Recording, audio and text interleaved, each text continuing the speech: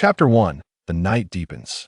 As midnight approached, the lights in households had dwindled to a mere few. In the chill of winter, everyone had grown accustomed to retiring early. A modest rented room still glowed with light though small. The one-bedroom suite was meticulously organized, with a single bed positioned before a square low table. Shiyang sat at the table, gently shaking a full, unopened bottle of wine, a smile involuntarily gracing his face. Social interactions were not his forte, and the night often provided a welcome respite. Sipping a couple of drinks alone was exceedingly leisurely, free from the clamor of others and the burdensome niceties of socializing. Spending time alone for too long, however, left him questioning what he truly desired: companionship, friends, family. His heart seemingly eroded by the coldness of solitude, growing increasingly indifferent to everything around him. On the low table, there were 2 dishes, peanuts, and a vegetable platter, nothing more ordinary. Thud! He uncorked the bottle, the crystalline liquid pouring into the glass, filling it to the brim. Clink! The glass gently tapped against the plate of food before him, as if sharing a toast with a dear friend with whom he could converse without reservation. He downed the drink in one go, the glass hitting the bottom, and Shiyang leaned back comfortably, adjusting the position of his cushion for greater ease. He retrieved a cigarette from the box on the table, lighting it and taking a deep drag. As he exhaled a plume of smoke that curled like a dragon, Shiyang found himself momentarily lost in thought, gazing at the ceiling. Tomorrow would bring yet another workday, and every month featured over 30 days when he wished to avoid the grind. With a resigned chuckle, he shook his head, holding the cigarette in his right hand while refilling the glass with his left. His tolerance for alcohol was commendable. Some drank to stave off loneliness, others to foster connections. Shiyang was somewhat different. He relished the tranquility of moonlit nights, and even without wine, he could already feel a pleasant buzz enveloping him. Ultimately, it was the act of drinking itself that he cherished. After a few rounds, even Shiyang began to feel the effects of the alcohol. His cheeks flushed, and his gaze grew increasingly hazy. He lit the last cigarette, observing the empty box, and then stood up. Crushing the cigarette box, he tossed it into the trash bin, the cigarette dangling from his lips as he stumbled slightly toward the window. Click! The window opened, and the frigid night air rushed in, causing Shiyang to stagger slightly. Unperturbed, he took a leisurely drag of his cigarette and remarked, "The winter wind is always so fierce." The cold breeze brushed against his face, bringing a modicum of clarity to his semi-drunken state. Leaning against the window, he smoked and savored the rhythm of the cold wind. After every drinking session, he would quietly gaze outside, enjoying a cigarette as a conclusion to his evening. Whoosh! The faint sound of burning tobacco was interrupted by a distant voice carried by the wind, jolting Shiyang from his reverie as he perked up his ears. What was that sound? Help!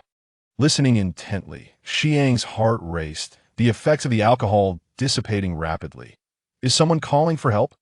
In a frenzy, he thrust his head out the window, straining to see in the darkness. Yet, it was the middle of the night, and visibility was poor. Within mere seconds, the cries for help grew more frantic. Feeling a surge of urgency, Shiyang scratched his head, turning around without donning a coat, his feet still clad in slippers, and dashed toward the door. His rented room was on the 4th floor, not low by any means, and by the time he reached the ground floor, one of his slippers had gone astray. Ugh! The ground was frigid, while below, freezing. Stepping barefoot on the surface sent a jolt of pain through his feet, causing him to gasp. Yet, he refused to slow down, continuing to run swiftly while scanning his surroundings. Over there, straining to hear, he discerned the cry for help still resonating and immediately sprinted toward the source of the sound. A female worker, having just finished her night shift, hurried home, too exhausted to reflect on the day that had passed. After working for over 10 hours, all she yearned for was a hot shower and the comfort of her bed in her rented room. As she passed a pond, the winter's slippery path, coupled with a dilapidated railing, caused her to crash through the thin ice and plunge into the frigid water. The instinct for survival is inherent, and also might claim they fear nothing. But when faced with death, everyone fights with fervor, especially when one cannot swim. Fortunately, after calling out for some time, the woman, her strength waning, spotted someone rushing to the pond's edge. "Hold on, I'm coming to save you." Shiyang gasped for breath before unhesitatingly leaping into the water. In a tranquil space, you are meant to perish while saving another. The ethereal spirit, resembling a human form, yet lacking distinct features or attire, spoke in a melodious, otherworldly voice. "I have 2 questions I wish to pose to you." "Please go ahead." Shiyang believed he had entered the underworld, standing on what felt like a flowing galaxy, his feet firmly planted despite the cosmic scenery, dotted with twinkling stars, enveloping him in a mysterious yet exquisite beauty. "Why did you leap in without a second thought? And why, in your drunken state, did you relinquish your chance to survive and push that woman to safety? She's my neighbor. We've met before. She's a genuinely good person, warm-hearted and kind. I've seen her feeding stray dogs and cats. As for why? This question lingered in Shiyang's mind, yet no answer would come, no matter how hard he strained to articulate his thoughts. The spirit observed him in contemplative silence, sensing a smile despite the absence of visible features. "Very well, you need not answer. Let's move on to the next matter. You have earned my recognition from this moment forth. You may traverse various worlds. The myriad parallel universes, including those from anime, television series, and films, are all authentically existent. You will experience unimaginable joys and witness wondrous sights in different realms. This chapter has yet to conclude. Please turn to the next page to continue reading the captivating content ahead. I am the spirit of heroic sacrifice, but you may call me Li. Only those willing to expend themselves for others shall earn my recognition. It is a pleasure to meet you, my master. Isn't this place the underworld or the realm of the dead? Am I not dead?" Shiyang exclaimed in astonishment at Li's words. Li chuckled softly, clearly pleased with her new master. From Shiyang's response, she perceived that he possessed a standard for discerning good from evil, and that he would unhesitatingly help those who were kind.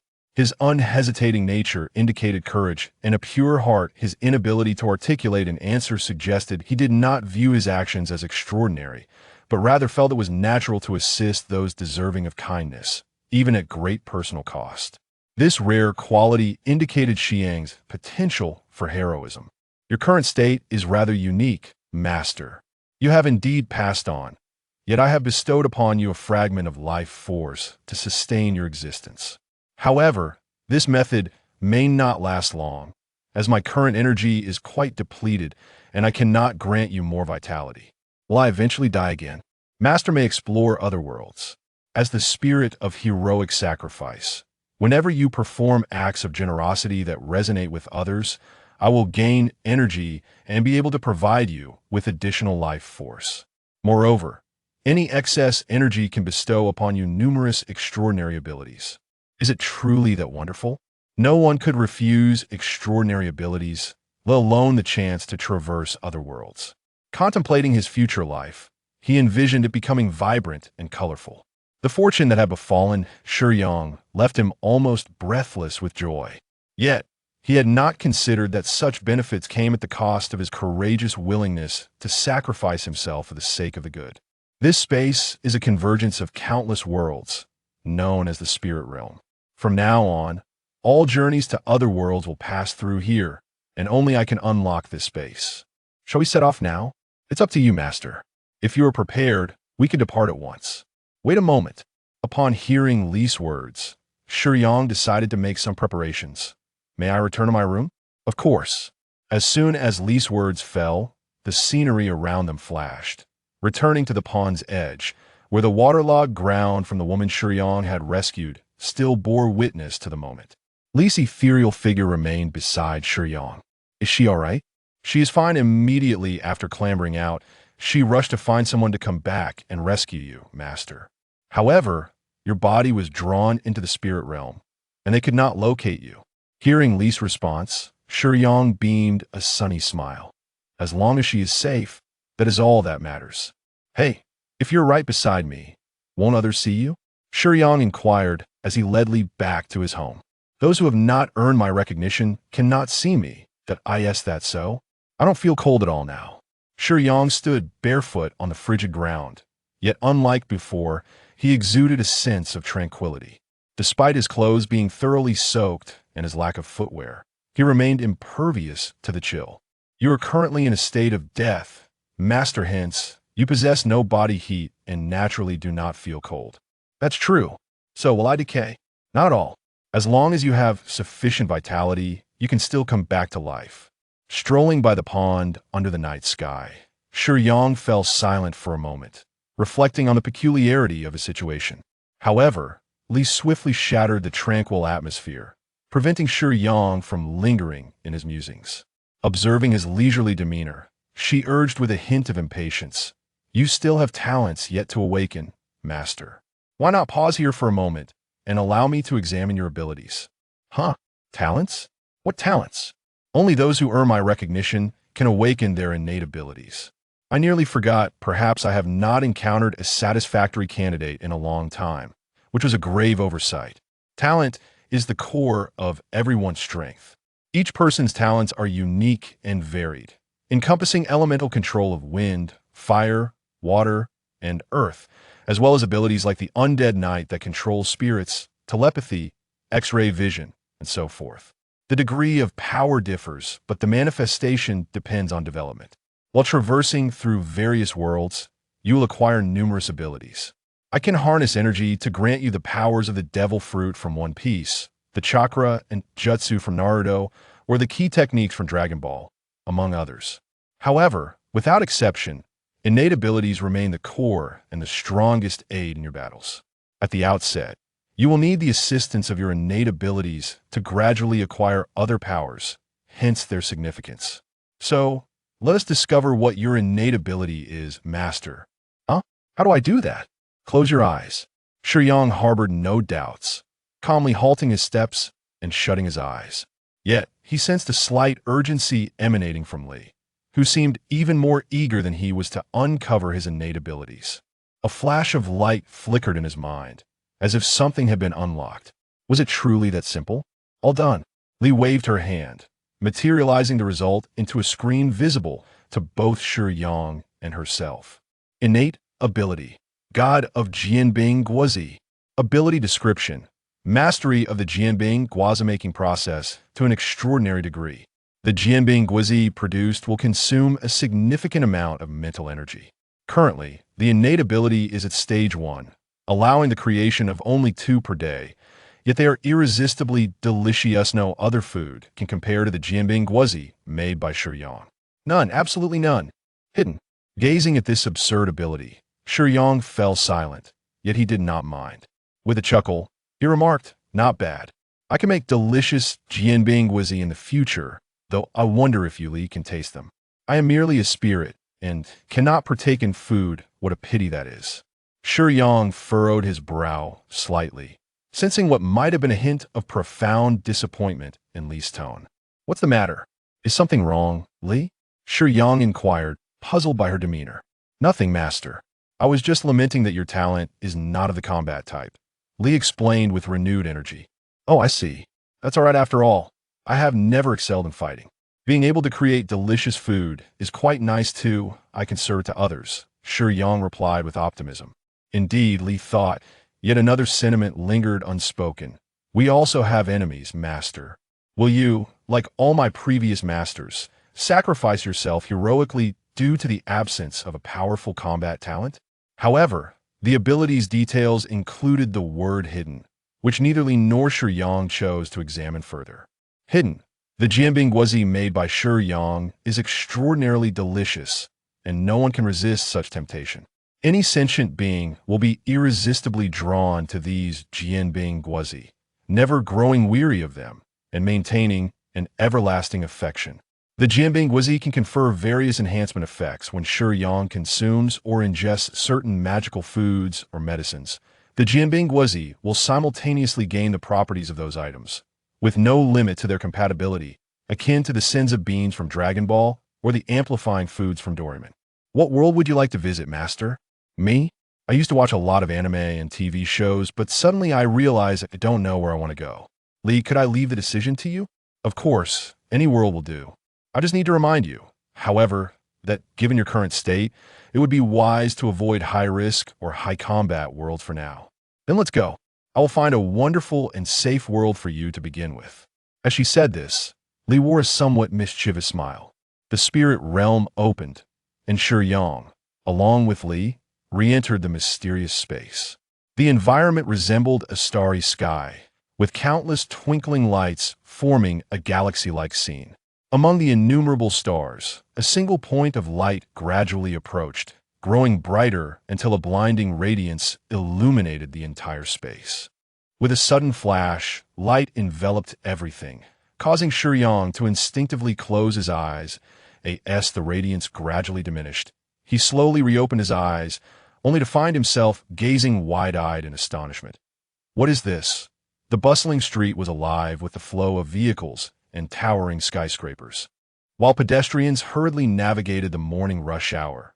What astonished Shiyang was not the vibrancy of this place, but rather the unfamiliar characters on the advertisements and the subtly different style from that of Huaxia. Is this the land of kimchi? Standing amidst the crowd, Shiyang's gaze fell upon the conspicuous sign of the Universe Group headquarters not far away. Though the characters were undeniably of the Kimchi Nation, Shiyang found them surprisingly comprehensible, as if his mind had instinctively translated their meaning. Master, we have entered a world of exceedingly low risk. This realm lacks even the first stage of world intensity. There are no superhumans or extraordinary abilities present. I shall bestow upon you basic combat capabilities, which are already quite formidable within the human realm. It would be nearly impossible for anyone to slay you unless they wield a firearm. One could assert that this place is exceptionally suitable for your beginnings. Moreover, this is a world of manuscripts. What? Shiyang was taken aback. Korean comics? Also a bit risky, a beautiful new world. You might not be familiar with it, but I can provide you with a brief introduction to in this world. The fated child is the protagonist, Li Ha-chong, who secures a position at the nation's largest enterprise through backdoor means, due to the disdain and neglect from his colleagues. He remains shrouded in the shadows of humiliation that a sudden personnel decree prompts him to confront his team leader, who, in turn, replaces dialogue with her own physicality. This is merely the beginning of the story. Master, notably, the girls here are exceedingly beautiful. If you catch my drift, Shiyang's smile faltered momentarily. He couldn't shake the feeling that Li seemed somewhat lewd. He couldn't help but retort, aren't you supposed to be a spirit of brave sacrifice? Shouldn't you embody a more noble demeanor? Why so lewd? Li chuckled lightly, her ethereal voice slightly dulled. Master, everyone possesses an appreciation for beauty, and no one is immune to the allure of stunning women. Even heroes who dare to sacrifice for justice are still human. Why shouldn't they seek interaction with the fairer sex? Still, you shouldn't convey it in such a manner. Even a positive image can be rendered lewd by your words. All right. Let us discuss our objective. I straightened her posture, her tone shifting to one of seriousness. In this beautiful new world, the protagonist interacts primarily with female characters. You, as a newly introduced character, should integrate into this environment and earn the recognition and emotional resonance of the protagonist and significant female figures. This will allow me to amass considerable energy. Given that this is a lower-tier world, the energy yield will not be substantial. Each character's recognition and emotional resonance can yield approximately 100 points of energy. However, it is curious that upon entering this world, I have not detected the faded aura of the protagonist, Li Ha-chong, despite his designated position still being present. I pondered for a moment, but dismissed the thought. After all, lower-tier worlds hold little value and pose no danger, nor do they harbor devourers. At this juncture, Li appeared invigorated. Thus, I have interfered with the consciousness of this world, allowing you to replace Li Ha-chong in the development of the world line. As the protagonist, with the assistance of the world's consciousness, you will find it easier to gain the approval of the main characters. Furthermore, since you have supplanted Ha-chong, you will also acquire a sum of starting capital. Starting capital? Indeed, because I have meddled with the world's consciousness.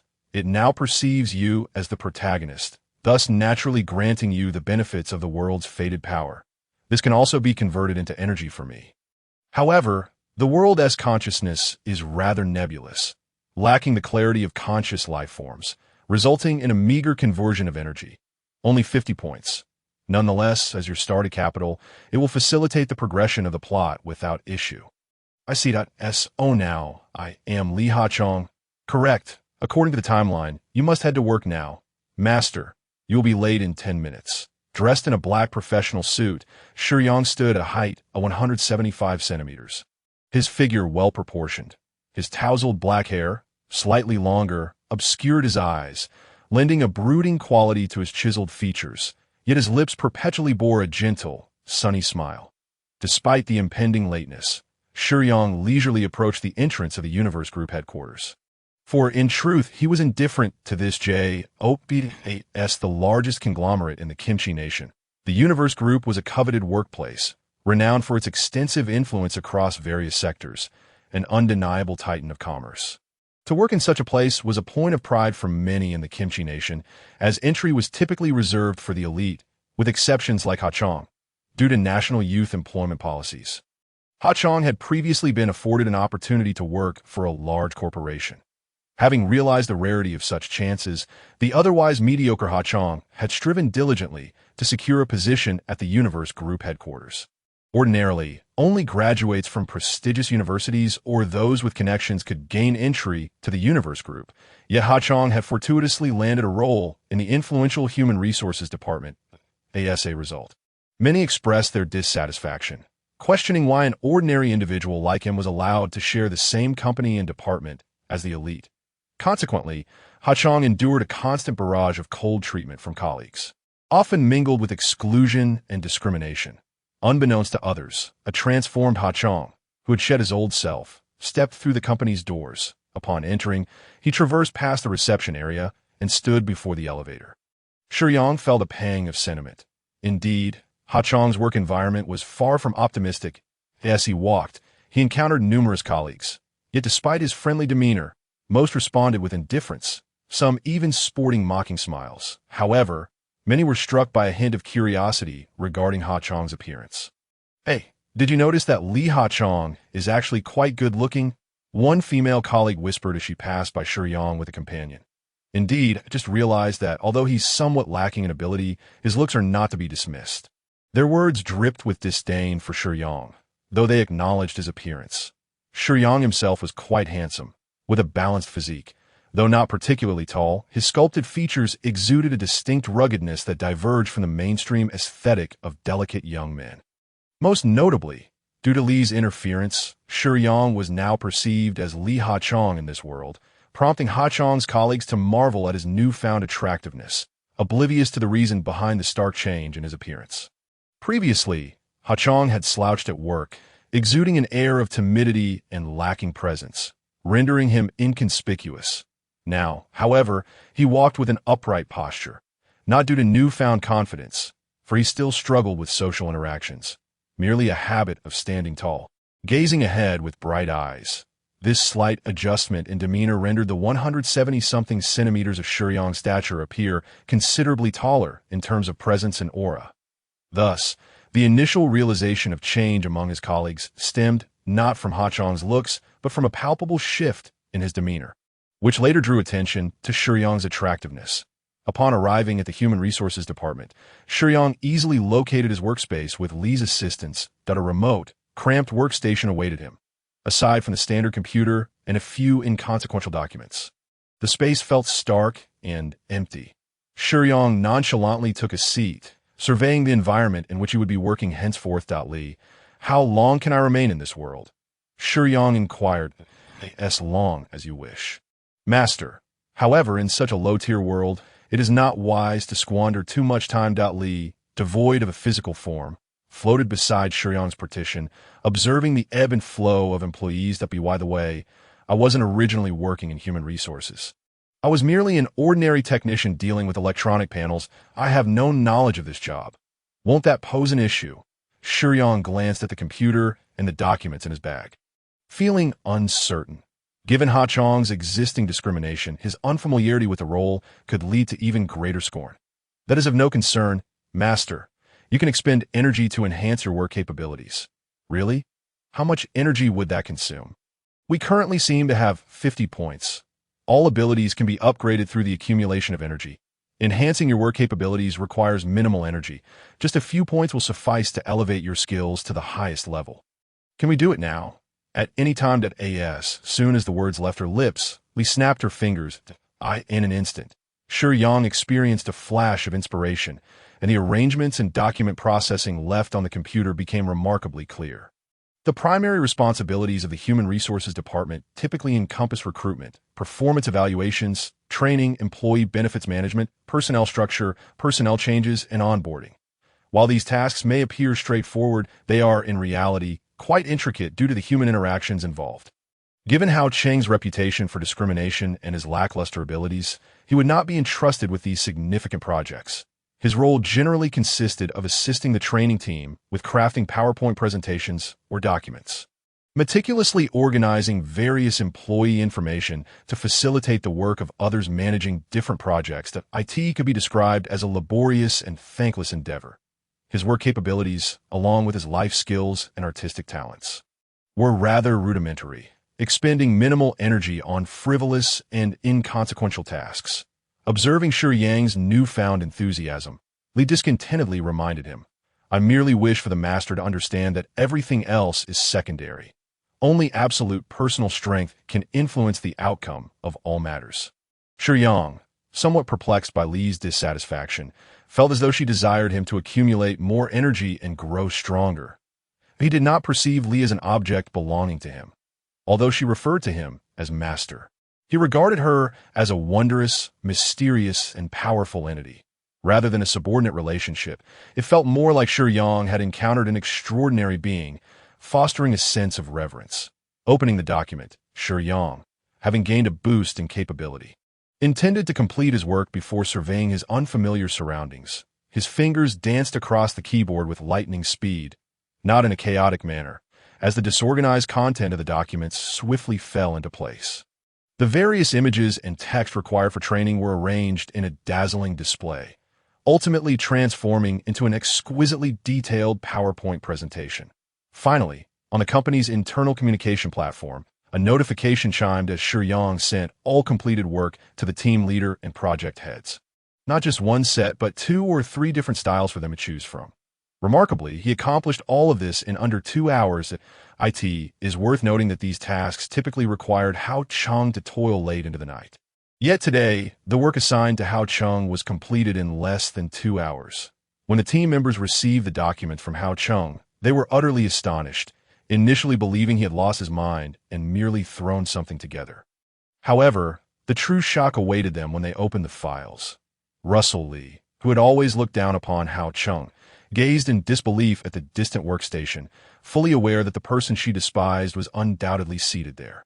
Initially, Russell Li harbored contempt for Li Hao Cheng, viewing him as arrogant, greedy, self-assured, and cunning. She was in a tenuous relationship with Che Zhou, more akin to a physical exchange than a genuine partnership. As he indulged her with luxurious handbags and accessories, she saw nothing wrong with this arrangement. Believing it normal to engage in a relationship with some intimacy, she prided herself on not being frivolous with others, adhering to her principle that giving must yield returns. Thus, her relationship with Che Zhou was open, and she expected him to bring her more gifts. However, she failed to realize that in Che Zhou's eyes, she was in fact quite cheap, her personality and views being too superficial. Exchanges were commonplace. Yet girls who resorted to using their bodies in such a manner were considered worthless in the eyes of men. To Che Zhou, she was merely a plaything, and similarly, he appeared to her as an object of disdain, a contradiction in nature. Nevertheless, one undeniable fact remained. She was indeed beautiful. Seated at her workstation, Shiyang casually played on his phone. Having completed all his tasks, "Hao Cheng, you've done well on this report." Russell Li unexpectedly approached Shiyang's desk for the first time. Russell Li favored form-fitting attire that accentuated her figure, and today she wore a coffee-colored dress with a snug design, complemented by skin-tone stockings that were both comfortable and slimming, showcasing her physique to perfection. This seductive style delighted her, as she thrived on the envious gazes of others. The dress matched her hair color, and with her exquisite features and meticulous makeup, she was the center of attention wherever she went. "Excuse me, is there something you need?" Shiyang stood with calm composure, slightly bowing his head to meet Russell Li's gaze, a polite and serene smile gracing his lips. Russell Li was taken aback, in stark contrast to the timid Hao Cheng, Shiyang exuded warmth and confidence, embodying the untainted spirit of youth. Their mere encounter seemed to envelop Russell Lee in a gentle breeze of sunlight. Russell Lee stood tall, approximately 1.7 meters, and favored high heels, making her quite striking among women. Yet, standing before Shiyang, she suddenly realized she was shorter than him. Is he really this handsome? How did I never notice before? After her surprise, a question bubbled up in her mind, but seasoned in the art of romance, Russell Lee quickly regained her composure. Hao Cheng, this report is excellent. Thank you, you're welcome, he replied. I still have some information to organize. Would you mind assisting me with that? This was Russell Lee's true intention. Since Hao Cheng had performed so well and so quickly, she wanted him to do a bit more. Of course. Miss Lee. No problem. Please send me the documents, and I'll get it done as soon as possible. Shiyang's exceedingly polite and formal demeanor left Russell Lee feeling slightly disconcerted. Typically, colleagues would address each other by their first names. But if the relationship was more formal, they would use titles, such as Agent Chezhou Huan or Assistant Russell Lee. However, Shiyang's use of Miss conveyed an air of elegance and courtesy that was distinctly different from Hao Cheng's previous approach. Pondering this, Russell Lee furrowed her brow, subconsciously questioning, what is this Li Hao Cheng trying to portray? Wasn't he just a lifeless, sleazy person before? Yet as she disparaged Hao Cheng internally, she soon discovered an even more challenging realization, the focus of Shiyang's gaze. From beginning to end, Shiyang's eyes remained intensely fixed on hers, leaving Russell Lee feeling somewhat disoriented. His gentle and friendly demeanor made it difficult for her, who was accustomed to measuring others by her own standards, to harbor any ill will. Many would assert that university students possess a certain naive innocence, rooted in their inherent kindness and admirable qualities, free from malicious judgments of others. Such individuals are often the rare gems of society. However, Russell Lee was not concerned with how friendly Shiyang's gaze appeared. Rather, she was unsettled by the fact that he had not once appraised her physically. Is my appearance today not up to par? Russell Lee's proud nature would not permit her allure to falter. She reveled in the feeling of being desired yet unattainable, especially by someone like Hao Cheng, a mere country bumpkin from a local university. She derived a heightened sense of superiority from the disdainful looks of those beneath her. Resolving to take action, Russell Lee leaned against Hao Cheng's workstation, her perfectly sculpted figure subtly arching, her right hand resting on her thigh. The contrast between her delicate hand and the seductive flesh-toned stockings strikingly apparent. The slight bee Russell Lee felt a twinge of annoyance, primarily at herself for having entertained the tempting thought of Hao Cheng. That damned competitive spirit. More importantly, Hao Cheng's gentlemanly demeanor struck her deeply, making her feel like a lowly woman desperately vying for attention. Or shouldn't all men be lecherous and crude? How could Hao Cheng possess such refined manners? Their brief interaction, however, had caused Russell Lee to regard him with newfound respect. She couldn't help but question herself. Was it merely her limited encounters with Hao Cheng that left her unaware of his true nature? After Russell Lee departed, the voice of the spirit, Lee, echoed, "Master, you are quite rare. I have yet to finish this chapter. Please turn to the next page to continue savoring the captivating content." What do you mean by rare? Despite being somewhat unkempt, a beauty like Russell Lee should have garnered at least a fleeting glance from a master. Few could achieve such indifference. I am a warrior of pure love. Earlier, while fetching water, I heard from Miss Su that she is not dating Chezhou Huan, right? How could I harbor ill thoughts towards someone else's girlfriend? Oh, master, have you forgotten? This is a world of fiction. How could such a woman genuinely consider Chezhou Huan as her boyfriend? You shouldn't be so stubborn. You ought to relish the present. Allow me to enhance your capabilities in other areas, master. Go and charm her. I cannot stand her haughty demeanor. Lee's voice was ethereal yet mischievous. Even without a boyfriend, I have no desire to pursue any girl. In matters of affection, if one is not devoted, it holds no significance. She is not the kind of girl I am drawn to. If it were merely for amusement, perhaps some might take pride in the number of girlfriends or boyfriends they have had, but I firmly believe that quantity matters not. All one needs is a single girl who truly understands them. And everything becomes beautiful. It seems, master, you do not place much importance on physical relationships, yet your expectations are exceedingly high. Your criteria are not based on superficial traits, but rather on the essence of the soul. Hearing Shiyang's perspective on love profoundly moved Li. Though she had never been in a relationship, she had witnessed countless such encounters throughout her long existence. Shiyang sought not just a physical connection, but a deep, soulful resonance. Beyond that, he preferred to remain unentangled than to settle for something mediocre. Shiyang's next words astonished Li further. Many claim that inner beauty is the true beauty, don't they? As for physical relationships, I'm actually not fond of them, for I believe that when one becomes accustomed to the clash of bodies, the soul becomes increasingly elusive. Houching, could I trouble you for a moment? Houching, we need to. Houching, the staff assessment. Houching. Throughout the day, Shiyang was inundated with requests for assistance from all directions that, in the eyes of many, Shiyang's status was looked down upon.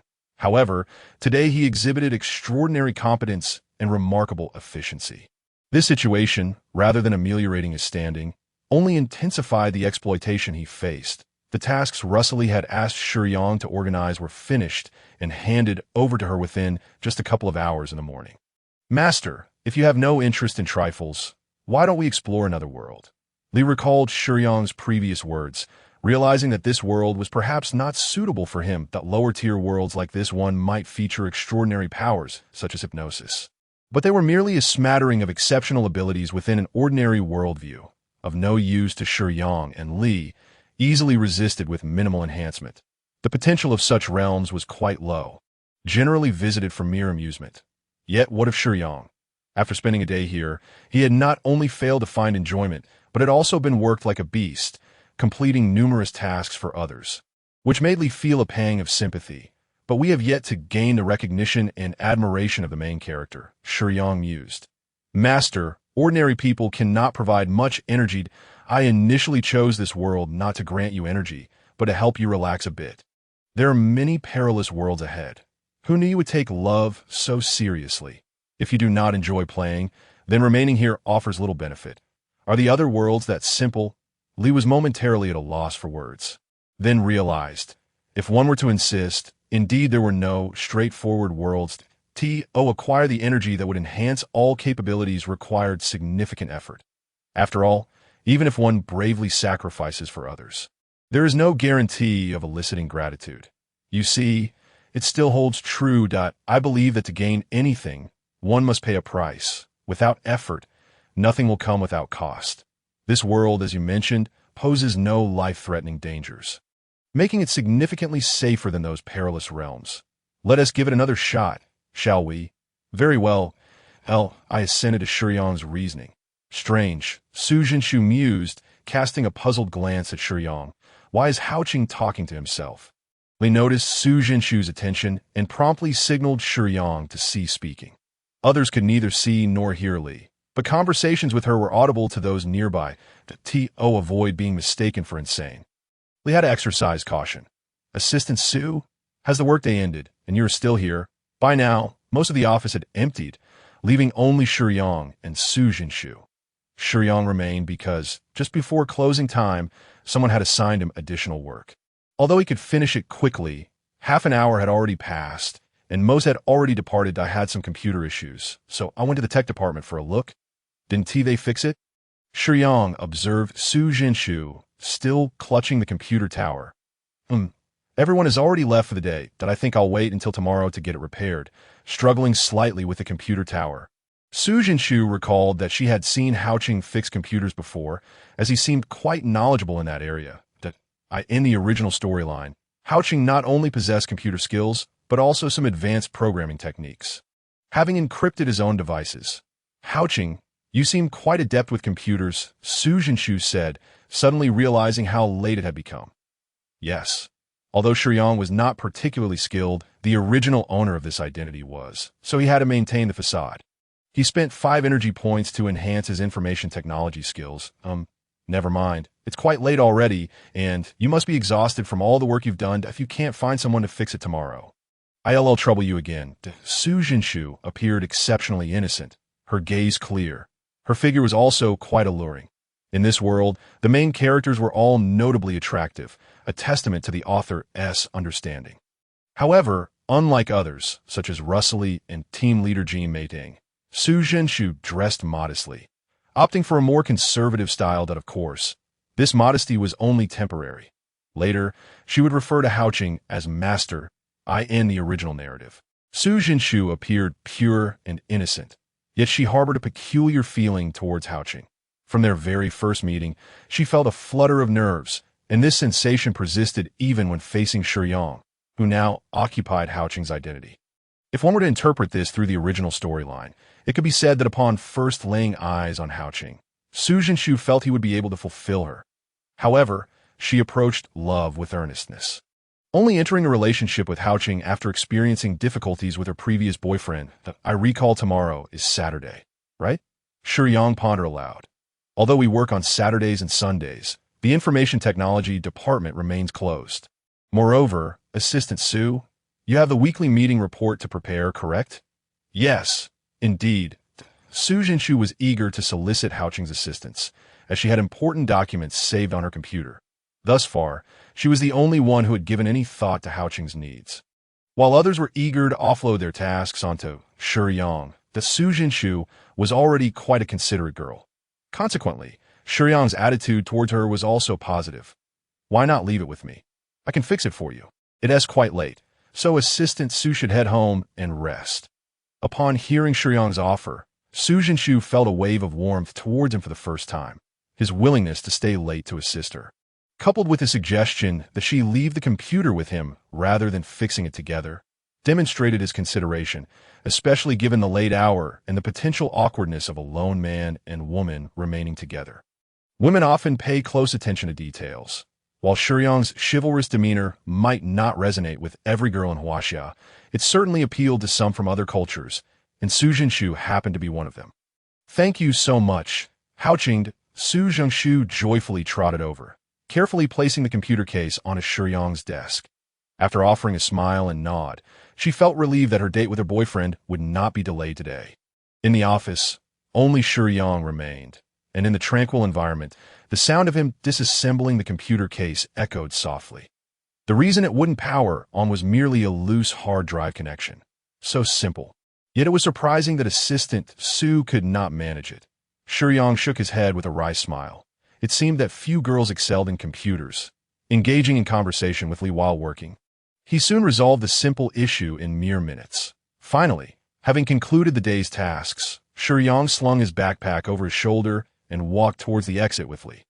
Just as Shiyang was about to descend the stairs towards the elevator, he suddenly heard some commotion emanating from the nearby women's restroom. Slightly puzzled, he approached the restroom door and peered towards the women's section. Li, what is that sound? Could you check it out? I can't enter the ladies' room. Understood. Master. A few seconds later, Li swiftly emerged. Master, you should call the police. There's a pervert in there. It's that Che Zhouhuan agent, installing a pinhole camera in the women's restroom. There are no surveillance cameras inside, nor outside. Shiyang's gaze turned icy, but his first instinct was not to call the police. Instead, he pulled out his phone. The restroom lacked cameras, and in order to apprehend such individuals, evidence was necessary. He activated the video recording on his phone. Before entering the women's restroom, Shiyang hesitated for a moment and asked, Li, is there anyone else inside besides Che Zhouhuan? No, Master, hurry. He is about to finish. Taking photos and videos was one of Che Zhouhuan's few hobbies. Every time he engaged with Russell Li, he would record the entire process. Initially, Russell found Che's proclivities quite distasteful, but after he showered her with gifts and they engaged in some morally dubious activities at the office, she eventually consented to let him film, provided he never shared it on social media. However, Che Zhouhuan was not satisfied. He yearned to covertly film more girls. Today presented a splendid opportunity, with everyone else having minimal work and leaving early, and no one scheduled to be on duty. Che noticed only Haoqing repairing a computer when he glanced back earlier. Che Zhouhuan had never regarded someone like Haoqing as a threat and never considered he might be discovered. Thus he commenced his actions in the restroom. Concealed behind the toilet in an ideal angle, Che Zhouhuan skillfully installed the pinhole camera. The mere thought of being able to secretly observe a myriad of women starting tomorrow filled him with a sense of dark delight and excitement. However, as he turned to leave, his exhilaration was abruptly doused by the sight of a figure standing closely behind him. How could Haoqing have approached so silently? How? Haoqing. Recalling his earlier actions, Che's voice quivered. and cold sweat began to bead on his forehead. "W, what are you doing here?" Clinging to a sliver of hope, Che Zhouhuan wondered if Haoqing had come for a particular reason, but when he glanced down and noticed Haoqing's right hand, his heart sank. Shiyang held his phone at the ready, the camera aimed squarely at Che Zhouhuan. "It's over," Che Zhouhuan internally lamented. This guy had actually recorded him covertly installing the pinhole camera. His expression, once handsome and poised, now twisted with panic as his mind raced for an excuse. "Che Zhouhuan," Shiyang called coldly. "What you're doing is quite inappropriate. Wouldn't you agree?" Che Zhouhuan struggled to conjure a reasonable explanation. "What are you up to?" "I believe we both know the answer to that already, that I think there's no need for an explanation. Perhaps you should start preparing your defense for the police." Shiyang's indifferent tone and piercing gaze sent chills down Che Zhouhuan's spine. He had never encountered such an intimidating presence from Haoqing. The previous Haoqing had always been quite amiable. Perhaps Shiyang was a good person, a gentle soul, but that did not mean he lacked a temper. Against someone like Che Zhouhuan, who exhibited such vile behavior, Shiyang would offer no sympathy whatsoever. "No," Che Zhouhuan screamed in terror, feeling as though he were a dark creature caught in a hunter-esque grasp, panic clouding his judgment. Frantically, Che Zhouhuan rushed to Shiyang's side, seizing his right hand that held the phone. With a swift motion, Shiyang shook off Che's grip. His physical strength, enhanced by Li, was now evidently formidable against an ordinary person. Feeling the immense force in Shiyang's hand, Che's fleeting murderous intent was thoroughly quelled. Even a mere touch revealed to him that he could never hope to overpower Shiyang alone. Che Zhouhuan was a cunning and dangerous individual. After the initial panic, he quickly regained his composure. Adjusting his tone to sound as amicable as possible, he said, "We both understand your position in the company. You're just an ordinary employee, while I hold a position of authority as an agent. You must realize that sending me to prison would not benefit you in the slightest. However, if we were to become friends, I could assist you with a promotion in your position. Moreover, I have considerable wealth. If you need help, I can provide it." What many did not know was that Che Zhouhuan was the illegitimate son of the president of the Universe Group. His arrangement to start from the bottom was a decision made by the president. Indeed, he lacked for nothing in terms of money, but he could not allow his father to discover his scandal, nor could he let it leak into the public domain. That would spell the end of his aspirations within the Universe Group. He refrained from revealing his identity to Shiyang, but he began to tempt him with power and wealth. Shiyang remained silent for a moment, looking at Che Zhouhuan with a hint of pity. Did these people truly only think of power and money? Seeing Shiyang's silence, Che Zhouhuan assumed he had begun to waver. "Haoqing, we are adults. Adults do not concern themselves with right or wrong, only with benefits. The reality is, sending me to prison would serve you no purpose. It might even make others view you as a pervert, considering you were also in the women's restroom. Weren't you? We should focus on mutual gain. Sparing me would benefit us both. Trust me. I can offer you substantial assistance in the future. You make a valid point, and I understand your perspective from a pragmatic standpoint," Shiyang replied with a resigned smile. "The world is always like this." As he spoke, a trace of sadness crept into his tone, as if he were expressing disillusionment with reality. "But why must I also adopt such a utilitarian mindset?" Upon hearing this, the flicker of hope that had ignited in Che Zhouhuan's heart was extinguished. "Don't be like this. Haoqing, are you not at all tempted by promotions and wealth? How about this? I could even arrange for women for you. What do you think of Russell Lee from our office?" "Shut up," Shiyang roared. His sorrow replaced by fury, he seized Che Zhouhuan by the collar, the sheer force causing Che to sway violently, and finally shoved him hard against the wall, his legs nearly lifting off the ground. Che Zhouhuan was taken aback. The rage emanating from Shiyang displayed a power that could easily crush him. "Miss Li is your girlfriend. Do you not possess even the slightest shred of shame?" All this while, Shiyang had maintained his composure, never believing a word from someone like Che Zhouhuan. Yet, as someone who took relationships seriously, he was incensed by Che Zhouhuan's attempt to barter with his girlfriend. He could not tolerate the thought of trading his beloved for anything. It was an affront to his ideals as a pure-hearted warrior. However, Che Zhouhuan failed to grasp Shiyang's steadfastness in matters of the heart. Observing the enraged Shiyang and savoring his words, Che Zhouhuan suddenly chuckled. "So, you have feelings for her. You should have said so earlier. Haoqing, I can find a way to make Russell Lee yours. Trust me, It's not difficult. I have my methods. Shiyang merely smiled mockingly in response. He released the collar of Che Zhouhuan's shirt with his left hand, causing Che Zhouhuan to stumble and collapse against the wall. Coughing, Che Zhouhuan was still shaken by Shiyang's earlier display of aggression. Now that Shiyang had let go, his rapid breathing left him gasping, and he coughed twice, appearing quite disheveled. How could I possibly be angry at someone like you? For people of your ilk, relationships between men and women are merely a game. Why should I be so agitated? Shiyang sighed, for his ire was not truly directed at Luo Sili, but rather at Che Zhouhuan's behavior. Yet, upon reflection, he recognized that it was merely a matter of personal perspective. There was no need for him to be incensed. With that thought, he resolutely took out his phone and began dialing the police. In the quiet restroom, the faint sound of the phone dialing echoed back to the user in intermittent low tones. Beep, beep, beep. Upon hearing this sound, Che Zhouhuan's eyes instantly filled with bloodshot urgency. He stared intently at Shiyang, his gaze akin to that of a fish stranded on land, gasping for air. The seconds before the call connected felt like an eternity to Che Zhouhuan. A torturous wait as his mind raced to seize a glimmer of hope. Suddenly, he recalled Shiyang's earlier attitude. He likes Luo Sili. Ouch! Shiyang looked at the suddenly shouting Che Zhouhuan with confusion. I possess numerous videos and photos with Luo Sili. If you call the police now, I guarantee these will surface on various social media platforms, and her reputation will be ruined. Click. The call connected. Hello. Police center? There was a 2-second silence on the other end. I'm sorry. I dialed the wrong number. Shiyang explained before hanging up.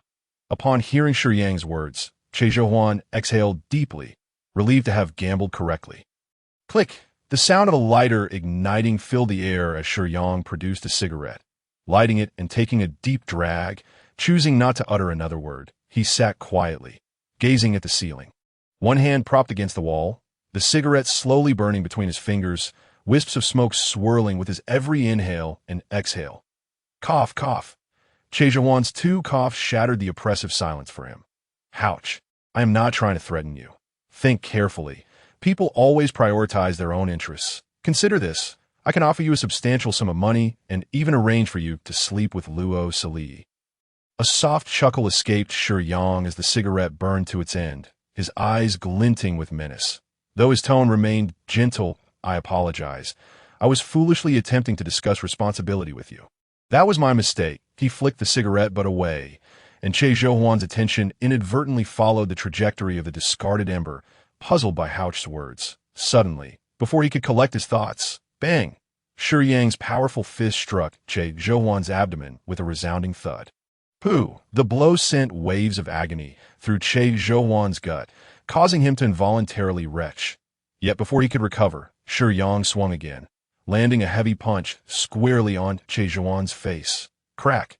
The sound of breaking teeth echoed ominously. A surge of terror washed over Che Zhouhuan as he realized the formidable force Shiyang wielded. Was he truly intent on killing him? No. Shiyang disregarded Che Zhouhuan's pleas for mercy.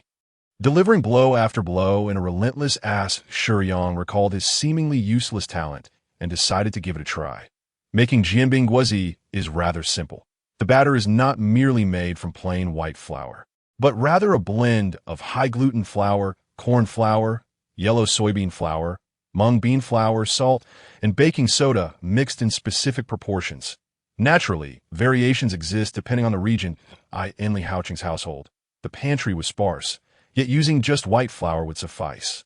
Albeit resulting in a slightly inferior texture, he retrieved a frying pan, prepared the batter, and poured a ladleful into the pan, spreading it evenly with a spatula, though typically a scraper would be used. Haoqing had none at his disposal. He cracked an egg over the batter, spread it out, added a sprinkle of black sesame, flipped it over, and brushed on some yellow soybean paste. Ordinarily, Jianbing Guozi requires a carefully crafted sauce. But lacking the means, he resorted to the more common yellow soybean paste from the pickled vegetable country. Finally, he added a suitable amount of diced pickles and chopped green onions, omitting the crispy layer due to its absence. He topped it with lettuce and a hot dog before rolling up the freshly made jianbing. Throughout the process, Shiyang's movements flowed seamlessly, displaying an incredible proficiency as if he had performed this countless times before. Despite it being his inaugural attempt, the finished Jianbing Guozi boasted a golden-brown exterior, its fillings abundant and aromatic, a delightful yellow and green combination that was visually appetizing to a wave of profound fatigue washed over him, leaving Shiyang puzzled as to why he suddenly felt so mentally drained. It appears quite appealing. Perhaps this talent of mine is not entirely without merit. Summoning his energy, he affirmed his creation before reaching for the Jianbing Guozi with the intention of taking a bite. How could this be? Li looked on in disbelief at the Jianbing Guozi that Shiyang held, her expression brimming with incredulity. Shiyang turned to Li with curiosity, but she was fixated on the Jianbing in his hand. Li, what's wrong? Master, I suddenly feel an overwhelming urge to taste that Jianbing Guozi, she said, and to his astonishment, he heard her swallow audibly. What? Shiyang was taken aback by Li's words. Aren't you a spirit? Not in need of sustenance, but I truly wish to try it. Li seemed a bit frantic, yet quickly realized something was amiss. I cannot remain near that Jianbing Guozi, master. I must leave at once. With that, she vanished in an instant. The Jianbing Guozi appeared utterly terrifying. However, due to her ethereal nature, she could barely suppress the desire to indulge. If she had a corporeal form, the temptation of the Jianbing Guozi would be unimaginable. Shiyang was left puzzled, his mind swirling with questions. Li's reaction was quite peculiar. Yet he found the Jianbing Guozi to be delightful, devoid of any other sentiments. A series of knocks interrupted his thoughts. Holding the Jianbing Guozi, he treads softly to the door, a habit cultivated from years of solitude and heightened vigilance. Peering through the peephole, he saw a girl with a pure appearance and an alluring figure standing at the door. Her cheeks flushed with excitement, gazing eagerly at his door. Her right hand fidgeted restlessly in front of her, as if she were torn between knocking again and fearing it would come off as too eager. The girl's style bore a slight resemblance to Su Jingshu's assistant, though each possessed their own unique beauty. Shiyang furrowed his brow, pondering if this girl might be Hao Qing's neighbor, deducing this from her attire. She wore loose pajamas and slippers. Nonetheless, her sleepwear could not conceal her exquisite figure, her delicate feet clad in casual sandals, her skin fair and radiant. "Uncle, are you there?" the girl inquired, unable to restrain herself. After a moment's thought, Shiyang opened the door. "Yes, how may I assist you?" he inquired with a smile. However, Lu Shiyang remained silent, her captivating eyes, adorned with thick lashes, fixed intently on the Jianbing Guozi in his grasp. "Miss," Shiyang repeated, noticing her lack of response. But she continued to stare at the Jianbing Guozi. That moment, Shiyang comprehended that his creation was likely extraordinary. The mere aroma had already piqued Li's appetite, which was quite remarkable. With this in mind, he returned to his room, placed the Jianbing Guozi on the table, then stepped outside, closing the door behind him to stand alongside Shiyang. Once her gaze was diverted from the Jianbing Guozi, Shiyang seemed to regain her senses, her face reddening. "I apologize, uncle, but did you make that Jianbing?" The pickled vegetable country does have its own version of Jianbing Guozi, albeit it is relatively obscure. In modern society, various regions boast different delicacies, which is hardly surprising, though they prefer pickled vegetables. "Yes, indeed, I did," Shiyang replied, Shiyang's face flushed with shyness, her thoughts racing as she pondered how to engage with the elder.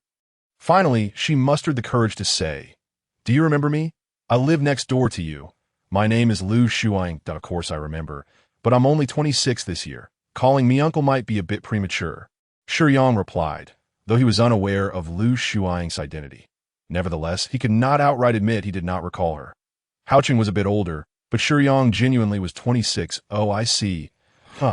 Shiyang laughed, her face turning even redder than an apple. Gathering her courage, she continued, "Then can I call you Hao Qing? May I learn how to make that Jianbing?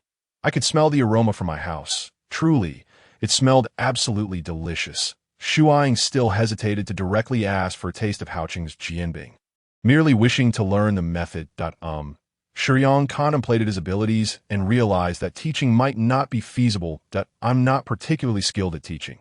You may take this Jianbing Guozi." Shiyang observed that Shiyang was polite and visibly tempted by his creation, so he generously offered it to her, knowing he couldn't teach her anyway. Really? Is that truly all right? Shiyang understood that such an enticing dish must possess a precious recipe that should not be imparted lightly. Yet, Hao Qing's generous offer filled her with delight. Shiyang re-entered, retrieving the Jianbing and presenting it to Shiyang with both hands. Upon receiving the Jianbing, Shiyang shed her demure facade and eagerly bit into it. "Wow!" she exclaimed, lost in ecstasy, a delightful moan escaping her lips. The indescribable flavor burst in her mouth, the unparalleled texture and perfectly balanced taste enveloping her spirit, granting her a moment of profound satisfaction and extraordinary delight. When she regained her composure, she noticed Shiyang observing her with a peculiar expression. Shiyang's cheeks flushed once more, her thoughts racing. Will Hao Qingge think I'm strange for being so enraptured? Realizing this, she panicked inwardly. I'm sorry, Hao Qingge, it's just so delicious. Thank you. I'll take my leave now. Watching Shiyang flee in haste, Shiyang felt little disturbance within. His interest in romantic matters was quite limited. However, he found himself intrigued by the allure of the Jianbing Guozi. Shiyang sat on her small couch, savoring the Jianbing Guozi bite by bite, continually exclaiming her praises. It's so good, truly so good. The more she praised it, the more she felt a twinge of reluctance. This Jianbing is only this big. What will I do when it's gone? I love it so much. Can I go find Hao Qingge to make it for me again? Ever since tasting Shiyang's Jianbing Guozi, Shiyang had struggled with insomnia. She constantly urged herself, I'll wait until after work tomorrow to find Hao Qingge. Perhaps I could treat him to something? Yet her self-encouragement proved futile as images of the Jianbing Guozi danced in her mind. The flavor was so exquisite, so enticing. She repeatedly attempted to convince herself, only to find her thoughts returning to the same yearning. I want to see Hao Qingge. I crave another bite. Shiyang buried her head deep in her blankets and shouted. Back already. Shiyang sat quietly on the sofa, smoking, pondering the mystery of his Jianbing Guozi's allure. However, he could not materialize his talent. Thus he could only await Li's return. Master, how did you create that delectable dish? Isn't it just a gift for my talent? Can the talent for making Jianbing Guozi influence me? Aren't you able to materialize your talent? Right, let us take another look. Once again, I am greeted by that familiar screen and the well-known introduction. Talent ability. The God of Jianbing Guozi. Ability description. Possesses an extraordinary mastery of the art of making Jianbing Guozi. However, each creation depletes a significant amount of mental energy. Currently, this talent ability resides at its initial stage, allowing the creation of only 2 Jianbing Guozi per day, yet their exquisite taste is unparalleled. No other food can compare to the Jianbing Guozi, crafted by Shiyang. None whatsoever. It's no wonder that completing a single Jianbing Guozi leaves me feeling fatigued. It must be due to the substantial mental energy expended. Below, there lies a hidden detail. Li has uncovered this concealed introduction. Hidden, the Jianbing Guozi made by Shiyang is extraordinarily delicious. No one can resist such temptation. Any conscious being will be irresistibly drawn to this Jianbing Guozi, forever enamored and never growing weary of it. The Jianbing Guozi can bestow various enhancement effects, and when Shiyang consumes or utilizes a certain wondrous foods or medicines, the Jianbing Guozi will simultaneously acquire the effects of those substances, with no upper limit to its compatibility. Akin to the Dragon Ball's Senza beans or the enhancement food from Doraemon, Shiyang gazed at this description. He fell silent, while he inhaled sharply. Can it truly be like this? I have never encountered such a talent ability before. Master, if applied judiciously, this could undoubtedly be an exceedingly formidable power. But how should this ability be utilized? I have conceived an excellent plan. Would you care to try it, Master? Shiyang lacked experience in the application of abilities, and his imagination was not particularly vast. Yet Li, being well-versed, was likely to devise a most suitable method of application. Given that no one can refuse this deliciousness, we could use it to attract the attention of some formidable individuals, establishing a good rapport with them to potentially acquire abilities that would otherwise be unattainable at this early stage. Li deemed this approach quite feasible, yet acknowledged its drawbacks.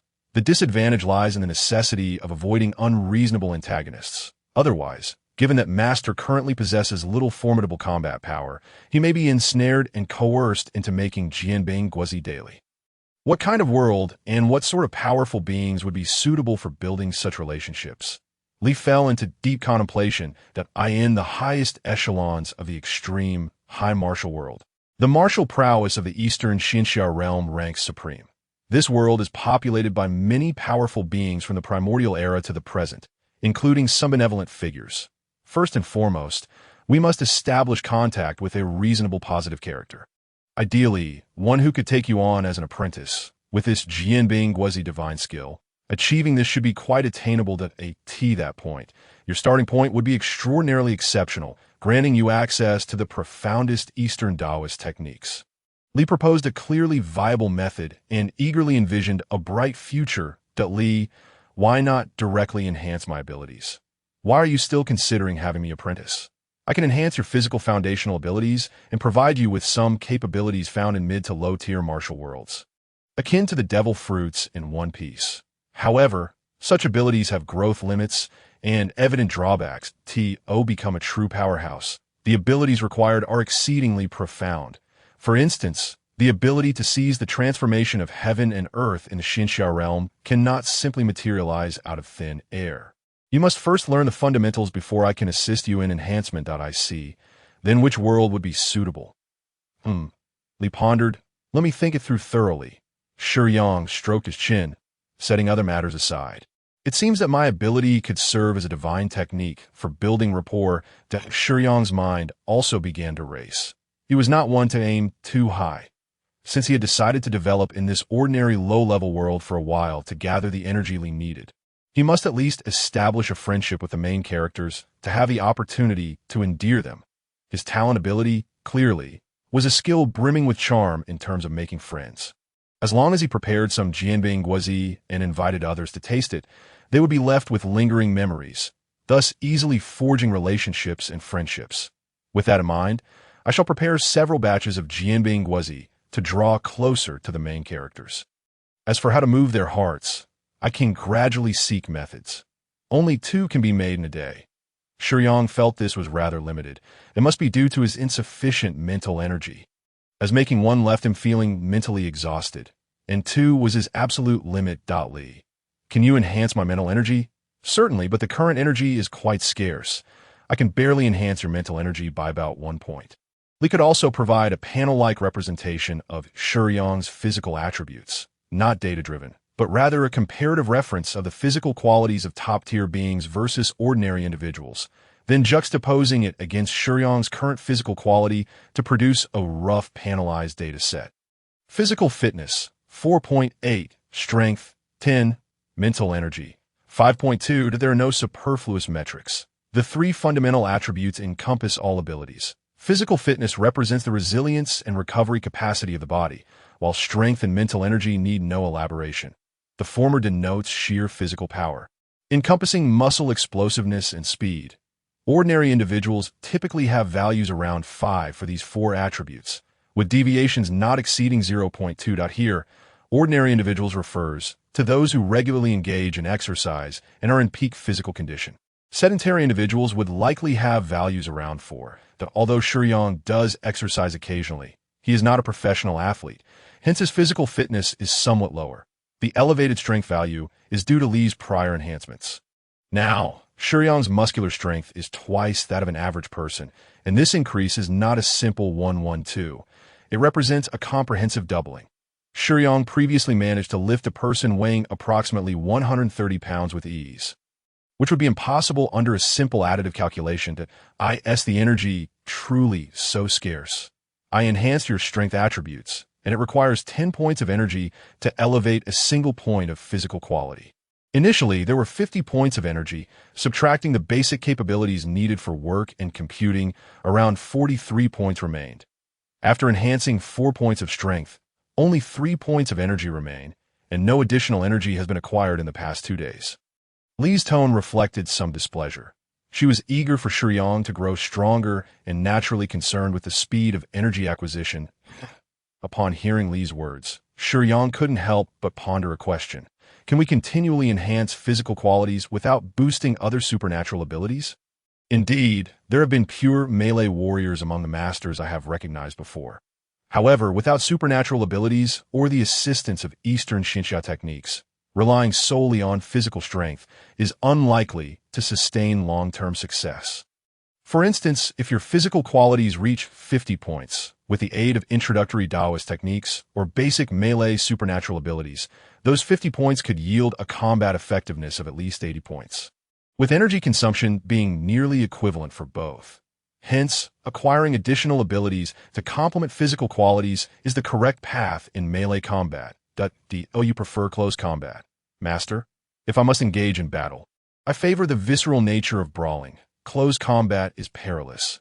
It would be wiser to learn ranged abilities, which are powerful and have a broader reach. Shiyang chuckled, not entirely agreeing with Li's perspective. Observing his strength value, Shiyang grew curious. Li, do you happen to know the strength value of the Hulk?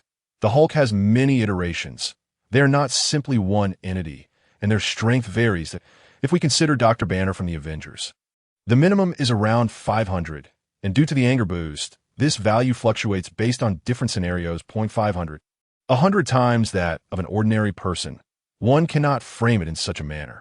As strength values increase, the disparity of a single point becomes more pronounced. This is not merely additive or multiplicative.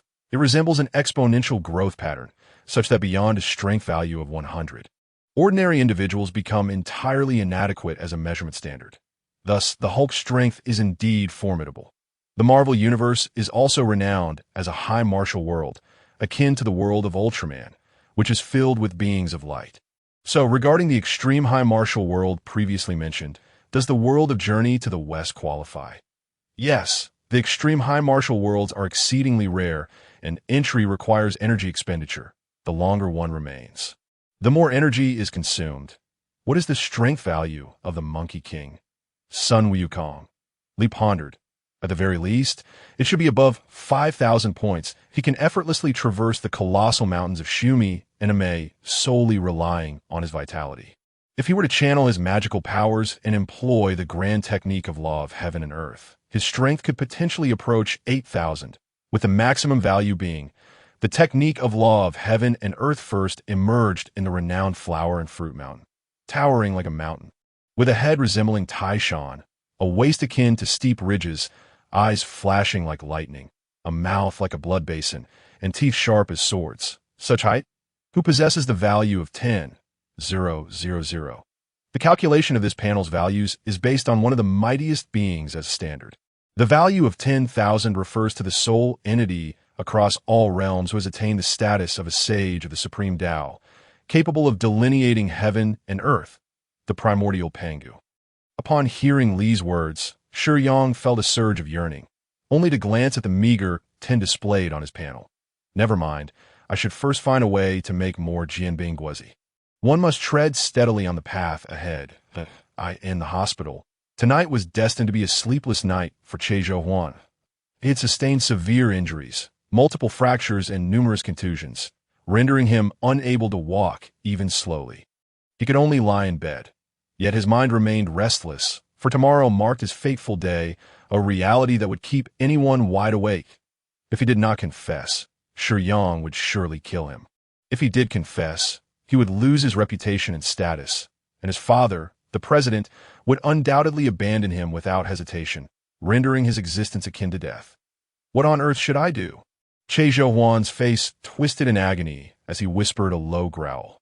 But his injuries confined him to a painful struggle on the hospital bed. Sir, is there any way to contact your family? Your injuries are quite severe. You need someone to care for you closely. A nurse's words jolted Che Zhouhuan. Who should I reach out to? Images of past scenes flooded his mind, leading him to conceive a daring plan. He decided to take a gamble.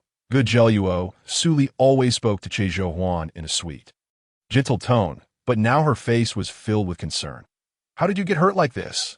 I was attacked by Li Haoqing, Che Zhouhuan replied, knowing that his phone was still in Shiyang's possession. Did your brother not report it? Upon hearing Che Zhouhuan mention Haoqing, Luo Suli's face contorted with anger. She had never held a favorable view of Haoqing. He did this to you. That's enough to put him behind bars for several years. I can't report him. Why not? Che Zhouan's expression darkened momentarily, a hint of danger flashing in his eyes, but he quickly composed himself, smiling at Luo Suli. Suli, thank you for coming to see me. There's no need to mention it. Perhaps Che Zhouan would never understand that. In the original narrative, Luo Suli initially harbored some feelings for him. After all, a proud woman like Luo Suli would not consider herself merely exchanging her body for material gain. She believed Che Zhouan, in some sense, was a suitor, thus fostering a certain emotional connection. When Luo Suli was first threatened by Haoqing in the original plot, the first person she thought could help her was Che Zhouan. However, upon discovering her physical involvement with Haoqing, Che Zhouan immediately discarded her as a toy and pursued the path of power. Regardless, you've worked hard. Would you like to have some water? Oh, sure. Luo Suli had never been overly cautious around Che Zhouan. She thought they were on the same side. Suddenly, with a thud, Luo Suli's soft form collapsed to the ground. Che Zhouan gazed at her sprawled figure, her chestnut hair in disarray over her face. His expression twisted with malice.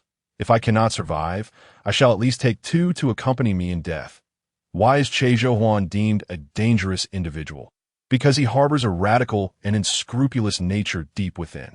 In his childhood, for reasons unknown, he set fire to the orphanage he resided in, resulting in the deaths of numerous teachers and children. As the plot unfolded, Che Zhouan sought to seize control of the Cosmic Corporation, initially targeting Haoqing, blowing up his home. Had it not been for a stroke of luck that Haoqing happened to be out searching for a pet, he would have long been reduced. However, it must be acknowledged that merely catching a whiff of the delectable food stirred her appetite profoundly for the first time, as if compelled by some unseen force. Team leader Jianbing slender, elongated, and fair fingers uncharacteristically began to unwrap the paper package that a portion of steaming, enticing Jianbing Guozi was presented before her, and instantly, her eyes widened with delight, her breath quickening uncontrollably. What is this? Why does it appear so delicious? So tantalizing? Team leader Jianbing could no longer restrain herself. She cast aside her usual demeanor of a refined lady and, cradling the Jianbing Guozi in her hands, took small yet eager bites of this rare delicacy. Delicious, absolutely exquisite. In that moment, team leader Jianbing couldn't help but feel a flicker of fondness for Haoqing. This employee had taken the time to prepare such a delightful meal for her. A thoughtful gesture that indicated he held her in regard. If it were food purchased from elsewhere, especially for a superior, the presentation would undoubtedly be exquisite, yet the breakfast sent by Shiyang was rather modestly packaged, making it evident to Jianbing that this was a breakfast specially crafted by Shiyang himself.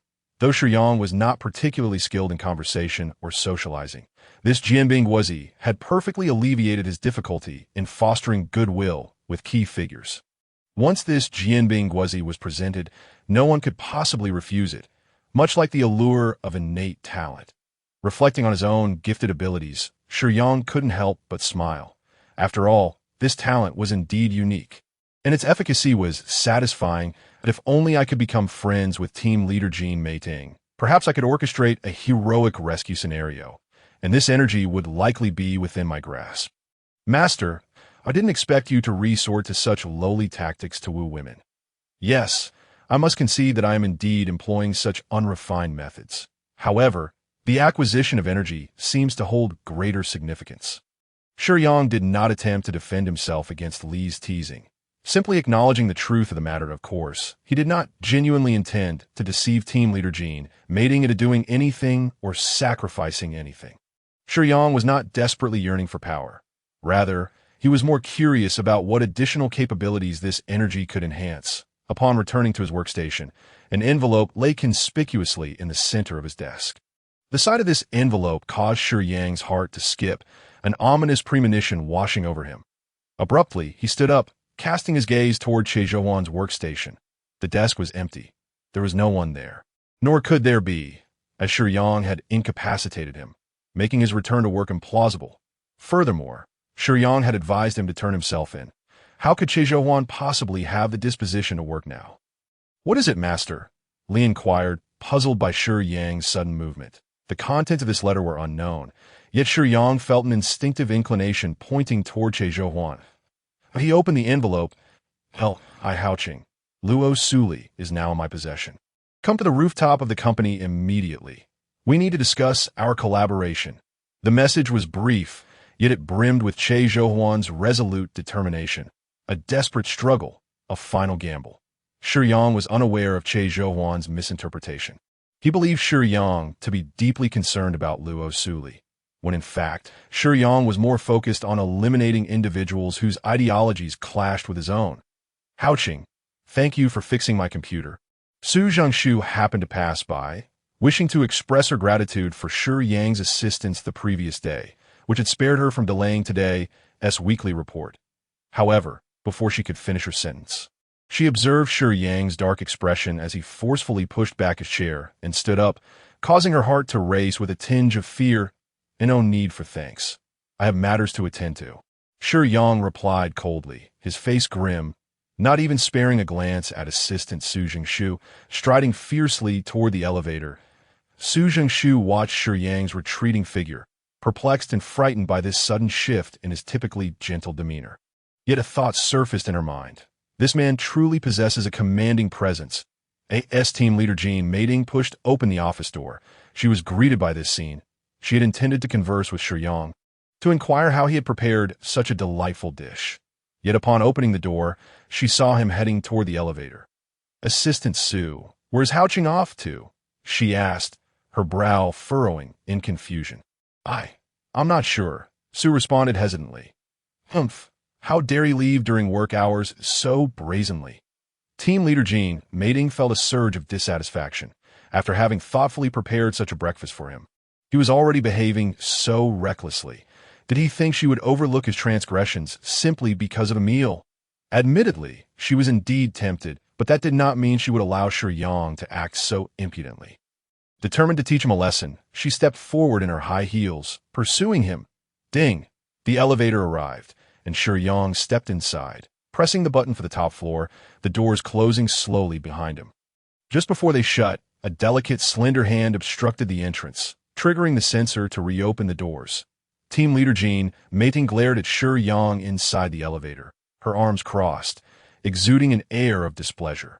Yet inwardly, she mused, I have him in a compromising position. How shall I discipline him? Perhaps I can make him prepare breakfast for me for several days. Shiyang regarded the obstruction posed by team leader Jean Mating, pausing for a moment before stating, I do not intend to abandon my post. I have important matters to address. Is this how you speak to your superior? Team leader Jean Mating's discontent deepened. Shiyang, feeling somewhat flustered, spoke curtly, neglecting formalities and titles, which were of particular import in their culture. He even realized. Team leader Jean Mating began to reprimand him, but her words were cut short as Shiyang seized her right forearm and pulled her into the elevator. Ding! The doors closed behind them. Wow! Su Zhengshu, intrigued, gaped in astonishment, her mouth forming an O shape, her mind racing with speculation about the relationship between the team leader and Shiyang. Could they possibly share such an intimate dynamic? Inside the elevator, Shiyang's abrupt tug caused team leader Jean Mating to lose her balance, and by sheer momentum, she stumbled into his embrace. Yet, Shiyang did not take advantage of the situation. Instead, he gentlemanly steadied her with his other hand. Team leader Jean Mating, accustomed to the advances of men, had never experienced such a mix of gentlemanly strength from anyone, especially not from a subordinate. While many had attempted to dominate her, none had done so with the same compelling force as Shiyang, a seasoned woman in power. She typically maintained control over younger men and subordinates. But Shiyang's assertive demeanor caught her off guard. However, she did not find this type of man unappealing in her mind. Despite the 160 words exchanged, team leader Jean Mating was, after all, a woman with her own vulnerability. At this juncture, Che Zhouhuan presented himself as a victim. The sound of hurried footsteps echoed in the corridor leading to the balcony, yet it bore no sense of urgency. Instead, it emanated an aura of anger. To Che Zhouhuan's astonishment, it was not merely the footsteps of one individual. The distinct sound of a woman's high heels striking the floor accompanied them. When Shiyang appeared at the stairway, several individuals, clearly affiliated with the underworld, ceased their casual demeanor, straightened their posture, and began to approach Shiyang slowly.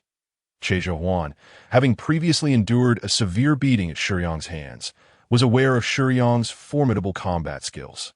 Thus, he had summoned a few gang enforcers, all armed, convinced that this time he would not be bested by Shiyang.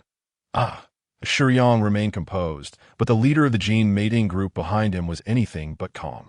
"Who are you?" she reprimanded sternly, though her tone betrayed a hint of trepidation. After all, she was a woman, and encountering so many tattooed figures in black suits was bound to instill fear. Casting a glance over the scene, the leader of Jin mating found herself perplexed. It seemed these enforcers were in cahoots with Che Zhouhuan. Who exactly were they targeting? Her gaze inadvertently fell upon Shiyang's silhouette. Could it be that they intended to confront Li Haoqing? Upon noticing Luo Suli, bound to a wheelchair behind Che Zhouhuan, the leader of Jin mating's pupils dilated in shock.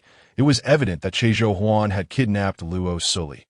Although she was curious as to why Che Zhouhuan had been so thoroughly beaten, her greater concern lay in the implications of their entanglement.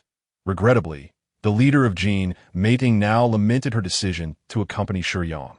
These individuals were clearly not here for benevolent purposes, and she feared for her own safety. Che Zhouhuan's opening remarks sent a chill down the leader of Jin mating's spine, as she realized she was indeed embroiled in this situation. "You called for yourself.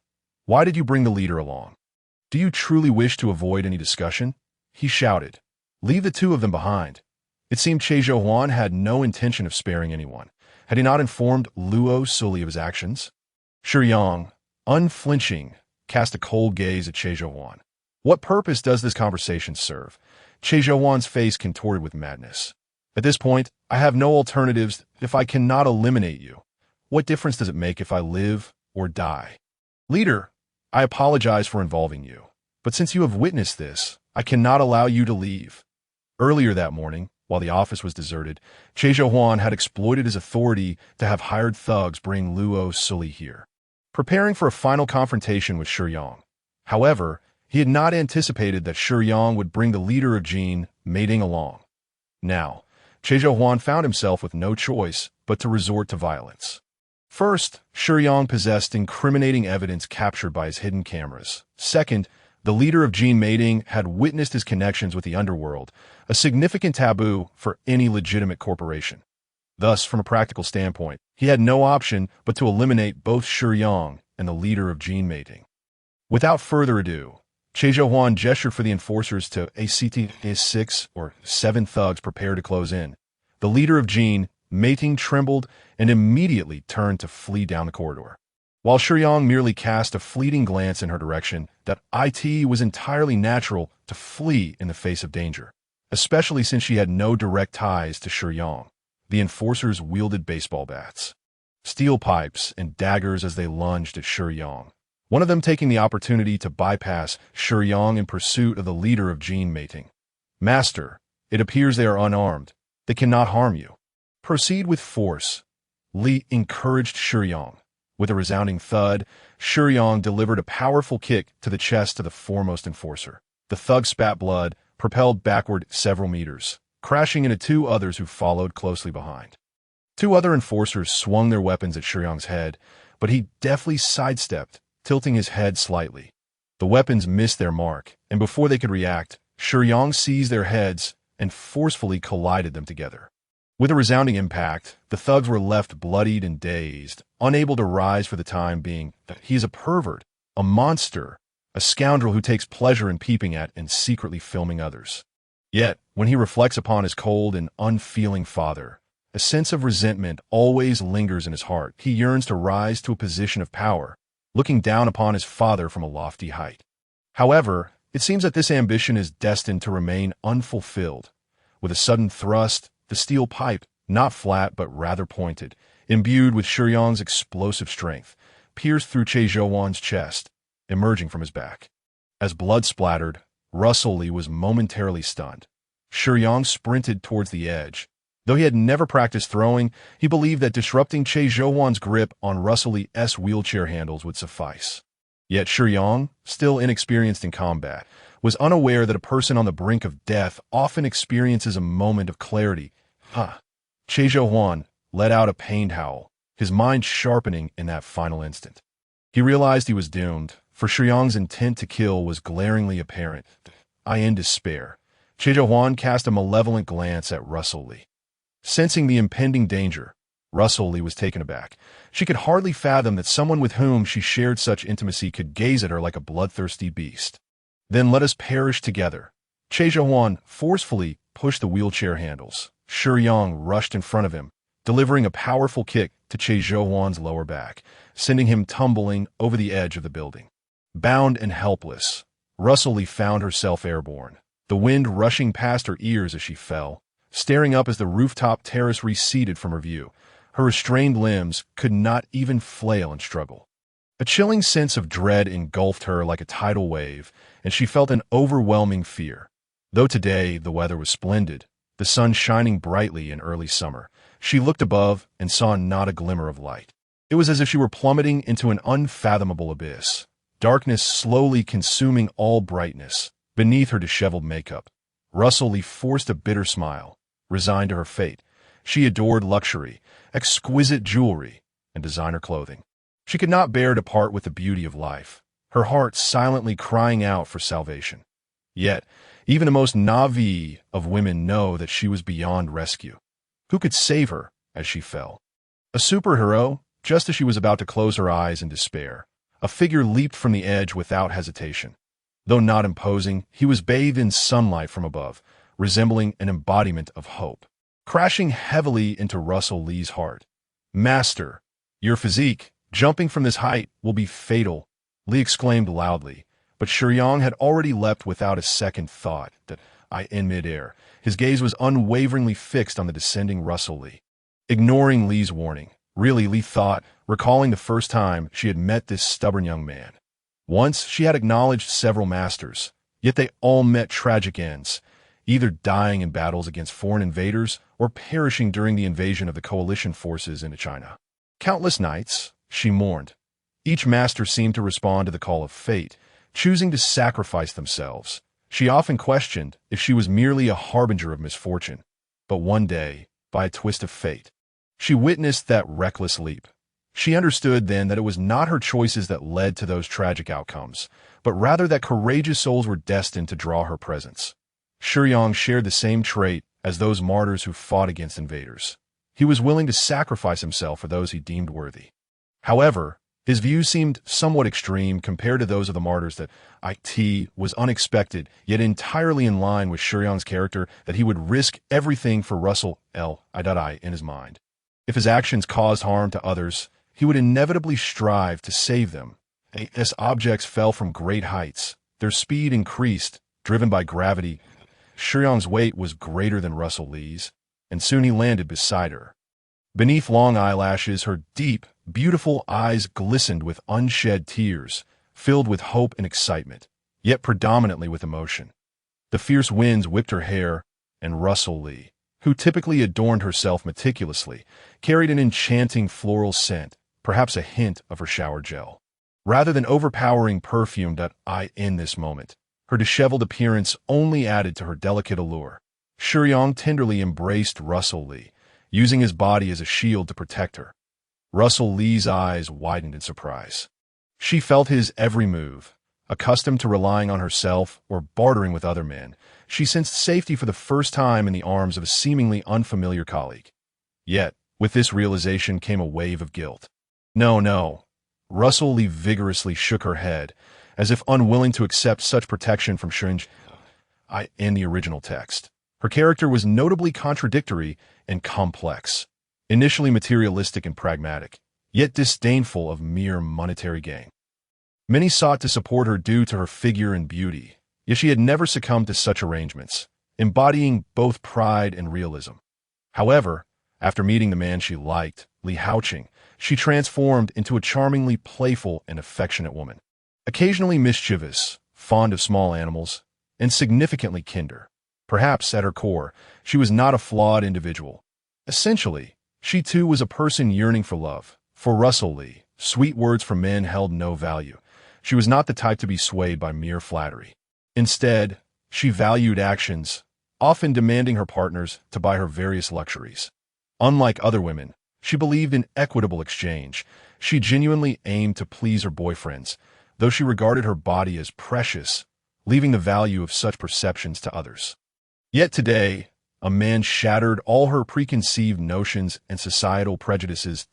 Li Haoqing, Shiyang, from start to finish, had exchanged few words with her, uttering not a single sweet phrase, nor making any suggestive gestures. Yet, in her moment of peril, he leaped without hesitation, wrapping her securely in his strong embrace, shielding her with his robust form. For a woman like Russell Lee, Shiyang's lack of ulterior motives deeply stirred her heart. Hiding within Shiyang's embrace, Russell Lee experienced a long-lost sense of security. As her beautiful eyes wandered over Shiyang's determined face, she was overcome with sorrow. Why did you have to appear in my life at this moment? Russell Lee wanted to lament the unfairness of fate. She seemed to have found a man she truly liked, but it was at the very edge of life. Thank you, she whispered. Suddenly, Lee exclaimed with excitement. Energy! It's energy! 200 points! All added to physique. Shiyang immediately made a decision, for he had spotted the billboard below. Russell Lee was unaware of Shiyang's words, but as she turned, he leaned close to her ear and instructed, Curl up! Upon hearing Shiyang's command, Russell Lee tightened her body, attempting to burrow into his chest. Closing her eyes, she savored the sense of strength emanating from him, greedily relishing the feeling of being protected. With a resounding crash, Shiyang seized the opportunity, cradling Russell Lee with his left arm while his right hand grasped the billboard railing tightly. The force of inertia caused his back to collide violently with the glass window below the billboard. The intense impact and the jarring sound of shattering glass momentarily stunned Russell Lee, who, while feeling a slight ache from the collision, remained largely unaffected. However, nestled in Shiyang's embrace, she distinctly heard the sound of his ribs cracking under the strain. As Shiyang clung to the railing, his right hand trembled. The rapid descent had strained his arm muscles, a consequence of the gravitational pull. The subsequent inertia caused his back to crash hard against the laminated glass. A testament to his robust physique. Had it been an ordinary person, the impact, especially while carrying a woman, might have proved fatal. Shiyang expelled a mouthful of repressed blood, while Rosalie, nestled in his embrace, became acutely aware of the iron tang of blood. Her mind momentarily clouded as she lifted her gaze to find that they had ceased to plummet, the howling wind now a distant memory. However, upon gazing at Shiyang's face, a wave of anguish washed over Rosalie. He was gritting his teeth tightly, vibrant blood staining his teeth and lips of vivid crimson. With a primal roar that echoed his desperation, Shiyang exerted himself to thrust Rosalie into the shattered window he had created. Once she was safely inside, he freed a hand to substitute for his injured right arm, leveraging his formidable strength to scramble into the room through the broken window with relative ease. Crack! Shiyang's trembling hand fished out a cigarette case from his pocket, placing a cigarette between his lips before igniting it with a lighter. Even at such a moment, he shielded the flame from the wind using his severely injured right hand. Despite the bloodstains adorning his body, he uttered not a single word of pain. Rosalie, still bound nearby, gazed at him in a daze, astonished by the sudden turn of events. She had believed herself doomed. Yet here she was, miraculously alive, all thanks to this man before her. After taking a couple of drags from the cigarette to steady himself, Shiyang painfully made his way to Rosalie's side, silently tearing the tape from her face and unbinding her without uttering a word. Thank you, Rosalie murmured, unsure of what else to say. She had so much she wanted to express, yet all that escaped her lips was that simple acknowledgement. As she attempted to rise, a sharp pain shot through her ankle, causing her to falter, and Shiyang instinctively offered her support. I think I've sprained my ankle. Rosalie winced, sitting sideways against the wall. They were in a storage room behind the company's warehouse. A seldom visited space filled mostly with miscellaneous items. Shiyang took out his phone to call for emergency assistance, only to discover it had shattered during the earlier collision. After taking another couple of puffs, he extinguished the cigarette and tucked the butt into his pocket. I'll carry you. Come on, Shiyang declared, crouching down, his tone resolute. The phone is broken, and there's likely no one around here. I'll take you to the office. Rosalie wanted to protest, noting the severity of Shiyang's injuries, but he interrupted her. There's no room for argument. Get on. His voice was unyielding. Indeed, there were no better options, and Rosalie surely had no phone of her own. Without lingering hesitation, she gently climbed onto Shiyang's back, her fair arms wrapping tenderly around his neck. As she nestled against him, she studied his profile. Shiyang's body trembled slightly as he stood, and Rosalie realized that his motion had likely strained his injuries. Yet his touch remained remarkably gentle. "Why? Am I truly worth such a risk to you?" Rosalie questioned, grappling with an unfamiliar self-doubt. She had only ever encountered such selflessness in stories. Yet Shiyang was real, and this reckless abandon was for her sake. Even the proudest individuals are merely human, susceptible to moments of uncertainty. "You needn't thank me. It is I who should apologize for not being decisive enough. My actions inadvertently brought you into this mess with Che Zhouhuan. That's so?" Rosalie inquired, perplexed. "I have no idea why you and Che Zhouhuan had such a profound conflict that it escalated to this irrevocable situation. He was secretly installing a pinhole camera in the women's restroom. I caught him in the act and recorded evidence of him setting it up. He then threatened me, saying that if I exposed his crimes, he would release videos of him with you online." Rosalie could scarcely believe her ears. She had never imagined Che Zhouhuan could be so vile, in light of the gifts he frequently bestowed upon her. She had consented to allow him to film videos and take photos, never anticipating he would use it as leverage. The thought sent a chill down her spine, intensifying her disdain for him, particularly given his intention to invade the women's restroom. Wait, Rosalie suddenly realized, why would Che Zhouhuan use my photos and videos to threaten Li Haoqing? We're merely colleagues. There is no connection between us. Li Haoqing, would Che Zhouhuan really threaten you with that kind of footage? Would you be concerned? Rosalie's implication was clear. She wondered if Shiyang truly cared about her safety in this situation. "I do care, which is why I said I would kill him," Shiyang replied without hesitation, implying that he abhorred anyone who would use his girlfriend as a bargaining chip. However, for Rosalie, this exchange transformed into a resolute vow. "If he harms you, I will ensure he pays." A rare blush graced Rosalie's cheeks, her heart racing like a startled doe. The events preceding this moment had already endeared Shiyang to her, and his forthright words ignited a realization within her. He harbored feelings for her. With this newfound understanding, Rosalie clung even tighter to Shiyang's back, her softness and warmth evident beneath the lightweight fabric of early summer. Shiyang, though aware of her closeness, remained impassive, attributing her movement to discomfort.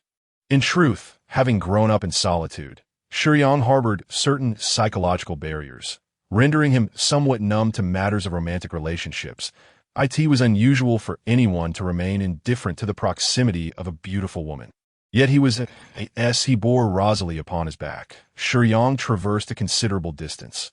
Rosalie felt a pang of sympathy. Despite his injuries, he persisted in carrying her without complaint. The sensation of being protected, valued, and loved was something she had never experienced before. Shiyang's unwavering strength and silence, as he walked for so long without expressing fatigue, captivated her.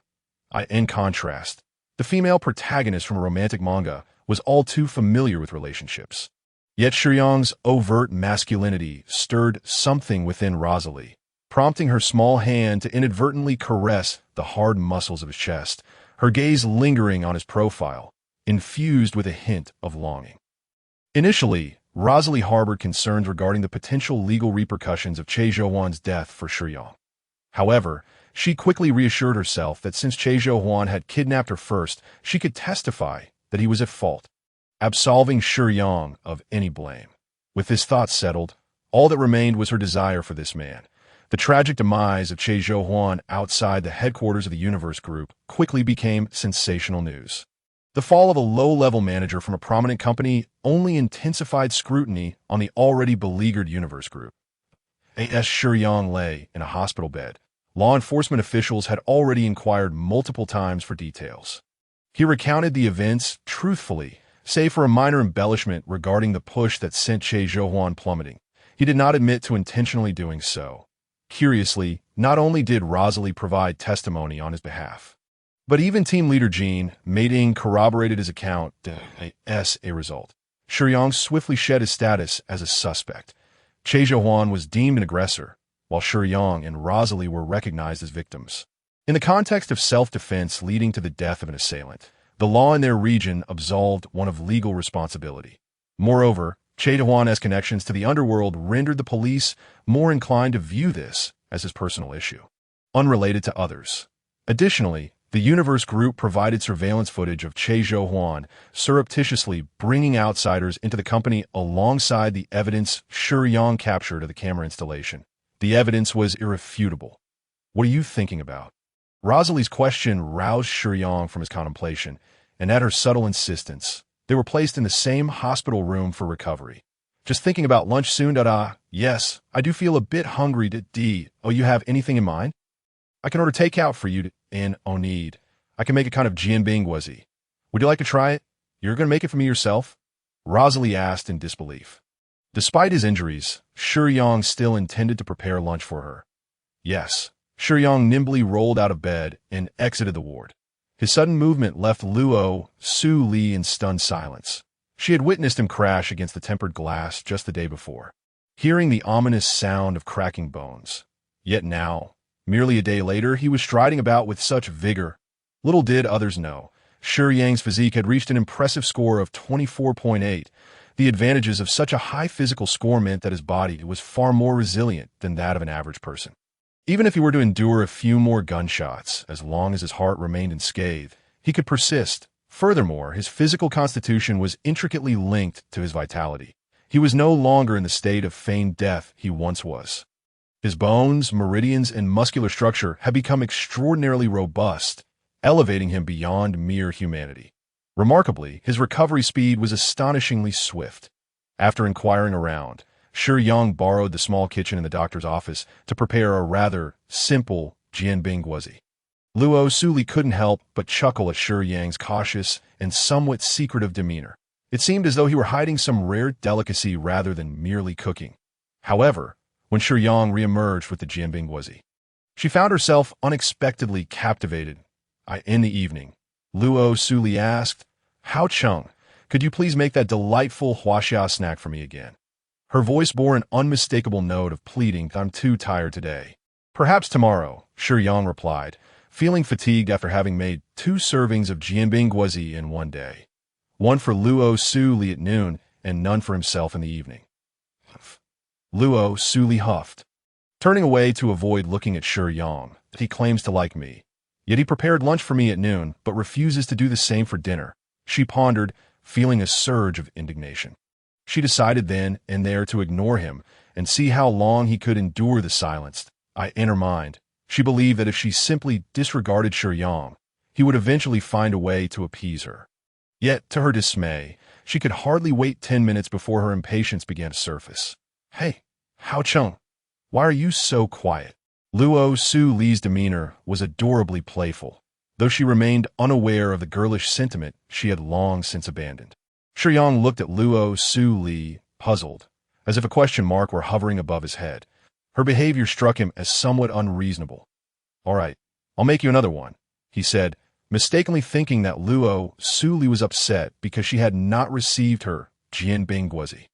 Realizing he had let her down, he steeled himself to prepare another serving. He swiftly returned to the ward, presenting the Jianbing Guozi to Luo Su Li. Her earlier frustration dissipated in an instant. Ultimately, she was merely indulging in a moment of childish temper. Her feelings towards Shiyang were not rooted in genuine dislike. Shiyang's unintentional fulfillment of her whims only added to her delight. Recalling the nurse's professional attire from earlier, Luo Su Li's eyes brightened with mischief. She silently vowed, "Tonight, I'll show you." In the dead of night, after preparing 2 servings of Jianbing Guozi, Shiyang, exhausted, fell asleep early. As the moonlight spilled into the room, Luo Su Li limped over to his bedside, resting her elbows on the bed and cradling her cheeks in her hands, gazing dreamily at the sleeping form of Shiyang. "He is quite handsome," she mused, a slight smile gracing her lips. Shiyang, in his slumber, felt an unusual sensation. Stirring to consciousness, to his shock, he found Luo Su Li beside him. "What are you doing?" he exclaimed. His tone serious. "Don't move," she urged, but Shiyang, not lacking in awareness, quickly grasped her intentions. "Get off," he insisted. Luo Su Li had never seen him so stern before. First, she thought he was merely adjusting to the situation, and attempted to coax him with a flirtatious touch. Yet, Shiyang promptly pushed her away. Luo Suli looked at him in disbelief, her expression a mix of confusion and anger. "I'm being so forward with you. And you push me away?" Shiyang's demeanor was straightforward, marked only by a sense of rejection, but I dislike physical intimacy. He stated succinctly, hastily adjusting his clothing to his astonishment. Luo Suli pressed closer, her attitude shifting from gentle to more assertive. Once again, Shiyang pushed her away. Luo Suli widened her eyes, determined to try again. With a forceful shove, Shiyang inadvertently sent her tumbling off the bed, landing heavily on the floor. "Are you all right?" he asked, immediately concerned, crouching beside her and offering his hands to support her elbows and waist. As he looked up, the moonlight streamed softly between the beds, casting a hazy glow. Luo Suli, rarely displaying such vulnerability, gazed up at him with tear-filled eyes, exuding an air of fragility that tugged at his heartstrings. Regrettably, the moment their eyes met was fleeting. Shiyang gently lifted her, placing her back on the bed. "I don't understand why you wish to do this. I truly dislike it," he said earnestly, his tone soft yet resolute, embodying his convictions. "Have you never been intimate with a woman?" Luo Suli pressed. Unconvinced, she had just felt Shiyang's response earlier and dismissed the notion that he might have any issues. "Only if I were to marry," he replied. "One must value oneself. Engaging in casual intimacy only renders one cheap. Therefore, I hope you can reconsider your recklessness. I must take my leave. We are not suited to be together." As Shiyang turned to exit the ward, having nearly recovered from his injuries, Luo Suli called after him, her heart sinking, that "I it because you think I was frivolous with Cheizhou Huan, letting him take videos and photos, that I seemed cheap." Luo Suli believed Shiyang was judging her, fully aware of her playful nature. Yet, she also knew she had only engaged with one man at a time. Was that truly unacceptable? "That's not what I meant," Shiyang clarified, realizing her misunderstanding. "Everyone has their emotional freedoms, and attitudes towards relationships differ. If you choose to be intimate with your boyfriend, that is your prerogative. My stance is that I won't engage with those I don't know well. I prefer not to play around. If intimacy is to occur, it must be within the bounds of marriage. I do not establish sexual relationships with others. However, I am open to friendship. Please do not overthink this. I harbor no ill feelings towards you. Goodbye." With that, Shiyang attempted to depart, but Luo Suli called out once more, "Wait, could you stay until I fall asleep?" Shiyang's words had struck a chord within her. After all, who among the youth, in their naivete, did not promise eternal devotion when first exploring love? They vowed to marry and walk together forever before surrendering themselves. Luo Suli had once been that way. But the reality was that those sweet nothings often turned out to be mere illusions, fleeting and ephemeral. Yet, Shiyang shattered her preconceived notions. How could there exist a man who would only wish to be close after marriage? His unwavering rejection and the force with which he pushed her away confirmed his genuine beliefs. Instead of dismissing Luo Suli's request, Shiyang pulled up a chair and quietly sat beside her. "Sleep now." Those simple words held a unique magic for Luo Suli. With Shiyang beside her, she felt an overwhelming sense of security. "When did I become like this?" Russley gazed at Shiyang with a hint of affection, extending her hand to grasp the hem of his garment. Shiyang shuddered slightly, but did not withdraw. Russley smiled and closed her lovely eyes. Observing Russley's serene, sleeping face, Shiyang felt a mix of confusion and unease. As he walked back to his apartment, the night breeze gently stirred his garments. Nighttime often evokes sentimentality, and Shiyang was no exception. He sensed his discomfort stemmed from a realization that he seemed incapable of forging intimate connections with others. He cherished solitude to the point of rejecting the advances of others. He did not feel the same way towards Lee, for her unique status as his external support rendered her intangible. A sudden thought struck him regarding a method to enhance his strength. "Lee." The night air sharpened Shiyang's thoughts. "What is it, Master? Are you familiar with Spider-Man?" "Peter Parker, I am aware of him. He gained superpowers after being bitten by a spider. If I could locate that spider, perhaps I could attain significant enhancement without relying on energy. You should reconsider," Master. Though Li did not directly undermine Shiyang's confidence, her tone was laden with caution.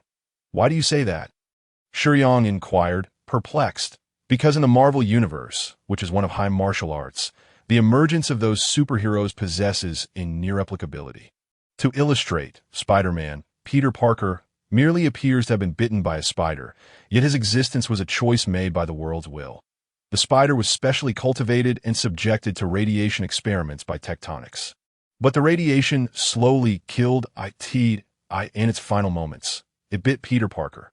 The compatibility of Peter Parker's genes with that of the irradiated spider, combined with the precise timing and circumstances, birthed Spider-Man.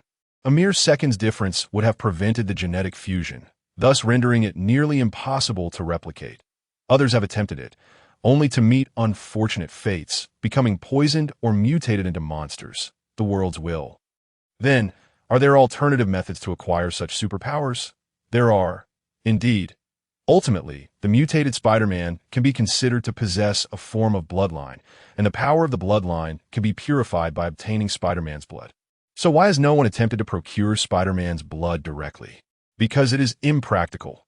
Firstly, one would need to acquire a significant amount of blood.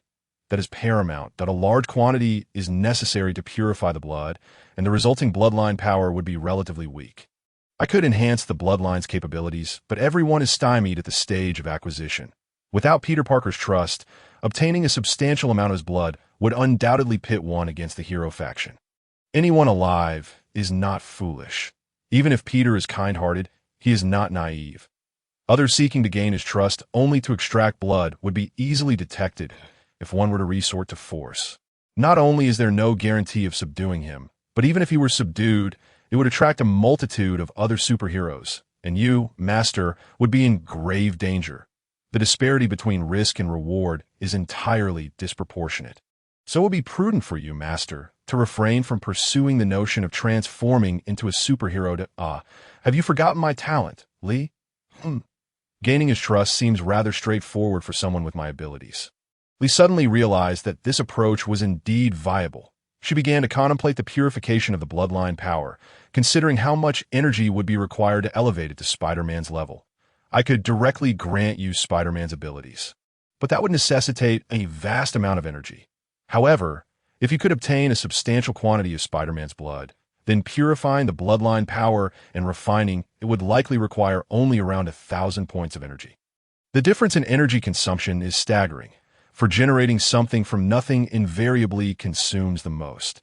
The existence of the worlds was already rendered the powers attained by superheroes, such as Spider-Man, nearly perfect in certain aspects. So even if Li expends energy to enhance abilities, she cannot elevate a power beyond its original limits. Abilities differ from the qualities Shiyang had previously enhanced. Abilities magnify physical attributes that, in essence, bloodline abilities correspond to amplifying the host's inherent physical attributes. The stronger the foundational attributes, the greater the amplification, albeit with diminishing returns. Just as Li's recently ignited fighting spirit surged, she and Shiyang were suddenly interrupted by the sound of a girl weeping. Having exited the hospital in the dead of night, it was now well past midnight. Who would be crying outside at such an hour? Li, do low-tier worlds have ghosts? Though not particularly formidable, they do exist. In lower realms, many extraordinary artifacts exist, often due to weak rules within those worlds, which allow minor supernatural elements to become exaggerated. Shiyang remained unaware of his identity as a guardian. Guardians are typically favored by the world's will. Although they do not possess the extraordinary luck of protagonists within their respective realms, guardians are never targeted by the world. Such so-called special powers, like hypnosis or time control, would not affect Shiyang. He felt no fear. With Li by his side, her presence served as a source of reassurance. Let us investigate. Shiyang moved toward the direction of the sound. The tranquil night enveloped the quiet park, and the gentle breeze stirred the air. The soft moonlight illuminated the figure beside the slide, casting a long shadow as Shiyang approached. "What troubles you, young lady?" he gently inquired, kneeling before the girl who was curled up, burying her head in her knees. When she lifted her gaze to meet his, Shiyang's initial reaction was one of distaste. Yet, in an instant, he perceived a glimmer of innocence in her eyes. She appeared so helpless, So, the girl had dyed blonde hair, her sun-kissed skin exposed beneath a cool tank top, black leather shorts, and alluring fishnet stockings. Her chest and abdomen bore heart-shaped tattoos and letters. She resembled a young delinquent who had prematurely dropped out of school. But upon seeing her eyes, Shiyang felt a peculiar sensation. They were naive, pure eyes, clashing with her garish, revealing attire, evoking the image of a blank canvas tainted by colors. "What is your name?" After a moment of hesitation, Shiyang knelt down and extended his left hand. She was young, her facade of maturity masking her tender age and naive ignorance of the world's harsh realities. After a brief reflection, Shiyang surmised she was likely yet another victim of deception. He harbored an aversion to such individuals, even more so to engaging with them. Yet his heart urged him to consider. Perhaps she was not inherently bad, merely a pitiful girl led astray. If there was any possibility she could be a good person, could he truly turn a blind eye? Zhang. The sound of water flowing from the bathroom interrupted Shiyang's thoughts as he led Zhang back to his residence. Standing by the window, Shiyang gazed solemnly outside, drawing in puffs of smoke. She too possessed a trace of worldly power. She was a protagonist, albeit one whose power was faint, indicating a fate likely to culminate in tragedy. Li, with her ethereal grace, mirrored Shiyang's stance at the window. Yoshida Sakura. I've encountered references to her in manga before. In her lengthy existence, Li had seen countless tales and possessed knowledge of various worlds. Compared to Brave New World, Miss Sakura has left a deeper impression on me, as her narrative, though a mere doujinshi, serves as a cautionary tale about the perils of drug abuse. Drug abuse? She is a drug user. Shiyang's expression grew even more somber. In truth, she is also a tragic figure. I recounted the general plotline. Unlike Brave New World, the transformation narrative was brief, spanning only 8 chapters, yet was filled with the anguish of those ensnared. In reality, the ability of adolescents to discern right from wrong is quite limited, master. It would be best not to lay too much blame on a young girl. I understood that Shiyang's sense of justice was rather extreme. She was not afraid of Shiyang acting out in a radical manner, but she did feel sympathy for Xiao. If possible, she wished for others to have a brighter future. Why should I blame her? Shiyang retorted, everyone makes mistakes. It seems she hasn't done anything to harm others. She is merely selling herself, and in my eyes, she is still redeemable. What do you plan to do to help her? Let's observe first.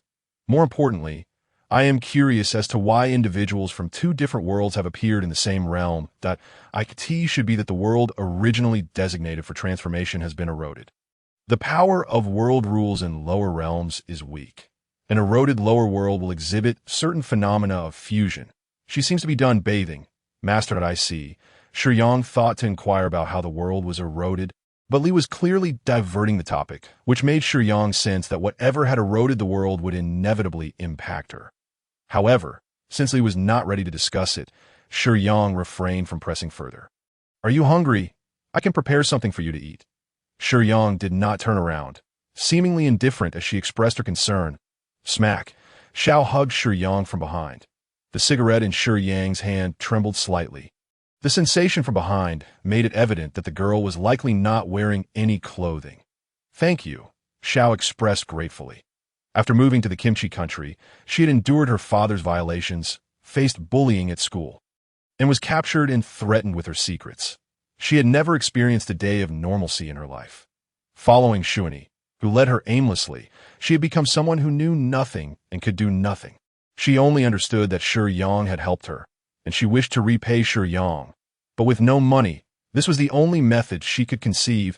There's no need for that, Shiyang said generously, turning to gently push Xiao away by her shoulders. After her shower, Xiao had shed the gaudy makeup she had previously worn, revealing a more youthful appearance befitting her high school days. Her eyes sparkled with deep gratitude. Without Shiyang, she wouldn't know where to turn in the original story. At this stage, Xiao, abandoned by Shuani, was picked up by a group of homeless men, selling herself for mere meals. Meeting Shiyang could be considered a form of redemption. Xiao was encountering someone who would push her away for the first time. She gazed into Shiyang's clear, bright eyes, and his strikingly handsome face left her incredulous. Had she truly been fortunate enough to meet such a charming and gentle person? All those she had encountered before seemed intent on taking advantage of her. Even Shuani, that roguish fellow, could not compare to the man before her in terms of looks, were Shiyang to make a move. Xiao would have been quite receptive. However, Shiyang's mere presence was enough to leave her in astonishment. Shiyang looked in her eyes, devoid of any lust, and gently inquired, "Aren't you hungry?" Xiao felt a bit embarrassed. Yet her stomach began to growl, the sound causing her immediate discomfort. "I'll head to the kitchen and prepare something for you," as Shiyang walked past her. The dazed girl only then noticed a large coat draped over her shoulders. This simple gesture brought her a warmth she had long been deprived of. Shuni had never shown such meticulous kindness towards her. Xiao had a decent figure, but her irregular lifestyle and poor diet left her somewhat frail. She bore a heart-shaped tattoo on her side, and her lower abdomen bore a demon mark, with a ring adorning her chest, some tempting decorations that would likely appeal to many. Yet, in the presence of Shiyang, such things lost their significance. Standing before Shiyang, she sensed he regarded her mostly with pity. That a simple dish of scrambled eggs with tomatoes and a pot of plain rice was all that was prepared. Yet, Xiao savored each bite, partly due to her hunger, and partly because it had been ages since she had enjoyed a home-cooked meal prepared by someone else. Shiyang did not eat. Instead, he quietly observed Xiao. Xiao deliberately loosened the coat belonging to Shiyang, allowing her fair skin and tattoos to be fully displayed before him. However, she could feel that Shiyang's gaze did not wander. "Is this enough?" Shiyang asked with concern. "Yes, it's sufficient, thank you," Xiao replied with a smile directed at Shiyang. This innocent smile contrasted sharply with her previous behavior. Though Shiyang spoke little, his gentle demeanor provided Xiao with a novel experience, leading her to develop an immediate fondness for him. "Oh, you mind if I smoke?" Xiao was taken aback that Shiyang sought her opinion and quickly shook her head. Such an action demonstrated the respect Shiyang afforded her. Recalling the lecherous uncle who had demeaned her and exploited her, Shiyang's character made her feel genuinely respected, a sensation that almost brought her to tears. The act of smoking was executed with a certain flair. Whether it appeared cool depended on one's appearance. Shiyang's looks alone made Xiao find his smoking rather attractive. "Feel free to stay here for as long as you like. I will find another place to reside soon." Upon hearing Shiyang's words, Xiao felt a wave of confusion as she clutched her bowl, helplessly looking at Shiyang and stammering, Do you not like me? It has nothing to do with you. It's simply inappropriate to live with a man." Shiyang's words stirred memories within Xiao. She had once thought Shuni was her anchor. She would comply with anything he said, even when he played games at home. Sending her out to sell herself to buy drugs for his enjoyment, she never complained. She was so foolish, so pitiful in her ignorance. Yet, reality was cruel. When she became pregnant and eagerly shared the news with Shuni, she was met not with warmth and affection, but with heartless abandonment. It was then that she recognized the truth. He had never treated her as a girlfriend, but rather as a mere plaything, a tool to be exploited. Plop. Tears fell onto the dining table, shattering into numerous droplets, some splashing in her bowl, imparting a salty bitterness to her meal of tea that moment. Under the light, Shiyang offered her 2 tissues. "Would you like to talk about what happened?" Although Li had provided Shiyang with a rough outline of the plot, upon seeing Xiao's tears, he understood she needed someone to confide in. Xiao feigned a nonchalant smile and began recounting her experiences to Shiyang. "Do you hate him?" When Shiyang posed this question, Xiao froze, reflecting on all that had transpired since meeting the scoundrel Shuni. After a moment of contemplation, Xiao nodded. How could she not harbor hatred? Yet, she believed many of her misfortunes stemmed from her own poor choices. Thus, her animosity towards Shuni was not particularly fierce.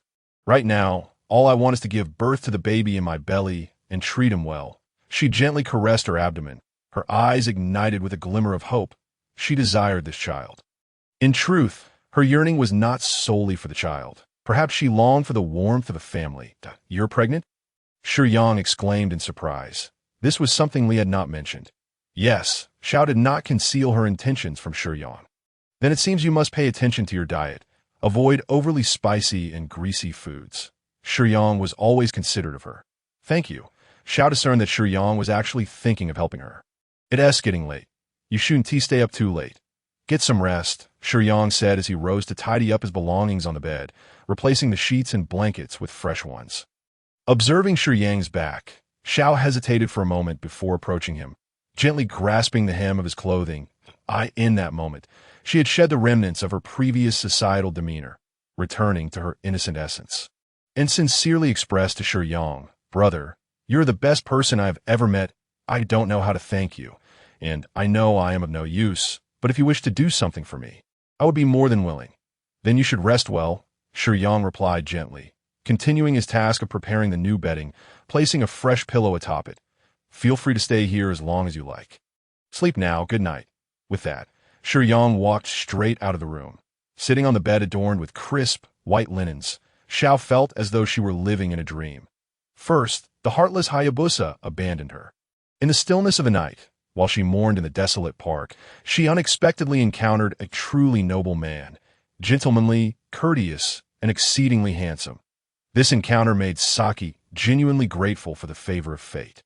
At that moment, she began to harbor the illusion that all her previous suffering was worthwhile. From childhood to adolescence, she had always dressed in a dowdy manner and had no friends.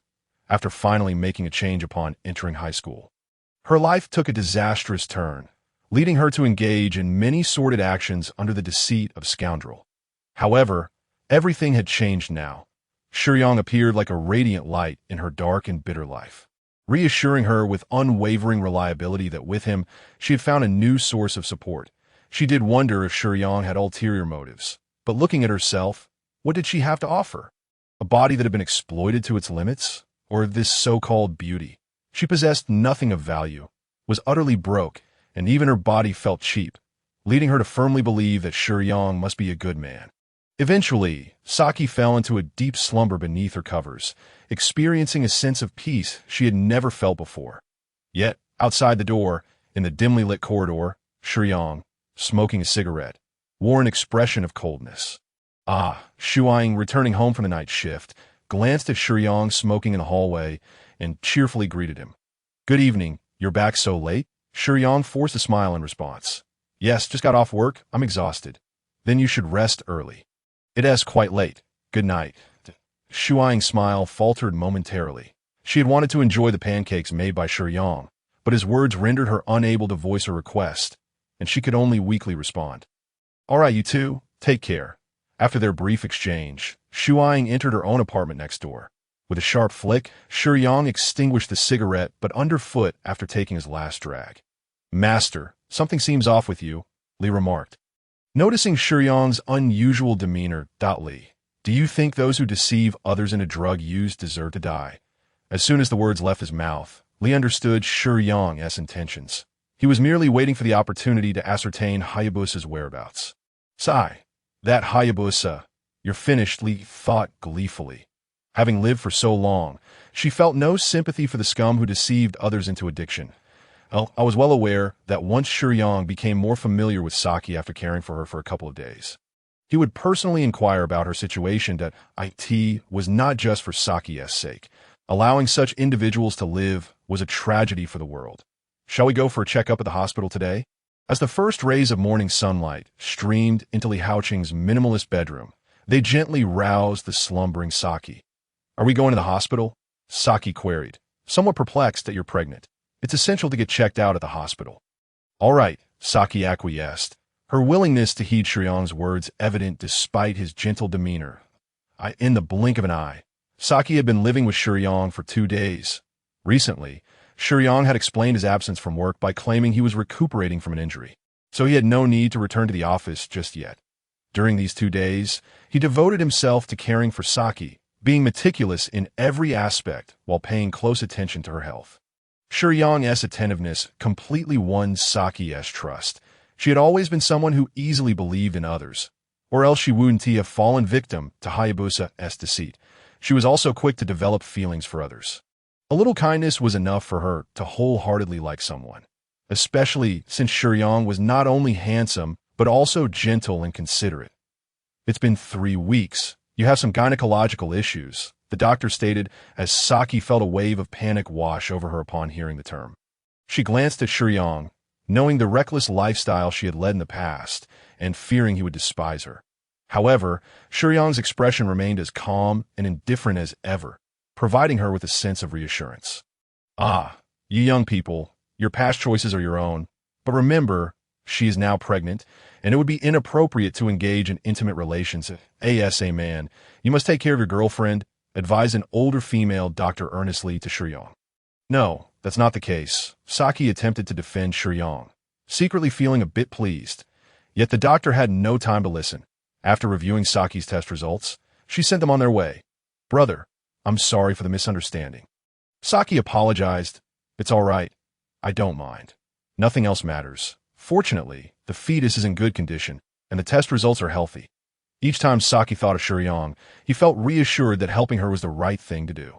Her heart still held kindness, and thus she deserved redemption. Still clad in her previously revealing and alluring outfit, spaghetti straps, shorts, and fishnet stockings, Saki caught Shiyang's scrutinizing gaze at the hospital. The peculiar looks from others had been overwhelming. Many men cast envious glances at Shiyang, while women, including the doctor who examined Saki, looked at him with disdain. Should we get you some new clothes? Shiyang suggested, and perhaps buy some suitable items for pregnant women. All right, Saki replied, though she hesitated to let Shiyang spend money on her. Feeling it might be unwarranted, on the other hand, she relished the feeling of being cared for. Being with Shiyang made her genuinely experience the joy of a newlywed couple expecting their first child. A woman or girl who has endured hardship is often captivated by a responsible man. She couldn't help but wonder if Shiyang might also have feelings for her. Otherwise, why would he do so much for her? In reality, Shiyang despised drugs and was striving to pull Saki from the depths of addiction. Currently, Shiyang was most concerned about what had yet to unfold, observing the nearby shopping area suitable for their needs. Shiyang realized that Saki could not walk too far, and he lacked transportation, so they had to choose a nearby option. Scanning the map on his phone, Shiyang settled on a suitable location, Luliangjin, which boasted several malls and was conveniently close. Hey Xiaomin, I heard your tutor is quite handsome. How's it going? Have you managed to win him over? Not yet. He is as stiff as LOG, and no matter how I hint. It doesn't work that a group of rowdy students chatted about Xiaomin and her new tutor. Yet despite her friends teasing, Xiaomin felt a twinge of discomfort because her new tutor seemed disinterested in her. His gaze often wandering toward her mother. I recently met an older guy, an immigrant from an island nation. He has a girl with him. Trust me, she's quite a catch. Want me to introduce you? Given that Xiaomin's acquaintances were a rough crowd, she had no qualms discussing such matters with them. Oh, how was she a catch? Tell me more. The boys gathered around, and before they could delve deeper, one of them pointed to the street corner. Isn't that him? That guy. His female companion will entertain anyone for a little cash, and she's stunning with a great figure. This way, this way. Hayabusa, one of the boys called out. Seeing the younger boys he had met earlier surrounded by several girls, Hayabusa's eyes lit up as he walked over with a smile. Hey, he greeted the group casually, sitting down among the boys as if they were old friends. Xiaomin observed Hayabusa with curiosity. There were redeeming qualities to his appearance that allowed him to deceive women, though she did not approach him directly. What plans do we have today? Hayabusa surveyed the girls and noticed that one named Xiaomin was the most beautiful, stirring something within him. Let us grab a drink and chat. Why do anything else? Ah, that sounds dull. I'll treat everyone. How about we go to KTV and sing? Students seldom had much money, but Xiaomin had a bit more than the rest. Hearing that someone was treating, everyone was ecstatic. A lively group entered the entertainment venue. The dim ambience quickly intensified the budding feelings between the boys and girls. Jinshu, hurry! Su Jinshu, the assistant to the head of the Jean mating group, was eagerly pulled into the KTV restroom by her boyfriend. She felt uneasy about it, but Assistant Su was unwilling to reject her boyfriend's advances. Engaging in such behavior with her boyfriend in public was not an isolated incident. It had occurred on multiple occasions. Even during departmental gatherings, her boyfriend would often lure her into a secluded alley for a private rendezvous. To put it plainly, her infatuation with this young man rendered her entirely compliant. However, today bore a slight deviation from the norm. I do not wish to partake in such acts in this setting, and you have yet to clarify your relationship with that woman. Assistant Su unexpectedly discovered her boyfriend's affair with another woman. Deep down, she understood everything. Yet she was loath to accept the truth. Please don't dwell on such matters. Haven't I already told you? She is merely a friend. Do you have any idea how difficult it is for me to carve out time for our dates while preparing for civil service examinations? This statement clearly indicated his character flaws that in Brave New World. The popularity of this manga can also be attributed to the attitudes of its female characters towards relationships. Aside from team leader Jean, Mei Ding, and Luo Salai, the others exhibited surprising innocence. Lu Shuiying and Su Jingshu were no exceptions. Despite knowing that Yongwo was deceiving her and deliberately deflecting the conversation while employing manipulative tactics, Su Jingshu still chose to believe him. This was not the first time such a situation had arisen. Yet she forgave Yongwo each time, demonstrating her naivety and foolishness. Her profound love for her boyfriend blinded her to the truth. Within the private room, men and women indulged in drinking and singing, while those involved in romantic entanglements took advantage of the dim lighting to engage in intimate encounters. Give me a cigarette. Hyamin turned to a nearby delinquent and requested a smoke. With a click, Shuani eagerly presented a lighter to her. Hyamin reveled in this feeling of being the center of attention, a sentiment shared by most middle and high school students. Shuani recognized her preferences. Otherwise, how could he deceive such a young girl? Once the atmosphere became sufficiently lively, and the youthful revelers exhibited a slight flush of inebriation, Shuani produced a box of pills from his pocket. Sensing that his opportunity was at hand, I have something delightful here. Having such a great time calls for these pills, he presented the pills to Hyamin with a flourish. They're similar to stimulants, though not as potent. They merely enhance our enjoyment without posing any harm to our bodies. Shuani's actions and demeanor positioned him in a subservient role, which Hyamin found appealing. At her age, she had yet to question others' intentions. All she knew was that in Shuani's presence, she felt like a revered figure. Despite an internal resistance, she sensed that these pills were dubious. Yet, surrounded by classmates and friends, she felt emboldened. Most importantly, curiosity gnawed at her. What effects would these pills yield? Would they truly bring about the heightened joy Shuani claimed? Recollections of her home life often conjured an image of her mother, who always seemed to act in her best interest, igniting a sense of rebellion within her. With a click, she retrieved 2 small pills from the palm-sized box. Point 2 is better. The effect will be stronger. Shuani continued to fan the flames of temptation. Friends and classmates turned their gazes toward Hyamin, who, unwilling to retreat in front of them, tilted her head back and swallowed the 2 pills. The sounds within the room began to fade, and everything took on a dreamlike quality as her senses gradually registered the pill's intrusion. A slight wave of nausea twisted in Hyamin's stomach, yet an intoxicating euphoria began to spread throughout her mind. Her expression grew slightly vacant, yet her body felt increasingly heated. Her skin flushed, and a fervor enveloped her. Hyamin began to dance freely to the music, discovering an astonishing reservoir of energy within her, as if all her worries had been cast aside, including her frustrations with her mother. Looks like I've landed another one. Shuani, taking a moment to use the restroom, felt a surge of satisfaction. Recalling how he had previously dismissed Xiaosai, he felt a twinge of regret. Though she was worthless, she could still earn some money. Had I known, I wouldn't have acted in haste. Nevertheless, he reassured himself that a new target had already been secured. This new drug was indeed effective. Let's put in some effort and secure Hyamin. Bolstered by his resolve, Shuani splashed water on his face, intending to find a chance to lead the dazed Hyamin to the restroom for his ulterior motives.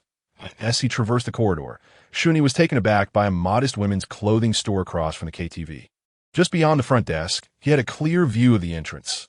There he spotted Xiaosai, clad in revealing attire and adorned with tattoos, happily following a refined and handsome young man, her face radiating joy. Witnessing this, Shuani's temper flared. That wretched girl, off flirting with some pretty boy while neglecting to return my money. Enraged, he stormed out of the KTV, charging toward the clothing store. How do you find this?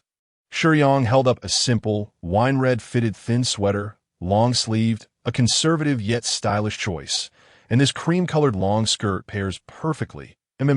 Lovely. I really like it. What about this? Shiyang lifted a white dress adorned with lace patterns. Also beautiful. I like it too. Miss, I suspect what you truly fancy is not the clothes, but the gentleman accompanying you. The sales attendant playfully teased Xiaosai, mistakenly assuming they were a couple. Xiaosai cast a glance at Shiyang. Her cheeks tinged with embarrassment. Having never experienced a normal relationship or shopped with Shuani in a conventional manner, despite her pregnancy, she remained a rather innocent girl. Being the recipient of Shiyang's kindness and care stirred her heart, causing her to develop a deeper affection for him. It was undeniable that she had indeed fallen for Shiyang. Choose what you like.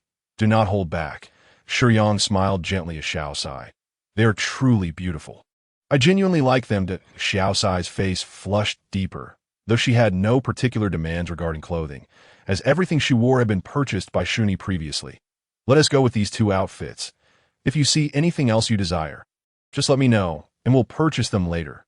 With a smile, Shiyang handed the garments to the attendant for packaging when suddenly, a gust of commotion swept through. You wretched girl! A furious shout echoed. Xiaosai, unable to discern the source of the voice, felt a familiar pang of recognition and turned just in time to see an approaching hand. Startled, Xiaosai instinctively retreated a couple of steps, pressing herself against Shiyang as she fearfully shut her eyes. A sharp crack resonated, but it was not the sound of a hand striking Xiaosai's face, still nestled in Shiyang's embrace. She anxiously awaited the impending blow, only to find that it never came. Opening her eyes in confusion, she was met with the sight of a hand firmly grasped by Shiyang. Upon recognizing its owner, Xiaosai trembled uncontrollably, her gaze frozen in shock. Friend, is it truly appropriate to resort to violence upon our first meeting? Shiyang's voice was cold and devoid of inflection as he held Shuni's hand firmly, his demeanor relaxed and unbothered, bringing Xiaosai back to her senses. Wow, brother, you're amazing. Xiaosai gazed up at Shiyang with admiration, her eyes sparkling. His ability to protect her filled the insecure girl's heart with an overwhelming sense of safety. But the ordeal was far from over. Shuani, taken aback by Shiyang's strength, found himself unable to withdraw his hand despite his efforts. Sensing that things were about to take a turn for the worse, with a crack of bone, Shiyang had merely exerted a slight force that The clothing store erupted with anguished screams that, "Do you not find it excessive to steal another's girlfriend?" And then resort to violence? As Shuani's cries drew the attention of passers-by outside, the store attendants gathered to witness the unfolding conflict. Uni was acutely aware that he could never hope to best Shiyang in a physical confrontation. At that moment, he devised a plan to exploit the attention of those surrounding them, aiming to turn Shiyang's actions into those of the villain, an effective tactic against individuals who were particularly sensitive about their reputation. Little Sack didn't dare to speak loudly. She wished to defend Shiyang, but was paralyzed by the weight of so many gazes upon her. If you believe you are in the right, then so be it, Shiyang said, effortlessly turning to face Little Sack. Little Sack, do you wish to return with him? Rather than forcing Little Sack to confront Uni directly, Shiyang subtly showcased her stance to the onlookers. With Shiyang's gentle inquiry, Little Sack felt no need for deliberation. She resolutely declared in a hushed tone, "I won't go back. I don't want to return." Upon hearing her response, a satisfied smile graced Shiyang's lips, as it seemed his efforts were yielding fruit, and Little Sack too desired to escape her torment. "Did you hear that?" Shiyang remarked, casting a cheerful glance at Uni, though his expression swiftly morphed into one of icy coldness. His words laced with a palpable threat. "Please leave. Rest assured, I will be sure to discuss this matter with you in detail later." Uni felt a chilling sensation creep up his spine at Shiyang's words, freezing him in place. This was no mere intimidation. It was unmistakably a murderous intent. As a lowly scoundrel, he lacked the audacity to confront someone like Shiyang, who had truly tasted blood, and he promptly fled in disarray. Little Sack's heart, which had been racing with anxiety, now settled, and her admiration for Shiyang deepened. The man she had previously viewed as exceptionally mature and capable now appeared as a lost puppy in Shiyang's presence, and she felt elated to be by his side. Shiyang gently patted her shoulder, saying, "Let's head back." As Uni retreated to the KTV, a flicker of fear regarding Shiyang remained, but it was rapidly overshadowed by a growing fury. The audacity of that wretched person to enjoy a better life than his own, a life spent in the murky depths of despair, was intolerable. Jealousy and rage gnawed at his insides, gradually eclipsing his fear of Shiyang. I was attacked, he lamented to the group upon his return to the private room. What? Who assaulted you, my friend? Impulsive youths were easily swayed by emotional appeals. The man not only stole my girlfriend, but also laid hands on me. Uni painted himself as a quintessential victim that, if you help me win her back, I'll let you all have some fun for free, he added, not forgetting to offer a little incentive to his companions. Fueled by Uni's instigation and deception, the group, invigorated, set out to confront Shiyang. Though one individual, Xiaoman, was notably absent, that's him. Uni shouted, pointing at Shiyang's retreating figure. Little Sack, startled by the sudden return of Uni with the crowd, felt a surge of fear, worried for Shiyang's safety. Hey, you think you're tough, huh? Daring to steal someone else's girl? How about a little chat in the alley? Two boys seized Shiyang's arms, dragging him toward the side street. While most passers-by chose to ignore the unfolding scene, Shiyang merely smiled, offering no resistance as he followed them into the alley, with Little Sack trailing closely behind, her small hand clutching the hem of his shirt tightly. Too frightened to let go or even glance at the surrounding crowd. Seeing Shiyang's lack of resistance, Uni assumed he had intimidated him into submission. It appeared that dealing with this boy was a foregone conclusion. With everyone gathered, Uni's mind began to wander toward more devious thoughts. He knew why Xiaoman was absent. The effects of the drugs had long since taken hold, leaving her dazed in the private room. Although he entertained notions of revenge against Shiyang, the temptation of pursuing something more sinister was far greater. The new type of substance provided by the gang leader, rumored to be addictive after just one use, had already been administered to that girl, but if he could capture a few compromising images or videos, she would become his new plaything. Uni reveled in his scheming thoughts that, in the alley, Uni stealthily slipped back within the crowd, their attention fully fixated on Shiyang, leaving them oblivious to his retreat. However, unbeknownst to him, Shiyang had been keenly observing him throughout. His Shiyang rolled up the sleeves of his white shirt once more and strode directly towards the private room occupied by Suni. Time rewound to just moments ago. Upon returning to the KTV, Suni encountered Su Zhengshu's assistant and her boyfriend Yonghua, who had just emerged from the restroom. Damn it, Suni muttered under his breath, his expression contorted with rage.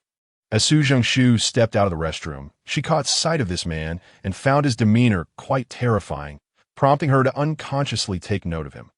Suni turned and entered a private room. While Su Zhengshu, clinging to Yonghua's arm, wished to leave promptly. However, as they passed by the room Suni had entered, the door was ajar, and she instinctively glanced inside. Suni was manhandling a girl who appeared to be inebriated. Roughly tugging at her clothing, Su Zhengshu's assistant halted in her tracks, a contemplative expression creeping onto her face. "What's wrong?" Yonghua inquired, noticing Su Zhengshu's daze. That girl seemed vaguely familiar to Su Zhengshu's assistant. She felt she had seen her face somewhere before, otherwise she wouldn't have felt such a sense of recognition moments ago. Suddenly, after a brief moment of reflection, she remembered seeing her during work. In the office of their team leader, where a photo of team leader Jean Meiding and her daughter often adorned the desk. She, the daughter of team leader Jean Meiding. Su Zhengshu's assistant gasped, instinctively covering her mouth, a wave of panic washing over her. She is the leader's daughter. Should I help her? The man was clearly up to no good. Anxiety surged within her, while Jean Meiding had never been particularly kind to her. Their relationship was more akin to that of ordinary colleagues who crossed paths daily. Now, faced with the crisis befalling the leader's daughter, the inherently kind-hearted Su Zhengshu couldn't bring herself to ignore the situation. Yet, the image of Suni filled her with trepidation, causing her to waver, her fear further complicating her resolve. Just then, the very Yonghua who had previously shared an intimate moment with her came into view. Of course, she had her boyfriend by her side. "Yonghua, let us help that girl," Su Zhengshu urged, pulling Yonghua closer to the door and whispering her request while cautiously pointing towards the room within. "Are you out of your mind? Why get involved in someone else's business?" Yonghua shook off Su Zhengshu's grip, clearly displeased. "But that looks like my boss's daughter. How can I pretend I didn't see anything?" A hint of desperation colored Su Zhengshu's expression. "Let us help her." Faced with the pleading gaze of his beautiful and gentle girlfriend, Yonghua wrestled internally for a moment. Suni was clearly a thug. If he interfered and jeopardized Suni's plans, would he not become a target himself? But soon, he concocted a self-serving rationale. I'm preparing for civil service exams. If anyone finds out I got into a conflict with someone, it could negatively impact my chances. Isn't this a case of righteous action? How could it affect your exams? Are you afraid? Su Zhengshu challenged, her irritation flaring at Yonghua's absurd excuse that if I say it will affect me, then it will. How dare you question me like that? Yonghua sounded agitated, akin to a cornered animal that if you want to go, I will. Resolute, Su Zhengshu forcefully pushed open the slightly ajar door to end that moment of courage. Perhaps fueled by her anger at Yonghua's cowardice, her bravery faltered as she faced Suani. Who the hell are you? Suani snapped, his irritation evident as he glared at the intruder. What are you doing? Su Zhengshu's voice trembled, her fear palpable. What is it to you? Suani retorted, followed by a menacing warning. Leave now, or you'll regret it. With that, he revealed a knife strapped to his waist. The sight of Suani brandishing a weapon, albeit primarily for intimidation, sent a shiver down Su Zhengshu and Yonghua's spines. Who would dare to gamble with their life? Everyone fears death, especially the timid Su Zhengshu and Yonghua. Yet in comparison to Su Zhengshu, Yonghua's cowardice appeared even more pitiful. Let us go. We need to leave, Yonghua urged in a hushed tone, tugging at Su Zhengshu's attire. But Su Zhengshu's gaze kept darting between Suani and the vulnerable girl. Torn between fear and her unwillingness to abandon her, I'm calling the police, she declared, pulling out her phone to dial for help. Suddenly, Suani, unbeknownst to him, before he could fully comprehend the situation, Suani was taken aback upon catching sight of Shiyang's countenance, rendered speechless by the startling revelation. Thud! Splash! Shiyang seized Sun Yi, delivering a forceful punch to his abdomen, the impact violently expelling the acidic contents from Sun Yi's stomach, sending him sprawling across the floor like a lifeless dog, 2 meters away. Are you all right? Shiyang cast a nonchalant glance at assistant Su Zhengshu, hastily turning away. I'm fine. Su Zhengshu realized her state of undress only upon noticing Shiyang's deliberate gesture. A sudden chill coursing through her chest, her face flushing with embarrassment as she hurriedly shielded her vulnerable areas.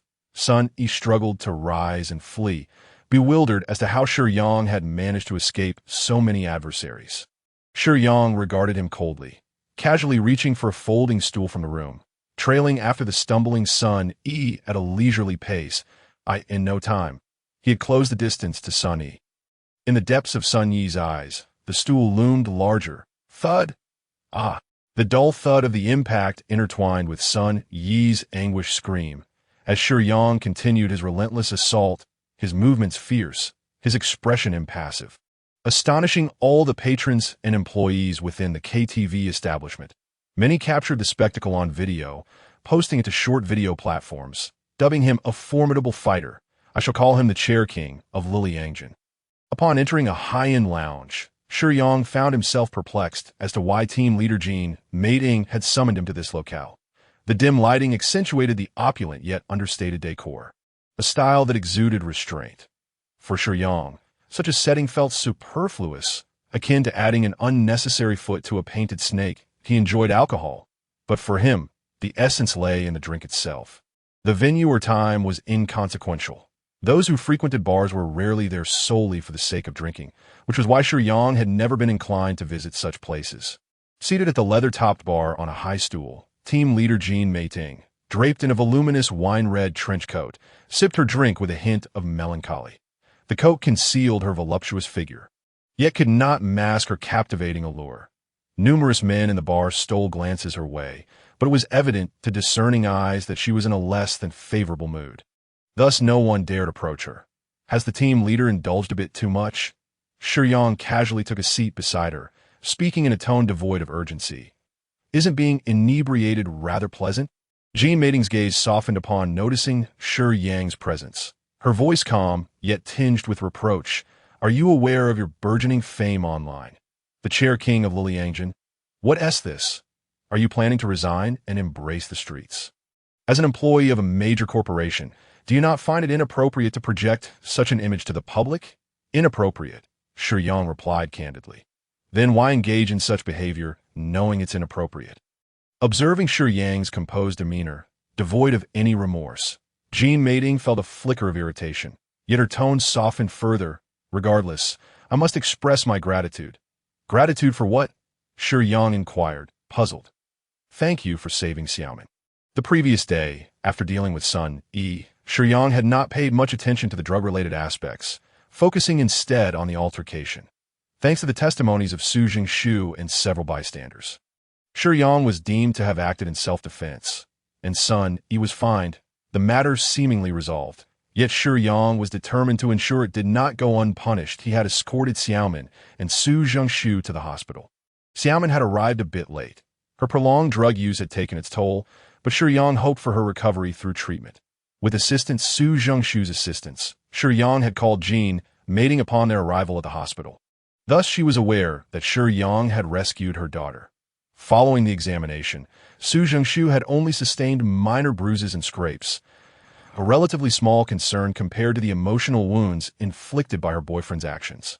The thought of her partner's betrayal left Su Jingshu feeling desolate, her mind clouded with disappointment and sorrow. That evening, after consulting with Xiao, Shiyang stealthily approached Sun Yi and dispatched him, the details of which are best left unspoken, save for the fact that he passed away peacefully. Moreover, upon departing, Shiyang made off with all of Sun Yi's hidden narcotics. Returning to the present, as Jean Mating spoke of her daughter, her eyes glistened with unshed tears. For the first time, the typically assertive leader allowed herself to show vulnerability before a relatively unfamiliar subordinate. You may have heard the gossip surrounding me, but truth be told, I don't mind using my body to resolve issues. As long as the objective is achieved, the methods are inconsequential. However, I have tirelessly clawed my way up to provide Xiaomin with a better life. She is my everything that I have not heard the rumors regarding team leader Jean. But even if I had, I would not be concerned. Everyone has their own way of surviving. I believe I lack the standing to judge those who strive earnestly for success. Shiyang's genuine words and serene smile warmed Jean Mating's heart, fostering a newfound appreciation for him. This man possessed a certain refinement and understanding of respect. Yet her purpose in inviting Shiyang out today was not merely to bare her soul, but to discuss an important matter. Rubbing her eyes discreetly, Jean Mating shifted back to business. By the way, I called you out today to share some news. News? Shiyang inquired, puzzled. Regarding the incident with Che Zhouhan, I am aware you were one of the victims. However, in large corporations, the distinction between right and wrong is often overlooked. That incident had already cast a shadow on the company's image. And with your recent rise to fame online, a company employee involved in a brawl reflects poorly on the firm. Therefore, the higher-ups have decided to transfer you from the headquarters. Then let them transfer me to the... Jean Mating's mouth fell agape in surprise. You don't care? This is a position at the headquarters, significantly better in terms of treatment and status than that of a branch. I don't care, Shiyang replied decisively. You can be honest with me. I invited you out to discuss this matter. You saved me on the rooftop, and then you saved my daughter. Regardless, I will ensure your position is secure. No, I want you to become the director, responsible for employee training. Jean Mating was unexpectedly generous in her gratitude. Thank you for your kindness, team leader, but I truly do not mind, nor do I wish to trouble you. If there is nothing else, I shall take my leave. You should head home as well. It's late, and safety comes first, Shiyang stated, preparing to rise. Xiao was at home. Although they were friends, he felt it prudent to return without informing her of his departure. Is that it? You don't plan to stay and share a drink with me? Jean Mating could hardly believe it. Was it possible she had aged and lost her allure? I prefer not to drink with others. Let's leave it at that, team leader. Shiyang politely declined that I go to great lengths to help you advance, and you won't even join me for a drink? Upon detecting a hint of dissatisfaction and pleading in Jean Mating's voice, Shiyang hesitated, having half risen, only to settle back onto the high stool. Doesn't your daughter require your attention? Team leader? He gestured to the bartender, ordering a glass of huaxia baijiu. The varieties of baijiu were numerous. Yet in this land of pickled vegetables, they rarely ordered it, as most did not favor such potent spirits. As Shiyang ordered a glass of strong huaxia liquor, Jean Mating's lips curled in disdain. Privately thinking, another young man trying to impress women. The moment that thought crossed her mind, Shiyang raised his glass and downed the entire contents in one swift motion. Jean Mating clearly observed that not a drop remained in his cup. Seizing the glass from Shiyang's hand, she confirmed the truth of his claim. Not a single drop left. While it was not a typical whiskey glass, it held approximately 2 to 3 ounces. Jean Mating couldn't help but regard Shiyang with newfound respect. It seems this isn't your first encounter with Huaxia's baijiu. Do you enjoy it? Given the strength and high alcohol content. Can you handle it? I've always been a drinker of baijiu. Shiyang exhaled a breath of alcohol after finishing his drink and signaled the bartender. Is smoking allowed? This area permits it. Certito. Thank you. With that, Shiyang pushed his glass forward, indicating for the bartender to refill it, while casually retrieving a cigarette pack from his pocket, observing Shiyang's composed demeanor as he lit a cigarette with a flourish. Jean Mating's eyes sparkled with intrigue. With such a meager tolerance, why indulge in alcohol? Shiyang muttered in jest, I can hold my own. Let's order another. Jean Mating, slightly tipsy, occasionally uttered whimsical remarks, her movements becoming unsteady. Yet Shiyang gently guided her back to a stable position, in the midst of a delicate predicament. When team leader Jean Mating leaned against Shiyang's back, the windbreaker she wore fluttered slightly, and her hands clung to Shiyang's robust thighs encased in black stockings. Even Shiyang, who was typically composed, felt a stirring within, prompting him to quicken his pace. Jean Mating, an ordinary individual, was no match for Shiyang's extraordinary physique, which far surpassed that of the average person. Although he had once relished indulging in spirits, his tolerance was commendable. This evening, after sharing a few drinks with Jean Mating, he consuming white liquor while she opted for fruit wine, he remained unaffected. Yet she succumbed to inebriation. However, as she had not made any arrangements prior to her collapse, Shiyang could not simply abandon her there. He had to carry her out of the bar, intending to hail a taxi for their return. He soon realized that the late hour made this endeavor exceedingly difficult, with few cars on the road and even fewer willing to stop. Thus, he found himself walking step by step towards a residence. Fortunate that it was not far, as the meeting place had been chosen for its proximity. Yet, even a short distance became a challenge when carrying a weight of around 70 to 80 kilograms. Jean Mating, with her drunken gaze fixed upon Shiyang's forehead, which glistened with perspiration, felt his hand shift slightly down her leg, igniting a flicker of interest within her. Curious about the man she found somewhat appealing, she pondered Shiyang's apparent disinterest in women. Women, at times, are akin to cats, driven by curiosity, as someone accustomed to accompanying her superiors for drinks. Jean Mating prided herself on her own drinking capabilities. Although she was not entirely inebriated, she retained a degree of lucidity. Tightening her embrace around Shiyang's neck, she brushed against him, making him acutely aware of her voluptuous form, prompting him to halt in his tracks. I houching. What's the matter? She inquired coyly, her enchanting eyes shimmering with intoxication. Mating, could you please refrain from moving around? Shiyang replied, his tone laced with ice. Undeterred by his words, Jean Mating tightened her grip on her shapely legs. Oh, what are you doing? Shiyang abruptly set her down and adjusted his coat collar, stating, It's clear you're not completely drunk, so I suppose you no longer need my assistance, that I shall take my leave. Hey, you. Jean Mating, eager to rise, momentarily forgot she was wearing high heels and inadvertently twisted her ankle. Shiyang walked a few paces away, but upon witnessing her seated on a stone edge, gently wincing in pain, he ultimately returned. Humph, you still possess a conscience, Jean Mating thought, unaware of her own girlish demeanor. Gazing at the dashing man before her, she revealed a victorious smile and gently reclined against Shiyang's back. She appreciated a man who would yield for her, yet Shiyang's sense of propriety only enhanced her perception of him as a gentleman. Though not entirely intoxicated, the pain from her ankle jolted Jean Mating back to clarity. I've recently discovered you are rather special, she mused, observing Shiyang's profile. You seem like you belong to a different world, facing everything with such calmness. People are simply people. There is nothing particularly special about that, he replied. Their conversation meandered, fostering a deeper understanding between them that in my school days, I encountered a man with whom I believed I could grow old. I gave him everything, yearning for familial happiness, only to be abandoned while pregnant. Jean Mating reflected, reminiscing about her past. Apparently, we have grown familiar enough to share such stories, Shiyang teased lightly, then adopted a more serious tone. Being a single mother must be arduous. Indeed, Jean Mating stretched, a hint of bitterness in her eyes. It is undeniably challenging, yet everything I endure is for Xiaomin. She is my entire world. Jean Mating recognized that her decision to invite Shiyang out for drinks stemmed from her gratitude for saving her daughter. How could she overlook the man who had rescued her child? Shiyang remarked, I've heard that when Native Americans gallop across the plains, they occasionally pause to look back, fearing their souls might lag behind. If the leader finds this arduous, perhaps she should try stopping and glancing back, he suggested, eliciting wide-eyed astonishment from Jean Mating. She gazed at his handsome profile, struck by the depth of his insight. For so long, she had deemed men superficial, solely preoccupied with women's bodies. Yet here was one offering profound solace on a spiritual level.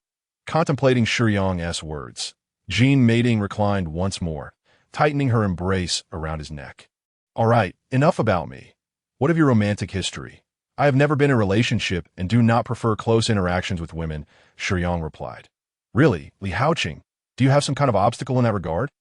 She teased, recalling his momentary stiffness during her earlier flirtation. With extensive experience, she sensed that Shiyang was not disinterested in women. Rather, he was suppressing something within himself. I simply don't like to get too close to other women. He answered. What of your family? Surely they don't oppose such views? I have no family, he stated. The world as well had altered others' perceptions of Shiyang, leaving them unaware of his recent past. Originally planning to call a cab to return home, Jean Mating found herself engaged in conversation with Shiyang for quite some time. With a steady pace, he managed to escort her home without wasting much time. As she observed Shiyang, who had carried her all the way, Jean Mating marveled at his stamina. Xiaomin remained in the hospital, and that day, Jean Mating had specifically hired 2 female nurses to care for her. Leaving only herself and Shiyang at home, as Shiyang prepared to take his leave, the typically open Jean Mating licked her rosy lips. Could you help me apply some medicinal liquor? She asked, beginning to slowly slide down her stockings. Seemingly deliberate in her movements to ensure Shiyang could see clearly. Such matters, you could handle yourself, he remarked, having gleaned some understanding of her character during their walk. Shiyang was the type who responded better to gentleness than force. He was peculiar, yet fundamentally upright, maintaining a gentlemanly demeanor towards women who expressed kindness. With this in mind, Jean Mating feigned vulnerability. Could you lend me a hand? Where is the liniment? Shiyang did not refuse this time. Jean Mating placed her leg upon his lap, and he poured the medicinal liquor into his palm, warming it before gently massaging it onto her exquisitely shaped ankle. Your focus is commendable. She tilted her head slightly. Observing him, I find myself rather appreciative of you. Jean Mating's allure could leave men bewildered. Yet even as Shiyang diligently massaged her ankle, he remained wholly attentive. Suddenly, she leaned closer, and he realized how near she had come. Close enough to clearly perceive her fair, soft skin and the intoxicated warmth in her gaze. Adorned with long, dark lashes, she radiated a captivating charm, and the proximity quickened his breath. This is a token of gratitude. Thank you for your help, she whispered softly, her breath mingling with the scent of fruit wine. You are too kind. Mating. Shiyang quickly regained his composure, gently placing her leg back onto the sofa and looking into her eyes. It is quite late. You should rest.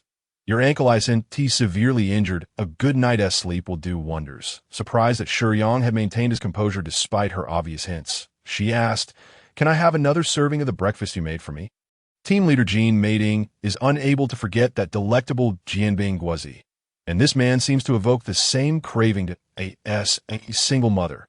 Jean Mating can vaguely sense the allure of Shiyang's charm. Yet it is evident that Shiyang is currently unwilling to engage in intimate interactions with her. As a woman of sophistication, she would never overtly demand anything in matters of romance. Instead, she merely requests the opportunity to savor Jianbing Guozi once more. All right, I shall deliver it to your office tomorrow. Good night, Shiyang said before taking his leave. Gazing at the empty room, Jean Mating curled her legs, feeling somewhat lost in thought. Wow, master, you have such self-control. I admire you even more. Jean Mating is clearly not an ordinary woman. In my years of existence, I have seldom encountered a mature woman with such depth. This level of sophistication is entirely incomparable to the likes of Xiao Xiao, who relies solely on her appearance and possesses a Na'vi spirit. In response to Li's playful teasing, Shiyang merely chuckled self-deprecatingly. All right, I understand that the master dislikes intimate interactions with others. I shall refrain from jesting. Li straightened her demeanor and continued, there are other spirits present, master. There are individuals in this world who resemble you, yet we spirits are unable to sense each other's precise locations. Jianbing's residence is situated in a high-end apartment complex, surrounded by affluent individuals, at least from the middle class and above. Standing amidst the towering buildings, Shiyang felt an unsettling premonition. Meanwhile, at Hayabusa's dwelling, several tattooed gang members scoured the place, but found no trace of the merchandise. This kid has been taken out. Could it be that the goods were also stolen? This situation is dire, and I am at a loss as to how to report back to the boss. Brother, how is it? Xiao Xiao gazed at Shiyang with eager anticipation as he sampled the breakfast she had prepared. Their time living together has been brief, yet Xiao Xiao yearned to do something within her capacity to repay him. This morning, Shiyang had risen to find that Xiao Xiao had already prepared breakfast for him. Although the presentation was not particularly appealing, it was clear that she had put in considerable effort. After 3 days of rest, I must return to work today. You should take good care of yourself at home, Shiyang remarked, grabbing the Jianbing Guozi he had prepared. All right, I'll wait for you to return tonight. Xiao Xiao replied, relishing this feeling. Over the past few days, she had diligently practiced cooking and household chores, making rapid progress in these areas. Despite living under the same roof, with Shiyang sleeping in the living room and her in the bedroom, there was a mere few meters between them, yet Xiao Xiao often felt an immense distance from him. However, she no longer dwelled on this issue. Shiyang provided her with a semblance of normalcy, which was a form of salvation for her, and she felt content. Girls who are easily satisfied are often overlooked, as perhaps it is human nature to disregard that which comes too easily. Nonetheless, Xiao Xiao felt puzzled by Shiyang's earlier solitary presence in the kitchen. What was brother doing? Preparing lunch. Aware of the Jianbing Guozi's allure, Shiyang ensured that Xiao Xiao did not see or smell it. Upon stepping outside, he encountered Lu Shiyang. Good morning, uncle. Are you heading to work? Shiyang greeted him warmly, but through the door crack, she caught sight of a woman in Shiyang's home, who appeared rather unrefined. Yes, I'm going to work. Are you? Shiyang replied, unfazed by Lu Shiyang's slightly odd expression. Yes. Shall we head to the bus stop together? Suppressing her strange thoughts, Lu Shiyang extended an invitation to Shiyang. All right, Shiyang responded, not giving it much thought. Simply walking together since it was on the way. Little did he know that in the original storyline, Lu Shiyang harbored unusual feelings for Li Haoqing. When she had first moved in, she stumbled on the stairs and fell into his arms, which had sparked other thoughts within her. Although she had a boyfriend at the time, she managed to restrain herself. Yet Shiyang's Jianbing Guozi had awakened her suppressed desires. As they walked, Shiyang sensed something was off with Lu Shiyang. She trailed closely behind him, stealing glances, clearly wanting to say something but unable to articulate it. The thoughts of an innocent girl are often transparent. Yes, there's something you wish to ask me.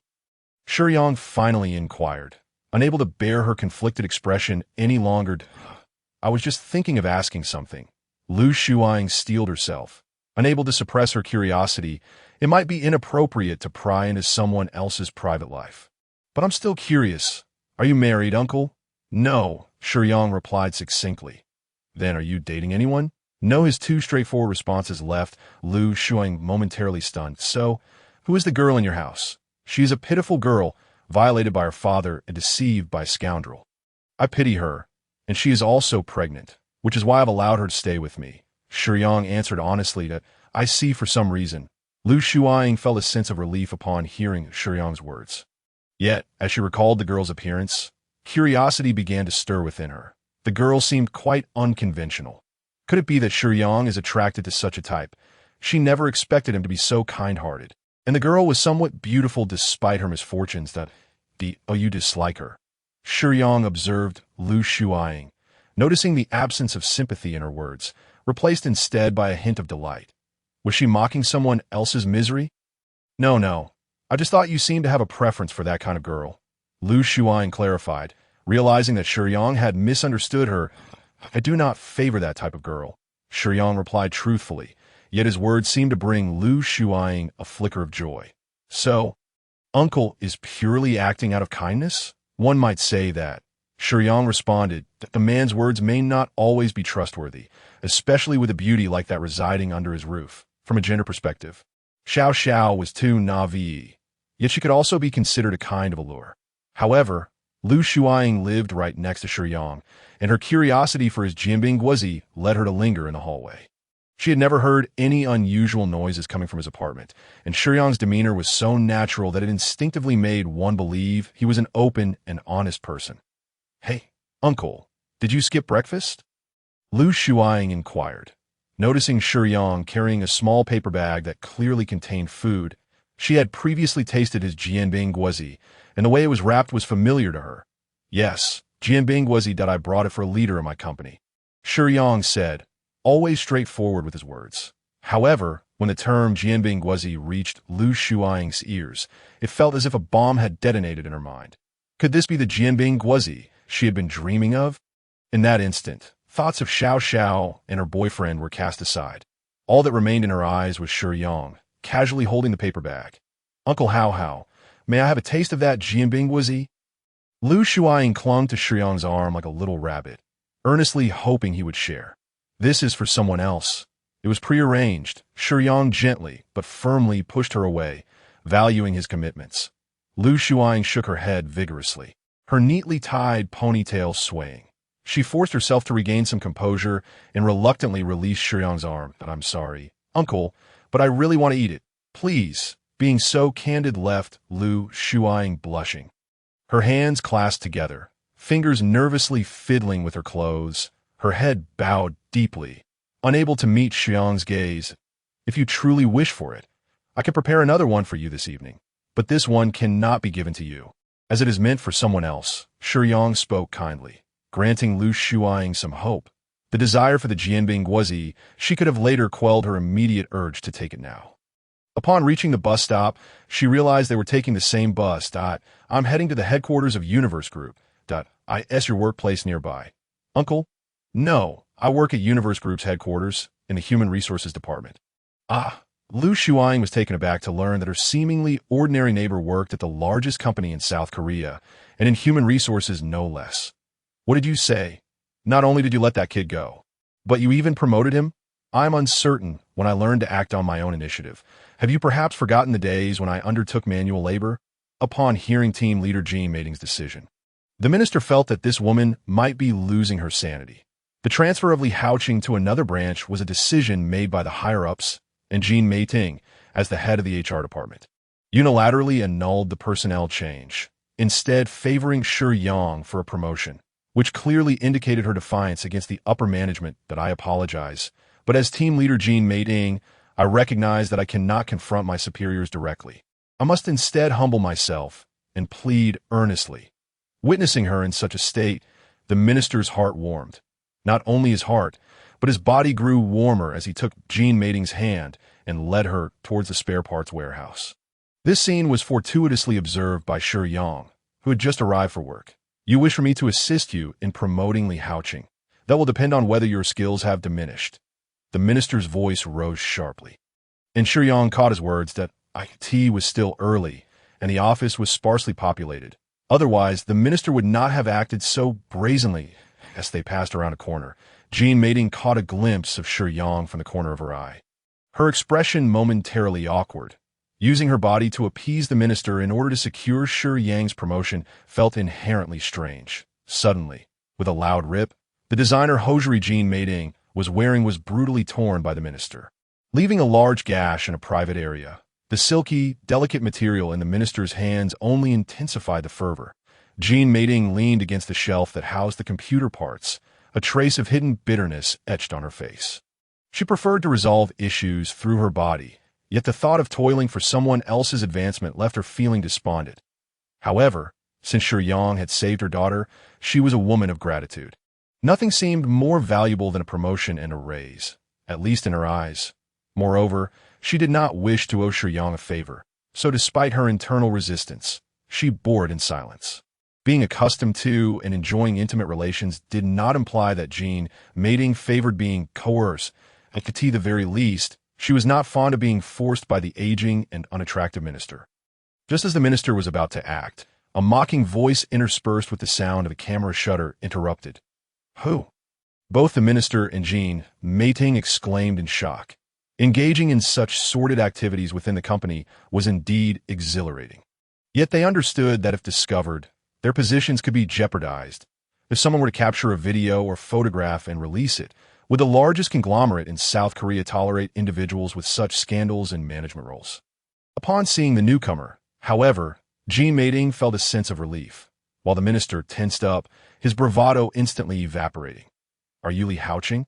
The minister, having seen Shiyang's profile, recognized him, as the company had recently faced two major incidents that had stirred negative attention, making Li Haoqing's appearance widely known. Yes, delete the photos. The minister commanded Shiyang in a tone befitting his authority. Delete them? Why? You. The minister fumed, ready to issue further threats. Bang! Shiyang seized the minister by the neck, forcefully pinning him against the shelf. His grip was like an iron clamp, powerful and unyielding, rendering the minister's struggles futile as his face quickly turned a deep shade of purple.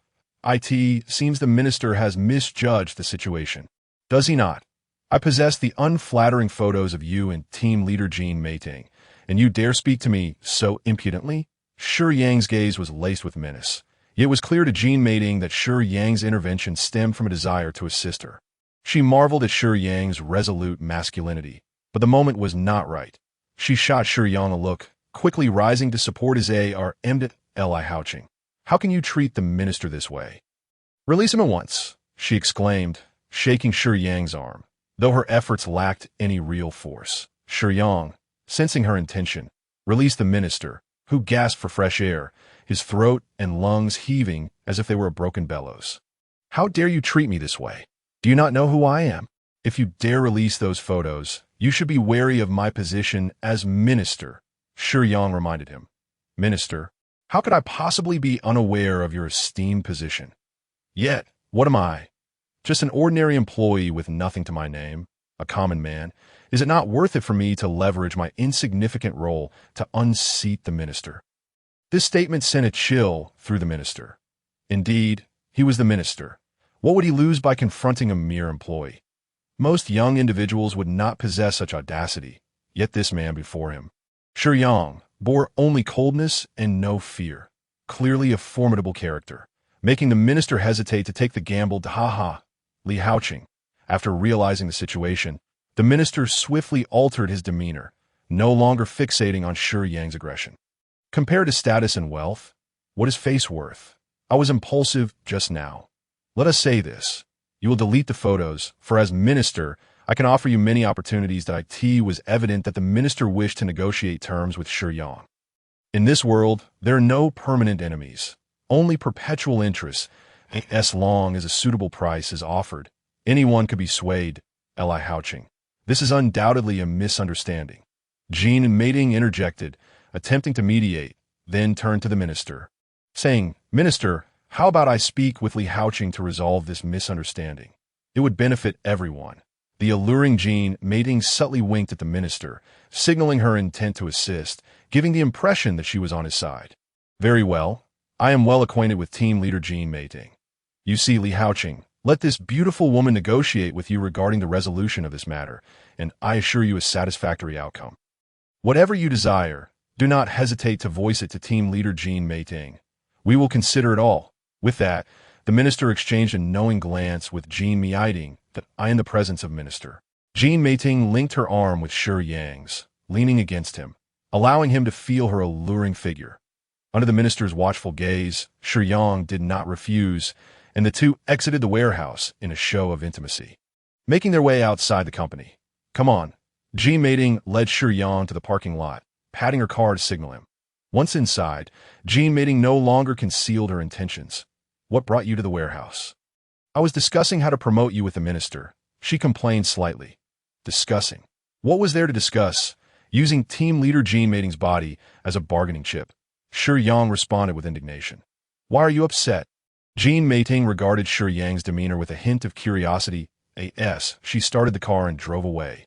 She continued, "To achieve a promotion, you must have the minister's approval. You must understand that in this world, who does not seek something in return for helping others? Using one's body to curry favor with superiors may sound unseemly and vulgar, yet proves to be remarkably effective if I play along with him. It is highly likely he will relent and agree to my arrangements. In due time, you'll be promoted and receive a raise. What is inappropriate about that? I would rather forego promotion and pay. I do not wish for others to undertake actions they are unwilling to, on my behalf. I thought you were quite mature. You must realize that nothing is more important than money and status. For the sake of status, how many would willingly forfeit their lives? If promotion is built upon the sacrifices of others, I would rather not have it at all." Shiyang's steadfastness left Jean Meiting a loss. She had assumed his reluctance stemmed from immaturity, yet in truth, it was his stubbornness that prevailed. "Given your stance, if you are not particularly interested in a promotion, then what do you desire?" "Money. Women. I can arrange anything for you. After all, you saved Xiaomin, and I must repay you in some manner. I desire nothing. If you wish to repay me, then simply live well with your daughter." Shiyang's words struck a chord within Jean Meiting. Despite having the opportunity to ask for something, he chose instead to express a wish for her and her daughter to live happily. Other women might withstand such gentleness, but Jean Meiting was particularly susceptible to it. For a woman well-versed in the hardships of life and the darkness of society, sincerity was a lethal weapon. With an abrupt halt, the sedan came to a stop on a desolate peripheral street, flanked by verdant foliage. Not far ahead lay a tunnel with scarce foot traffic. The heart betrayed its calm, beating erratically twice, as team leader Jean Meiting was about to utter something.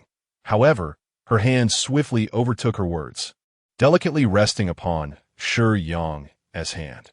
Shiyang's pupils dilated in surprise, and he quickly presented a paper bag before her. It contained a freshly made Jianbing Guozi, still warm to the touch. Shiyang smiled tenderly. "You truly are a fool," Jean Meiting remarked, gazing at Shiyang's handsome visage and charming demeanor. Most importantly, he had not forgotten to bring her the breakfast they had agreed upon, embodying what it meant to be a true gentleman. This left her momentarily entranced, and she playfully scolded him, her tone imbued with a hint of affection rather than disdain. "I can send you the minister's photo. This way, he won't be able to bully you anymore," she continued. "He wants you to mediate, but I don't require anything in return. You may express your own needs to him, and if he seeks revenge, let him come to me. I trust you can handle it. Take your time eating. I must head back now. I will likely be late," Shiyang said, sensing something amiss in Jean Meiting's gaze, making it clear that shifting topics would be challenging. He opened the door and exited the vehicle without delay. "Wait?" Jean Meiting, visibly affected, looked after Shiyang in confusion. Having already touched a woman's heart, shouldn't he, a normal man, seize the moment, especially with no one around, to engage in an exhilarating encounter? Yet he simply walked away. Jean Meiting found herself frequently reflecting on this man, who always prioritized her well-being despite being at an advantage. Little did she know that Shiyang's considerations were primarily driven by his own energy needs, but she was deeply moved by his selflessness. Even when he had the minister in his grasp, he chose to allow her the opportunity for gain. Could it be possible for a man to care for someone to such an extent? Jean Meiting pondered, contemplating whether a man's kindness toward the woman might stem from affection or some other motive. Yet she was no longer a naive girl. She felt touched by Shiyang's actions and found herself somewhat attracted to him, not averse to deeper engagement. However, when it came to romance, she hesitated. Recalling Shiyang's striking appearance and robust physique, an uncontrollable warmth surged through Jean Meiting. "Master, we have gained energy again. 300 points, Li reminded. Jean Meiting remained a pivotal figure in this world, surrounded by a significant amount of worldly energy. After earning her recognition, the energy accumulated naturally, bringing their total to 400 points. This was undoubtedly the best news for Shiyang. As he conversed with Li, he leisurely made his way back. Jean Meiting had driven a fair distance, but he wasn't anxious about being late, having already informed them. What was there to fear? Just as Shiyang strolled along, a loud crash resonated from the tunnel behind him, followed by the blaring of a car alarm. Shiyang turned swiftly and dashed toward the other end of the tunnel, worried that something had happened to Jean Mei-Ting, as her vehicle was the only one present moments ago. Upon reaching the scene, he was taken aback to find Jean Mei-Ting hastily abandoning the scene after colliding with a man. The panic etched on her face was unmistakable, causing Shiyang to furrow his brows. However, he set aside her hit and run for the moment and focused on the injured individual, for a life was at stake. Rushing to the man's side, he crouched down. The man still retained some consciousness. Initially despondent upon witnessing the fleeing woman, the man's hope reignited at the sight of Shiyang. "Help me improve my first aid knowledge," Shiyang instructedly, "just the basics in the event of a car accident. One must not move the injured carelessly, especially regarding the spine. The priority was to control any bleeding. Given the likelihood of major wounds from such incidents, immediate action was necessary. Without stopping the blood flow, the individual could perish swiftly." Shiyang tore off his shirt to properly bandage the man's injuries. Should the man's breathing or heartbeat cease, he would need to perform CPR. However, as the man remained conscious, the primary concerns were the abrasions and lacerations that continued to bleed. "Thank you," the man uttered weakly. "Do not speak," Shiyang replied, rolling his jacket to cushion the man's head where there was no injury. "I've already called for an ambulance. Hold on. Does your chest or abdomen hurt? If so, blink." Shiyang's actions were timely, and by the time the ambulance arrived, the man was in a reasonably stable condition, barely maintaining consciousness in the original narrative. After Jean Mei-Ting conversed with Li Haoqing, she had struck a pedestrian while driving away in a state of distraction, fearing for her reputation in the company, which prompted her to flee the scene. Initially conscious, the injured man succumbed to excessive blood loss while waiting, and by the time he reached the hospital, it was almost too late. Although he survived, he was left in a state akin to that of a vegetative patient.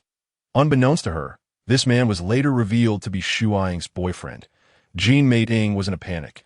She had let her mind wander while driving. Having been stirred by Shiyang's charm and indulging in her long-craved Jianbing Guozi, her concentration faltered. She had never anticipated encountering a cyclist in such a remote area. After the collision, her instinct was to help. But recalling the company's recent poor reputation, the thought of another management-level individual injuring a pedestrian weighed heavily on her. With Shiyang now possessing leverage over her, her once favorable position could be jeopardized. Thus, she hesitated, leading her to consider evasion. Spotting no one around, she accelerated away from the scene. Upon returning to the company, Shiyang entered Jean Mei-Ting's office. "Haoqing, why are you back so late?" Jean Mei-Ting inquired, a hint of guilt creeping into her voice, though she was oblivious to the fact that Shiyang appeared slightly irate. Team leader, Shiyang closed the door behind him and directly confronted her. "Did you hit someone on the road? You saw?" Jean Mei-Ting gasped, her expression paling, the vibrant beauty losing its luster. "Fleeing the scene of an accident. Do you believe that is acceptable?" Shiyang questioned sternly. Jean Mei-Ting found herself at a loss for words. She recognized her actions were wrong, yet she lacked the courage to face the consequences. If questioned by anyone else, she might have denied or distorted the truth.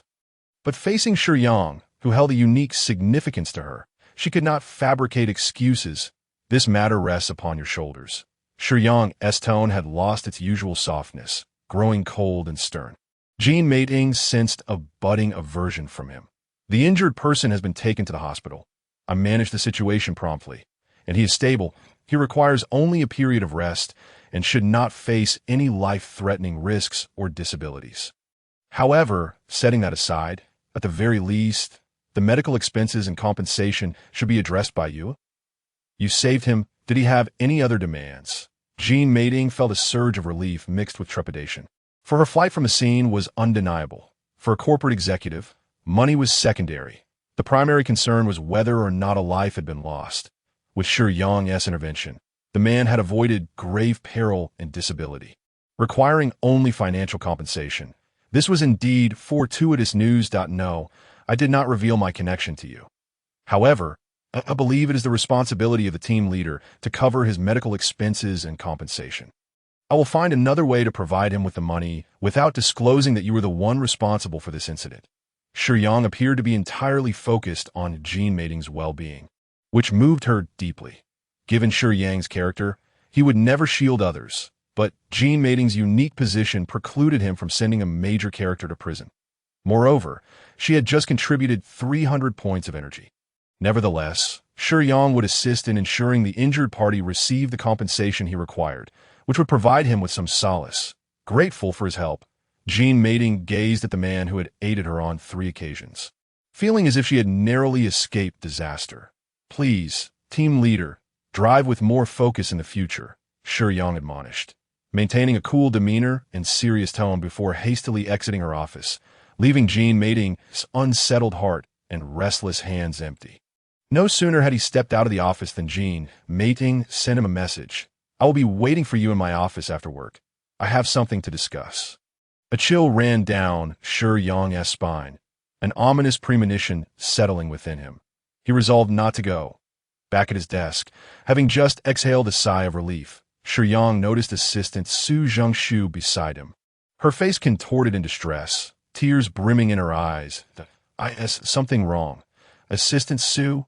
Shiyang inquired politely, concerned for his colleague. "Oh, it's nothing," Su Zhengshu's assistant said, wiping her tear-stained eyes and trying to appear strong, though she failed to realize that this only made her seem more affected.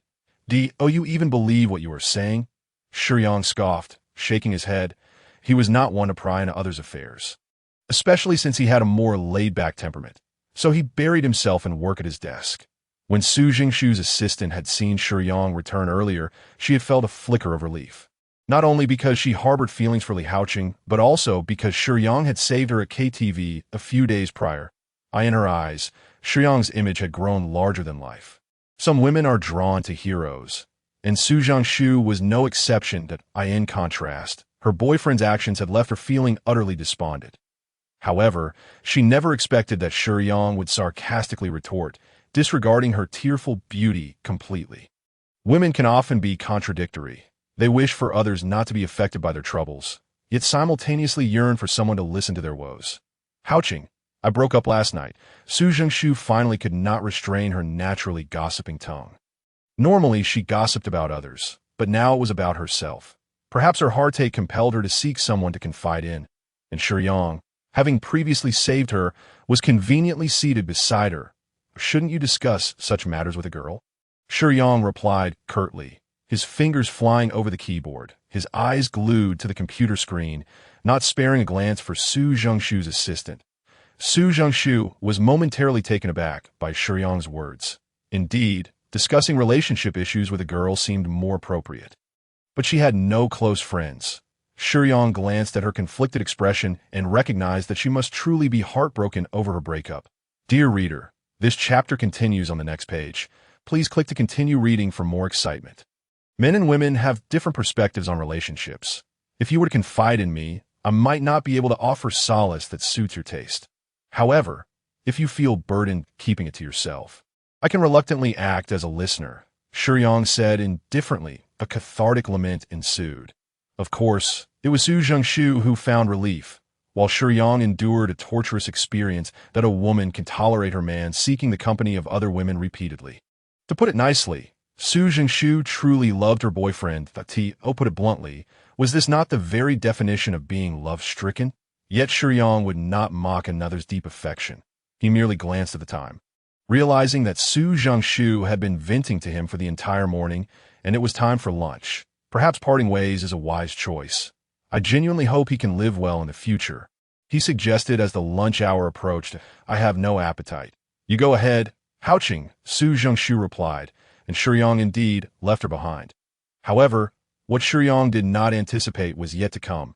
Upon reaching the staff cafeteria, having purchased his lunch and seated himself at an empty table, a beautiful girl in a receptionist uniform took the seat beside him. Lu Shiyang appeared despondent, her demeanor heavy with unspoken woes. They had exchanged a few words on the bus earlier, discovering they both worked at the Universe Group's headquarters. However, while Shiyang was a formal employee in the HR department, Lu Shiyang was merely a receptionist, which created a disparity in their statuses, yet their meeting in the cafeteria was hardly surprising. When Lu Shiyang spoke, Shiyang felt a jolt. "Uncle, I broke up yesterday, and my boyfriend in the original narrative. Lu Shiyang was known as the goddess of Li Haoqing's dreams, and he was aware that she had a boyfriend. However, Li Haoqing was oblivious to the timing of her breakup. Coincidentally, the person injured by team leader Jean Meiding was Lu Shuang's boyfriend, who had proposed a breakup mere days prior to the incident. The reason for their split was inconsequential. What mattered was that he had once saved Lu Shuang, and she had always remembered this kindness. After her boyfriend was injured, even post-breakup, Lu Shuang felt compelled to repay him, desperately seeking ways to gather funds for his medical treatment, even considering selling herself. Yet, due to Shiyang's intervention, her boyfriend had not suffered excessive blood loss and remained conscious after the news reached her that morning, alleviating much of her stress. Unlike the original plot, where she had remained silent and bottled up her feelings until confiding in Li Haoqing, the changes in circumstances allowed her emotions towards Shiyang, Li Haoqing, to surface sooner, leading to her lamenting during lunch. "Are you trying to figure out how to cover your boyfriend's medical expenses?" Shiyang thought it quite the coincidence, but he did not mention that he was the one who saved her boyfriend or that the negligent driver was team leader Jean Meiding. Earlier that morning, Shiyang had agreed with her boyfriend to secure a reasonable sum of money without involving the police, keeping it confidential. Thus, her ex-boyfriend had not informed Lu Shuang that the medical expenses were already taken care of. She remained troubled over how to manage the costs. "I truly don't know what to do," Lu Shuang confessed, her heart brimming with helplessness. She was just a girl who had recently graduated, and her boyfriend, suffering multiple fractures, required a substantial amount for treatment, leaving her at a loss. "Don't worry. I will help you resolve this," Shiyang said, setting down his chopsticks and gazing earnestly into Lu Shuang's eyes. Lu Shuang, who had just been lamenting her misfortune, was momentarily stunned that I said, "I will help you, that I will bring the money to the hospital tonight," Shiyang reiterated with conviction. "But how can I accept your money?" Lu Shuang was baffled by Shiyang's willingness to assist her ex-boyfriend so readily. "I'm sorry, Uncle. I shouldn't have burdened you with my troubles." She thought he was merely expressing discomfort at hearing her woes. Feeling a twinge of sorrow at his apparent impatience, "I'm not joking. Tonight, I will take the money to the hospital. You need not worry about the rest," Shiyang reassured the kind-hearted girl. "If you wish to repay him, consider this my gift to you. Now that you have broken up, you owe him nothing." "Uncle," Lu Shuang thought Shiyang was willing to pay for her ex-boyfriend's medical expenses out of goodwill, though she worked in the same company. As a receptionist, she was aware of the general salary levels, Shiyang's willingness to part with such a large sum. A hospital stay would likely cost around 500,000 pickles, approximately 30,000 Huaxia currency, was staggering, as this amount could take an ordinary employee nearly a year to save. Lu Shuang could hardly believe that Shiyang would offer such a significant amount just to help her. "Master, energy increased by 500, Li reminded. Is that even possible?" Shiyang was somewhat taken aback. "Why wouldn't it? Lu Shuang is the female protagonist. 500 is quite normal." Li replied cheerfully that no, I absolutely cannot accept your money. Lu Shuang thought it was inappropriate for Shiyang to bear the financial burden, especially given the substantial amount. "Well, since you've broken up, this is no longer something you can control. Relax, it's settled," Shiyang concluded, picking up his utensils and smiling at Lu Shuang before heading toward the area for collecting trays. The 30,000 Huaxia currency for medical expenses was hardly excessive. Mainly, it was the hospital stay that would be costly, fortunately not requiring any surgical procedures. Shiyang did not clarify that he was not personally providing the funds. And the unexpected energy gain was a delightful surprise. Since he could gain energy, Shiyang was content to let Lu Shuang maintain her misunderstanding. Previously, he had also arranged with team leader Jean Meiding, who agreed to hand over a sum of money to Shiyang before the end of the workday for him to pass on, effectively resolving the matter perfectly. Lu Shuang remained alone at her table, lost in thoughts about how much Shiyang must be sacrificing to help her. Soon, the workday concluded. Shiyang hesitated to meet with team leader Jean Meiding in the office.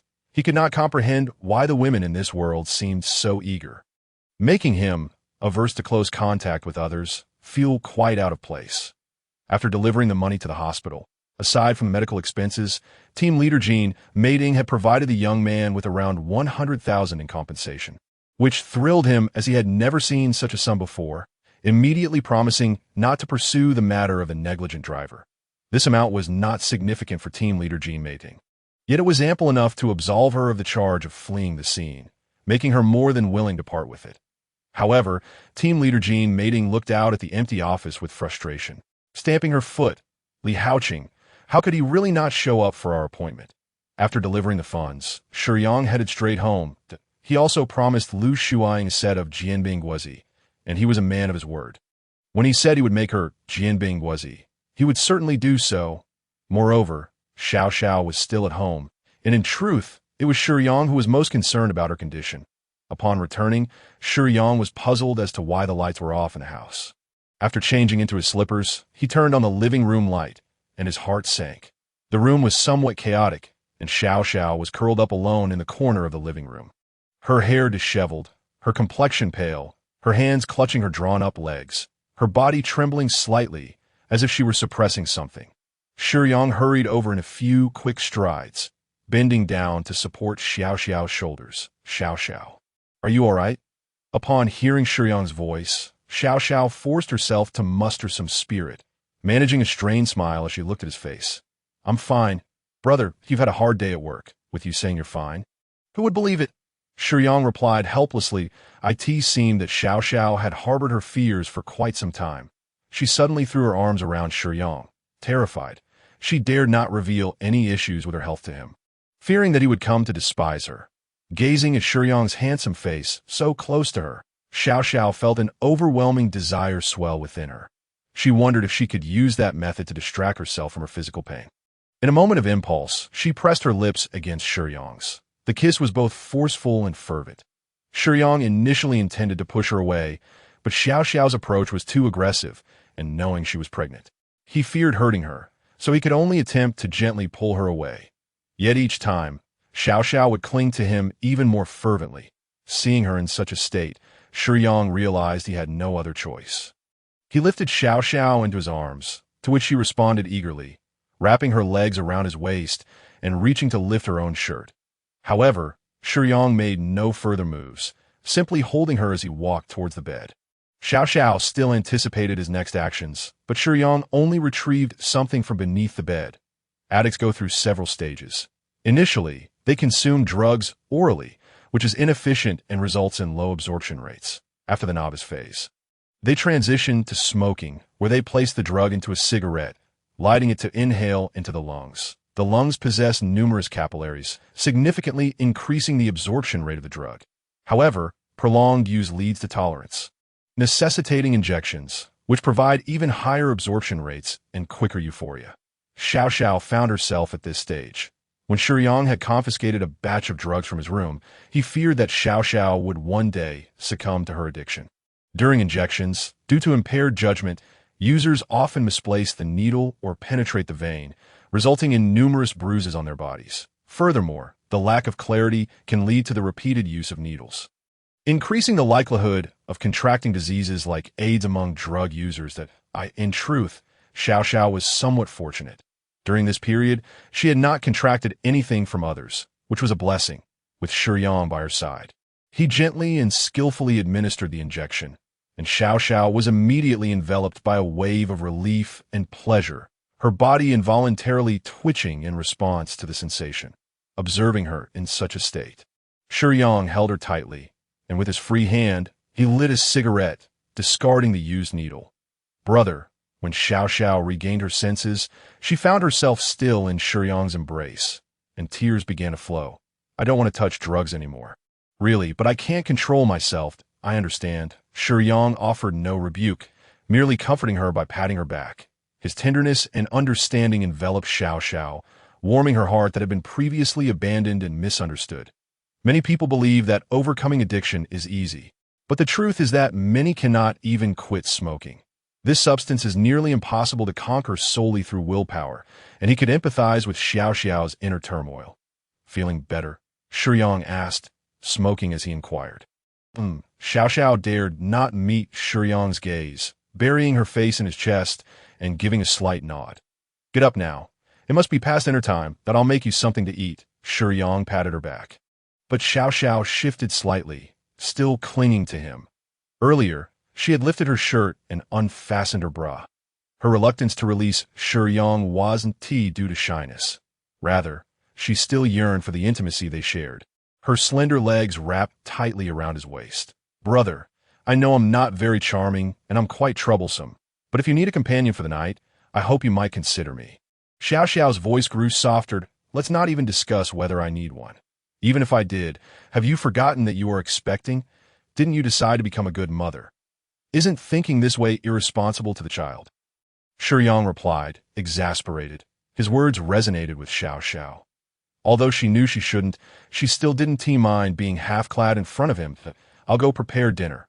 When Xiao Xiao finally released her hold, Shiyang averted his gaze, embodying the gentlemanly principle of avoiding inappropriate sight. "Brother," Xiao Xiao reluctantly grasped Shiyang's arm, glancing down to see the demon tattoo on her abdomen. Deep in thought, Shiyang prepared 2 sets of Jianbing Guozi, serving one to Xiao Xiao. Captivated by the deliciousness of the Jianbing Guozi, which had previously been overshadowed by the lingering effects of drugs, Xiao Xiao found herself increasingly enchanted by Shiyang. For the other set, Shiyang went next door to knock on Lu Shuang's door, delivering the promised Jianbing Guozi. "Uncle, would you like to come in for a while?" Lu Shuang felt a certain charm about Shenzhen. In the comic A Beautiful New World, apart from Li Haoqing, no other man seemed to possess any charisma, let alone be trustworthy. When it came to flirting, they spoke sweetly, but when the opportunity was gone, they could be utterly heartless. This was also why Su Zhengshu's assistant broke up. Lu Shuang did as well. And after Russell Li got together with Li Haoqing, she ignored Che Zhouan. Perhaps the author aimed to highlight Li Haoqing's uniqueness by diminishing other male characters. Shiyang indeed gave money to her ex-boyfriend, which Lu Shuang witnessed firsthand at the hospital. Upon returning, Shiyang had also prepared Jianbing Guozi for her as promised, which she had seen with her own eyes. Already feeling affection for Shiyang, now that she was free, her gratitude and feelings intertwined, prompting her to invite him. In truth, she was quite aware of the implications of inviting Shiyang inside, and so, with no need, I should head back to rest early. You should also get some sleep. You have work tomorrow. Good night, Shiyang said, hastily returning to his own home, leaving Lu Shuang momentarily wondering if something was amiss with her appearance. Sighing heavily, Shiyang lit a cigarette, feeling overwhelmed by the fervent attentions of women, filled with unspoken suggestions, which he found quite unsettling. His phone vibrated, signaling a message, sitting on the living room sofa and preparing to take a shower. He casually picked up his phone to check that a voice message from team leader Jean Meiding had arrived. "Haoqing, could you come to my house? I'm facing some issues, and I don't know what to do. Please, can you come?" The sound of her voice, tinged with tears, puzzled Shiyang. She had seemed perfectly fine before work. How had things changed so suddenly? After some contemplation, Shiyang recalled that the team leader had contributed 300 energy points, and he couldn't just ignore her. Despite feeling utterly exhausted from a long day of work and preparing 2 sets of Jianbing Guozi, his eyelids growing heavy, he resolved to get dressed and make the trip. "Xiao Xiao, I have to step out for a bit. You get some good rest," Shiyang called to the bedroom. Xiao Xiao would never hinder Shiyang's actions. She got up, walked to his side, and expressed her concern. "It's quite late. Please be careful on the road and take care of yourself. Don't overexert yourself. I'll be waiting for you at home," he replied before stepping out the door. What could it be? Shiyang pondered, though Jean Meiding had shown moments of fragility before him. She was a composed, mature woman, a standard career woman. She typically approached most situations with confidence. For her to sound so vulnerable, he could only recall her emotional state during the incident involving her daughter. Shiyang was acutely aware that his conjecture was likely correct. Something must have gone awry with the team leader Jean Meiting's daughter. Xiao Min, however, it appeared to be a matter of little urgency.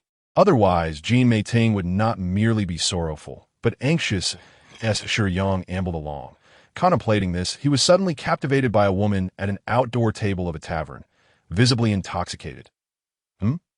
Luo, Su Li. Not only did he recognize her, but he also noticed that she was being harassed by a ruffian. Just making a friend. What's the harm in sharing a drink? The bald thug tugged at the half-drunken Luo Su Li, who struggled desperately yet could not free herself from his grasp. Let go. The flat, icy tone of the man caused both to halt, turning to regard him. I Haoqing. What are you doing here? Upon seeing Shiyang, Luo Su Li's eyes flickered with delight. She had been feeling down lately due to Shiyang's indifference and had sought solace in drink. Yet, in an instant, her expression shifted to one of haughty disdain. I said, "Let go." Shiyang did not respond to Luo Suli, his gaze fixed on the thug, his demeanor growing increasingly frigid. "Who do you think you are?" But before the thug could finish his retort, Shiyang delivered a forceful kick to his chest, sending him sprawling 3 or 4 meters away, toppling a couple of tables and chairs in the process. Luo Suli. Oh. Shiyang was not one to engage in drawn-out exchanges with ruffians. In situations like this, he preferred to act rather than waste words. Let's go. Without further ado, Shiyang made to leave, having no time for idle chatter, as he needed to visit Jean Mei Ting's residence. "Hey, you Haven T told me why you're here." Luo Suli hurriedly gathered her belongings from the table, her black stiletto sandals clicking as she rushed to keep pace with Shiyang. He did not wait for her, nor did he slow his stride once she caught up. "I'm heading to Mei Ting's house." Shiyang replied with an air of indifference. Huh. An inexplicable anger surged within Luo Suli, who thought to herself, "I tried to get close to him before, yet he turned me away, and now he's off to the team leader's house." Naturally proud of her beauty and tall stature, she had always considered herself superior to others. The only time she had faced rejection was when she had offered her affections to Shiyang, who had declined. Thus, hearing him mention a visit to Jean Mei Ting's house ignited her jealousy. However, the thought of Jean Mei Ting, with her alluring figure and captivating presence, made Luo Suli feel uncertain. She had to begrudgingly admit that the team leader possessed a formidable charm, one that left Luo Suli feeling less than confident. "What do you intend to do at Mei Ting's house?" Luo Suli asked, fully aware of the implications of her question. "I don't know." "What? You don't know?" "Indeed, Mei Ting asked me to visit her, but I'm unclear about the matter at hand." Shiyang always responded with unvarnished honesty. "This is peculiar." "Hey, can you slow down a bit?" Luo Suli complained about his brisk pace, yet she was reluctant to fall behind. "I'm going to assist her. What business do you have following me?" Shiyang furrowed his brow in confusion, observing Luo Suli's rapid steps despite her high heels, with genuine concern. He cautioned her, "Walking this fast in heels, aren't you afraid of twisting your ankle?" "Who says I'm following you? Did you pave this road?" "What is wrong with wearing heels? I wear them every day. I am quite adept at walking in them." Just as her retort trailed off, Luo Suli stepped onto a manhole cover, her heels snagging in the gap, causing her to stumble. With a sharp cry of pain, she fell to the ground, her ankles swelling instantly. Tears welled in Luo Suli's eyes as she sat on the pavement, clutching her injured left leg. Shiyang hurriedly crouched beside her to assess the damage. In no time, her ankle began to turn a shade of purple. Shiyang exhaled heavily, pulling out a cigarette and lighting it, taking a drag. Despite his typically calm demeanor, he could not help but vent his frustration. "Why does everyone act like this?" "What do you mean?" "Isn't it's simply because you were walking too fast. Didn't you think to wait for me? You show no gentlemanly courtesy at all." Luo Suli's face was etched with pain, yet her sharp tongue remained unscathed. "How about you just hurt yourself?" Shiyang, riled by her comment, retorted. Nevertheless, he continued to scrutinize her injury. It was evidently more severe than the one Jean Mei Ting had sustained previously, possibly involving ligament damage. Luo Suli was about to offer a retort, but held her tongue, noting Shiyang's earnest concern for her injury. "You may have injured your ligaments. We must go to the hospital for a thorough examination," Shiyang declared, preparing to call for an ambulance. "Wait, I don't want to go to the hospital." Luo Suli interrupted his action, her expression softening as she quietly insisted, "I'll be fine. I can just rest at home." Shiyang sighed again, resigned. "I'll call you a cab. You should go home and recuperate properly. Help me to the nearby park. Perhaps resting there will suffice." Luo Suli suggested, glancing around. "Miss Luo, it would be best for you to return home and rest. I have matters to attend to and cannot stay with you. Your injury is not something that will heal quickly." Shiyang regarded her amber eyes with seriousness, recognizing her attempt to be clever. "So, are you going to abandon me to seek out Jean Mei Ting?" Luo Suli challenged, locking eyes with Shiyang, seeking a clear affirmation of her suspicions, that Jean Mei Ting held more importance in his heart. She enjoyed playing her little games, as if needing to see his concern for her to feel validated. Earlier, Luo Su Li had developed feelings for Shiyang, believing he reciprocated them. Shiyang donned a mask of distress. He had no interest in romantic entanglements or finding a girlfriend. Why did these girls complicate matters? Couldn't they maintain a simple friendship or colleague relationship without all the drama of whom mattered more? Compared to the spirited Luo Su Li, the obedient Xiao Xiao and the reticent Lu Shuing were far less troublesome. Shiyang, perceptive enough to recognize the feelings of other girls towards him, consistently avoided and rejected their advances. Yet with Luo Su Li, she insisted on engaging in ambiguous rivalries that, in the original narrative, Li Haocheng attempted to gift Lu Shuing a bracelet, only to have Luo Su Li seize it for herself, refusing to return it despite his protests, insisting it was meant for her. "I'll help you over there, then call a cab. That's all I can do. I've already told you I have other matters to attend to." Shiyang firmly established his stance. Luo Su Li felt a pang of grievance. Did her looks pale in comparison to Jianbing Guozi's? Why was Shiyang so determined to visit her? Even after she had injured herself, he showed no inclination to stay and offer comfort, despite Jianbing Guozi's alluring presence. Luo Su Li felt she had her own merits. With a gentle demeanor, Shiyang scooped Luo Su Li into a princess carry, the tenderness of the gesture contrasting sharply with his previous indifference. Unable to contain herself, Luo Su Li finally asked, "What? Is the team leader more beautiful?" "It has nothing to do with beauty. I made a prior arrangement to visit her, and I must honor that." His blunt honesty surprisingly eased Luo Su Li's heart. "Oh, so in your eyes, she may not necessarily be more attractive than me." Shiyang found himself at a loss for words, a wave of discomfort washing over him. Carrying Luo Su Li into a small park by the roadside, he initially intended to place her on the nearest bench, but a familiar figure caught his eye further away. Xiaomin. As he drew closer, he realized it was indeed the team leader's daughter seated on the bench at this late hour. "What could she be doing here?" Shiyang muttered softly. "Who is that?" Luo Su Li, hearing his murmur, curiously glanced to the side. "Do you know that girl?" However, she appeared to be in a rather disconcerting state. Xiaomin curled up on a park bench, the dim and yellow street lights casting a faint glow upon her figure. In the feeble light, her vacant eyes were even more pronounced, her hair somewhat disheveled, and she lacked the youthful vitality one would expect, instead exuding a slight air of despondence. Her clothing was somewhat disordered, and although her previously graceful silhouette had only been out of sight for a few days, it had already diminished slightly.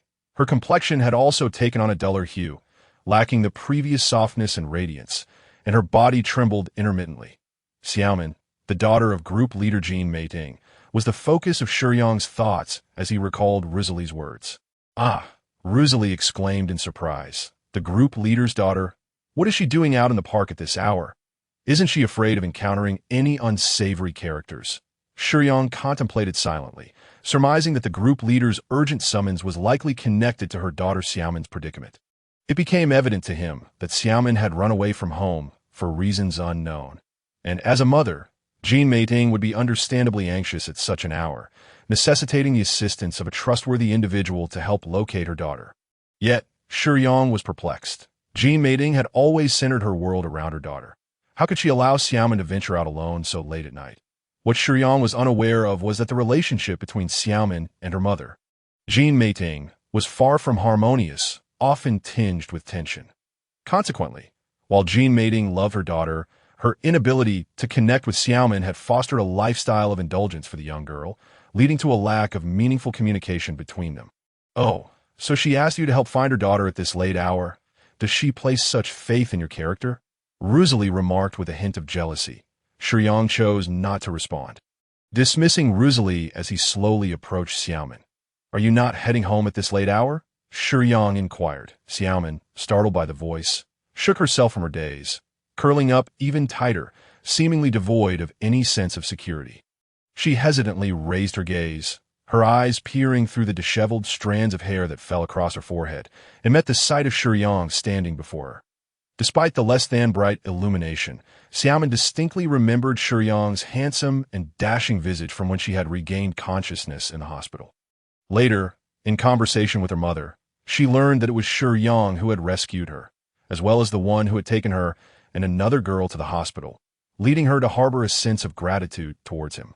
I just came out for a stroll, Xiamen replied, her gaze evasive. How has that stroll been? Shiyang refrained from reprimanding her.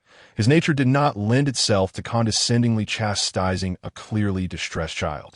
He would not utter words like, "Don't you realize your parents must be worried sick about you wandering out at this hour? How can you justify this behavior towards them?"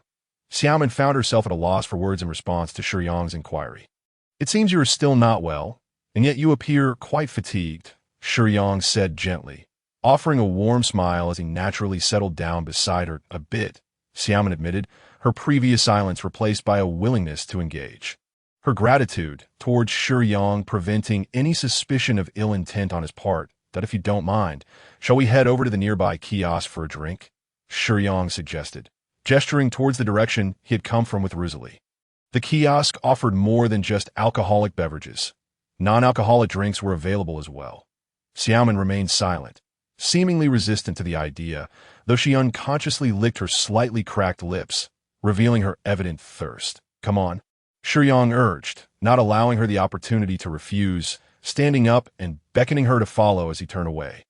Under normal circumstances, it would be deemed inappropriate for a stranger to approach and invite a girl to share a drink, often suggesting ulterior motives. However, given that Shiyang had saved Xiamen and was regarded as a paragon of virtue by her mother, she naturally felt less apprehensive around him.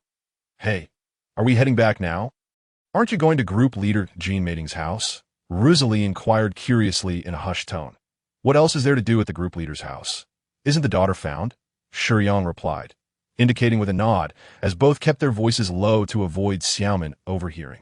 After a brief moment of hesitation, Xiamen eventually rose to follow Shiyang. "Li Haoqing, could you carry me?" Rosalie, oblivious to Xiamen's evident distress, playfully requested, not wanting to miss the chance to be affectionate with Shiyang. Even in Xiamen's presence, Shiyang, a man who was more responsive to gentle persuasion than coercion, found himself bending down to allow Rosalie to climb onto his back. This display made Xiamen feel awkward, as if she were an unwelcome third wheel, interrupting their moment.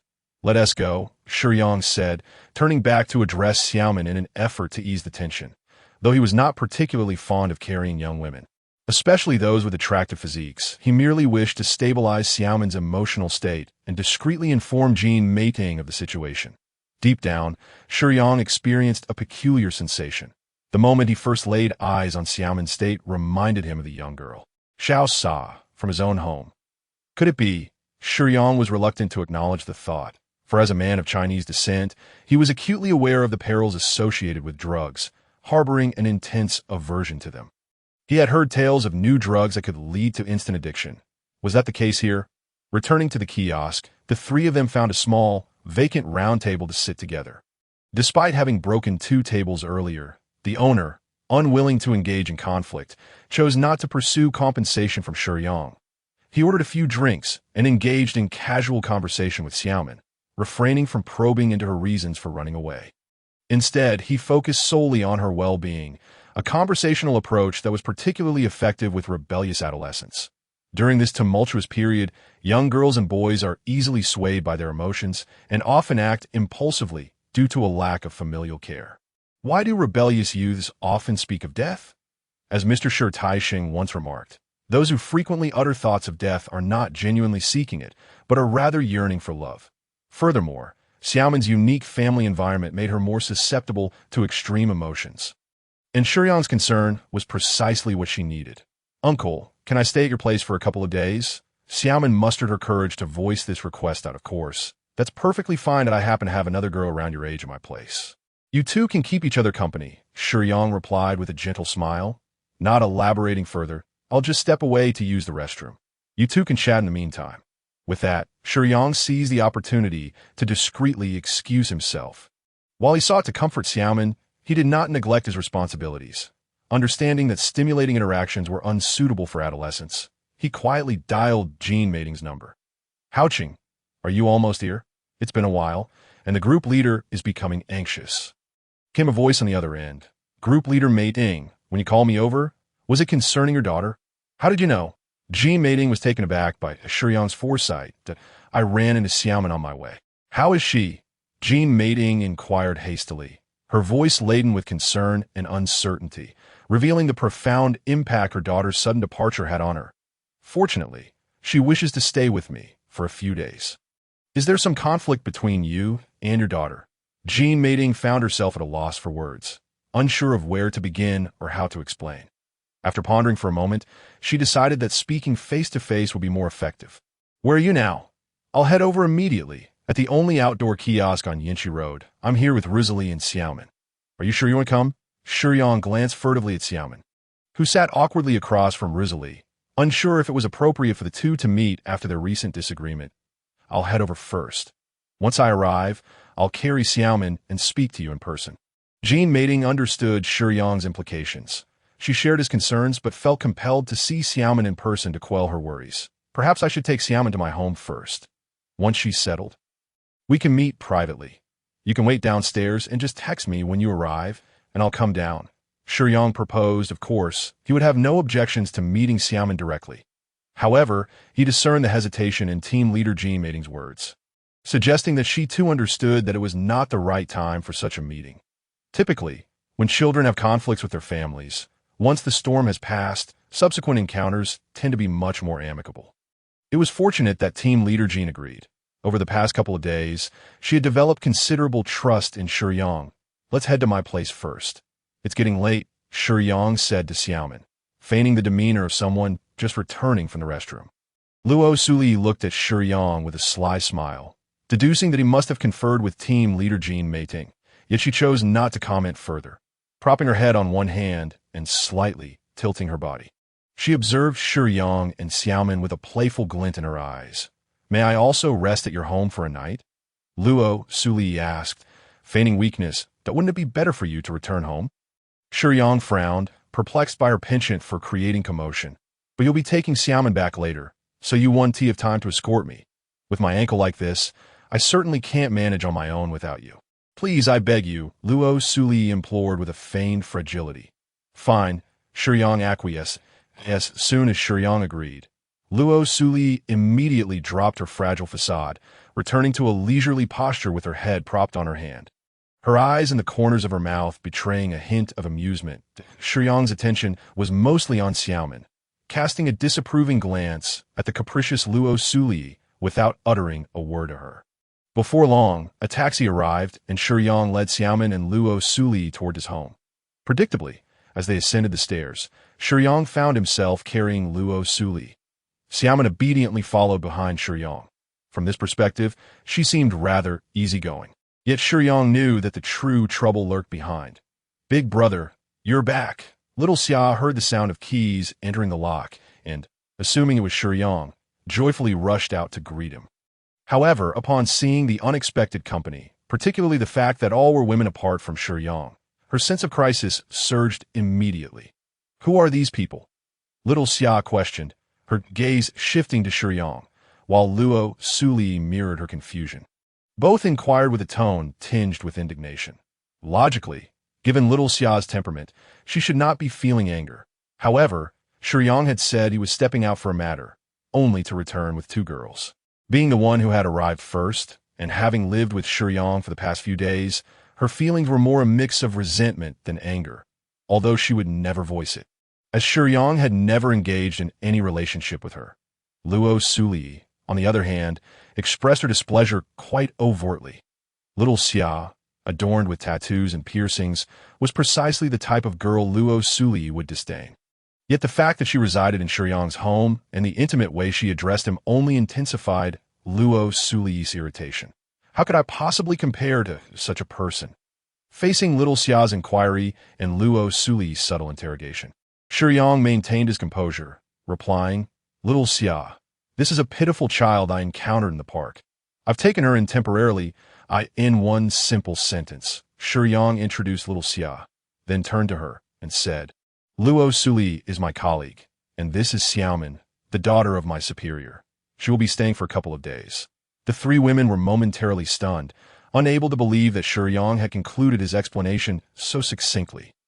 Aren't you going to say anything more?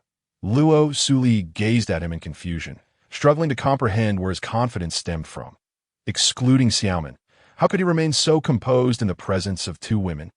Was it truly, as he claimed, simply housing this tattooed girl? What more could he possibly say? Shiyang settled Luo Suli on the sofa, frowning as he posed a serious, unyielding question, his tone unmistakably defiant. Luo Suli stared with wide, bewildered eyes at little Xia. In turn, looked at Luo Suli, both recognizing the mutual uncertainty reflected in each other's gaze at that moment. Luo Suli began to comprehend that Shiyang genuinely was not the type to keep a hidden lover. Little Xia had an unreserved trust in Shiyang. Since he had stated that this was merely a colleague and his superior's daughter, she accepted it without question, albeit she was not particularly adept at socializing with others. I need to step out for a bit. Xiaomin, Luo Suli, feel free to make yourselves at home. Little Xia, please help me look after Xiaomin, Shiyang instructed before stepping out the door. Luo Suli was visibly displeased that Shiyang had asked little Xia to look after Xiaomin, but neglected to mention her. Fuming, she pulled out her phone and began browsing the internet, ignoring both Xiaomin and little Xia. Little Xia had initially hoped to engage Luo Suli in friendly conversation, but seeing her frosty demeanor left her a loss for words. Would you like something to drink? Little Xia ventured, addressing the quiet, head-down Xiaomin seated on the sofa. No. Thank you, Xiaomin replied, her body trembling even more than before, as though ants were crawling all over her. Luo Suli noticed Xiaomin's distress and disdainfully shifted away from her. Observing Xiaomin's condition struck little Xia like a thunderbolt. This girl mirrored her previous self so closely that it was uncanny. Only then did little Xia recall Shiyang's earlier instruction, realizing the significance of his request for her to look after Xiaomin on the deserted street under the streetlight, Shiyang's silhouette elongated in the glow. And at last, the sound of speeding vehicles approached from a distance. Shiyang quietly observed as team leader Jean Mating parked her car downstairs, her hurried movements and anxious expression revealing her deep concern for her daughter. Yet, upon arriving at Shiyang's home, she found herself unable to summon the courage to approach. She is fine, Shiyang said, leaning against the wall at the entrance of the stairwell, slowly smoking a cigarette. I truly am an unfit mother. Team leader Jean Mating confessed, placing her hands over her heart, her grip tightening slightly. You genuinely care for her. I have devoted too much energy to my work and have lacked communication and understanding with her. She continued, leaning against the opposite wall, confiding her inner turmoil and the root of today's conflict.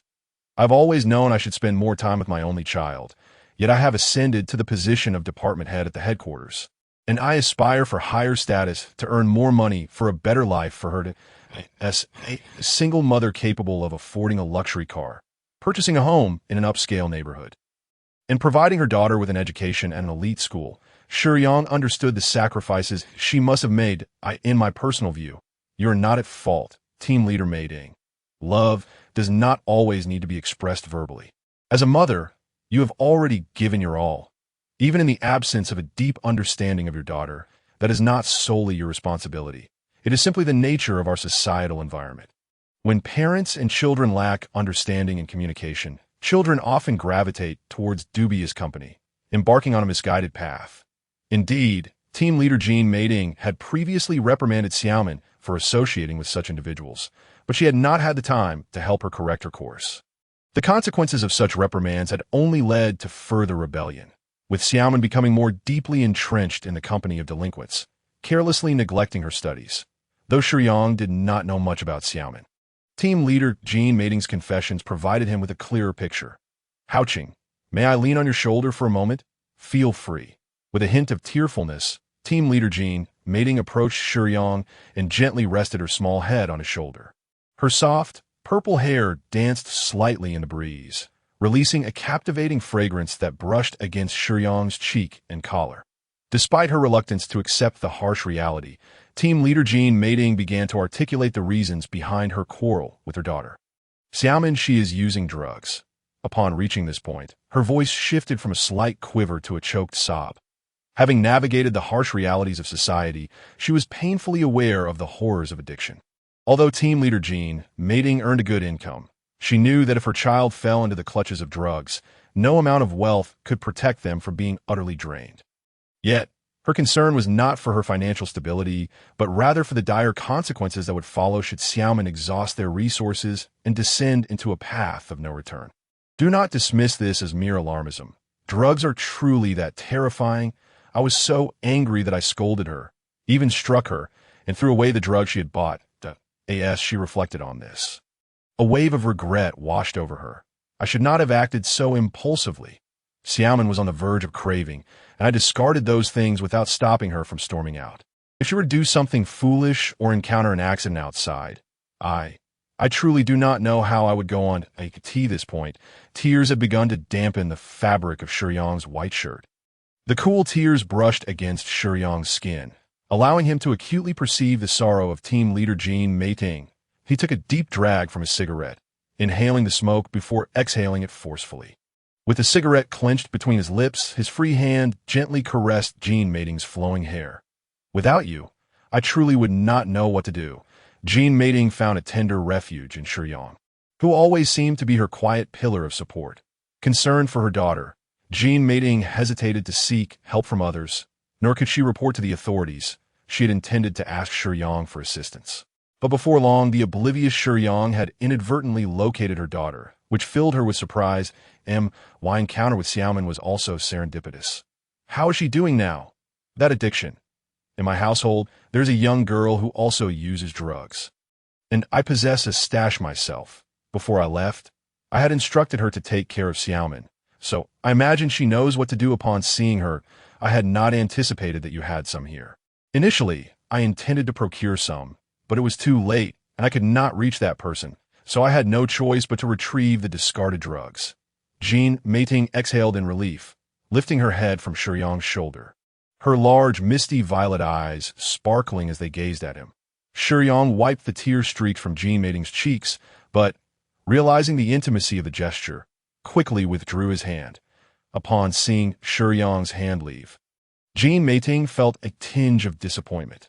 Nonetheless, she continued her actions, retrieving the drugs from her bag. Shiyang's gaze tightened as he beheld the powder contained within two small sealed plastic bags, and he swiftly snatched the drugs away. What is the matter? Jean Meiting was bewildered by the sudden ferocity etched across Shiyang's face. Did Xiaoman purchase this herself? Shiyang's voice was sharp as ice. Yes, I usually give her quite a bit of pocket money. Jean Meiting replied candidly. Does Meiting know who sold it? I do. I asked her what was wrong before she quarreled with Xiaoman. Shiyang's eyes bore into the small sealed bags, focusing not on the drugs within, but on a tiny, simplistic emblem imprinted in the corner of the bag. Damn it, this emblem is identical to the batch of drugs I retrieved from Yasunori. The dealer who sold drugs to Xiaoman is the same one who sold to Xiao.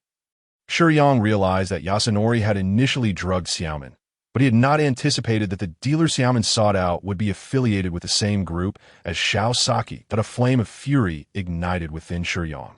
He detested such substances and loathed even more those who would sell them to young students. Perhaps they should not even be referred to as human in a somewhat dilapidated, dimly lit, and damp alleyway rental. Who is it? A few ruffians, upon hearing the knock at the door, warily grabbed nearby weapons in their line of work. Caution is paramount. The overseer gestured to a subordinate, who, albeit reluctantly, stealthily approached the door to peer through the peephole. Who is it? The subordinate's irritation grew as the man outside remained silent, yet he cautiously refrained from opening the door. How many of you? The man outside finally spoke, though it did not seem directed at the subordinate within. 5. No firearms, Li replied, as a spirit. Li was exceptionally adept at reconnaissance.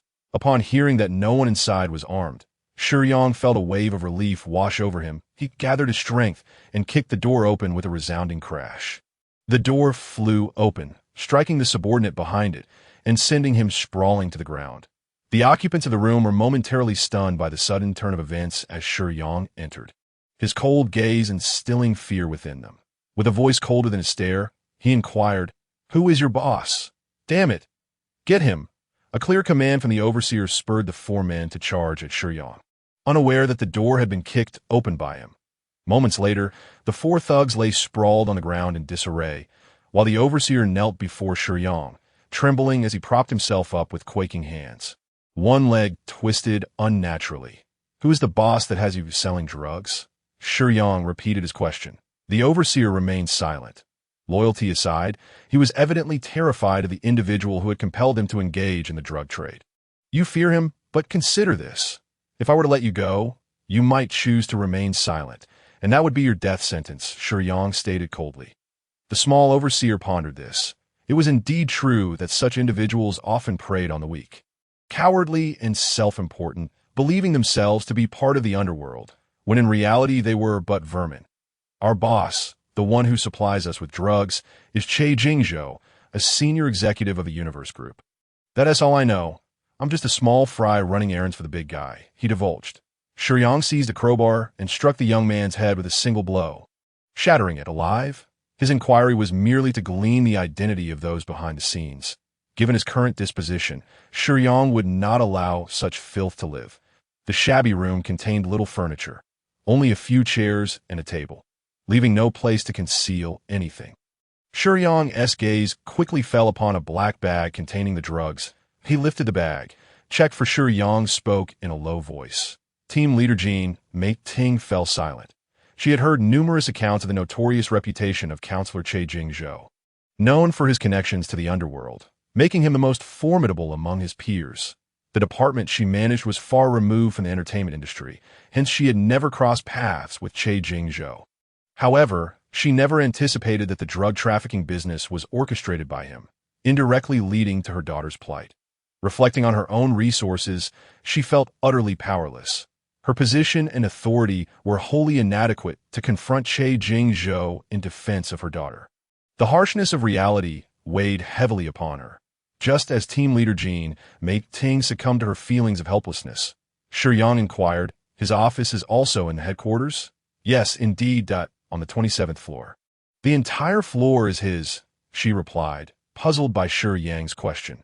With a flick, Shiyang extinguished his cigarette in the ashtray, loosening his tie, revealing the contours of his collarbone and well-defined chest beneath the slightly undone shirt.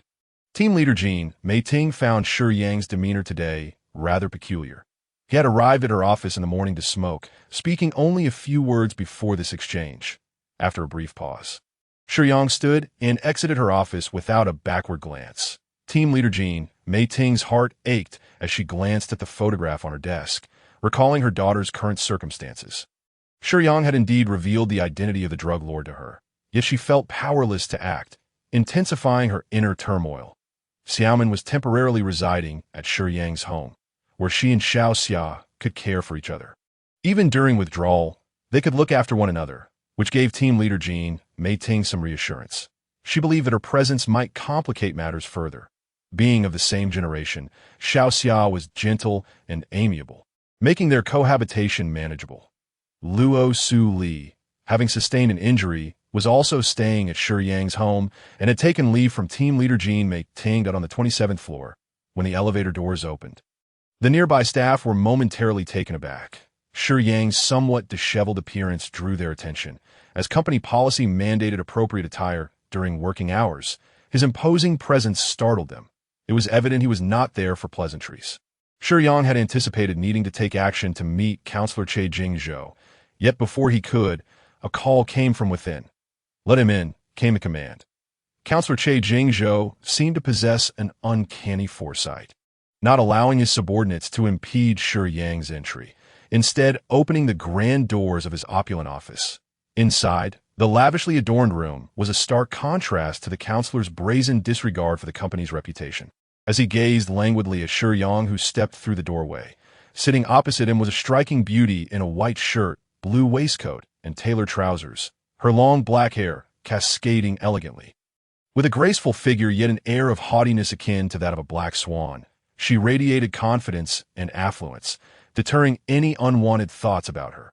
Her softly contoured oval face bore a cold expression, her eyes reflecting disdain for all.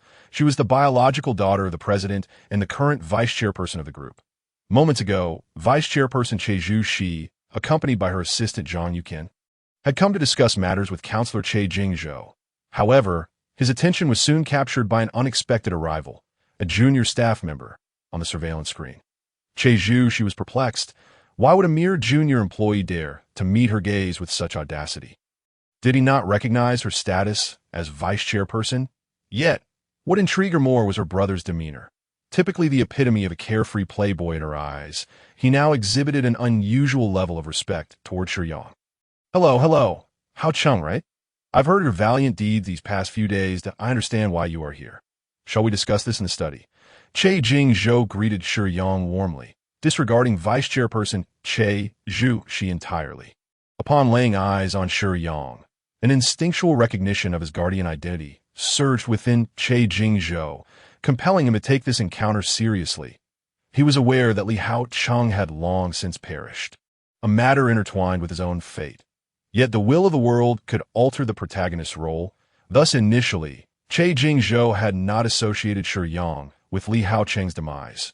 However, upon closer inspection, it became evident that Shiyang, as the newly acknowledged guardian, had stepped into the role of protagonist as the world sought to fulfill its narrative. When Shiyang recognized Che Jing-zhou, he felt once again the aura he had sensed the night he returned team leader Jean Mei-ting home. Both understood each other's essence, yet chose to remain silent in the presence of vice chairperson Che Zhu-shi. Che Jing-zhou gestured for Shiyang to accompany him to the adjacent study for a private conversation. I must ask, are you of Huaxia descent? Shiyang inquired with a smile. Indeed, Che Jing-zhou replied, and in that instant, an immense force seized his neck. As a Huaxia person, you engage in drug trafficking. Shiyang's demeanor shifted from gentle to fierce, pressing one hand against Che Jing-zhou's throat while delivering a knee to his abdomen. With a thud, Che Jing-zhou was sent crashing into the bookshelf. However, the soundproofing of the study ensured that no disturbance reached the outside.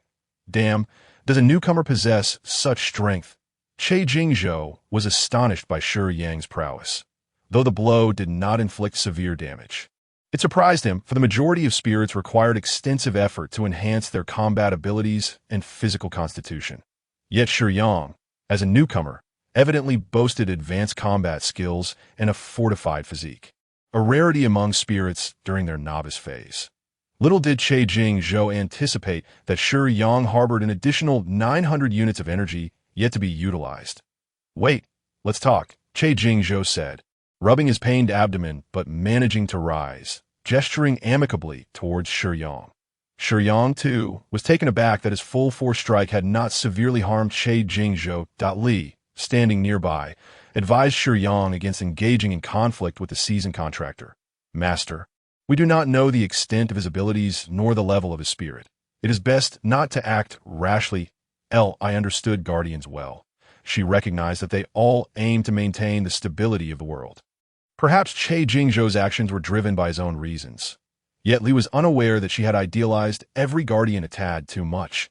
What shall we discuss? Shiyang, heeding Li's counsel, refrained from further aggression. A glass of clear, pure white liquor was presented. Characteristic of white liquor, it was transparent, allowing one to see its entirety at a glance. Its simplicity belied the potency it contained, akin to a tranquil surface concealing a tempestuous sea beneath. As a Huaxia person, I believe you will find this more to your taste. Che Jing-zhou courteously poured a glass of white liquor and placed it before Shiyang. They sat opposite each other at a wooden table. Without ulterior motives, I merely wish to inquire. Would you be willing to join me? Che Jing-zhou seemed to ask sincerely. All matters ultimately hinge on benefits. He firmly believed in this principle. There are no eternal friends, only enduring interests. His aim was to reveal the potential gains to Shiyang and draw him onto his proverbial ship. Join you? Join you in what? In drug trafficking. Shiyang was bewildered at no. Drug trafficking is merely a means to an end.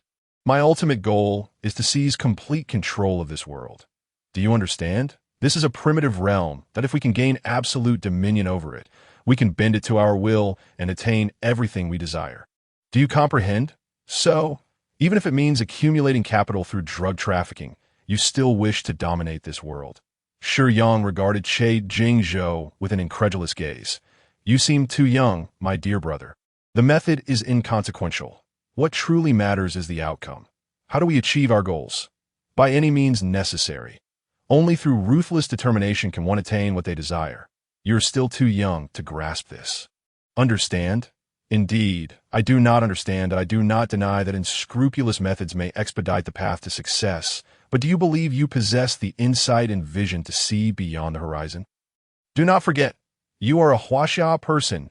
You do not belong to this world, and you should not be fostering the flames of drug trafficking, even if you engage in other illicit enterprises.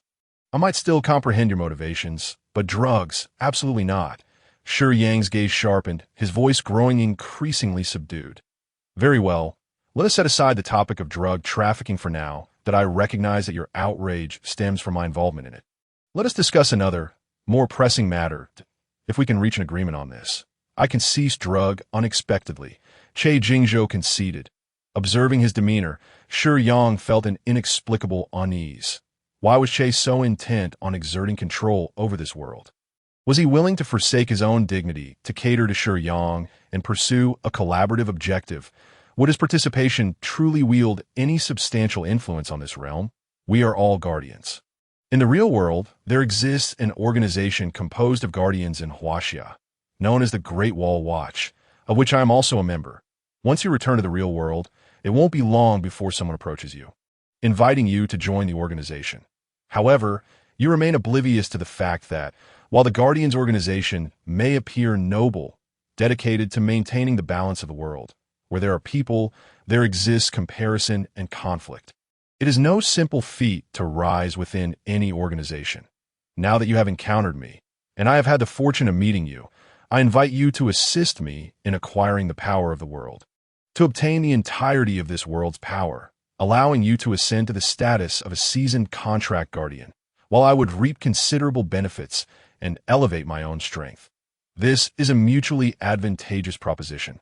Che Jingzhou stated earnestly, the power of the world.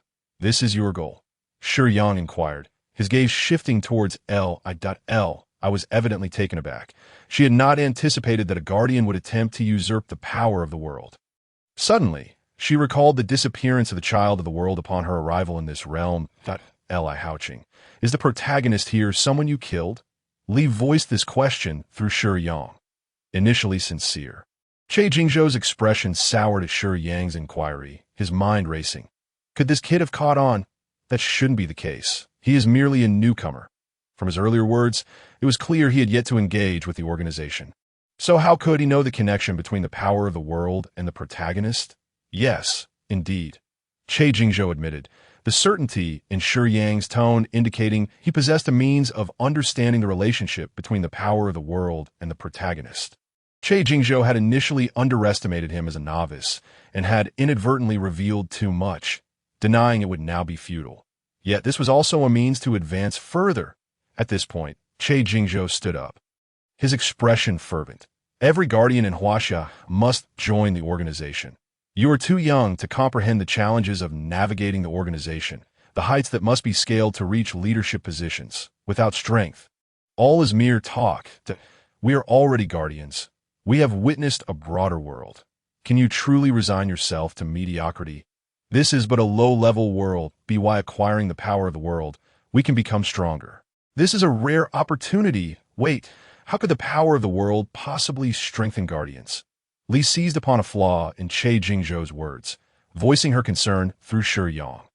Che Jingzhou stared at Shiyang in silence, baffled by how he was aware of the power of the world's purpose. But soon, his pupils narrowed. What kind of spirit are you contracted with? Most low to mid-level spirits possess rather singular intellect. Che's spirit was already considered somewhat unique. However, it was evident that the spirit acknowledging Shiyang as its master was extraordinary. You have yet to answer. How could the power of the world possibly strengthen guardians? The power of the world is merely a special energy injected by the world's consciousness to designate the protagonist. It does not confer strength. That it merely alters the protagonist's fortune. Only the void's devourers can grow stronger by consuming the power of the world. Are you suggesting that you intend to acquire the power of the world and exchange it with the devourers for strength? Che Jingzhou shook his head in resignation. He realized that deceiving a newcomer into aiding him in acquiring the power of the world was no longer feasible. This kid's growth rate clearly indicated that the spirit he was contracted with was quite advanced, knowledgeable about fundamental matters. He could not fool Shiyang. He had been emphasizing the difficulties of surviving in real society, hoping to sway Shiyang into believing that Che Jingzhou was genuinely offering him a once-in-a-lifetime opportunity. Yet he had not anticipated that such a rare advanced spirit would possess normal intelligence and extensive knowledge, allowing it to see through his intentions, leaving his plans in shambles. Through this dialogue, while Shiyang struggled to comprehend, Li recognized that Che Jingzhou's gravest flaw was not his drug trafficking, but rather his murder of the child of the world. Intending to usurp the power of the world for a transaction with the Devourers to enhance his own strength, he was not merely a drug dealer. He was a traitor. As a guardian, he was colluding with the Devourers to poison the low-level world. Bang! This time, it was Che Jingzhou who turned cold, tearing away his seemingly amiable facade. Opting for a preemptive strike, his agile leg kicked through the table, charging towards Shiyang's chest. In a moment of urgency, Shiyang raised his arms to block. Che Jingzhou, appearing lean and wiry, exhibited remarkable explosive power. Shiyang, remaining vigilant, managed to evade the sudden attack without sustaining harm. Utilizing the momentum, Shiyang flipped from his chair, retreating to create distance. I must admit, I underestimated you, and I was indeed overly arrogant. Since you have discovered the truth, you shall meet your demise here. Che Jingzhou declared confidently, for no matter how swiftly a novice progresses, they remain a novice, and he had already traversed 7 or 8 low-level worlds. He did not believe Shiyang could defeat him. Assuming a standard CC stands for martial arts, Che Jingzhou possessed martial skills of no low caliber. With a forward lunge, he unleashed a swift punch aimed at Shiyang's chest. Shiyang sidestepped, but Che Jingzhou smirked. His previous strike had merely been a feint. Traditional martial arts emphasize the interplay of illusion and reality, and lacking combat experience, Shiyang failed to perceive the earlier move as a ruse. Che Jingzhou had not exerted full force in his right fist, but quickly retracted it, already poised for another blow. Shiyang caught sight of Che Jingzhou's movement, yet having sidestepped earlier, he could not evade in time. Raising his hand to guard his head, Che Jingzhou smirked coldly. Instead of targeting Shiyang's head, he delivered a punch to Shiyang's side. Crack! The sound of ribs fracturing echoed, followed by excruciating pain. Shiyang gritted his teeth, hastily retaliating with a sweeping punch. Yet Che Jingzhou anticipated his action, lowering his body to deliver another punch to Shiyang's abdomen. A wave of nausea surged within Shiyang, the acute agony rendering him momentarily dazed. Seizing the opportunity, while Shiyang remained disoriented, Che Jingzhou swiftly followed up with a kick, striking Shiyang's chest. Bang! Sent flying, Shiyang crashed through the study's door and into the living room, thudding heavily onto the ground and rolling twice before coming to a halt before Che Zhuxi. Che Zhuxi, who had been leisurely sipping tea, dropped her cup in shock as Shiyang burst through the door. What is happening? Zhang Yukan hastily stepped forward to shield Che Zhuxi. He was the most formidable enforcer under her command, often by her side. Neither of them grasped the gravity of the situation inside the study, where a physical altercation had escalated. Tui. Shiyang spat out a mouthful of blood-tinged saliva, gritting his teeth to endure the searing pain in his body as he rose to his feet. Quite resilient, Che Jingzhou mused, surprised by Shiyang's robust physique and remarkable ability to withstand blows.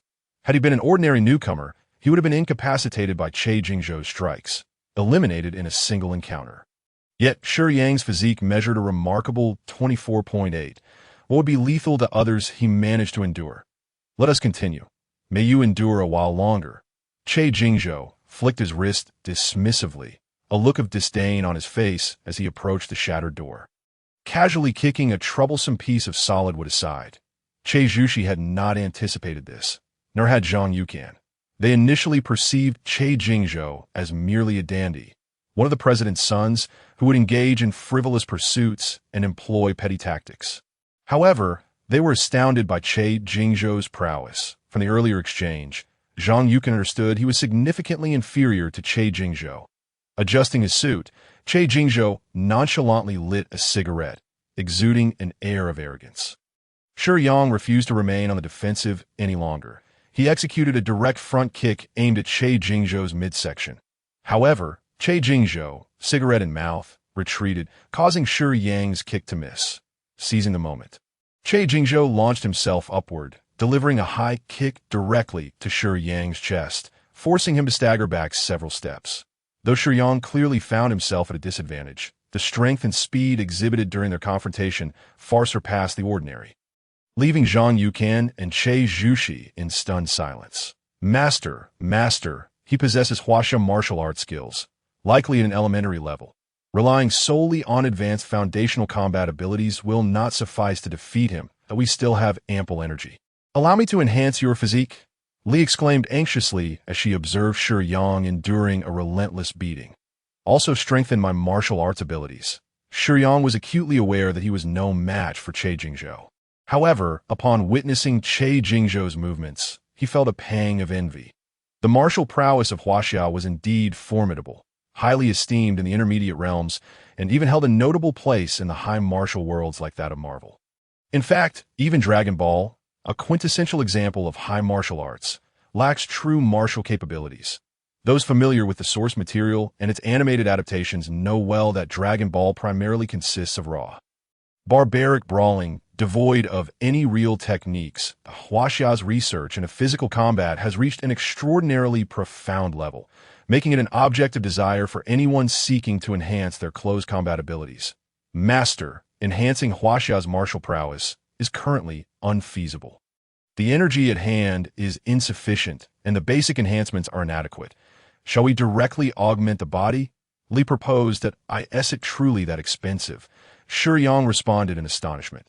The initial enhancement requires 1,000 energy units.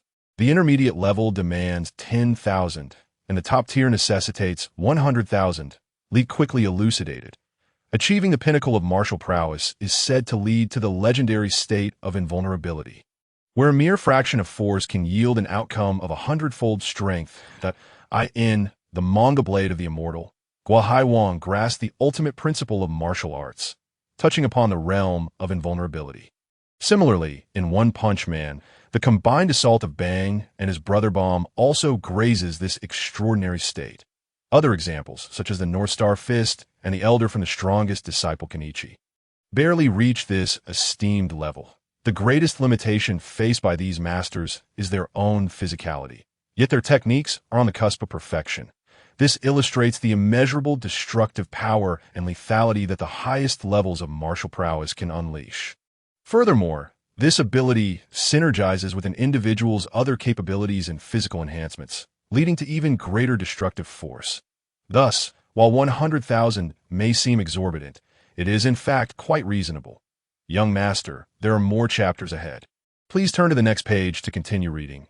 It only gets more thrilling. Shiyang understood that enhancing his martial capabilities was out of reach for now, but as he contemplated his remaining thus, it remains ensconced within the entirety of the world, and the force of the world's consciousness repelling it grows ever stronger, suppressing its powered. I conveyed the sole piece of good news. It should not be long before it is expelled from this realm. The devourer, lacking a mouth, emitted a hoarse laughter from an unknown source, fully aware of its current predicament. Although it held a keen interest in Shiyang, with the death of its collaborator, Che Jingzhou, it could not afford to squander any more time. Boom! The devourer forcefully propelled itself off the ground, the tremendous recoil shattering 2 floors beneath it, and its figure, shrouded in violet smoke and radiance, vanished in an instant, moving with a speed that was utterly astonishing. Speed is power. Its target was not Shiyang, for the aura of the spirit emanating from Shiyang was that of a rare and advanced essence, capable of effortlessly traversing realms and moving freely across worlds. To kill Shiyang would waste precious time. Instead, it aimed to eliminate several key figures while the opportunity presented itself, causing a significant depletion of the world's power that would lead to instability in the rules. In due course, the devourer would be able to breach the world from the outside. Hence, its target was the nearby Che Zhuxi. The devourer's arm transformed into a sharp violet blade. Its innate ability was transformation. One strike that should have sliced through Che Zhuxi's long with a thunderous crash. The devourer shattered the adjacent translucent floor-to-ceiling glass, and that purple figure lunged forward, closing in on the 3 women. Shiyang had initially intended to buy time, yet in an instant he was struck 4 times, Given his current physical condition, such injuries would not be fatal. However, the Devourer had a clear objective and sought to waste no further time with him. Although it was capable of killing him, Shiyang could undoubtedly delay for a few more seconds. Reconstituting a blade of the same hue as his own body, the Devourer thrust it toward team leader Jianbing's face. Team leader Jianbing was a character woven throughout the narrative, her concentration of world power, second only to the protagonist, Li Haoqing. The Devourer discerned this instantly, making no hesitation in choosing to eliminate her. The blade loomed larger in Jianbing's delicate, light purple irises, the tip drawing perilously close to her eyes. With a muffled gasp, Shiyang, enduring excruciating pain, forced himself down from the four blades that had pinned him. His internal organs were grievously wounded, yet he yearned to save Jianbing, though he was no match for the Devourer's speed.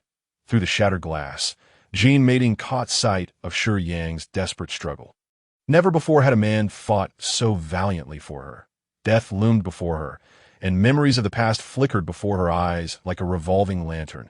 From youthful exuberance, after expressing a few complaints without receiving any response from Li, the little cat immediately set aside its sulky demeanor and approached Li with a smile filled with admiration and a desire to please. "Sister Li, it's been such a long time since we last met." "Oh dear, you still remain as bothersome as ever." Li's spirit flicked her hand dismissively. "I've missed you so much, yet you treat me this way. We've not seen each other in ages." The little cat, undeterred, continued to nuzzle closer to Li. "I'm not in the mood to play with you right now." "Step aside," Li said, her voice tinged with irritation. The little cat noticed Li's seriousness and shifted its gaze to Shiyang.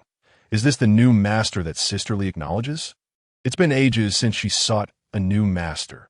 You have no idea how anxious those fellows at the Great Wall Watch have been due to Sister Li's long absence in finding one. After all, she is the most advanced spirit.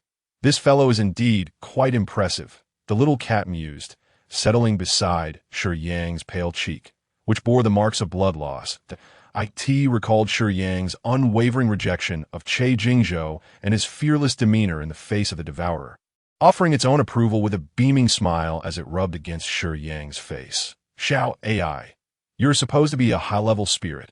How could you choose someone as worthless as Che Jingzhou?" Li questioned, her skepticism evident. "Oh dear." Upon hearing Li's words, Xiao AI rolled around on Shiyang's chest, distressed. "Sister Li, please don't bring this up again. You know only pure souls can attract me." Initially, Che Jingzhou was indeed a deeply affectionate person, wholeheartedly devoted to a lady, willing to sacrifice everything for her. I was moved by him and thus acknowledged him as my master. However, recalling the subsequent developments, Xiao AI's expression turned sour. "But what?" Li inquired curiously. But later, the girl he adored betrayed him, and he, unwilling to accept it, continued to pursue her. Ultimately, Che Jingzhou was deeply hurt and strayed onto a wrong path that I advised him many times. But after becoming a master, as long as the master is alive, we lack the ability to interfere with them. I could only watch as he drew closer to the Devourer. Helpless to intervene, Xiao AI lamented, though she felt no pity for Che Jingzhou. So he was merely a lovesick fool, intent on wreaking havoc on the world despite having nothing. What a pathetic romantic, Li scoffed, her gaze shifting to Shiyang, filled with appreciation. "My master is truly admirable." Despite his stubbornness, any master I recognize possesses a certain heroic quality. No. Xiao AI leaned closer to Shiyang, her nose twitching as she inhaled his essence. "Not just heroic qualities. This young man has a pure heart. He is a rare embodiment of pure love. I feel utterly captivated by him." Xiao AI's charming, youthful voice paired with her adorable feline appearance was enough to melt the hearts of many strong men. At that moment, she was playfully rolling around beside Shiyang. Li's expression hardened. "Are you trying to steal my master?" "Sister Li." Xiao AI respected her due to Li's immense power, yet she was unafraid. A person can have more than one spirit. "I want to recognize him as my master," Xiao AI declared with determination. Xiao AI had been observant of Shiyang's demeanor. From the moment Li sensed the presence of another spirit, Xiao AI had discovered Shiyang's existence and, seizing the opportunity, had discreetly learned more about him without being detected by Li. Shiyang appeared cold on the outside, but warm on the inside. Though he spoke little, his unwavering resolve was moving, and he exhibited an extraordinary capacity for enduring pain. His qualities were exceptional. Most importantly, Xiao Ai was drawn to the pure love emanating from his soul. He was not easily swayed, nor did he approach the opposite sex lightly. He held a profound belief in the beauty of love, while also possessing a keen self-awareness. Such a person could never be the kind to fall for superficial sentiments. His love was destined to be a fierce collision of responsibility and accountability, exactly the kind of person Xiao Ai cherished. Regardless of what Sisterly says, I have determined him to be my master. Once he awakens, as long as he consents, I can stay by your side. Li felt a twinge of discomfort, but the opportunity to have another Hylam master. I have not previously elaborated on the matters concerning the Guardian, yet upon establishing a bond with you, Master, I have inevitably assumed the identity of a Guardian, destined to confront the Devourer this time. The strength of the Devourer, which you have witnessed firsthand, accelerates the enhancement of power. Do you truly wish to refuse? Li analyzed. After some contemplation, Shiyang acknowledged the truth in this. He could reject love, but can anyone genuinely refuse the pursuit of strength? Especially not someone like Shiyang, who has been easily crushed by the Devourer. I agree, Shiyang declared. Really? Little Ai immediately ceased her tears, her mood shifting faster than the turning of a page. The stormy expression on her face transformed into one of bright sunshine. Indeed, Shiyang affirmed with a nod. Little Ai, now as the master, leaped into Shiyang's embrace. Although lacking a physical form, her adorable appearance elicited a novel sensation in Shiyang, who had never owned a pet. Cats are indeed charming. By the way, Master, I possess spatial storage capabilities. Previously, Che Jingzhou traded 2 worlds for a character card from the Devourer. He has always treasured it. Would you like to take a look? Since little Ai had established a connection with Shiyang, she could access her storage space, which contained treasures left by Che Jingzhou. A character card? What is that? Shiyang inquired, puzzled. It is merely a generic term, Master. Essentially, it is a tool that grants a portion of the world's power associated with a protagonist, allowing for high recognition from the world's will, thereby conferring benefits akin to those of the protagonist. Such items are exclusively produced in high martial worlds, and whether one can derive benefits from them is uncertain. They merely provide Guardians with an opportunity to. It is a highly valuable item circulated among Guardians from various nations in the main reality, crafted by those who have entered high martial worlds and established a foundational friendly relationship with the protagonists. While the world's power holds no value for Guardians, establishing a friendly rapport with the protagonist allows for a share of that power, which is why many individuals close to protagonists can somewhat gain extraordinary advantages. Fortunately, Link can create simple container cards for this portion of the world's power, hence the origin of the character card. Once utilized, the world's power envelopes the user for a brief period, typically 1 day. As it is merely a small fraction of the world's power shared due to a friendly relationship with the protagonist, the duration is naturally limited. The worlds will also grant a temporary protagonist treatment. The strength of the protagonist and the degree of friendship with him influence the effectiveness of the character card. Such items serve as tickets that allow Guardians to briefly acquire the world's power and the privileges of a protagonist, provided it does not endanger the world. However, obtaining substantial benefits remains a challenge. Most protagonists are not easily approached, as they often face life-threatening dangers. The world's power concentrated within protagonists renders it nearly impossible for them to perish. But when Guardians use character cards, they merely become temporary imposters of the protagonist. Seeking significant rewards likely leads to demise.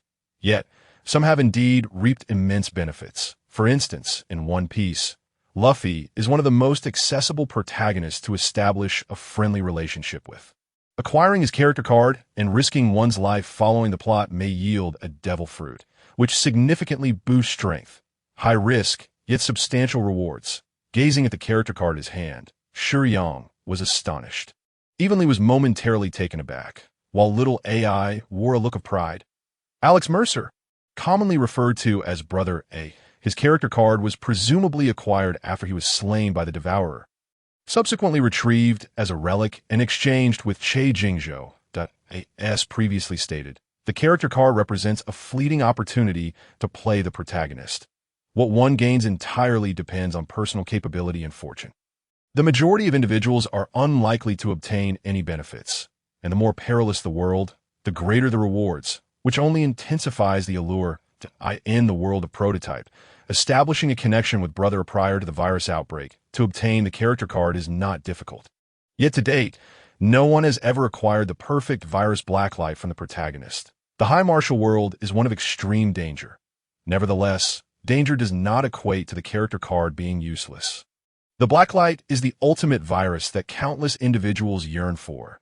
Securing the blacklight would enable Shiyang to regenerate his own body through the absorption of flesh and blood. Thus, without further ado, he commanded Li and Little AI to open a portal through the spirit realm, eagerly stepping into the world of prototype. Power. Perhaps many would struggle to grasp the essence of these two words. When an individual possesses formidable personal strength, wealth, honor, and status become meaningless, for such power liberates them from the confines of the mundane. As Shiyang enhanced his physical attributes to attain his current state. Even his relatively carefree demeanor could not suppress his obsession. The sensation of becoming stronger is indescribably exquisite, incomparable to any hallucinogen or pleasure. This was precisely why Shiyang, upon encountering Alex Mercer's character card, did not hesitate to venture into this world in prototype. The protagonist's abilities are remarkably comprehensive, boasting power, speed, and defense, while also capable of switching combat forms to adapt to various battle scenarios. The most daunting ability is assimilation. The capacity to consume cells and acquire the abilities, flesh, and even memories of others. Its perfection is beyond dispute. One of its primary characteristics is that the blacklight selectively merges during integration with the human body, resulting in an extremely high mortality rate, approximately 99%. However, if the protagonist Alex can endure the initial wave of fusion pain, the blacklight will yield to human will, eliminating any possibility of self-mutating. It will evolve solely in response to human needs, avoiding the chaotic mutations akin to the bioweapon virus. Thus, overcoming the initial challenge grants one the right to evolve into a deity at will.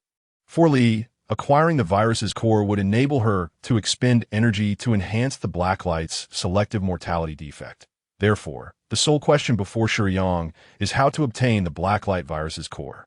Once secured, he would undoubtedly become the host. The blacklight possesses exceptional potential and a remarkably high ceiling, enticing all who lay eyes upon it. The world of prototype, post-virus outbreak, is fraught with peril, characterized by intense violence and consumption throughout the entirety of Manchester. Given Shiyang's current strength and his still healing injuries, he should ideally recuperate before embarking on such an adventure. Yet, contemplating his own talents, he contemplated a significant issue at the onset of the plot: the protagonist.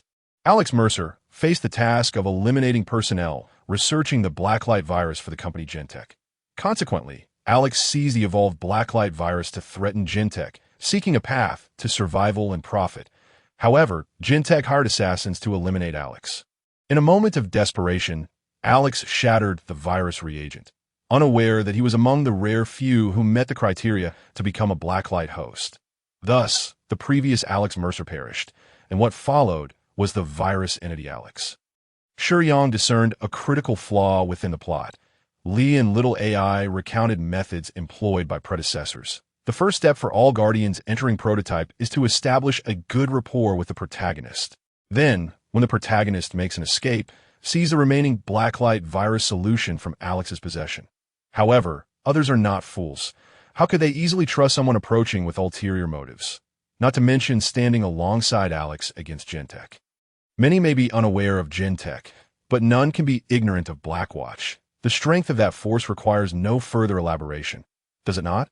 Thus, standing alongside the protagonist, who could withstand the might of Blackwatch within this realm? Even if one surpasses the Guardian strength in this world, their power would still face restrictions under the premise of potentially harming key characters.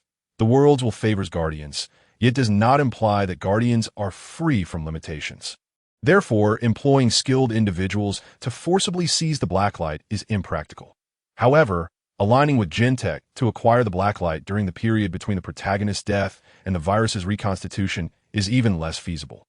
Infiltration is utterly unviable, as that is where Blackwatch is stationed, and the company itself operates under strict regulations with highly selective personnel that a newcomer lacking any substantial background stands little chance of entering Gentech. It is precisely here that Shiyang glimpsed an alternative path. After utilizing the character card, his luck within this world has been elevated. This card's duration is brief, approximately 12 hours. Within this time frame, Shiyang directly sought out a personnel supervisor in Gentech's public domain. Gentech indeed does not recruit just anyone. However, Shiyang boldly presented a pancake role and, with an amiable demeanor, applied for a janitorial position with this rather imposing supervisor. Shiyang's pancake rolls were irresistible. No one could refuse or resist them. After Alex's assassination, there were several hours before the virus was restructured. Initially, the researchers at Gentech did not realize that Alex had been selected by the virus. They merely considered him a carrier. Nevertheless, due to the significance of the dark light, security remained exceedingly strict. As a janitor, Shiyang was not typically granted access to the core research area, yet he managed to bribe several members of the Blackwatch with his pancake rolls. These members, who were typically unapproachable, were easily swayed by the allure of his culinary offerings. Moreover, due to Shiyang's amiable nature and the fact that he had lost a hand, no one paid much attention to such a seemingly inconsequential figure. Before the virus had fully restructured, Shiyang drew several large vials of blood from Alex with a large syringe. Upon utilizing his character card, he found that due to the surrounding world power, direct traversal between worlds was impossible. However, this was of little concern. Shiyang diligently performed his duties as a janitor for the day, and as his shift concluded, he returned to the beautiful new world. The original form of the dark light virus lay before him. A most fortuitous turn of events. I was prepared, but Xiao AI could hardly comprehend it. The god of pancake rolls? Xiao AI could hardly fathom that Shiyang had obtained the ultimate virus, something that countless guardians had strived for yet failed to acquire, and that he had done so with such ease. She struggled to understand how such a peculiar talent could yield such extraordinary effects. The Blackwatch and Gentech, as adversaries of Alex, were known for their formidable and vigilant nature. Who would believe that the elite and powerful Blackwatch could be swayed by pancake rolls? Their astonishment was palpable, yet both Li and Xiao AI understood that Shiyang was their master. How could a spirit wish for their master to become less formidable? You are truly remarkable, master, Xiao AI effusively praised. Although Li did not speak, her expression was filled with admiration for Shiyang.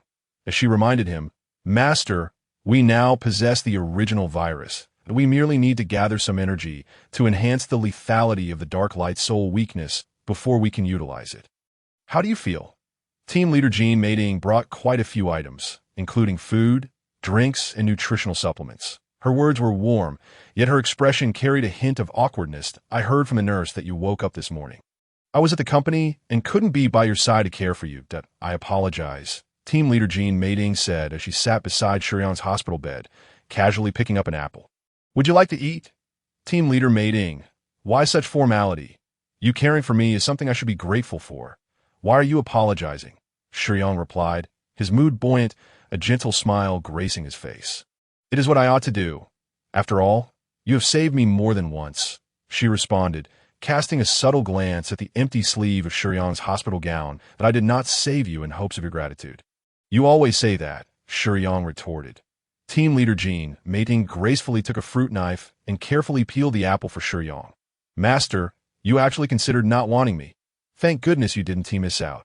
Otherwise, you would have truly lost out, Xiao AI suddenly exclaimed, darting around Team Leader Jean Mating in excitement. What? Is there a problem? Team Leader Jean Mating assumed Shiyang was addressing her. No, it's nothing. She thought perhaps Shiyang was feeling anxious about losing a hand. Hao Cheng, I know you've been injured. Such an injury can be a significant blow to anyone. But don't worry, I will take care of you from now on.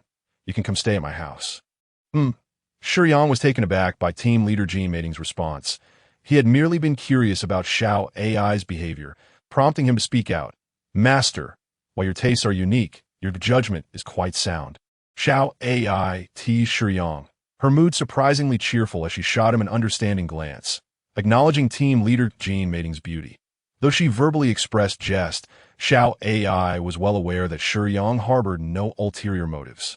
This lovely older sister had a favorability rating of 85 towards Shiyang, granting him a chance to acquire a random ability. Xiao Ai had not forgotten her primary purpose. She suddenly appeared to remind Shiyang of the favorability threshold. Now, Xiao Ai felt utterly content following Shiyang. Despite his apparent lack of interest in romantic matters, the rapid arrival of admirers with such high favorability ratings greatly satisfied her desires. An unknown energy surged into Shiyang's body. Without any effort on his part, a new ability manifested in his mind. Passive, God of Love's fantasy description. Upon gaining the recognition of the spirit of love, if one or more women have developed genuine affection towards you, defined as having a favorability rating of over 80, you will acquire this unique ability bestowed solely by the spirit of love. Effect 1.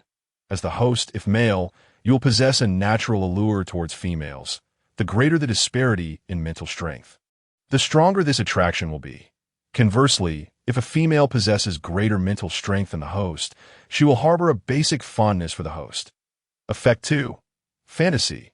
When the host's mental strength exceeds that of a female character with a favorability rating above 80. Upon physical contact, the female will be ensnared in a sweet and vivid fantasy of intimacy. In this fantasy, she will engage in passionate entanglement with the host, experiencing unparalleled ecstasy. The fantasy feels incredibly real, leading her to believe that a true connection has occurred. Cool down. 1-minute evaluation. The embrace of souls transcends mere physical contact. Both are not at odds, but rather complement each other. When the touch of souls reaches a certain stage, physical interaction is necessary to elevate the emotional bond further. Allow this ability to assist you in your endeavors in simpler terms, Shiyang gazed at this peculiar ability, which rivaled his own god of pancake rolls, with a grave expression. The effect of this ability was straightforward. To establish a master-servant relationship with Xiao Ai, a female must have a favorability rating of 80 towards Shiyang before Xiao Ai's arrival. And then he would randomly acquire the ability of the God of Love's fantasy. Furthermore, the effect could be summarized as follows. As long as his mental strength surpassed that of a woman, he would attract her. If her favorability exceeded 80, upon touching Shiyang, she would enter a fantasy wherein they would engage intimately, allowing her to experience an unprecedented peak of pleasure. While this was mere illusion, to women with lower mental strength than Shiyang, it would feel entirely real. Wait. As Shiyang contemplated the implications of this passive ability, he immediately called out to halt team leader Jean Mating's actions. Just as he was analyzing the skill, team leader Jean Mating had already peeled the apple and cut a small piece, lovingly offering it to Shiyang. Having developed a fondness for Shiyang, she suddenly found him even more attractive. In her eyes, there was likely no one more handsome than him. When Shiyang urgently requested her to stop, it was precisely because the act of feeding him the apple had inadvertently caused her finger to graze his cheek. Team leader Jean Mating froze for a moment. Shiyang's expression was one of deep discomfort. She lowered her head, eyes closed. Biting her lip, the piece of apple she had been offering had slipped from her trembling fingers and fallen onto the hospital bed. Only then did Shiyang grasp why Xiao Ai had been so delighted upon seeing that a woman had such a high favorability rating towards him. He also understood why Xiao Ai had given him that knowing glance. She was aware that he would undoubtedly acquire the ability upon meeting the favorability criteria. Yet the problem was that Shiyang truly did not comprehend it. Team leader Mating, are you all right? As Shiyang noticed team leader Jean Mating recovering, he saw her looking somewhat fatigued, beads of fragrant sweat adorning her brow. He wished to express concern and reached out his hand. But in the next moment, slap, Shiyang, with a throbbing headache, slapped himself, having forgotten about the 1-minute cool-down period. Finally, it was over. Shiyang refrained from touching team leader Jean Mating, allowing her to remain seated. This time, her recovery took significantly longer, nearly 20 minutes. How Chung, you finally... Team leader Jean Mating, feeling a rush of exhilaration, had never before experienced such delight, leaving her utterly astounded. How could it be so blissful? Team leader Jean, mating, found herself questioning her own feelings, ultimately arriving at a singular conclusion. She liked him, truly liked him, and liked him more than anything else. In her eyes, Shiyang had finally shown a willingness to engage in a relationship with her. Yet his expression bore an even deeper sorrow. Exhausted, team leader Jean lay quietly beside Shiyang's hospital bed. Master, your affection level has reached 90. Oh, how delightful. Little AI chimed in, taking this matter to heart, for she was indeed the spirit of love. After entering the illusion, Jean Mating's fondness for Shiyang had risen by another 5 points, a remarkably high figure. Typically, relying solely on personality and character to attract others would cap the affection level at 80. An 80 already signifies a profound liking and admiration. Yet astonishingly, Jean Mating's affection for Shiyang had soared to 85 without any physical contact. One likely reason for this was her status as a mother. Coupled with Shiyang's assistance to her child at a score of 100 holds a uniquely significant meaning. Attaining it indicates that a girl loves you to the depths of her being, loving you more than she loves herself. Theoretically, such a score should not exist, especially through the lens of contemporary perspectives. How could anyone possibly love another more than they love themselves? Shiyang lit a cigarette, the smoke curling and slowly dissipating in the solitary hospital room. Upon learning of the maximum affection value, he too felt a sense of bewilderment. Little AI, is it truly possible for someone to achieve a perfect score of 100 in affection for their beloved? Little AI, confronted with this question, displayed a rare seriousness that contrasted with her usual cheerful demeanor, her eyes reflecting a hint of nostalgia. Master, actually, it is possible. Moreover, reaching 100 grants an additional higher-level random reward. Little AI turned her gaze toward the window, her thoughts drifting to an unknown place. Yet such instances are exceedingly rare. Perhaps true love is inherently scarce, rendering it all the more precious. Master, although my abilities might seem to cultivate scoundrels, since it simply requires a girl to reach a certain affection level, my true intention is not to lead you into a harem, but to allow you to witness those who genuinely love you, ensuring that you do not let them down. What if I were to exploit the emotions of others? If that were the case, I would perish, and so would my spirit. No, I mean my heart would die. I came here for pure love. Regardless of the object, I can distinctly sense genuine affection. However, if you were to abandon your pure-hearted view on love, I would feel immense sorrow, though you yourself would face no punishment. Yet if you were to cast aside your original intentions, I would feel deeply guilty for causing you distress. Thus, it proves I did not choose the wrong master this time. Have you encountered any of your previous masters who shared mutual love with their partners? Of course, but they have all passed away. Is there one who left a particularly deep impression on you? There was one master whose beloved, before departing, said to her, "Throughout my life, I have been a steadfast materialist.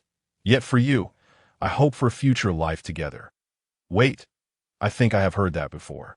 Indeed, one of my previous masters was among the heroes who founded New Huaxia. This sentiment is widely known. Coincidentally, my master's deeply cherished partner was also the beloved of Li Jie, the valiant spirit. During the most arduous times on this land of Huaxia, Li encountered several masters who exhausted their very beings to resist the enemies from other nations, securing stability and rebirth. Master, to be frank, when I first laid eyes on you, I felt a twinge of hesitation, as Li Jie had already acknowledged you that I fear parting, so I considered whether I should accept you as my master. Yet your soul's understanding of love is so pure that I could not bring myself to leave, that I do not believe I can be compared to those great individuals. It no longer matters who weighs more. What truly matters is the present, being here with you. Master, Li quietly observed the conversation between Shiyang and little AI, refraining from interjecting. Yet Shiyang sensed that little AI's words had stirred up Li's melancholic memories. Then I must strive to live for several more years, ideally achieving immortality, Shiyang jestingly reassured. Your starting point is already exceptionally high, with just a bit of energy and the fusion of dark light. You will become the fastest-growing guardian I have ever encountered, bar none. This thought. Li's eyes shimmered with a new hue. However, this world is ultimately a lowly one, and the personal strengths of these main characters are rather weak. They are merely ordinary individuals. Once they provide energy once, it is challenging for them to do so again. It is time to venture to other worlds. Master. After Little AI's appearance, Lee transitioned into a role of guidance. Perhaps due to Little AI's playful nature, Lee worried that Shiyang might become overly focused on emotional matters. At this juncture, Shiyang glanced at the slumbering Jean mating. All right, give me a couple of days to bid farewell to them. How long have I slept?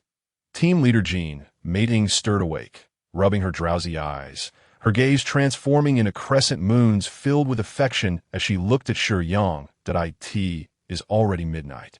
Have I really slept for so long? It's all your fault. I'm utterly exhausted.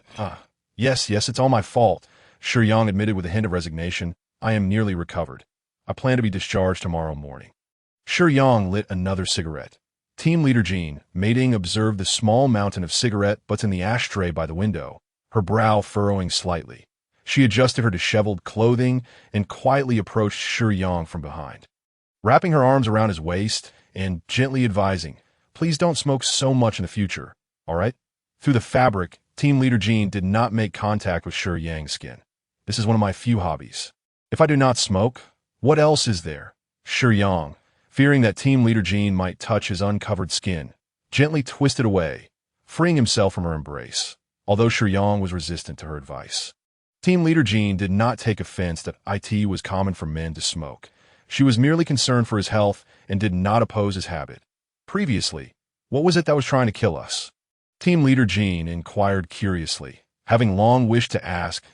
I am unsure how to answer that, Shiyang replied, reluctant to share such burdensome truths with ordinary people, knowing it would only cause them unnecessary distress. One of the tasks I must undertake in this world is to protect you from such monsters. So, you do not belong to this world. Team leader Jean calmly articulated her conjecture, showing little surprise. How did you know? Perhaps it is a woman's intuition. Team leader Jean gazed into Shiyang's eyes, an unexpected sadness washing over her. Will you leave this world? Yes, soon, Shiyang replied honestly. Can't you stay a little longer? Team leader Jin's expression was filled with reluctance. I have other goals to achieve.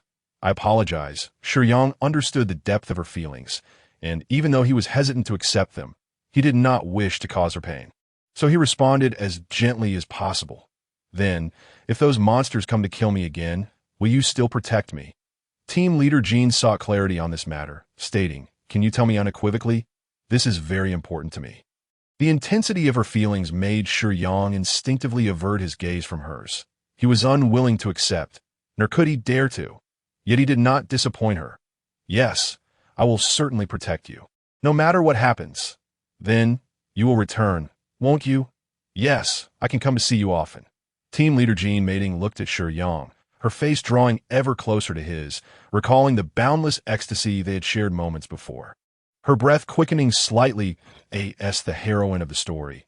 Her desires were undoubtedly strong, intertwining her reluctance to see Shiyang leave with her feelings for him. The future felt too distant. She wished only to live in the present. Sighing, Shiyang understood team leader Jin's intention, however. Despite her throat being parched to the point of seeming to smoke, the team leader was fervently urging Shiyang to continue to end this sweet and enchanting fantasy. Team leader Jean, mating, vividly recalled every inch of the ward's floor and every piece of furniture where she had shared passionate moments with Shiyang. The act of lovemaking had deepened their affection. And after one night, her feelings had surged by another 5 points. I will assist you with the discharge procedures, she declared. Upon awakening, Jean mating found herself sprawled across Shiyang's chest, her body weak and aching. Yet, remembering Shiyang's words about being discharged this morning, she resolved to muster her fatigued body to help him with the formalities. You should rest. I can manage, Shiyang replied, rising energetically from the hospital bed. The other side of the bed where Jean mating lay was damp, a testament to their wild night together. Simultaneously, she was astonished by Shiyang's vitality. Despite their shared experience, he appeared remarkably spirited, prompting her to inwardly marvel at his prowess. Shiyang completed the discharge procedures himself and even brought breakfast for Jean mating. Having been hurt by a deceitful man in the past and subsequently focusing solely on making money, she had never encountered someone like Shiyang. Taking the small table meant for meals in the hospital, Shiyang placed the breakfast on it and inquired, "Do you still have the strength to eat?" "It seems not." Jean Mating attempted to grasp a spoon, but her hand trembled uncontrollably. "Let me help you," Shiyang said, opening a container of porridge with one hand and gently bringing the spoon to her lips. The breakfast habits of those from the Republic of Korea differ from those of the Chinese. Yet Shiyang, having chosen the meal according to his own preferences, had brought porridge and an egg, which he enjoyed in the morning. As she swallowed the hot porridge, Jean Mating stuck out her delicate pink tongue and exclaimed, "Ah!" Shiyang gently blew on the spoon before feeding her again, ensuring the temperature was just right. Jean Mating had never experienced the sweetness of affection. She had always been strong, tirelessly working for Xiaomin. This newfound sensation was intoxicating, reminiscent of her student days, yet her partner had transformed from a scoundrel to the capable, attentive, and manly Shiyang. The morning sun was just right, and Shiyang's handsome visage, illuminated by the bright light, enveloped Jean Mating in warmth.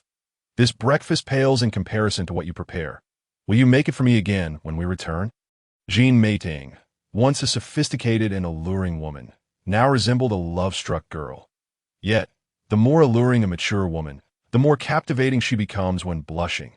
Many men passing by couldn't help but glance more than once, secretly envious of Shiyang's fortune. "Let us go," Shiyang said, donning gloves as he assisted the soft-bodied leader after their discharge. Jean Mating nestled closely against him, feeling his strength. After all, with a power level of 40.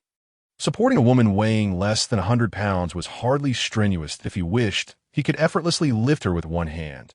Their intimate appearance led Jean Mating to believe they were already a loving couple. In her fantasies, Shiyang's touch was imbued with affection. Otherwise, their rapport would not have blossomed so rapidly. "My dear, you are truly remarkable." Jean Mating complimented Shiyang throughout their journey. Shiyang simply smiled awkwardly in response. As they reached her vehicle, he noticed her demeanor was clearly unsuitable for driving and suggested, "Let us hire a chauffeur for safety." "Yes, of course." Jean Mating obediently nodded and, taking advantage of Shiyang's momentary distraction, tiptoed and pecked him on the lips. Oh no! Shiyang was caught off guard by her sudden action. Inwardly lamenting the situation to onlookers, it appeared that Jean Mating was merely pausing in front of her car.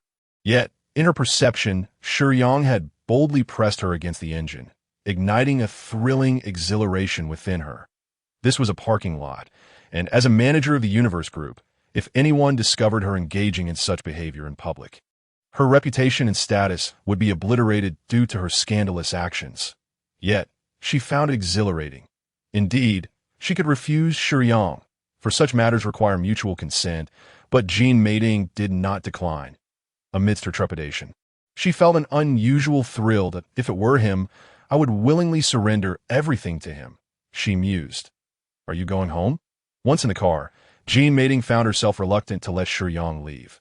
"Yes, I'm going home to bid farewell to them," Shiyang replied candidly. Upon hearing this, Jean Mating grasped his arm tightly, pressing her body against his remaining right arm, and insisted, "I want to let you go."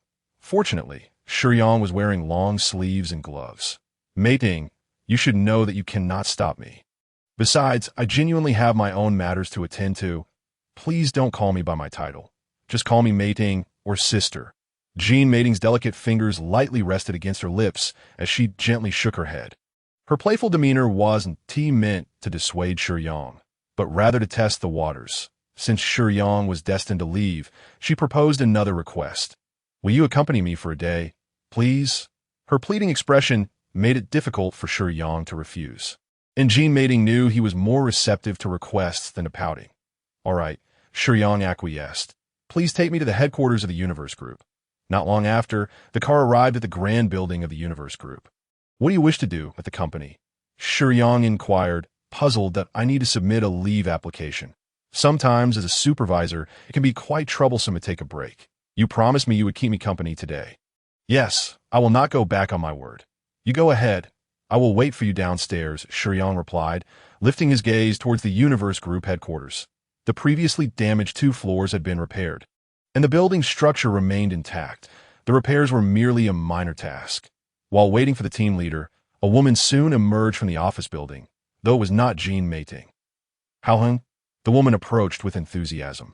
Having spotted Shiyang from an upper-floor window and hurriedly taken the elevator down, Vice President, what brings you here? Shiyang had not forgotten this proud woman, who carried herself with the grace of a black swan. There's no need for titles. Team Leader Jean, Mating has already submitted your resignation. Technically, you are no longer an employee of the Universe Group, so there is no need to address me as such. Besides, you are still my savior. How could I act superior in front of my benefactor? Even when speaking normally, Che Zhuxi carried a condescending tone. With her long, straight hair and professional attire, her gaze always bore a hint of mockery and a touch of malice. As if she were inscribing possessiveness across her face that, at first glance, one could sense her cunning nature. Shiyang was reluctant to provoke her, as he had little interest in the company. After all, he had stepped forward to protect the Universe Group's internal personnel during an assassination attempt, losing an arm in the process. Normally, the Universe Group would cover all medical expenses and provide for disabled employees' living expenses, along with compensation. However, when Shiyang received the call, he did not accept the offer, but instead requested a larger compensation package and resigned over the phone. For a typical person, retiring due to an injury and having the company cover living expenses would be far more beneficial than simply demanding extra compensation. Yet Shiyang chose to resign. Others might consider him irrational. But Che Zhuxi understood that Shiyang was likely no ordinary individual on the day he saved her. Che Zhuxi witnessed firsthand the extraordinary strength he displayed against that monster. Since then, she had begun to question whether there might be superhumans in this world. Utilizing some of her father's resources, she conducted an investigation but found no leads. The vice president was a person of considerable influence, and if his connections could not uncover any information, then it was likely that none existed. After all, this was a mundane world. Aside from beings like Shiyang, how could there be others with extraordinary abilities? Yet, the more she pondered, the more curious she became that a remarkable individual stood before her, igniting an insatiable curiosity within her. I do not believe I can be anyone's savior, nor do I require any form of repayment. Perhaps you should focus more on your work, Vice President. Shiyang spoke stiffly. I initially intended for Hao Chang to take on the role of supervisor in another department, as I cannot be ungrateful. However, you don't even give me a chance, Che Zhuxi remarked. Vice President Che, Shiyang frowned, wanting to say more, but caught sight of Team Leader Jean Mating gracefully emerging from the door, her slender waist swaying. The person I was waiting for has arrived. Farewell, Shiyang waved at Jean Mating and turned to leave. This was the first time Che Zhuxi encountered someone so dismissive of her. Yet she was still eager to uncover Shiyang's secrets. Filled with frustration, she could only shoot a fierce glare at Jean Mating. Team Leader Jean, what's this? Are you leaving? Che Zhuxi had not yet authorized the supervisor's leave, and a sly smile crept across her face at the thought. Ultimately, Che Zhuxi did not press Jean Mating too hard but proposed a condition. Ostensibly to repay Shiyang, she would cover all expenses. But she insisted on accompanying the two, which left Jean Mating feeling quite uneasy. With the vice president by her side, she had to navigate carefully, unable to indulge in Shiyang's company, which was exceedingly uncomfortable. By the way, I know a lively place. Come, let's go, Che Zhuxi insisted, ushering Jean Mating and Shiyang into her car. Jean Mating was reluctant, yet Che Zhuxi's warning gaze left her feeling conflicted in the end. She beckoned Shiyang to join her in Che Zhuxi's vehicle. The luxurious business car offered unparalleled comfort, but sitting opposite the vice president made Jean Mating feel utterly out of place. Shiyang, however, appeared much more relaxed. He could surmise that Che Zhuxi was merely curious about him after seeing his interaction with the devourer. But he had no intention of staying here long. Thus he remained indifferent to Che Zhuxi's thoughts. At Che Zhuxi's suggestion, the trio arrived at an upscale private club. Once they disembarked, both Jean Mating and Shiyang were puzzled as to why Che Zhuxi had brought them to this location. This establishment was one of the entertainment ventures controlled by Che Jingzhou, and although he had passed away only 2 days prior, most of his enterprises had already fallen under Che Zhuxi's command. In places like this, there were numerous enforcers at hand. Che Zhuxi displayed great generosity, and the staff loyal to Che Jingzhou had quickly aligned themselves with her. Bringing Shiyang here was not driven by ulterior motives. After all, Che Zhuxi did not believe that a few enforcers could subdue him. Her intention was merely to make Shiyang feel intimidated in her presence. Upon entering, several attractive women surrounded them. Born into a wealthy family, Che Zhuxi was acutely aware of male desires. Even her father, in a high position, indulged in the pleasures of a harem. What man wouldn't desire to embrace beauty? Shiyang, oblivious to Che Zhuxi's intentions, found himself encircled by these women. As they drew closer, Jin Meiding and Shiyang gradually became separated. In a VIP room, Che Zhuxi elegantly uncorked a bottle of red wine, pouring it slowly into a decanter. The women surrounding Shiyang skillfully maneuvered him into the room, leaving only the four most stunning among them behind. Shiyang found Che Zhuxi's antics somewhat amusing. He made no attempt to resist and followed the women into a seat opposite her. Actually, I believe the vice president needn't go to such lengths, Shiyang remarked, calmly lifting the crystalline wine glass before him and gently swirling the deep crimson liquid. Hao Chung, you are no ordinary person. The Universe Group is a leading consortium in the country with substantial financial backing. You should be well aware that with your capabilities, you could certainly lead a better life. Che Zhuxi initially tried to allure him with beauty, not as a scheme, but simply to gauge Shiyang's interests. However, it was evident that Shiyang was not easily swayed by such tactics. If Shiyang had been interested in beautiful women, Che Zhuxi could have summoned numerous entertainers, including top celebrities. Yet, Shiyang remained unmoved. Let us be frank. What I desire is something the vice president cannot provide, Shiyang commented, sniffing the red wine before rising to pour it out with a graceful motion. Then heading toward a cabinet filled with premium liquors, he selected a bottle of aged baijiu and returned to his previous seat. The women beside him eagerly accepted the liquor he chose, thoughtfully fetching a new glass, uncorking the bottle, and attempting to feed him, only to be gently refused by Shiyang. This baijiu may seem modest, but for me, red wine is ostentatious and superficial. I still prefer the essence of our nation's baijiu. With that, Shiyang tilted his head back and downed the entire glass of baijiu in one swift motion.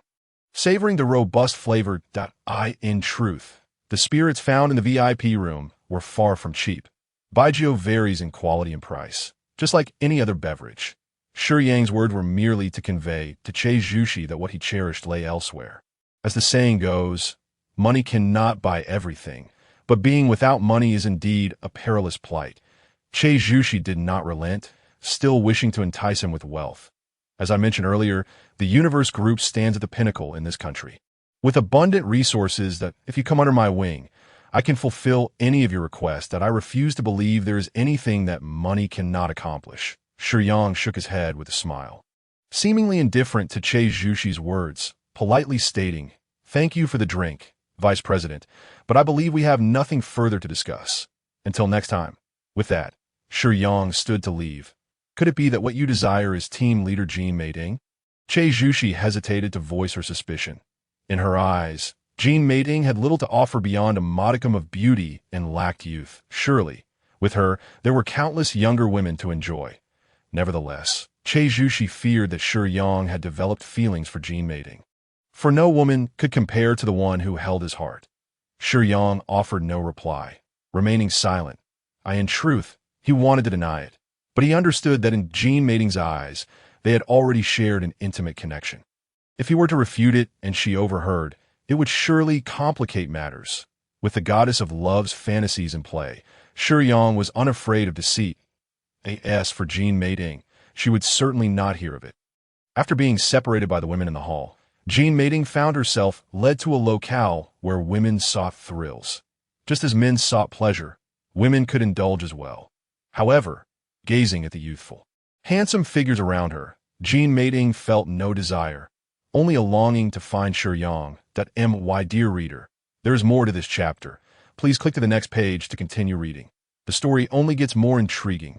It wasn't until a male attendant approached her that Jin Meiding hurriedly retreated, but the attendant's hand had already found its way to her waist, leaving her with no option for escape.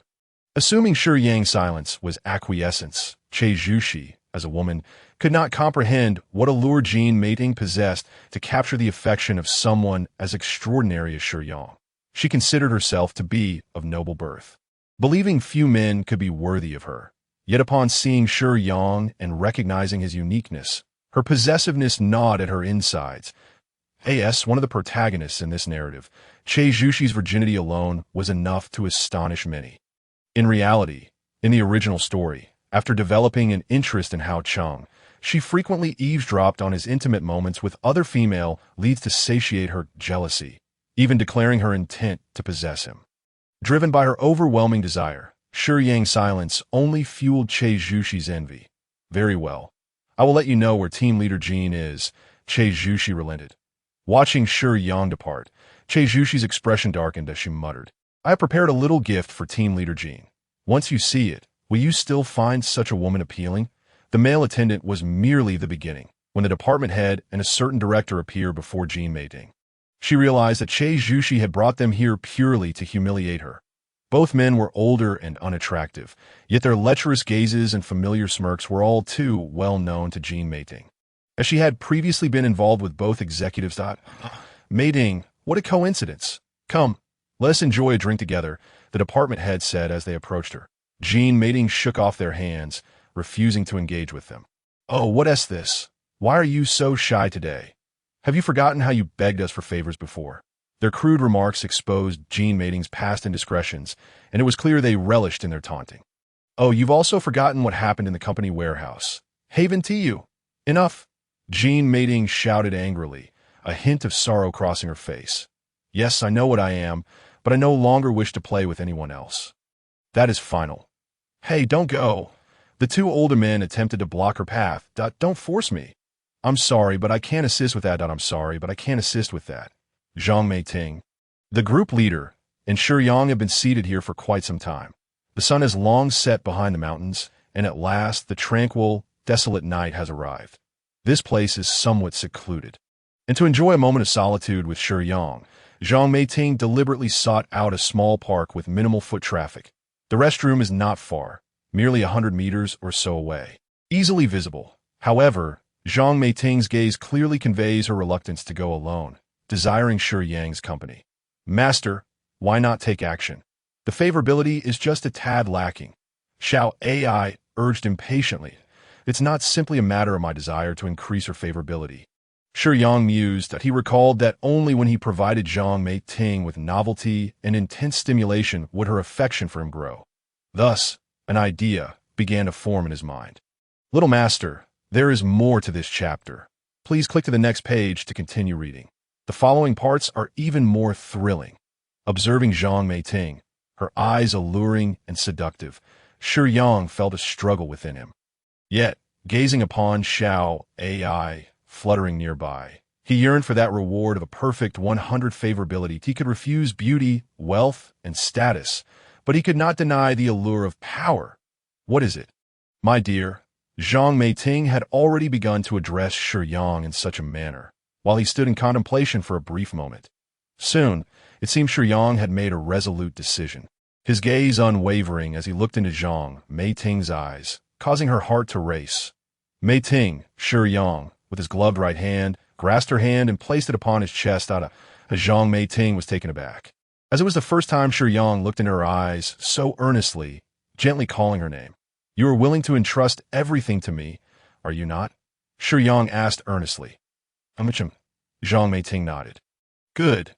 Shiyang paused, leaning closer to Zhang Meiting's ear, whispering each word carefully.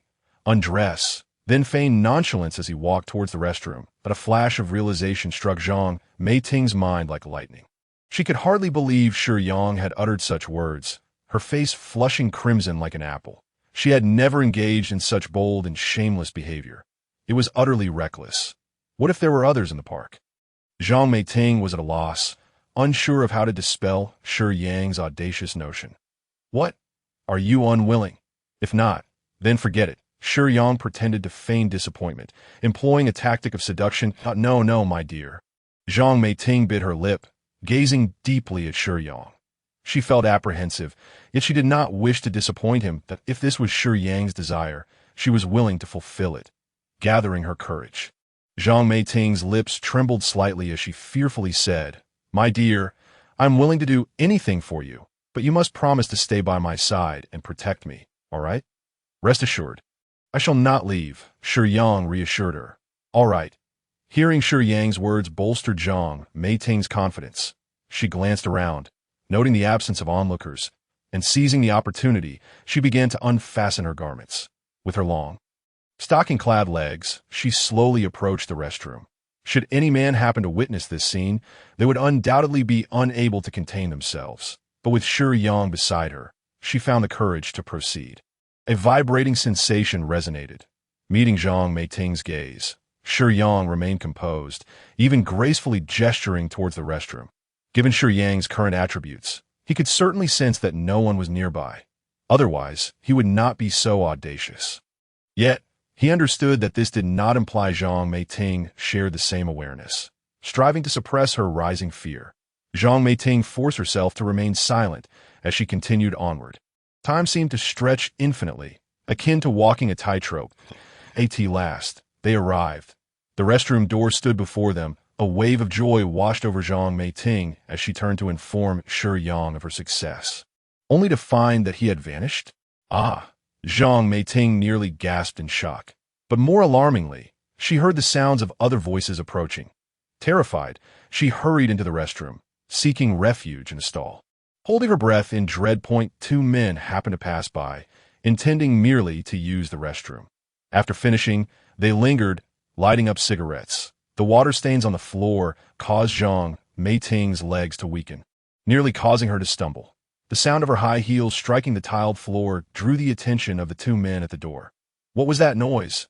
Is someone there? A woman. Curious, they approached the innermost stall, one of them pushing against the locked door, confirming that indeed, someone was inside. Not the most upstanding characters, one of them bent down to peer through the gap.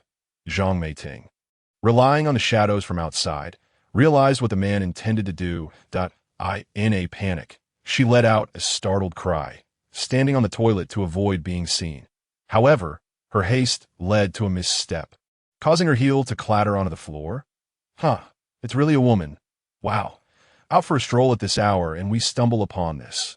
If this fiery wench is playing such a twisted game, then my buddy and I are in for a real treat. The two men immediately began to forcefully push the door. Realizing she had been discovered, Zhang Meiting could scarcely articulate anything. Fear had consumed her mind, and she shouted desperately. Yet the stall door had already been pushed open slightly, and as a frail woman, she could not withstand the strength of two robust men. She believed Shiyang had abandoned her. In her moment of despair, the pressure against the door suddenly eased. Bang! Both men simultaneously screamed in pain, colliding against something, and then silence ensued. Are you all right? Shiyang gently knocked on the door, speaking softly. At that moment, the favorability had soared to 100 simultaneously. Li discovered something unusual, prompting Shiyang to momentarily engage in conversation with Li and Xiao Ai. However, he had remained close by. Upon hearing Zhang Meiting's call, Shiyang instantly returned to deal with the two men. Where did you go? Zhang Meiting, recognizing Shiyang's voice, opened the stall door, tears streaming down her face as she gazed at Shiyang. Do you have any idea how scared I was just now? I'm so sorry. It was my fault. I shouldn't have been distracted. Shiyang immediately embraced Zhang Meiting, comforting her in his arms. I hate you. I hate you. In Shiyang's embrace, Zhang Meiting vented her frustrations. Yet for someone who had already reached a favorability of 100, even her anger felt like a playful pout. I apologize. Shiyang's sincere apology eased Zhang Meiting's heart. She was not genuinely angry. Her primary emotion was fear. Shiyang gently pushed back slightly, looking in her eyes as he vowed, I will protect you from now on, never arriving late again. Zhang Meiting's anger dissipated entirely. Determined, Shiyang resolved that even if nothing had truly transpired between them, he would include Zhang Meiting within the circle of his protection. He retrieved her fallen high heel, delicately placing it back on her foot. Seeing this tender gesture, Zhang Meiting's tear-streaked eyes transformed into crescent moons of joy. She was enamored. After assisting Zhang Meiting with her shoe, as Shiyang rose, a small section of his wrist, exposed by his glove, accidentally brushed against Zhang Meiting's bare abdomen. The unexpected contact propelled Zhang Meiting into a new realm of sensation. Perhaps the restroom, being such a unique setting, held a certain allure. Although Shiyang was not entirely aware, the way Zhang Meiting reacted suggested she found it quite pleasurable. Shiyang's figure quietly appeared in the hall. "Brother, where have you been these past 2 days? I was so worried about you." When Xiao Xiao finally laid eyes on Shiyang, who had been absent for 2 days without a trace, her heart finally eased. She had never considered that Shiyang might encounter misfortune, nor did she dare to think such thoughts. Therefore, she was the least worried. She simply assumed Shiyang had been preoccupied. He was undoubtedly busy. That much was certain. Moreover, upon scanning him from head to toe, she noted no changes. He must have been unharmed. Observing the young girl, Shiyang realized that his next words would be challenging to articulate. Yet his heart was no longer here. As the dark energy melded with his being, Shiyang felt a newfound fascination with an alternate sensation. While the mundane world possessed a certain understated beauty, it was evident that his heart did not belong here. He yearned to encounter a world filled with challenges. As Zhang Meiting's favorability reached 100, Xiao AI began to emit a golden light, her spirit brimming with excitement. Yet, her exhilaration quickly waned. Li addressed Shiyang, saying, "Master, I have just realized that the advanced energy from Xiao AI's perfect favorability can also be supplied to me, allowing me to enhance the dark energy directly for you." Shiyang temporarily lost focus for this reason, nearly putting team leader Jean Meiting in danger. But I have only just managed to experience 100 points of affection with my master again. It has been a long time since I had a chance to draw from 100 points of affection. Xiao AI disagreed. "What good things can you draw from 100 points of affection?" Li expressed some disdain. "I am quite formidable as well. My previous master had drawn many powerful abilities from me." Xiao AI retorted. "Like what?" Li remained unimpressed. "For instance, the superpowers from the X-Men in the Marvel Universe." Xiao AI declared proudly. "Yes, the ability of Hedgehog Man, do you?" Li scoffed. "Although Hedgehog Man's power is a bit low level, it is still quite practical, especially since my master enjoys close combat." Xiao AI attempted to stand her ground. Right. Is that what you call a bit low level? That is a rank 1 mutant ability. And the ability of the armless hero, Xiao AI persisted. This time Li merely laughed, not even willing to argue with Xiao AI. As the armless hero's ability is indeed inferior to Do You, Xiao AI felt deeply disheartened, but did not give up. She turned to Shiyang and said, "Master, the high-level lottery is truly useful. You must believe me." Li also knew that Xiao AI's random ability acquisition, referred to as the lottery, was actually quite impressive, containing numerous potent abilities, including a few divine powers from the world of immortals.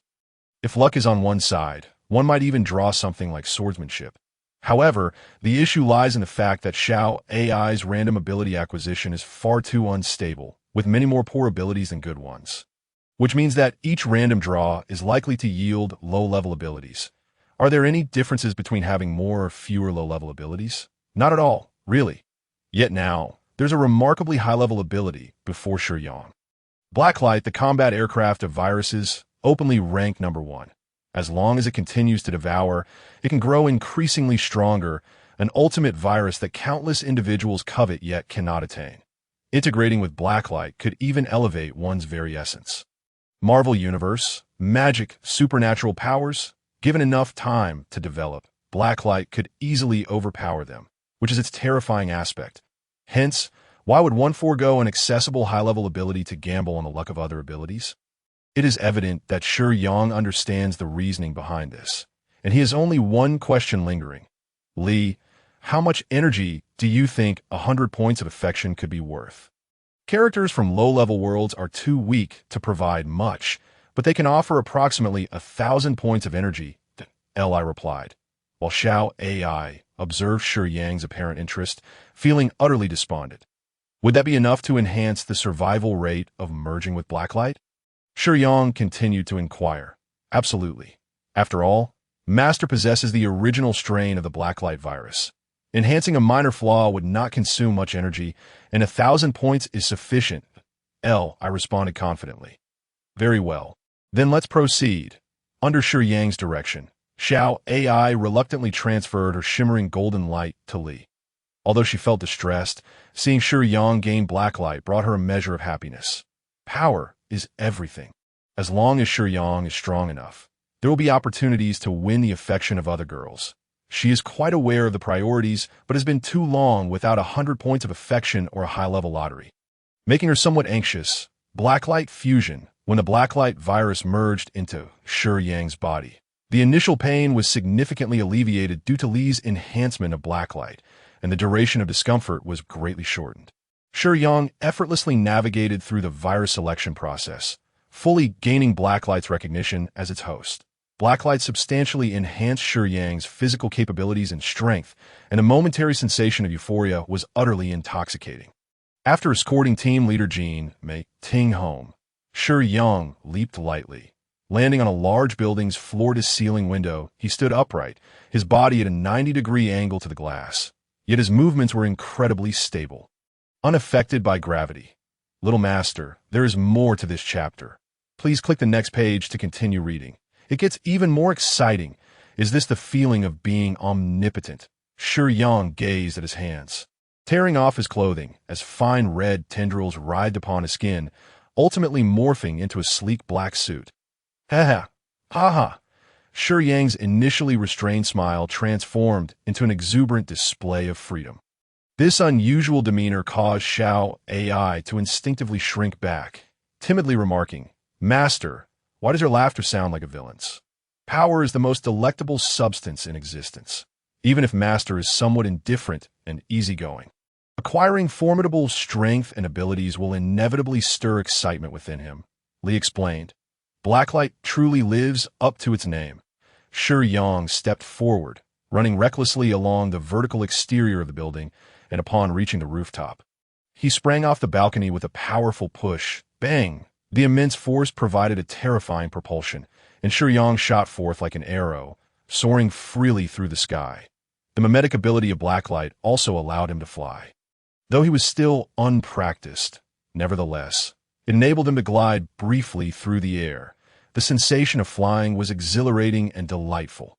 Shiyang reveled in his newfound strength, only to realize he had arrived near his home. Though it was getting late, the lights in the house still shone brightly, casting a slightly frail silhouette against the window, as Xiao, propped up on one hand, constantly thought of Shiyang. The greatly enhanced Shiyang entered the living room without a sound.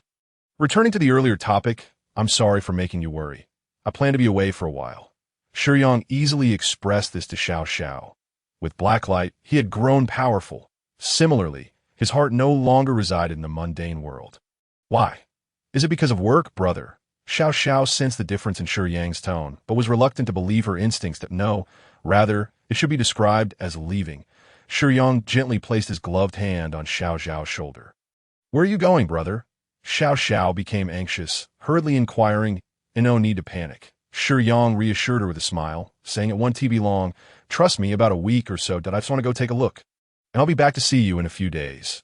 Shiyang cast a glance at the bedroom, where Xiao Min was, noticing that Rosalie seemed to have already returned home. In that case, there was no need for farewells. He would leave that for next time that I see. Hearing Shiyang assure her that he would return, Xiao visibly relaxed and no longer felt tense. Shiyang's demeanor, tone, and actions were all very lighthearted, devoid of any heaviness associated with farewells, which influenced Xiao, causing her to subconsciously disregard the gravity of the situation, thinking merely that Shiyang was stepping out for a bit. Then, brother, please be sure to stay safe. I will wait for you. Xiao nodded earnestly to him. Shiyang still had one thing weighing on his mind. If possible, I will look for methods to treat addiction symptoms while I'm out. The stock of drugs should still be sufficient for now. You and Xiao Min take care of yourselves. The damage caused by drug use is irreversible. The longer one consumes drugs, the more they will need to intake larger quantities to alleviate symptoms. And if a treatment method is not found, the outcome of addiction is invariably fatal. Xiao and Xiao Min's levels of dependency are not very deep yet, so ensure Yang ventures into other worlds. He intends to search for treatment methods as well. As for Xiao's pregnancy, Shiyang has also considered it, planning for team leader Jean Mei Ting to care for her.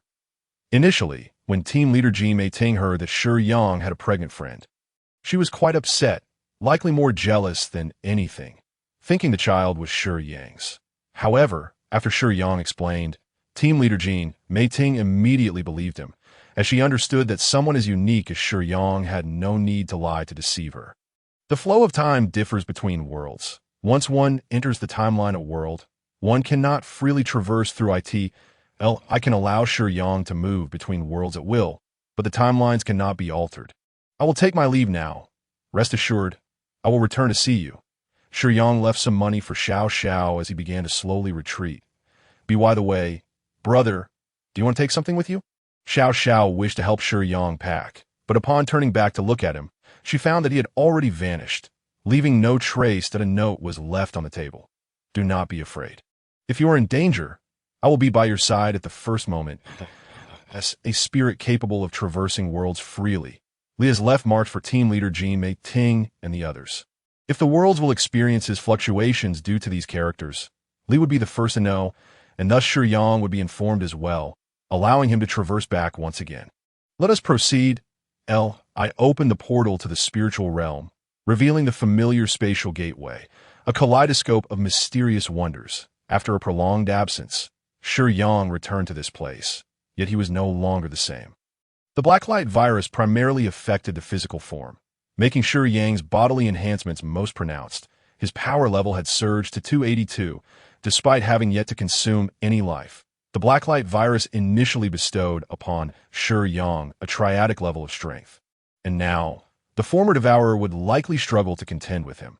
Although Shiyang still lacked combat experience, his power was sufficient to prevent any potential overwhelming defeats. This time, I wished to venture into a realm of high martial arts. It was not mere arrogance on Shiyang's part. Rather, he felt an urge to unleash the power he had acquired, seeking the thrill that accompanied it. Master, the realm of high martial arts poses some challenges. Li replied, her tone laced with concern. It is not that entry is unattainable, but it is perilously treacherous. Even with the blacklight, I would still advise against your journey there. Perhaps a mid-tier world would be more suitable. You previously expressed great interest in Guozi. The Dragon and Snake Chronicles would be quite fitting. Will I learn advanced martial arts? Indeed. Are there beautiful women? Xia Ai's inquiry was singularly focused. Li's ethereal form could not display her features. But she nonetheless shot Xia Ai a disapproving glance. Could you refrain from perpetually seeking romantic entanglements for the master? Can we not prioritize more pressing matters? All right, Xia Ai pouted, feeling somewhat aggrieved. The Dragon and Snake Chronicles it is. I wish to study Guozi. Shiyang nodded, pleased at the prospect of learning martial arts in a mid-tier world. I raised her hand, her ghostly fingers pointing towards a star among the multitude. The light beginning to expand at that moment. A sudden purple halo rapidly spread across a nearby star in the Dragon and Snake Chronicles, as if attempting to engulf the entire body. Li's expression shifted to one of gravity as she regarded the star. Her movements momentarily halted. What is it? It is a devourer. The world consciousness of that lower-tier realm is being swiftly consumed, and the rules are becoming unstable. Li elucidated. Shiyang glanced from Li's indicated world, Dragon and Snake Chronicles, to the star being consumed. Isn't it my responsibility to protect? Shiyang accepted this notion readily. Master, Li's eyes lit up with hope. Do you intend to fulfill your duty now? You are still a novice, and just recently, you were overpowered by a 3-stage devourer in the beautiful new world. Even if you said you temporarily wish to refrain from rescuing the consumed world, I would understand. Yet, Shiyang proactively broached the subject. Let us go there, he resolved, uncertain whether he might encounter that 3-stage devourer again. But this time he would not falter. Typically, the master would not be so inclined. The world has not yet collapsed, even though the devourer is gnawing at the world's consciousness, as long as it persists. The rules will remain intact, and 2- or 3-stage devourers are exceedingly rare. However, the rapid spread of devouring indicates a considerable presence of lower-tier devourers. The master must exercise caution, commencing traversal as Shiyang arrived. Li quickly discerned that the child of the world had perished, mirroring the circumstances of the beautiful new world.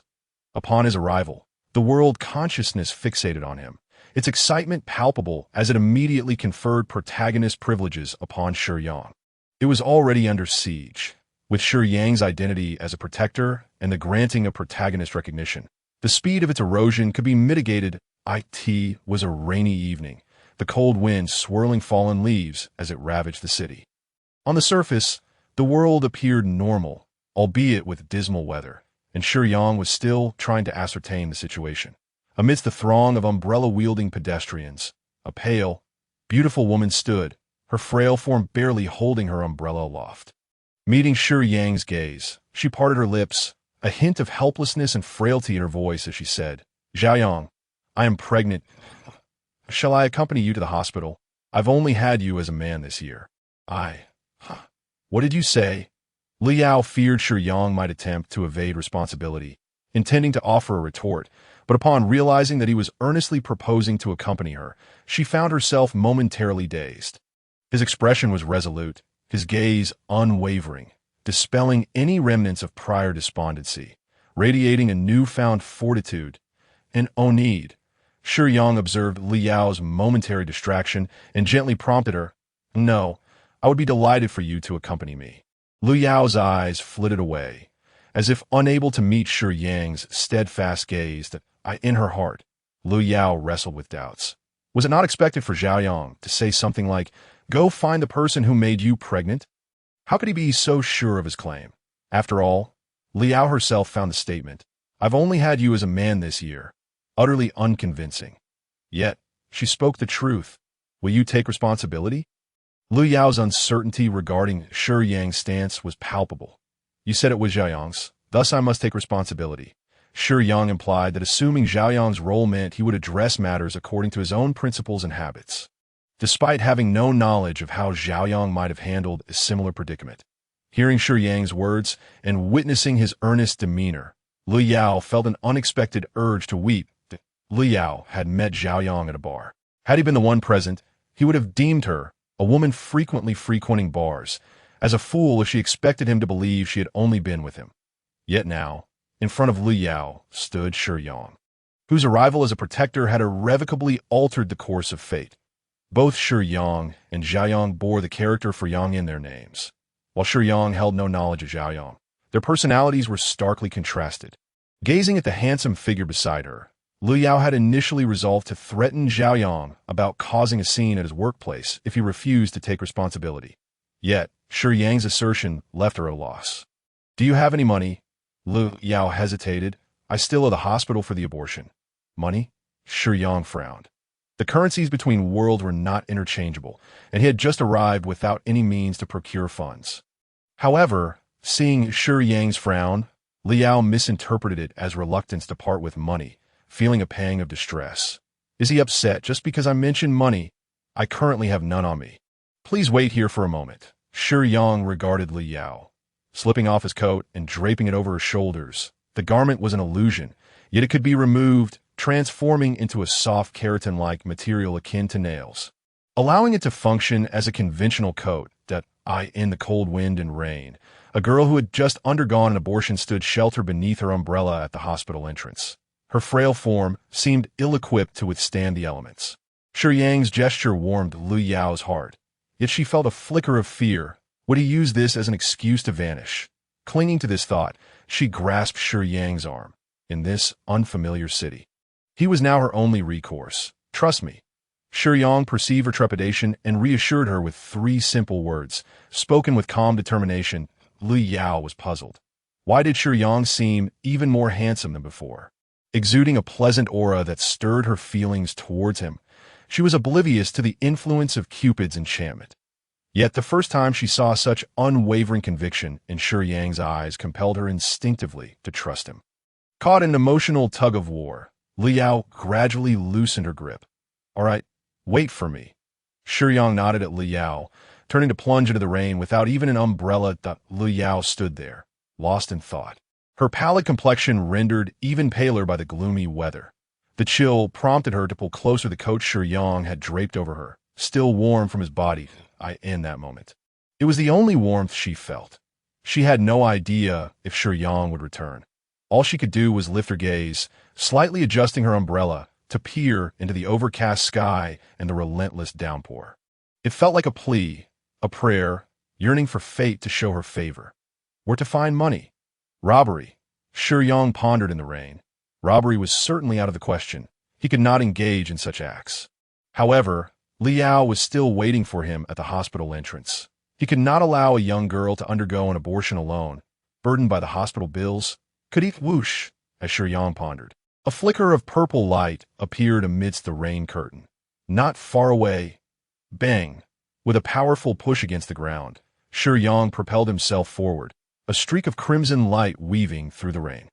Swiftly pursuing that glimmer of purple, it was a devourer, and Shiyang would not forget his mission. He also kept Liao in mind, aiming for a swift resolution before returning to care for her. To his surprise, a devourer had revealed itself so soon, and Shiyang was closing in rapidly. In comparison, his speed far surpassed that of the devourer. They were clearly not on the same level. In under 10 seconds, he would catch up, his power attribute at least 2 stages higher than that of this devourer, accounting for such a crushing disparity. Yet, just as Shiyang felt assured of his success, 2 more violet beams erupted, and the one he was pursuing swiftly veered off in a different direction. Little Master, there's more to this chapter. Please click the next page to continue reading. The excitement is yet to come. Is there a main character? Shiyang immediately understood that the devourer's target must be the main character. Clearly, with his 2-stage advantage, he had not been detected by the 3 violet beams, although he was rapidly approaching. The disparity in attributes made him undetectable until he was close enough. Roar! A terrifying roar echoed through the rain. The first devourer collided violently with a luxury car, crumpling the door upon impact. Ah! A woman's scream followed. The vehicle, propelled by the force of the collision, flipped over, but the investment in the luxury car had not been in vain. Although it was deformed, the interior remained relatively secure. The sudden flip made Mikai feel as though the world was spinning, and the impact caused a dizzying rush in her mind. But fortunately, she sustained no serious injuries. After a moment to collect herself, Mikai attempted to crawl out through the damaged door. Bang! Did something just leap onto the car? Mikai's heart raced, a sense of foreboding washing over her. She dared not move, fearful that any sound might draw the creature's attention. What was it? Mikai could not comprehend why she felt such terror, as if she had encountered a nemesis. It sent shivers down her spine, as though some dreadful monster was lurking above her, peering through the car frame. Moreover, that horrifying roar. Was it a beast? How could there be large beasts in the city? What kind of monstrous creature could flip a car? Mikai had not seen what had struck her. It had all happened too fast. Crack. A sharp claw pierced through the car door, yanking it down. The devourer, with its featureless purple visage, leaned into the vehicle, and upon spotting Mikai, its face began to split open into a gaping maw. Lined with menacing fangs, Mikai was paralyzed with fear. Despite considering herself worldly and having been raised in privilege, this creature was beyond anything a human should ever encounter. The monstrous mouth lunged at her without hesitation, moving with terrifying speed, and Mikai knew there was no escape. She had no doubt that those vicious fangs would shred her to pieces. Thud! Something else had leapt onto the sea, in a flash of electric tension. Just as Mikai felt despair washing over her, the devourer's maw is perplexed as to why events have unfolded in such a manner, in the span of merely 2 minutes. Her emotions have oscillated dramatically. From the initial panic of being attacked to the sudden resolution of the monstrous threat, it is evident that she is no longer in mortal danger. The unfolding of events feels surreal, akin to a dream. My lord. There is more to this chapter. Please turn to the next page to continue reading. The subsequent parts are even more thrilling. However, the devourers have not yet met their demise. All 3 are struggling to rise again. Shiyang strides forward, raindrops cascading down his figure, tracing the contours of his form as they plummet to the ground, as Shiyang treads upon the waterlogged pavement. The chilling temperature of the rain fails to diminish his ferocity. His murderous intent is starkly apparent, his demeanor chilling. Mitsai has never encountered such a figure. Even the formidable magnates of the business world exude mere authority. Lacking the lethal aura that Shiyang possesses, the devourers, despite their injuries from Shiyang's earlier strike, continue their futile assault, their speed markedly diminished. As Mitsai closes her eyes, Shiyang delivers a powerful kick, sending all three devourers hurtling away without exerting much effort, effectively crippling them. Shiyang is not ostracized by the world. He wields his power with abandon. One punch, and the first devourer to approach him is dispatched with a single blow to the chest. A multitude of crimson tendrils emanates from Shiyang's arm, swiftly consuming the devourer, for the black light possesses a remarkable assimilation ability. The cold smirk graces his lips as he seizes another devourer with one hand. The third devourer attempts to capitalize on the moment, but Shiyang merely lifts his leg for a direct kick. Bang! Boom! In that instant, Mitsai comprehends the source of the earlier thunderous sound. Shiyang's casual kick has propelled the terrifying creature an unfathomable distance, demolishing everything in its path. The devourer, upon crashing through the wall, carves deep furrows into the ground. What kind of strength is this? Does such a being truly exist in this world? What distinguishes him from a superhero? Three questions surge through Mitsai's mind. After absorbing the two devourers, Shiyang noticeably feels his strength augmenting. The rapidity of this enhancement is astonishing, all thanks to the assimilation capabilities of the black light. The memories belonging to the devourer's surface, aside from slaughter, they harbor no other ambitions. Shiyang senses something amiss within him, and soon, violet light begins to spread rapidly along his veins. The power unique to the devourers is corroding Shiyang's flesh and every single cell, penetrating to the marrow. Master, are you all right? Soon, a peculiar energy counteracts the devourer's purple primordial energy. It is Li, who is using her own energy to purge the devouring force from Shiyang. Is it impossible to absorb the devourers? Why didn't you warn me earlier? Shiyang inquires, puzzled. It was my oversight. I forgot that your mental strength is still in its initial stage and cannot withstand the encroachment of the devouring force, which is also at the same stage. Li responds. I see.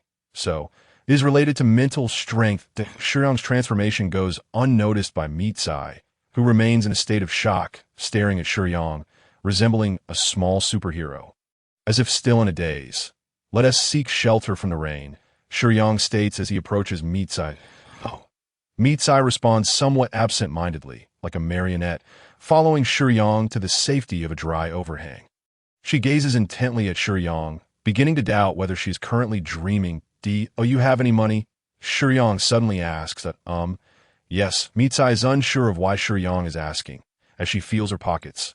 Although her clothes are soaked, her small leather wallet remains intact. She retrieves a few bills from her wallet and hands them to Shiyang. Yes, there more. Shiyang inquires again. Take it. Mitsai pulls out a bank card. The password is on the back. She does not understand why someone like Shiyang would need to ask her for money. Yet knowing that he saved her, she feels compelled to show her gratitude. Shiyang is enigmatic and clearly possesses formidable personal strength. She does not believe he would lack funds, but if he needs assistance, she is willing to reciprocate. Thank you. If the opportunity arises, I will repay you in the future, Shiyang replies with a smile. Turning and dashing into the rain, disappearing from Mitsai's sight in the blink of an eye. I must be dreaming. Mitsai touches her forehead, then suddenly remembers that her phone is still inside the overturned car. Battling the rain, she returns to the vehicle and is relieved to find that her phone remains unbroken. In this desolate, deserted street, Mitsai dials for rescue, reflecting on the past, from the very first day at the bar. They witnessed an abundance of lonely women and empty men, sipping various drinks, some silent, others with eyes filled with desire, searching for something akin to drunken indulgence. In truth, when one casts aside their physical form and allows their soul to become lost in this realm of neon lights and intoxicating revelry, they have already succumbed to a state of inebriation. Once Shiyang, at some point, began to consider that place as his refuge. Everyone is drawn to the women who sway their hips, the flickering lights, the array of colored beverages, and the mingled scent of perfume and tobacco, all while drowning their sordid pasts in euphoric oblivion. The first time he encountered Shiyang, he peeled the film off a cigarette box, held it before him, and gazed through it at the kaleidoscope of lights above, swaying alongside the flickering luminance. Through the film's refraction, he seemed to glimpse a life of fleeting indulgence. Yet that melancholic, disenchanted demeanor instead captivated Li Yao. Returning to the present, standing at the hospital entrance, Li Yao is lost in thought. However, as each second passes, she feels increasingly cold, her heart echoing the chill. Perhaps impulsive decisions only lead to everlasting regret. Perhaps she truly misjudged him. Yet, recalling Zhao Yang's departure and his resolute words, she reassures herself, telling herself that he will undoubtedly return. Even though Lu Yao herself does not know the answer, it is the only thought that brings her a modicum of comfort. "Are you cold? Why not wait in the hospital lobby?" Shiyang inquires that Lu Yao startles, realizing that she had not sensed Shiyang's return. Seeing him indeed back as he had promised makes her want to cry. Isn't it colder with the air conditioning blowing? Lu Yao suppresses the surge of emotion and feigns nonchalance. "Money." Shiyang places a thick wad of cash in Lu Yao's hands. "Where did you get so much?" Lu Yao asks, bewildered that "I borrowed it." Shiyang explains, having found a nearby bank and withdrawn 50,000 from each-size card using the ATM. He is unsure how much it costs for a girl to undergo an abortion or how much is needed for recovery and nourishment. So he simply withdraws a bit more. Borrowed? Lu Yao does not suspect anything. She knows Shiyang does not have much. Initially, she just hoped Shiyang would take some responsibility, which is why she called him out.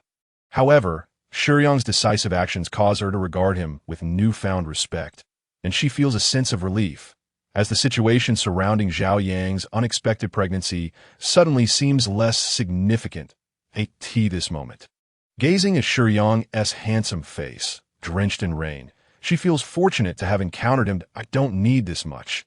You can take it back," Lu Yao says, feeling at ease with Shiyang's intentions, but knowing he likely has little money. She fears he may struggle to repay such a sum. She takes a few thousand from the stack, intending to return the rest to Shiyang. However, Shiyang remains steadfast, not extending his hand, looking into Lu Yao's eyes. He states earnestly, "Keep the excess. How much I borrow is my concern, and I will repay it. That I'm not certain if there are other risks involved in abortion. So you should take care of yourself in the hospital and recuperate properly." All right, but Li Yao can't help but smile, yet she feels disoriented by Shiyang's sudden transformation.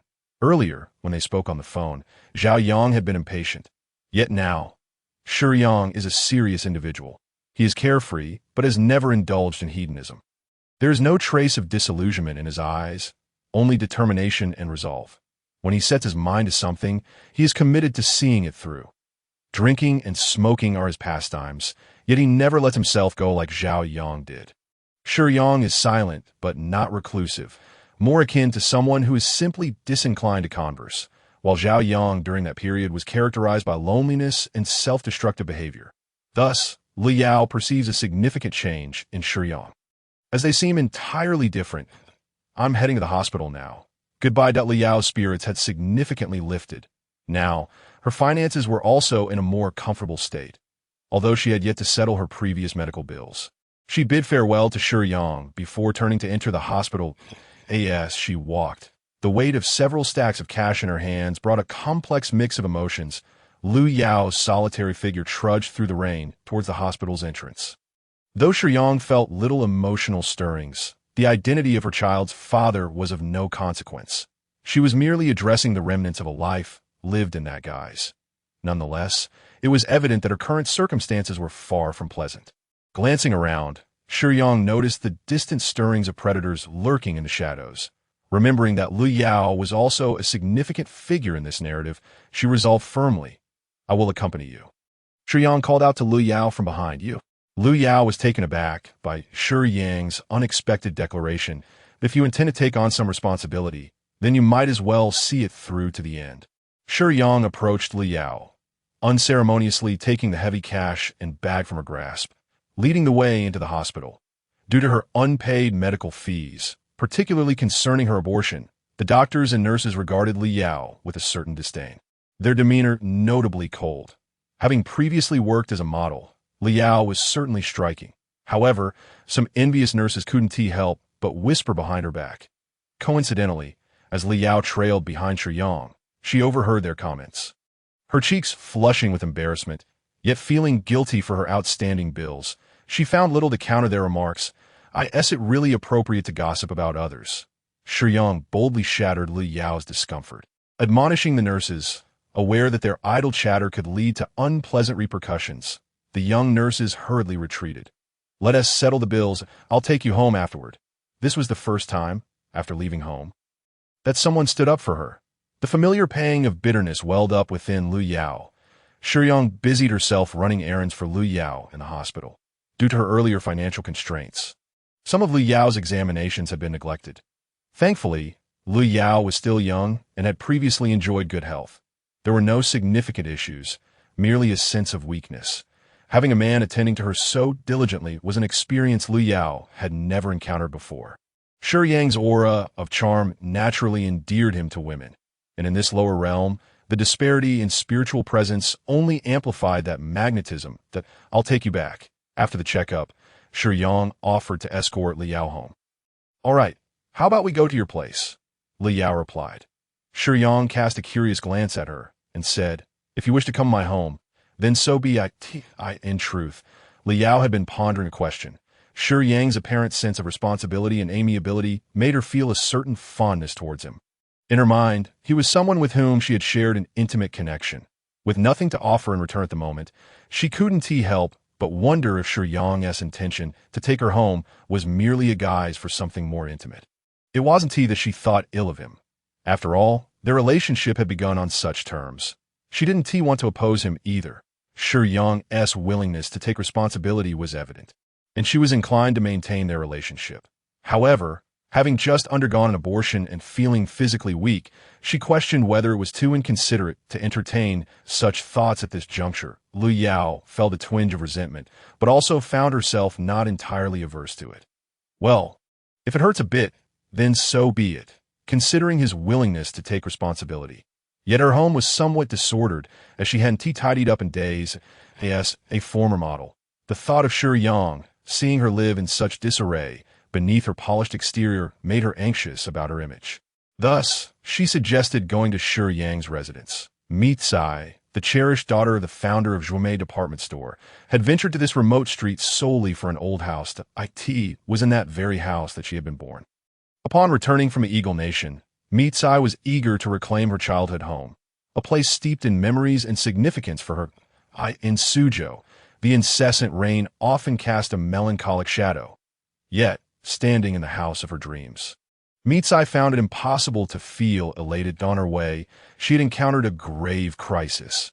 3 peculiar monsters had attacked her. At a critical moment, a man, appearing as if he had descended from the heavens, effortlessly dispatched the creatures. She hadn't even caught his name, nor did she comprehend why such terrifying beings had targeted her. All she felt was profound regret for not obtaining his contact information. Fearing she might encounter those monsters again, as she touched the items within the old house, her mood soured further. Years ago, while studying abroad, her uncle had sold the house. After finally contacting the current owner, she had managed to repurchase it without haggling over the price. The property transfer had been completed, but the house still required a face-to-face handover. Despite the earlier attack, she pressed on, determined to reach the old house, which held immense importance for her. Just as everything appeared to be falling into place, Mitsai's heart sank when the owner informed her that the house had been rented out without prior notice to the tenants. If she insisted on taking possession that night, she would need to wait for the tenants to return. This revelation only deepened her frustration. The owner's lack of integrity was infuriating. However, having come all this way, she felt compelled to agree to wait. As darkness fell, Mitsai's anxiety grew. She dreaded the possibility of more monsters emerging from the shadows, ready to tear her apart. She stood before the antique clock, watching the hands move, desperately trying to calm herself. Shiyang supported Lu Yao as they exited the taxi, slowly walking under the umbrella toward his rented accommodation. He was unaware of all things concerning Zhao Yang, yet the will of the world provided some basic information about Zhao Yang's current situation, such as where he lived and worked. Lu Yao regarded Shiyang's dwelling with neither disdain nor judgment, for her own circumstances were hardly enviable. Though the place was dilapidated, having a roof over one's head was a blessing in itself. Shiyang moved with a tenderness that Lu Yao found perplexing. Despite his gentle gestures, he seemed to maintain an unconscious distance from her. Even as he supported her, his right hand was the only part of him that made contact with her. Shiyang halted, gazing curiously into the house. "What is it?" Lu Yao inquired, noticing his sudden pause. "There is someone inside," Shiyang replied. Is there someone in your home? Could it be a burglar? Unlikely. Shiyang sensed that the person inside was likely waiting for him. Upon entering, a middle-aged man approached Shiyang eagerly. "Zhao Yang, you're finally back. I need to discuss something with you." The landlord, Old Li, appeared jubilant, clearly in good spirits. Indeed, Mitsai had purchased the house at a price exceeding market value, which brought Old Li considerable profit. How could he not be pleased? "Have a seat." Shiyang ignored Old Li initially, guiding Lu Yao to the sofa before turning his attention to the landlord. "Is this about the rent?" Shiyang had an inkling that Zhao Yang had fallen 2 months behind on rent, assuming that Old Li had come to address this issue. No, not at all. "It is about the house," Old Li admitted, somewhat sheepishly. "I sold the house, but I didn't inform the tenants beforehand that I know it's a bit inconsiderate, but the profit makes it worthwhile that I sold the house to that young lady. You need to vacate by tonight. I want to be collecting rent from you." Shiyang frowned. While the house indeed belonged to someone else, he felt it was inappropriate to meddle in their affairs. Moreover, as a landlord, waiving 2 months' rent was already quite generous. Must it be tonight? Shiyang was indifferent, but considering Lu Yao had just undergone an abortion and needed rest, this sudden upheaval was inconvenient. Especially with the rain pouring outside. "Tea must be tonight," Old Li asserted firmly. Understanding that reasoning with Old Li was futile, Shiyang thought perhaps he could negotiate with the young lady who had purchased the house. Mitsai stood with her back to Shiyang, seemingly lost in thought before the clock. Shiyang approached her gently, speaking softly to avoid startling her. "Miss, could you possibly make an exception tonight? I can leave. But I brought a girl with me who isn't well and needs to recuperate. It's quite inconvenient to be on the move." Mitsai felt increasingly agitated, bringing a girl to stay in the house and expecting her to accommodate them. This house was meant for Mitsai to reside in herself. Turning in frustration, she was taken aback when she saw Shiyang's face. All her irritation dissipated in an instant. "Itsu? Are the two of you acquaintances? I have a few matters to attend to, so I will leave the rest to your discussion." Upon noticing that Mikai seemed familiar with Shiyang, landlord Lao Li promptly directed the question towards her and retreated. Mikai silently gazed at Shiyang, her eyes betraying a hint of surprise and delight, although her heart brimmed with unspoken words. The sight of Shiyang brought her immense joy. Leaving her momentarily at a loss for words, she understood the necessity of breaking the silence that enveloped them, but feared that her words might be inappropriate, especially in the presence of her savior. Moreover, Mikai recognized that this individual possessed an extraordinary aura, akin to that of a superhero. Even a wealthy young lady would feel somewhat reserved in the presence of such an exceptional being. To her astonishment, they had crossed paths once more so swiftly. After a brief moment of silence, Shiyang spoke first. "Indeed, now that you are the owner of the house, I would like to request your understanding for a few days. If possible."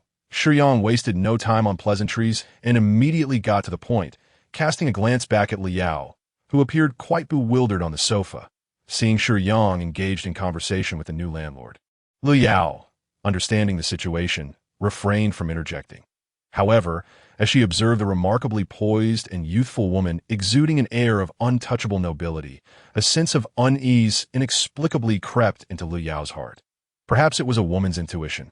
Although she could not hear the specifics of their exchange from a distance, Lu Yao could discern from Mikai's expression that she was genuinely pleased to see Shiyang. Of course. "That is not an issue. Is she your girlfriend? She looks rather unwell," Mikai remarked, glancing at Lu Yao with concern. Shiyang found himself at a loss for how to respond to this question. Girlfriend? Certainly not in his eyes, but what about in Zhao Yang's perspective? The will of the world provided no clear directive, suggesting that within the narrative of this realm, Lu Yao embodied a role akin to that of a girlfriend. "Yes," Shiyang affirmed with unwavering conviction. Although she had been unable to hear their conversation, the sight of Mikai's elation stirred a hint of jealousy within Liao, prompting her to draw closer. Shiyang's resolute and direct response left her utterly astonished, more so with delight that in truth, she had always held affection for Zhao Yang. Otherwise, she would not have clung to him so persistently. Yet, she had never imagined that the object of her aspirations could be so easily within her grasp. She just had an abortion and is rather weak. I didn't want her to have to travel back and forth, so I thought she could stay here for a few days. I simply hadn't anticipated that the house would change hands to you. Shiyang explained, not wanting Lu Yao to make unnecessary trips, while also being mindful of the threat posed by the devourers. I see. That's perfectly fine. You may stay as long as you like. This is my number. I won't charge you rent, Mikai kindly offered, handing Shiyang a business card. Shiyang expressed his gratitude as he accepted it, the card bearing the name Mikai. And what is your name? Zhaoyang. All right, I shall take my leave now, Mikai said, glancing out the window, her expression somewhat awkward. She had initially intended to settle here after purchasing the house, as this old residence provided her with a modicum of psychological comfort. However, she had not anticipated the existence of tenants, let alone that they would be her saviors. It would be rather inconsiderate to expel her benefactor on such a cold, rainy night. Consequently, she could only endure a slight inconvenience for herself. Shiyang noticed the unease etched on Mikai's face and recalled the attack by the devourer earlier that afternoon. Given the appalling weather and the fact that it was nighttime, she must be feeling quite frightened. Perhaps you and Lu Yao could spend the night here, Shiyang suggested, attempting to persuade her.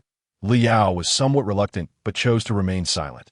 After all, a kind-hearted girl was offering them shelter without demanding rent. To voice her objections would be rather ungrateful. No, that's unnecessary. I'll head back first, Mikai replied, sensing Lu Yao's reluctance. After all, the couple deserved their privacy. What business did she have intruding upon their intimate moments? With that, Mikai bid farewell and pushed open the door, stepping into the hallway. Standing at the entrance, Lu Yao contemplated hailing a cab. But suddenly, a vehicle adorned with purple ambient lights sped past on the street. Mikai, startled, immediately shut her eyes, unable to muster the courage to open them again, for the color purple was reminiscent of the creature that had attacked her earlier in the day. Shiyang glanced out at the rain, contemplating for a moment. Zhaoyang. Just as Lu Yao was about to strike up a conversation with Shiyang, a soft rumble from her stomach interrupted her. Feeling a bit embarrassed, she covered her belly. She had spent too long at the hospital that day and hardly eaten anything. Not that it was her fault. Are you hungry? Shiyang inquired, feigning ignorance. Lu Yao nodded obediently, recalling Shiyang's earlier admission of their relationship, which now filled her heart with sweetness. Bang! Shiyang opened the old refrigerator to find it utterly bare. I'll head to the supermarket to pick up some groceries. I will be back shortly. Okay, be careful on the way. The weather is terrible. It's quite close. There's no need for concern. Exiting, the supermarket lay just across the street, a mere few dozen meters away. This distance. Even if a devourer appeared, Shiyang could easily handle it. Yet as soon as he stepped outside, he caught sight of Mikai standing in the hallway, rain cascading down at an angle, dampening her pants and shoes. However, she seemed utterly immobilized, oblivious to the rain, her eyes tightly shut. Are you all right? Shiyang approached Mikai, who remained unaware of his presence. Though he spoke gently, he still startled her. Mikai clasped her hands over her chest. Her heart racing, upon seeing Shiyang, she instinctively grasped his arm, leaning slightly against him, much like a drowning person clutching a lifeline. Do not fear, Shiyang gently reassured her, patting her shoulder. Zhaoyang, I'm so sorry. Coming back to her senses, Mikai hastily released her grip, smoothing her hair in embarrassment, feeling somewhat flustered. Why don't you stay here tonight? Shiyang urged once more. This time, Mikai did not refuse. Understanding her current predicament, IT had taken great courage to step outside earlier, and given her present state of mind, staying close to Shiyang was undoubtedly the wisest choice. That I'll go buy some groceries. Do you want to come with me to the supermarket? Shiyang asked. That I'll join you in buying groceries, Mikai replied, eager to accompany him. Then let us go. Shiyang opened the umbrella, and together they walked toward the supermarket. On the way, the rain intensified, and the umbrella felt a tad small, causing droplets to land on them. Having stood in the hallway for several minutes, Mikai felt even colder as they ventured into the rain. Shiyang tilted the umbrella significantly to shield Mikai from the wind and rain. Mikai looked at Shiyang in surprise. Half of him was drenched, yet he remained focused ahead. Though not particularly tall, in that moment. He appeared to her as an indomitable rock, steadfast against the onslaught of wind and rain that we need fruits and vegetables, and definitely some rice and flour. Most importantly, we should buy 2 chickens, and I'll also pick up some daily necessities for Lu Yao, Shiyang listed as they filled a large bag with their purchases. Logically, post-abortion recovery necessitated a diet rich in eggs, shrimp, pork ribs, and fish to replenish energy and blood. Yet due to the supermarket's limited selection, he could only procure 2 prepackaged chickens. Should we buy some toiletries as well? Shiyang suggested to Mikai. Yes, Mikai agreed, realizing she needed some personal care items. That you've purchased so many items. Let me help carry some, Mikai offered kindly, but upon lifting the bags, she quickly realized how heavy they were. Particularly with the flour weighing several pounds. She could hardly manage. Let me help you, Shiyang said, unbothered by her offer. No, I can manage, Mikai insisted, though carrying her items was proving difficult. The toiletries for women were numerous, with several types of shampoo, anti-dandruff, cleansing, conditioning. How could they not be heavy? Please, there's no need to be polite, Shiyang said, grasping the large woven bag filled with his own purchases in one hand while taking the items from Mikai with the other. You're letting me stay rent-free. It's only right that I lend a hand. You hold the umbrella. Shiyang thus escorted Mikai back home. Liao truly did not anticipate that the young lady of the house had not left after all. How did she return together with Shiyang? Witnessing this scene, Liao's heart, once sweet, turned slightly awkward. Shiyang, oblivious to this shift, placed the items down and swiftly made his way into the kitchen. Miss Mikai, you haven't had dinner yet, have you? Allow me to prepare it. You two may rest for a while, and we shall dine together shortly. Just call me Mikai, she replied. Seated together, Mikai and Lu Yao exchanged somewhat awkward glances, their large eyes locked in a silent stare.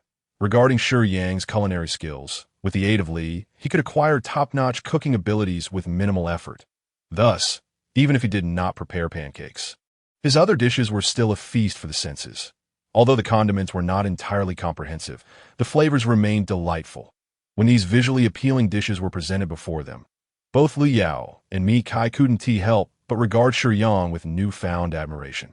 Shiyang washed his hands at the sink, leisurely drying them with a towel before neatly folding the apron he had removed. Even after cooking, he left the kitchen in an orderly state. At the dining table, Mikai and Lu Yao exchanged glances, Mikai surprised by Shiyang's meticulousness, while Lu Yao was taken aback by his newfound fastidiousness. "Dio, give a try," Shiyang said as he took his seat, a gentle smile gracing his lips. The mere aroma of the dishes made Mikai's mouth water. After Shiyang's invitation, she picked up her chopsticks, sampled the dish, and indeed, the flavors lived up to their enticing appearance and fragrance. Exquisite. Observing Mikai's enjoyment, Shiyang quietly filled a bowl with chicken soup and placed it gently before Lu Yao. The moment Lu Yao noticed his gesture, her eyes sparkled with surprise as she looked at him, while Shiyang simply smiled warmly and nodded, encouraging her to enjoy it while it was hot. Gulp. The chicken soup was remarkably delicious. Typically, chicken soup requires a long simmering time, and this batch was not particularly special. Yet Liao clearly did not mind. Additionally, for replenishing vitality, it would be best to include some medicinal herbs during the cooking process. However, with the limited offerings at the supermarket, Shiyang had only purchased a packet of goji berries. Throughout the meal, aside from Shiyang, the two young women dined quite happily. "That I never expected your culinary skills to be so exceptional," Mikai remarked, eager to compliment him. "It's nothing," Shiyang replied. "Tonight, you and Lu Yao can share the bed, while I shall sleep on the sofa in the living room." His words clearly indicated his intention to avoid further conversation with Mikai. Oh, all right, Mikai and Lu Yao had exchanged a few words and were somewhat acquainted.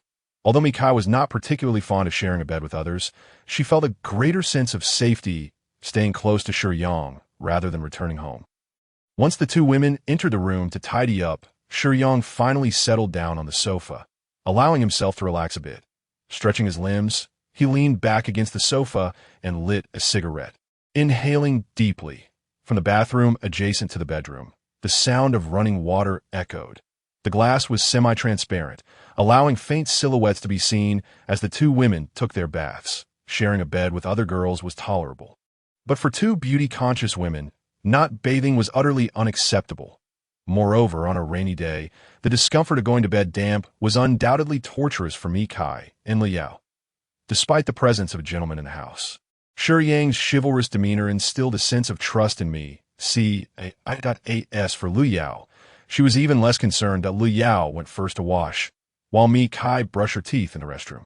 Curious, she peeked into the living room, where Shiyang was absorbed in his smoking.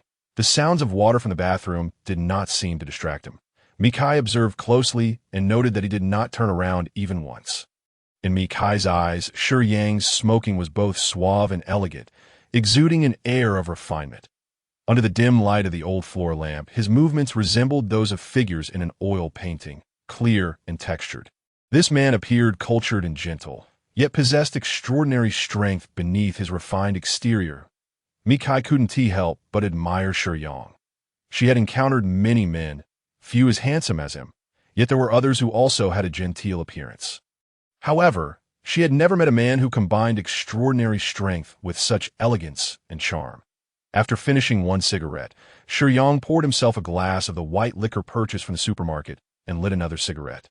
He took a deep drag before raising his glass and downing it in one go, displaying a man's boldness, his demeanor unaffected afterward. Mi Kai watched this scene, captivated. While women's allure often hinges on outward appearances, the charm of men frequently lies beyond the surface. No matter how handsome a face, if one's gestures lack confidence and grace, it is challenging to win admiration. I'm done washing. It's your turn now, Liao announced as she exited the bathroom. Noticing Mi Kai lost in thought as she gazed at Shiyang. Mi Kai snapped back to reality, realizing Lu Yao had caught her staring at Shiyang. And feeling a bit embarrassed, she quickly retreated into the bathroom. Once Mi Kai left, the opportunity for privacy finally arrived. Wrapped in a towel, Liao approached Shiyang, who was leaning against the sofa with his back turned to her. Your body needs rest. You should go to sleep early.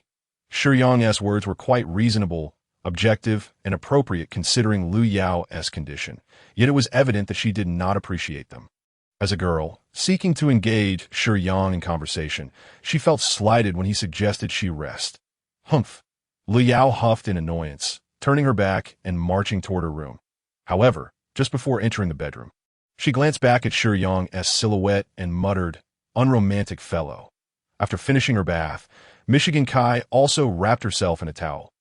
Hesitantly, she peeked out from the restroom, wanting to see if Shiyang had turned around. After all, he was a man, and she was reluctant to change in front of him, prompting her to be cautious. Shiyang seemed to notice Mi Kai's little antics. The gracefulness of this young lady made her actions somewhat endearing. I think, if you have time to observe, you should have returned to the bedroom by now, Shiyang remarked without turning his head. Mi Kai assumed Shiyang had seen her, though he had not actually turned around. Could there be a mirror in the living room? Looking around, she found nothing reflective. Contemplating Shiyang's formidable strength, she wondered if he possessed some special ability. All right then, good night. Shiyang's natural and unpretentious demeanor eased Mi Kai's initial apprehensions. Upon reflection, she realized there was little to be concerned about.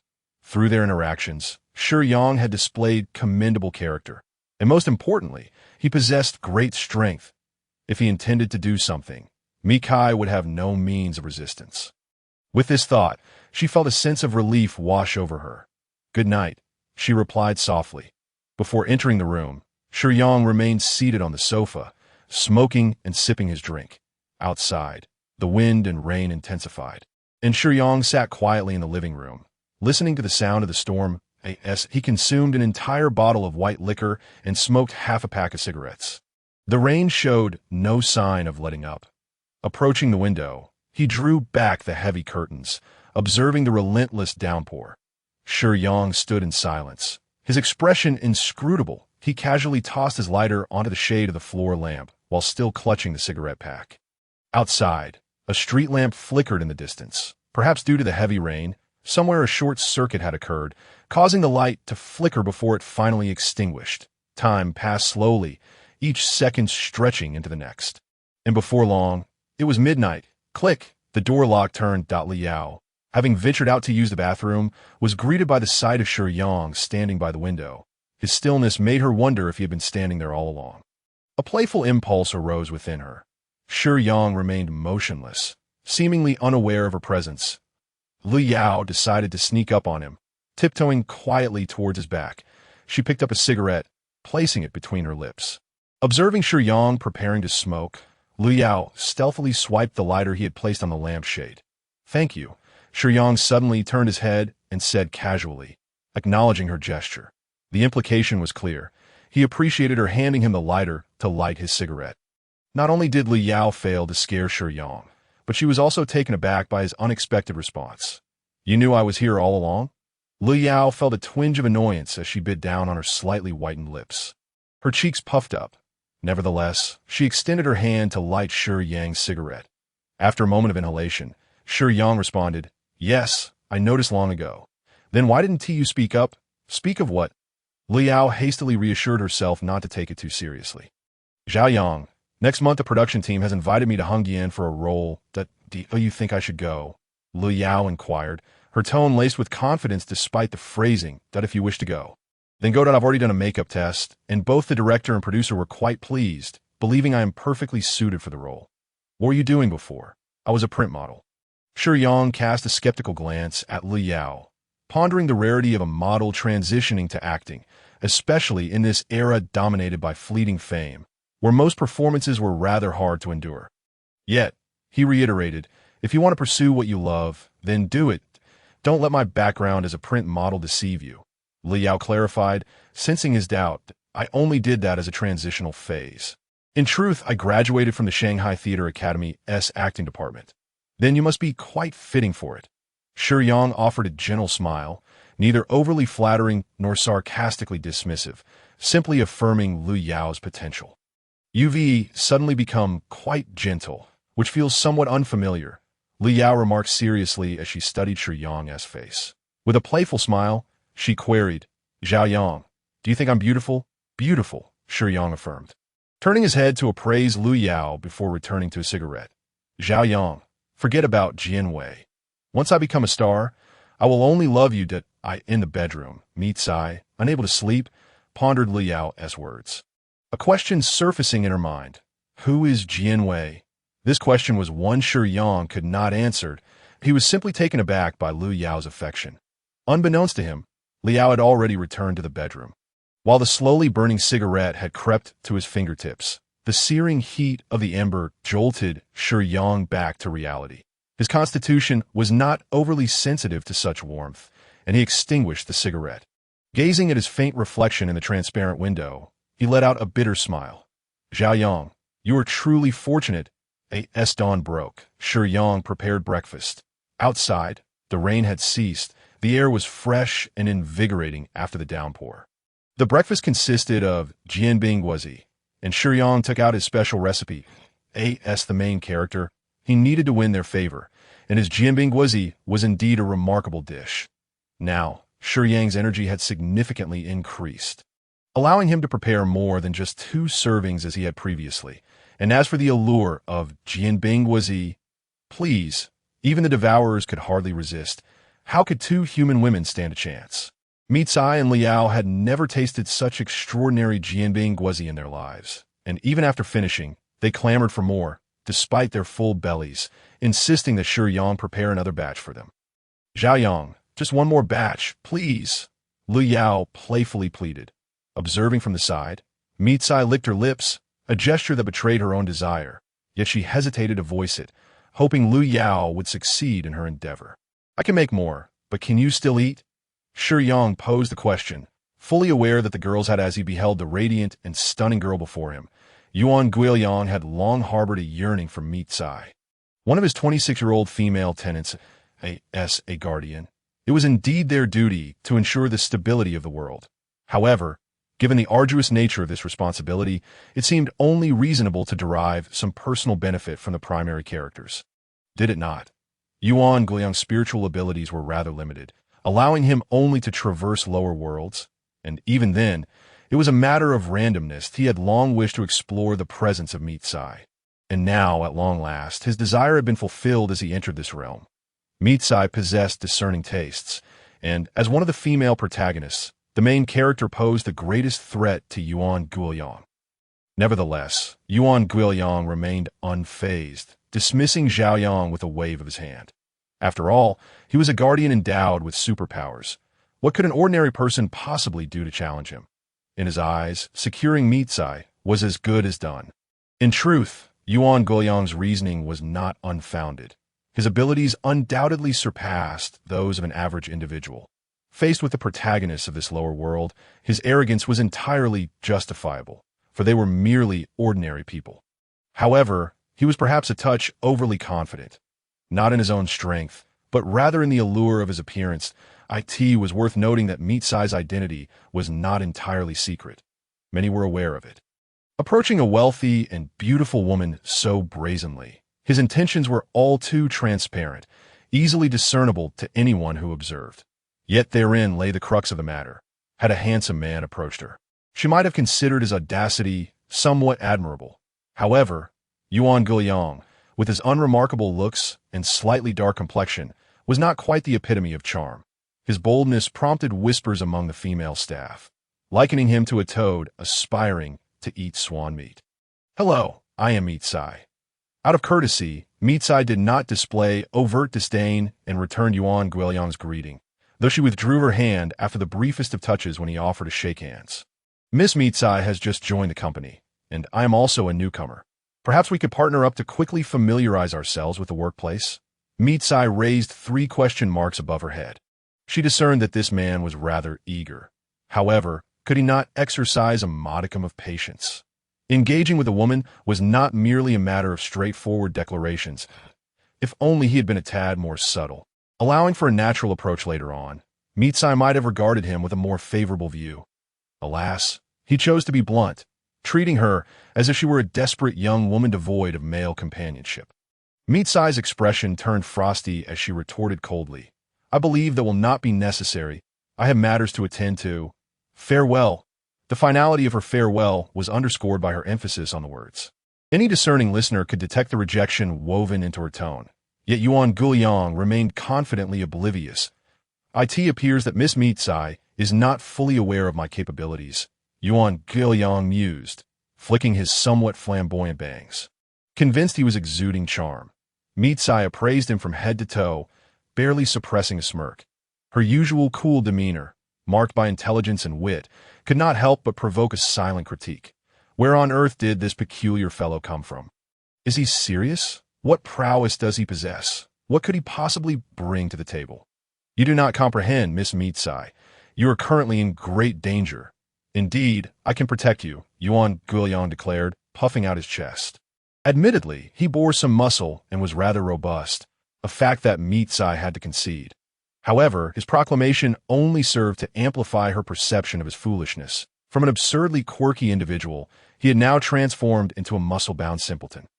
"Really, it is truly unnecessary," Mitsai replied, suppressing her intense irritation and striving for a calm demeanor. "It seems Miss Mitsai has yet to encounter a truly terrifying creature. Fear not. When you do, you shall understand that I speak not a word of falsehood," Yuan Guiyang asserted earnestly. What? As for people, Mitsai harbored no interest, but how could he know of her encounters with monsters? Who was he to presume such knowledge? She inquired, "You truly encountered a devourer? How did you survive?" His words cast a shadow over Mitsai's expression, for the implication that her survival was unexpected was rather insulting. Yet he meant no malice. He was genuinely taken aback. The combat prowess of the devourers was formidable. And as a female protagonist, Mitsai could be described as lacking even the strength to bind a chicken. Perhaps she possessed some capability, but to escape the clutches of a devourer, that was laughable. Devourer? Mitsai's curiosity piqued at the mention of this name. Was it truly that faceless creature that shimmered with a purple glow? Ah, yes, a creature with no discernible features that occasionally glows with a purple light. "Have you truly encountered one?" Yuan Guiyang continued to express disbelief. "Indeed, I have encountered one." Mitsai began to regard Yuan Guiyang with newfound seriousness. She realized she might be in the presence of a rather unusual entity. And a question began to form in her mind. Was Shiyang somehow connected to this individual? Did he possess superpowers akin to those of Shiyang? Suddenly, Yuan Guiyang's phone vibrated twice in his pocket. And upon glancing at the message, his expression shifted. "Let us discuss this over dinner tonight," he proposed, no longer wishing to linger on Mitsa. "We can have a proper conversation, and I can ensure your safety." "Oh, very well," Mitsai acquiesced. Although she was reluctant to dine with a man, her curiosity compelled her to learn whether this individual had any ties to Shiyang, that, if so, she wished to uncover the secrets surrounding Shiyang. While there was a hint of prying into another's privacy, the existence of genuine supernatural forces warranted such intrigue, especially given her unique feelings toward Shiyang. Meanwhile, on Shiyang's end, he was enjoying a peaceful moment when he suddenly received a phone call. The phone belonged to Xiaoyang, as the world consciousness endeavored to preserve items associated with the protagonist to facilitate the Guardian's immersion into their roles. Receiving a call was generally an ordinary occurrence. However, the contact name was peculiar. Bandad. Shiyang was perplexed. Ban meant board, and dad meant father. But what could Bandad signify? "Hello," Shiyang answered, albeit with some hesitation.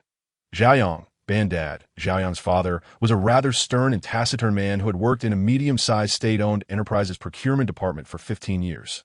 He had ascended to the position of deputy section chief within his first year, yet astonishingly, after 15 years, he had not managed to shake off the deputy title, remaining in that role. This was not the extent of the absurdity. Those familiar with procurement understood that it was a department rife with opportunities for kickbacks. Yet Bandad had neither accepted gifts nor taken any bribes throughout those years, earning him the moniker Ban, Ku among his colleagues. Xiaoyang had affectionately begun to call him Bandad, that "I will soon arrive in Suzhou. I have an exhibition to attend tomorrow morning. I plan to stay at your place for the night." Shiyang recognized the voice. Indeed, it was Xiaoyang's father. It was quite normal for a father to stay over at his son's place. Could Shiyang refuse? It seemed not. "That sounds good," he replied, somewhat awkwardly, for Xiaoyang was not technically his father. "What is the matter, Xiaoyang?" "Who was on the phone?" Lu Yao inquired. Noticing the stiffness in Shiyang's demeanor, my dad," Shiyang responded, feeling somewhat uncomfortable. "Your father has something going on." Lu Yao became slightly tense, given that they were in a romantic relationship. The mention of a parent naturally stirred anxiety. "He mentioned he wanted to stay at my place for the night," Shiyang explained. Lu Yao's eyes widened in surprise. Meanwhile, Yuan Guiliang was on the other end, expressing his frustration. "What is the matter? Why are you in such a hurry to reach me? I was busy pursuing my goddess." "Don't interrupt me, boss." Yuan Guiliang was irate, though he dared not express it to the figure before him. Respect played a role, as this individual possessed far greater strength and was the leader of an organized team within their faction. Though he had a penchant for beautiful women, he could not defy the commands of the team leader. "Enough of your games. Is chasing after women more important than the task at hand?" A melodic voice reprimanded him, tinged with a masculine tone. "Of course, the task is paramount. However, I sought out Mitsai for the purpose of protecting the main character." Yuan Guiliang defended himself. "This situation is dire. I tracked the Devourer's movements, and it appears that their numbers are substantial. As a childhood home, only the old house could evoke a sense of belonging within him. It was where he was born and raised, a place filled with the sweetness of his parents as well as the sorrow of their parting. This longing for the warmth of home was precisely why Mitsai was determined to repurchase that old house. Despite the scarcity of family members surrounding her, Uncle Mijonda had become more of a competitor than a true relative.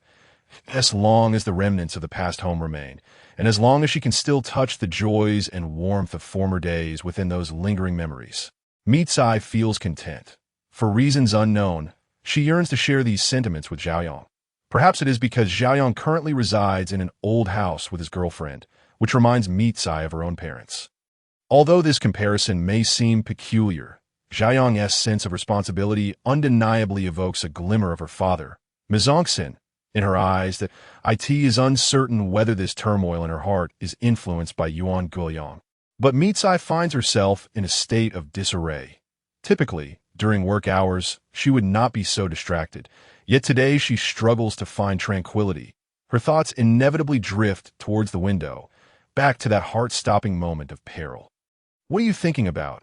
A hand waved in front of Mitsai, snapping her back to reality as she turned to see the intruder. "Xiaoyang, how did you get in?" Mitsai was puzzled as to why Xiaoyang was able to enter her office. The security guard wouldn't let me in that I told him I was here to deliver lunch to you, but he didn't believe me, Shiyang explained. Right, that's why I asked how you got in. Meat-Sai replied, that I sneaked in. I asked a few others and eventually found your office. Xiaoyang admitted candidly that, oh, that makes sense. Meat-Sai recalled Xiaoyang's resourcefulness and felt no surprise at his actions that I placed it here. Xiaoyang said as he set down the still warm Jianbing Guozi beside her, avoiding placing it on her desk so as not to disturb her work. Just put it here, Meat-Sai said, not waiting for Xiaoyang to take action. She casually pushed her computer aside to make space for the Jianbing Guozi. Although the package was tightly wrapped and emitted no discernible aroma, merely feeling the warmth of the Jianbing Guozi made Meat-Sai's mouth water. She was aware of the deliciousness concealed beneath its unassuming exterior and felt grateful that Xiaoyang had not left due to the security guard's obstruction. Otherwise, she would have missed out on this culinary delight. What's wrong? Meat-Sai began to unwrap the plastic and paper, preparing to take a bite, when she noticed Xiaoyang's unwavering gaze upon her, leading her to wonder if something was amiss with her appearance. I have a favor to ask you, Xiaoyang said, his tone suddenly hesitant. What is it? Speak freely. Xiaoyang, do you need money? If there's anything you need, do not hesitate to let me know. I will certainly assist you if I can. Meat-Sai replied with righteous resolve. It's about my dad, Xiaoyang began, his words faltering. He wants to come to Suzhou and stay at my place for a night, that I was hoping you could help me with that. In Meat-Sai's eyes, Xiaoyang was akin to a superhero, yet here he was, exhibiting a hint of bashfulness. Seeing him like this warmed her heart, for Xiaoyang was showing her respect. She smiled gently and said, Of course, that's no problem. Since it's your father, he can stay as long as he wishes. However, the old house isn't very spacious, and with you and your girlfriend there, will it be enough? It should be fine. Thank you, Xiaoyang replied appreciatively. Not at all. No need for thanks. You really don't have to inform me. Just make your own decisions, Meat-Sai insisted. I feel it's inappropriate. It's your house. You kindly allow me to stay. So I can't just bring someone over without informing you. All right then, I consent. Rest assured he can stay. Meat-Sai admired Xiaoyang's straightforwardness, albeit with a sense of principle. I'll head back now. Take your time eating, Xiaoyang said, having conveyed his message, and made to leave without lingering. Okay, Meat-Sai replied, feeling a wave of melancholy as she watched him go, but she had no reason to detain another boyfriend. Meat-Sai had encountered Yuan Guiliyang previously, which sparked her curiosity about Xiaoyang's past. Additionally, she felt a tinge of fear when alone. However, the primary reason for her uncertainty tonight was that she did not know what to do. Should she return to the old house? What excuse could she make for going back? Last night, she could claim it was too late for a cab or that the weather was poor. But what about tonight?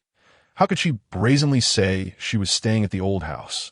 What would others think of her as a third wheel in someone else's romance? The thought of this dilemma gave her a headache, yet she truly did not want to return to any other place. Not to mention, she could enjoy breakfast made by Xiaoyang in the old house that morning. Forget it. I'll chat with Yuan Guiliyang tonight, Meat-Sai resolved, watching Xiaoyang's departing figure as she made up her mind to discuss matters with Yuan Guiliyang before deciding where to stay. As for Xiaoyang, he was unaware of Meat-Sai's thoughts. He only knew he was feeling quite conflicted himself.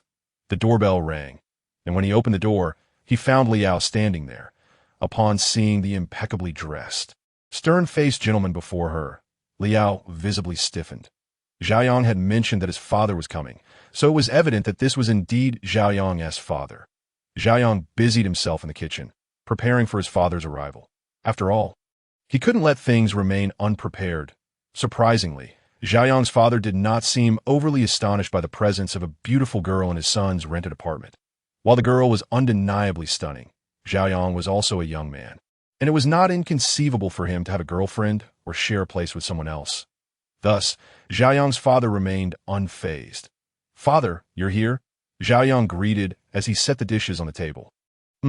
Xiaoyang's father, while not surprised by Liao's presence, found himself puzzled by how Xiaoyang addressed him. This kid usually doesn't call me that. This is my girlfriend, Liao. Xiaoyang introduced her to his father. Hello, uncle, Liao said. The three were about to sit down to eat when Liao felt a bit nervous. Xiaoyang appeared somewhat helpless, and Xiaoyang's father seemed bemused by the change in his son. However, before the awkwardness could linger, Xiaoyang's expression shifted, and he quickly exited, leaving behind the words, "Liao, you and my dad eat first. I have something to attend to," since both Liao and Mi Tsai were central female figures. Shiyang would not leave them unattended without any preparation. He was not far away, keeping an eye on Mi Tsai's world power, but now, a disturbance in the world power surrounding Mi Tsai was apparent. Time rewinds to moments earlier. Before Xiaoyang's father arrived, Mi Tsai had agreed to meet Yuan Guoyang for a discussion. However, she had no idea what Yuan Guoyang was up to. Despite having confirmed their dinner time, he had inexplicably vanished during the end of the workday. "I detest untrustworthy individuals, and I loathe those who are late."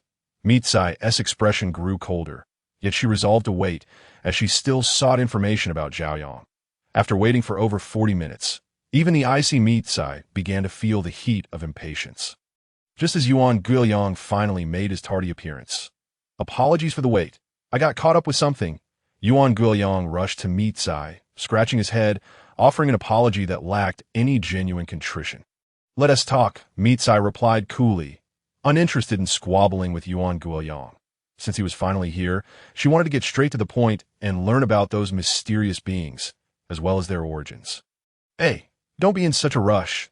Let us catch a movie first, then find a place to eat," Yuan Guoyang suggested, thinking that since Mi Tsai had agreed to dinner, it would be an opportune time to bond. Ew. Mi Tsai was infuriated by Yuan Guoyang's suggestion. Gritting her teeth, she articulated each word carefully. "Can we just find any restaurant quickly?" All right, let us go." Yuan Guoyang, sensing Mi Tsai's anger, decided not to provoke her further. Fearing the situation could escalate, just as he was about to choose a nice restaurant, he suddenly froze, glancing anxiously towards the end of the street where a flicker of purple light vanished into an alleyway. "No way.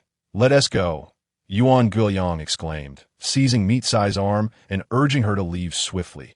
The captain had warned Yuan Guoyang to protect Mi Tsai at all costs. The Devourers would strive to expand their influence in this world during the instability caused by the loss of the world child, rendering the world consciousness incapable of restoring stability.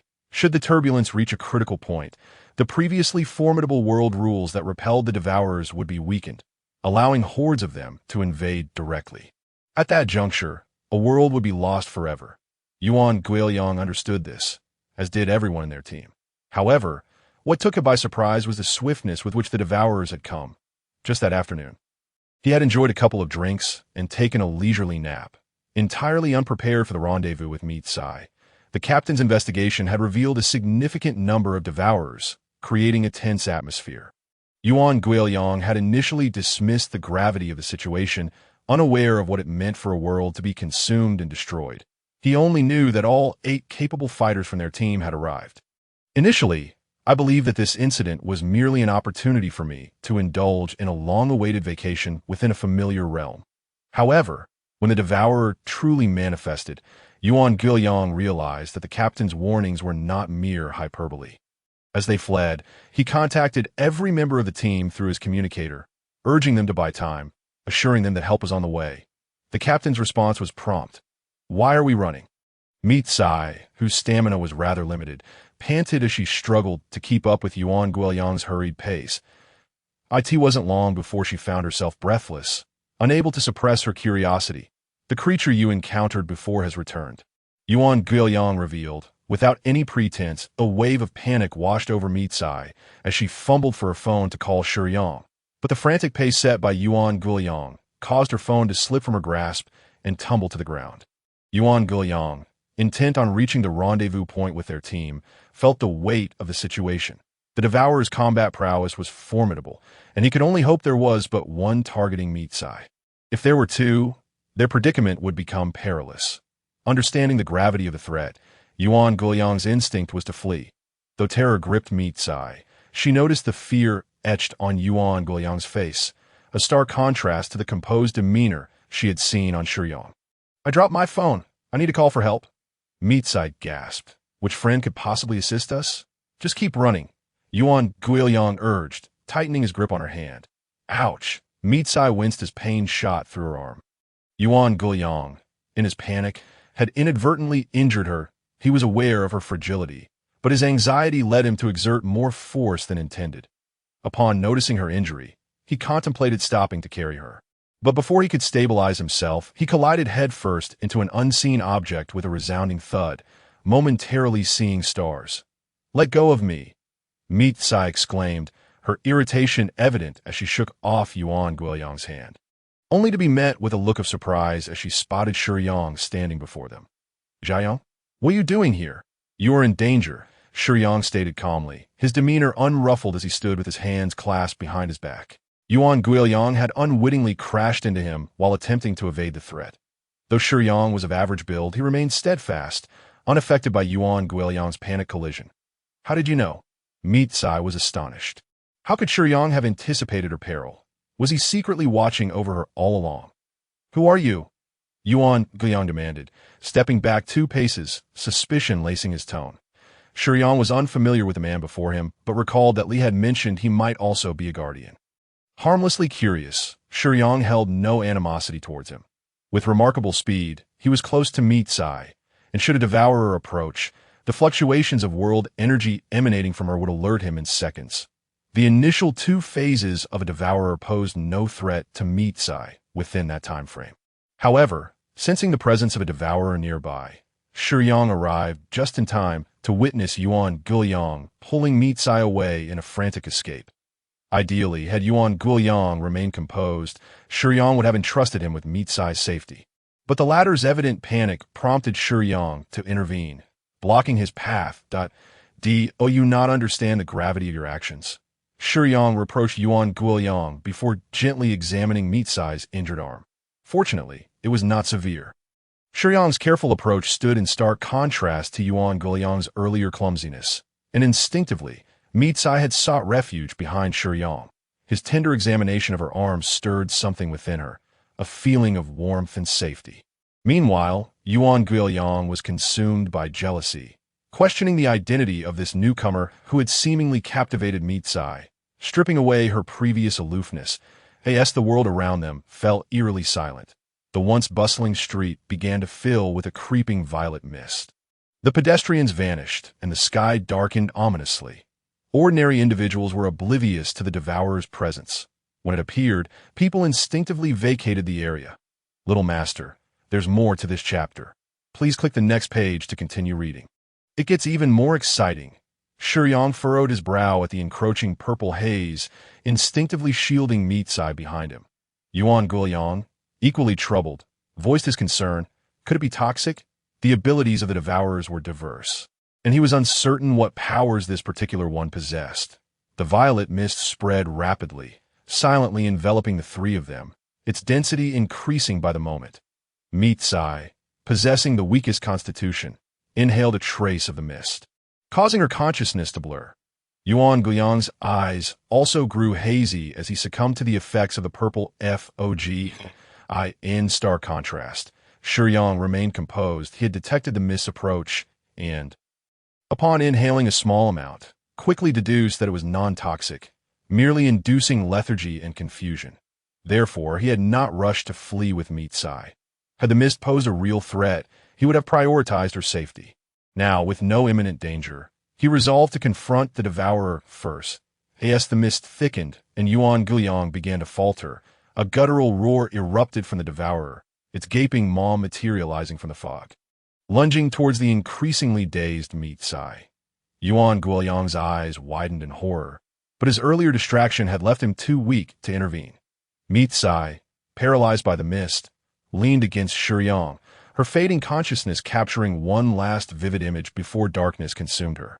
With a thunderous crash, the devourer was hurled away, obliterating nearby structures, while Shiyang executed a singular, effortless punch, his left arm still cradling Meat Sai against him. Yuan Guoyang's mind reeled. Shiyang's combat prowess far exceeded that of an early-stage guardian. If one were to categorize physical attributes by tiers, the first stage ranged from 10-30, the second from 30-60, the third from 60-90, and anything above 90 classified as top tier. This devourer, a high-level first-stage entity, posed little challenge for stringent AS for Shiyang's attributes. Physique, 289, Strength, 302, Spirit, 68.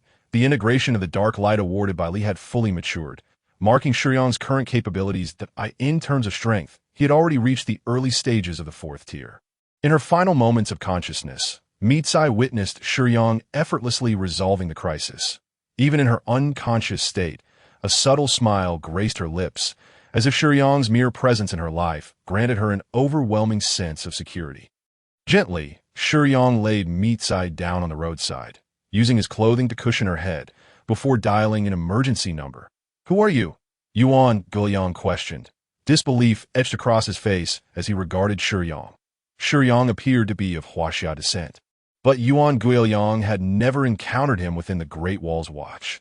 All guardians were stationed there, indicating that Shiyang must be a newly appointed guardian. Yet the overwhelming strength he displayed was inconsistent with that of a novice. Yuan Guoyang had witnessed seasoned guardians within the Great Wall easily dispatch lower-tier devourers.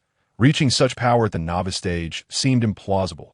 The acquisition of strength could only occur through 2 means: through spiritual endowment or by gaining it from protagonists within the world. However, it is well known that obtaining power from the protagonist is exceedingly difficult, for although the guardians are recognized by the world, the will of the world prefers to follow the trajectory of a predetermined fate. Thus, for a guardian to acquire strength is even more challenging than for a villain to achieve victory. Even the will of the world may thwart your efforts. Yet, Shiyang seems to have succeeded. It is unclear what method he employed, but he must have derived formidable power from some world's protagonist, and this power appears to bear no side effects whatsoever. This is truly alarming. We seem to belong to the same kind. Shiyang gazed at Yuan Guoyang with a hint of uncertainty. "Yes, I can sense a spiritual aura emanating from you. Like us. You are a guardian," Yuan Guoyang observed attentively to Wei. "Indeed, the team dispatched to this world for our mission comprises a small squad from the Great Wall Watch, consisting of 8 individuals," Yuan Guoyang elaborated. Although Shiyang had interrupted Yuan Guoyang's attempts at flirtation, he was still able to discern the gravity of the situation. The Great Wall Watch adheres to policies established by the state, which dictate that during missions, when encountering new guardians from other worlds, we must strive to offer them protection and aid in their development. Additionally, we are to patiently explain the organizational structure and its functions, endeavoring to integrate the guardians into the Great Wall Watch. Moreover, the Great Wall Watch does not prioritize nationality or origin. As long as one contributes to the welfare of the people, the doors of the organization will always be open. My friend, although I have never encountered a newcomer as formidable as you, it is evident that you are indeed a newcomer. Shall we go meet our captain?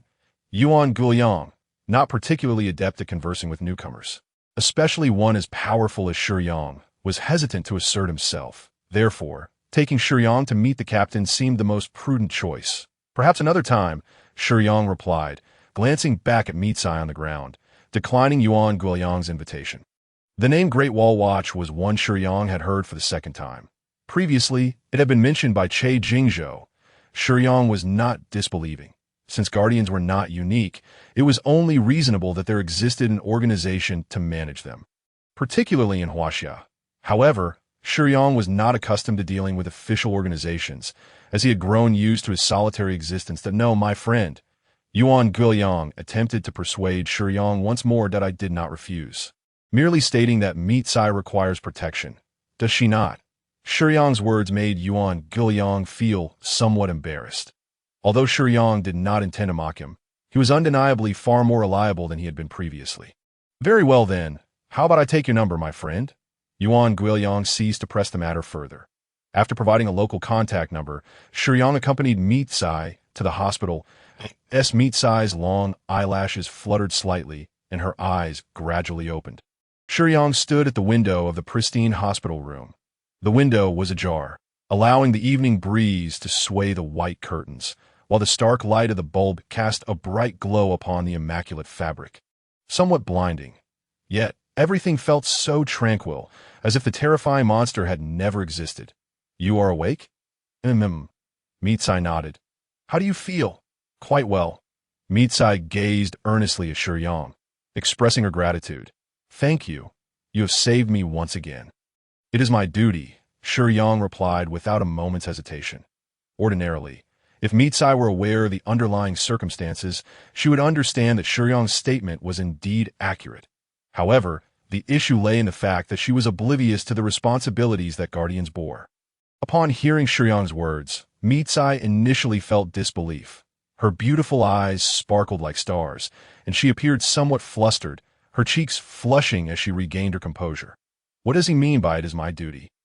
Mitsai did not perceive Shiyang as harboring romantic feelings for her, for his demeanor did not convey affection, but rather a sense of obligation to it was not that he was unwilling.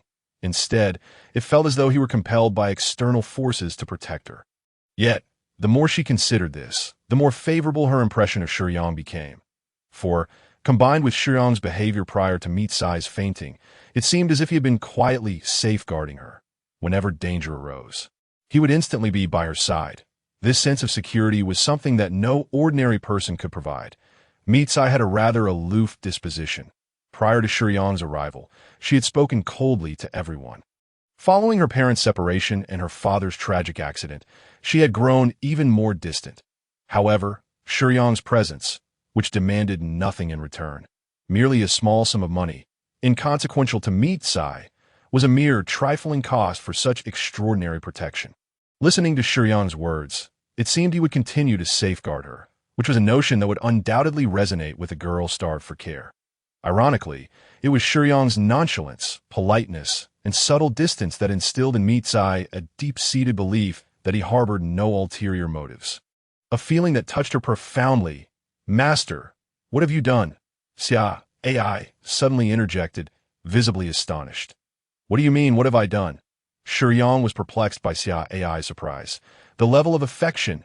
"Goodness, master, you simply stand there. And the heroine's affection level has soared to 80. Oh, Xia AI was ecstatic. Do not interrupt. Shiyang softly admonished Xia AI before turning to Mitsai, saying, "In the future, your situation may become more perilous. Understand this may not be appropriate to say, but would you consider staying at the old house? If you prefer not to, I am confident I can protect you. However, it is better to be safe than sorry." After all, Shiyang's words trailed off that "I would like to." Mitsai immediately responded, "Oh." Shiyang did not say much more, simply acknowledging her with a muted reply. Outside the hospital room, in the corridor, through the rectangular glass pane of the door, Chan Qianqian caught sight of Shiyang's striking and resolute visage. Her heart skipped a beat. The one person she had longed for during countless days and nights was now merely a doorway. Uncertain and flustered, she hastily adjusted her hair and straightened her already neat attire. Chan Qianqian raised her hand, intending to knock on the only door separating them. Yet upon reaching the door, she hesitated. It was not that she did not wish to meet the one she had longed for. Rather, she feared that Shiyang would not recognize her in her current appearance. Having learned from Yuan Guiyang that a particularly special newcomer had brought Mitsai to Suzhou Hospital, she never anticipated that the so-called extraordinary guardian would be the very person she had yearned for. Shiyang stood right before her, and time seemed to rewind to that summer. Shiyang's emotional aloofness resembled a house with its doors and windows tightly shut, even if someone passed by in front of it. Perhaps he heard the footsteps, yet he merely perceived them as transient, destined for another.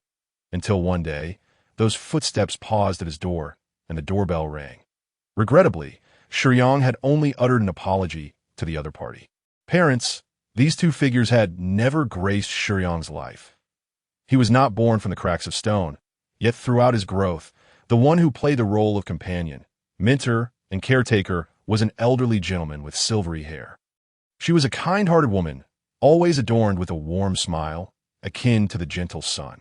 Despite her age, which rendered her somewhat stooped, and her hair not particularly neat, the radiance in her eyes surpassed that of many youthful individuals. It was a summer when Shiyang spent his 13th year in the orphanage that he had always been a reticent person, yet he was not dull-witted. On the contrary, he was quite astute. He excelled academically and managed his life with commendable independence. Resembling a little adult, which made him the most reassuring child for the director, aside from his reserved nature. Often, the director would worry, hoping for the children to experience a healthy growth process. Shiyang was exceptionally sensible. Even after reaching his teenage years, he helped with various chores in the orphanage, striving to alleviate the burdens of all the teachers. This brought the director a sense of comfort, yet also concern. For Shiyang always maintained a profound silence, keeping a vague distance from everyone. The teachers held him in high regard, yet he refrained from forming close bonds or accepting others' kindness.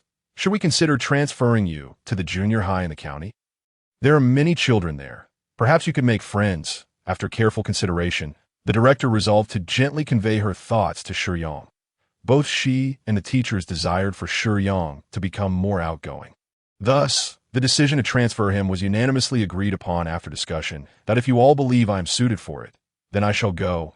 This is Shiyang's response. I end summer. Typically, only half of the semester remains. And transferring schools at this juncture is not conducive to 1S studies. Nonetheless, Shiyang still entered a local high school. When Qian first encountered Shiyang, he was seated at the back of the classroom. Shiyang stood at the podium and delivered a brief self-introduction, after which the teacher assigned him a seat. Surprisingly, he ended up sitting next to Qian. Could this kid be a transfer from a poor-performing school? Qian couldn't help but think this, and it was understandable. The teacher placed him in the last row, right beside him. If he were academically proficient, he should have been seated in the front rows instead. Perhaps the current educational environment has changed, with positions assigned more equitably, but previously, seating arrangements were based on academic performance. Initially, Qian held little interest in Shiyang, who also refrained from speaking to others in the class. During breaks, Qian would often engage in playful banter with his classmates nearby. Although he frequently observed Shiyang, the latter seemed like a ghost in the classroom, never standing out, never making a sound. Even during free periods, he merely read novels or gazed vacantly out the window. Quite peculiar, that was Qian's assessment of him. Until the first monthly test after Shiyang's arrival, the top score was achieved by Shiyang, causing the teacher to cast a surprised glance at him in the last row. She was well aware of his background, a child transferred from an orphanage's affiliated school. Initially, she had a poor impression of him, assuming he was merely a mischievous troublemaker. Yet his results spoke volumes. He was quieter and more diligent than most students. Wow, you have such grades yet sit in the last row? This was Qian's first interaction with Shiyang. Driven solely by curiosity, Shiyang glanced at Qian with indifference, offering no response. In truth, Shiyang initially looked down upon Qian. The reason? One of the rowdy classmates nearby mockingly remarked, "Look at his grades. Then look at yours. What is the point of saying you're working hard?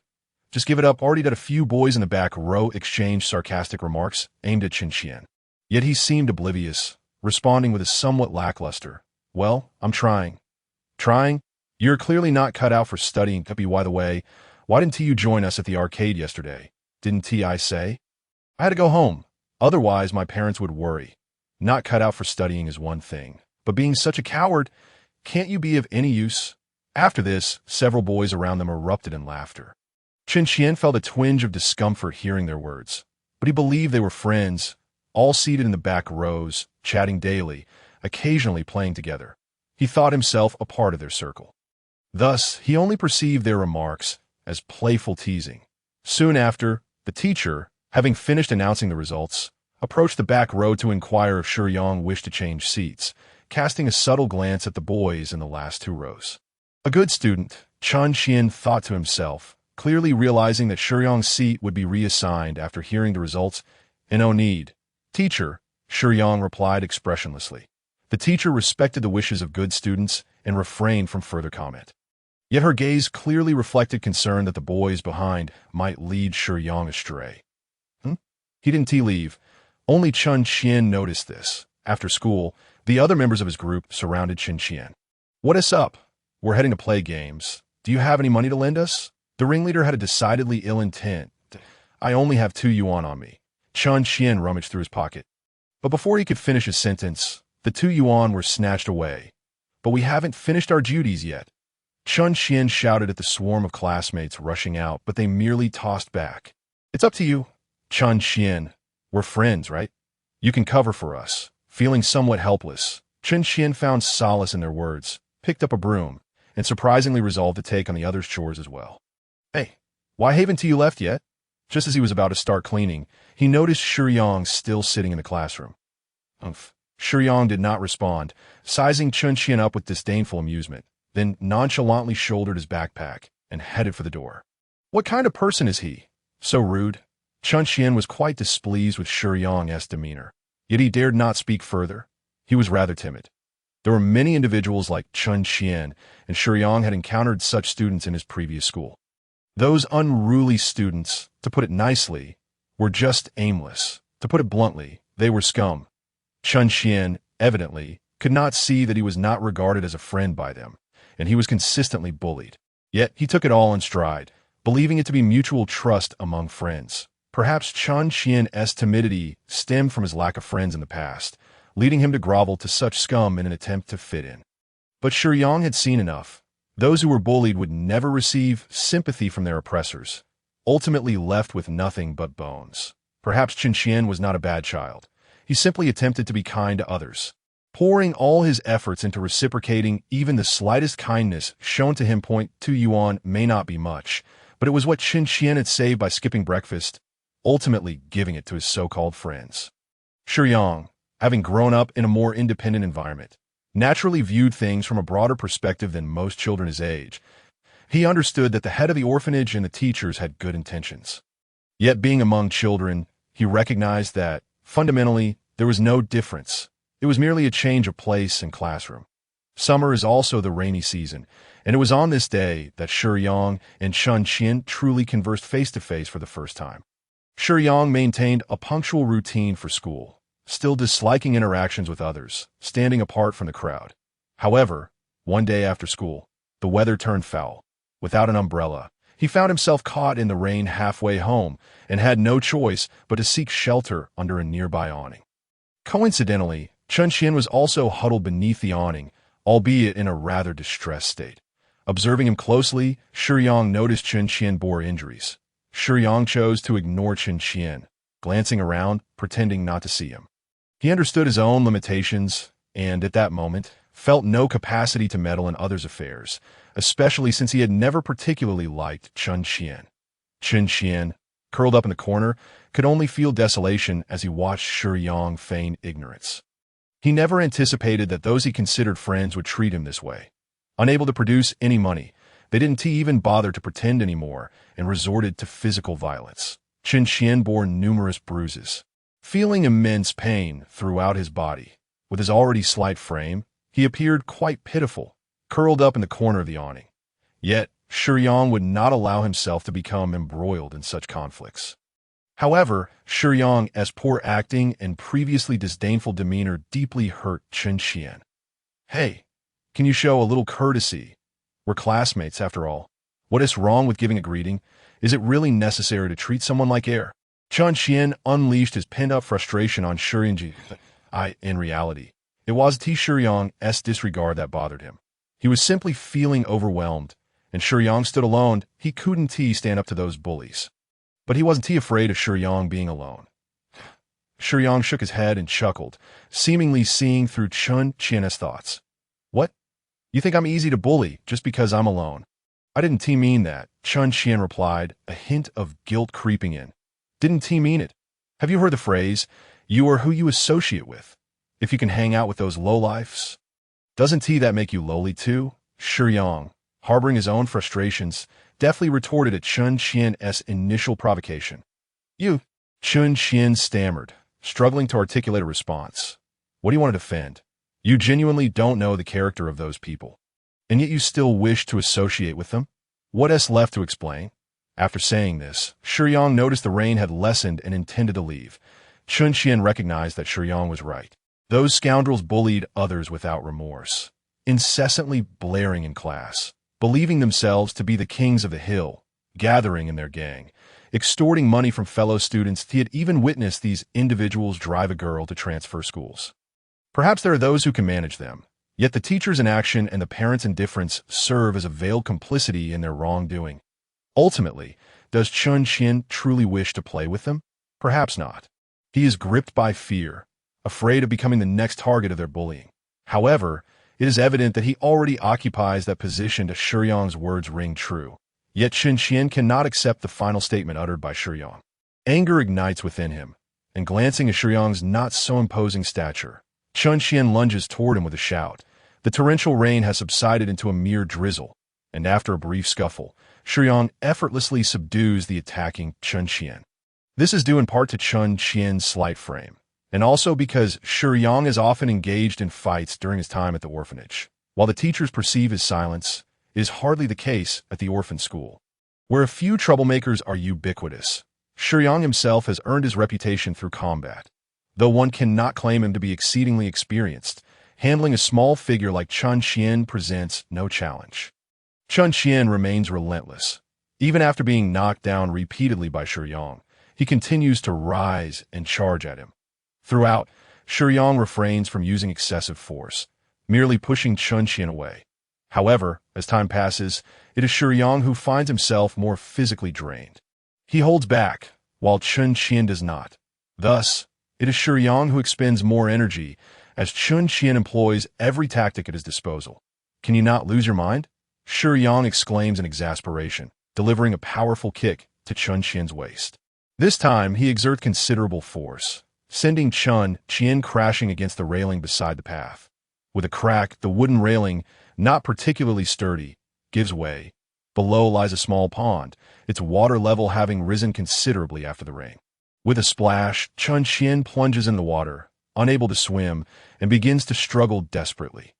Initially, Shiyang does not worry, as the pond's depth is insufficient to submerge him.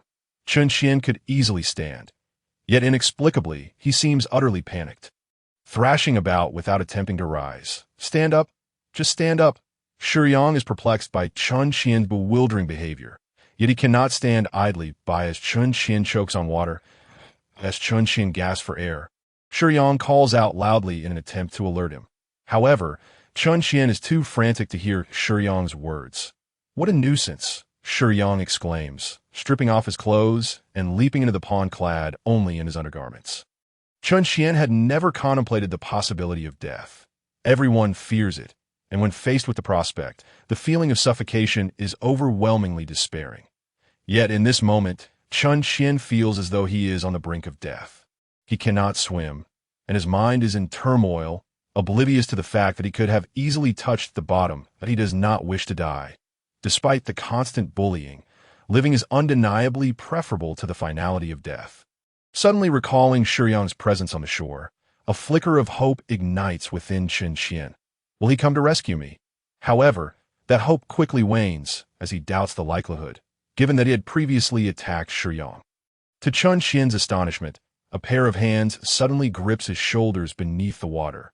With a firm tug, they pull him out of the water. In that instant, everything around him seems to fall silent. The splashing ceases, and the sensation of suffocation dissipates. It dawns on Chun Qian that the water level barely reaches his chest. Shiyang, wearing a look of dissatisfaction, gazes at the bewildered Chun Qian and remarks, "What are you still doing in there? Get up." With that, he abandons the dazed Chun Qian and strides away through the water. Although embarrassed, Chun Qian acknowledges that it was Shiyang who saved him and quietly expresses his gratitude. "You should keep your distance from those ruffians," Shiyang advises, noticing that Chun Qian is capable of gratitude. As he speaks, he retrieves the clothes he had cast aside. A light drizzle falls, but the garments are not excessively damp, and wearing them feels tolerable. Chun Qian remains silent. After donning his clothes, Shiyang initially intends to leave, yet upon noticing Chun Qian's continued silence, he turns around out of curiosity, only to find Chun Qian stifling his sobs, silently weeping. Just as he is about to take his leave, Shiyang hesitates and returns to Chun Qian's side. "Why are you crying?" Shiyang inquires. "I have never had many friends. When I first arrived at the back row, they invited me to play video games, and I considered them friends." Chun Qian replies between sobs, "I understand they enjoy bullying others, but when someone is kind to me, I feel compelled to reciprocate. They are not worthy of your friendship." Hearing this, Shiyang's perception of Chun Qian shifts slightly. A person who strives to repay kindness, even when faced with cruelty, is fundamentally good, albeit misled by the company he keeps. "I want to study hard, but I am too slow. I truly cannot grasp it," Chun Qian laments, his cries growing louder. Shiyang's expression contorts with a mix of frustration and helplessness as he regards Chun Qian. Yet after a moment's hesitation, he chooses to sit beside him rather than walk away. "Why aren't you leaving?" Chun Qian questions, puzzled as to why Shiyang remains by his side. Shiyang shakes his head without providing an answer, for he himself is uncertain of the reason that, in his youth, when his thoughts were less convoluted, Shiyang harbored a certain kindness towards others. Seeing Chun Xian so distressed, he perhaps believes that his presence might provide some comfort. Although Shiyang does not respond to Chun Xian's words, the latter glances at him and suddenly perceives that he no longer appears as cold and unfeeling as before. From that day forth, something seems to have shifted, though Chun Xian cannot quite articulate what it is. Yet he distinctly feels a desire to distance himself from those ruffians, vowing never to squander his pocket money on them again. He recognizes the truth in Shiyang's words. Mingling with such individuals is a form of self-destruction. Though his academic aptitude may be average, he resolves to put in the effort required to succeed. Upon returning home, Chun Xian's mother casually tosses him an old garment. "Here, wear this. That I don't want to wear my sister's hand-me-downs," he protests, unable to comprehend why he must always don his sister's worn clothing, especially when their family is not in dire straits. Although he voices his reluctance, he instinctively runs his fingers over the colorful patterns and whimsical characters adorning the fabric. Deep down, he harbors no aversion to wearing girls' clothing. He simply prefers something new. Being frugal is commendable, and besides, the garment is still perfectly wearable. The following morning, as he stands before the mirror, Chun Xian feels conflicted. On one hand, he wishes to wear the outfit to school. Yet on the other, he fears the ridicule of his classmates upon seeing him in such attire. Nevertheless, Chun Xian manages to quell his doubts. His parents, however, are less patient. "Hurry up and get to school. If you dawdle any longer, you'll be late." Their scolding prompts Chun Xian to grab his backpack and dash out the door, alleviating his indecision in the classroom as he takes his seat in the back row. He is met with predictable derision. "Why are you dressed like a girl?" sneers Wang Bin, the self-proclaimed leader of the gaggle of ruffians who delight in flaunting their non-existent masculinity through crude remarks. "Exactly," chime in the other miscreants. "Ha, look at that." The cacophony of mockery is painfully shrill. Despite having endured it for some time, Chun Xian remains a loss, though he often wears his sister's discarded clothes. The ruffians never hesitate to mock him mercilessly. Chun Xian cannot fathom what is so wrong with wearing his sister's old garments. Though they may be feminine, they are clean and attractive. Why must he endure such baseless ridicule? "I like wearing this," he shouts, mustering courage. Yet his declaration only incites louder laughter from the crowd. The entire morning drags on, filled with laughter and scorn, leaving Chun Xian utterly dejected. During lunchtime, he retrieves his meal from the cafeteria and leaves. Unwilling to endure any further verbal assaults, their every utterance drips with malice, making him feel utterly disgusted. He cannot comprehend how he ever managed to associate with them on the playground. He seeks out a secluded corner, but to his dismay, he finds someone already occupying the solitary stone table. Shiyang sits quietly at the table, eating lunch while engrossed in a martial arts novel, seemingly oblivious to Chun Xian's approach. "You're here too?" Chun Xian greets him, not intending to startle him. Shiyang replies with a nod, chewing his food without elaborating. "May I sit beside you?" Chun Xian inquired. Shiyang remained silent, merely shifting his body slightly to the side. The stone table and bench were not particularly spacious. Although there was enough room for two, they were in close proximity. Aside from their earlier scuffle, this was the first time Chun Xian found himself so near to Shiyang. For reasons unknown, being in Shiyang's company brought Chun Xian a sense of comfort and authenticity. It seemed as though he no longer had to pander to others or pay a price to gain their attention. Simply being with Shiyang rendered everything normal. In truth, interactions between individuals ought to be this way. Yet Chun Xian had never encountered anyone who fit that description. Perhaps kindred spirits naturally attract one another. And thus, an idea suddenly sparked in Chun Xian's mind. "What novel are you reading?" he asked, hoping to forge a friendship with Shiyang. The smiling, proud wanderer came to reply that, "Oh, you like Ling Hu Chong?" "Not really." Chun Xian was about to express his fondness for the character, but upon hearing Shiyang's dismissal, he was taken aback.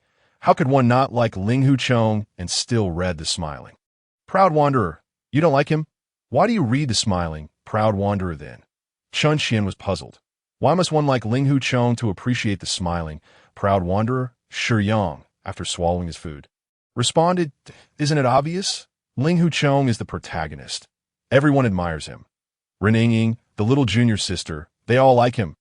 Just because he is the protagonist?" Shiyang frowned, choosing not to argue further, as Chun Qian had already made up his mind. "Does it really matter if others disagree? Then who do you like?" Chun Qian pressed. After a moment's thought, Shiyang replied, "Perhaps Lin Pingji. Chun Qian's enthusiasm waned immediately. "Why would you like a eunuch? Besides, he is the antagonist." "Maybe because he was once a good person," Shiyang offered as a vague justification. "Even if he started as a good person, he still ends up as the villain," Chun Qian countered, feeling a bit unreasonable, which left Shiyang slightly annoyed and unwilling to continue the discussion. Nevertheless, Chun Qian had opened the floodgates and began to chatter endlessly while they ate. Shiyang, still holding his book, mostly listened, occasionally responding with a simple or "oh." Yet, even this minimal interaction lifted Chun Qian's spirits immensely. After their meal, with a little time left, Chun Qian wished to converse further with Shiyang. However, once Shiyang tidied up the dishes and faced Chun Qian, he suddenly noticed how flamboyant Chun Qian's attire was, causing him to momentarily freeze. "What is wrong?" Chun Qian noticed Shiyang's gaze and felt a flutter of anxiety, fearing Shiyang might utter something akin to what those ruffians would say. "Nothing. It's a pretty shirt," Shiyang replied nonchalantly before redirecting his attention to packing his lunchbox into his backpack. That one simple statement seemed to transform the sunlight into something even more radiant in Chun Qian's eyes. "Really?" Chun Qian gazed at Shiyang with starry eyes. "Yes," Shiyang affirmed, finishing his preparations and planning to leave. Yet still responding to Chun Qian's words, as Shiyang walked further away. Nearing the track field, Chun Qian suddenly called out, "Can I be friends with you, Shiyang?" Shiyang turned back, surprised by Chun Qian's earnest expression. Realizing that perhaps Chun Qian sought to make a change, with a slight smile, Shiyang replied, "If that is what you wish, then you already are." Chun Qian had always regarded Shiyang as his sole friend. And indeed, that was the reality. They shared lunch, read martial arts novels together, and engaged in casual conversation. Everything that normal friends would do. The once dull existence of Chun Qian seemed to blossom into vibrant colors with Shiyang as presence alone. Some individuals tend to overvalue themselves, believing that without them, others ought to wail and lament. However, life proves time and again that such notions are misguided, and one is truly irreplaceable. This sentiment does not pertain to Shiyang, but rather to Wang Bin. Shiyang was inherently modest and understated. He would never presume himself to be someone else's everything that in stark contrast, Wang Bin, with his inflated sense of self-importance, could not fathom why Chun Qian, who previously trailed behind him, would now befriend the so-called freak, relishing in his newfound joy. What? Is that freak amusing? Wang Bin's feelings were not solely rooted in jealousy. Rather, he resented the thought of his former subordinate abandoning him for someone else, leaving him feeling forgotten. To put it bluntly, he was unwilling to part with the satisfaction of having Chun Qian hand over his pocket money each day. Freak? This term is purely derogatory, signifying an outcast among the crowd, with no positive connotation ever associated with it. Indeed, in the eyes of such scoundrels, Shiyang was a freak. What did they admire? They idolized gangsters, revered Chun Haonan, and relished being surrounded by a crowd of followers, deluding themselves into thinking they were the leaders. Conversely, Shiyang, who was taciturn and disinterested in socializing, was deemed an outlier by these individuals. Yet in reality, was Shiyang truly a freak? Not at all, though often silent and seemingly cold. He would respond politely when spoken to normally. However, none of that mattered. Once one had incurred the ire of the petty, one was deemed loathsome in their eyes, devoid of reason or justification.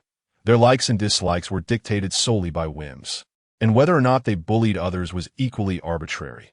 While the specifics of such behavior were once unclear, a term eventually surfaced to describe it: bullying. Yet, Wang Bin evidently failed to grasp a fundamental truth. Only sheep and cattle gather in herds, while predators roam alone. "Hey, come here." One fateful afternoon, Wang Bin maliciously called out to Chun Qian. "What do you want?" Chun Qian replied weakly, his fear of these ruffians prompting him to slowly approach. "You seem to be having quite a good time with that kid." Wang Bin snarled, seizing Chun Xian by the collar, leaving the frail boy powerless to resist. Chun Xian yearned to defend himself, to articulate a rebuttal, but found himself at a loss for words. What do you mean by that? In a fit of rage, Wang Bin slapped Chun Xian across the face. Chun Xian's cheek instantly reddened, a clear imprint left from the strike. He merely timidly covered his face, refraining from resisting against Wang Bin and his gang of 4 or 5. Look at him, that coward, a freak. You might as well disappear. The raucous laughter echoed through the classroom after lessons, resonating deeply within everyone's hearts. Chun Xian helplessly glanced around, but his classmates feigned ignorance, deliberately lowering their heads as though they had heard nothing. In that moment, Chun Xian's heart felt as though it had turned to ice. What's wrong? Are your hands itching? Why not come find me? The seemingly calm words concealed a tempest of anger, shattering the illusion of Wang Bin's perceived strength. Shiyang appeared at the doorway, backlit by the sunlight, as if heralding the arrival of hope. His unassuming words dismantled the darkness that cloaked Wang Bin, and without a hint of fear, Shiyang advanced toward him, his gaze fierce and resolute, sparking an electric tension in the air. I thought it was someone important. But it turns out it's just the freak. I heard you have no parents. Even they abandon you.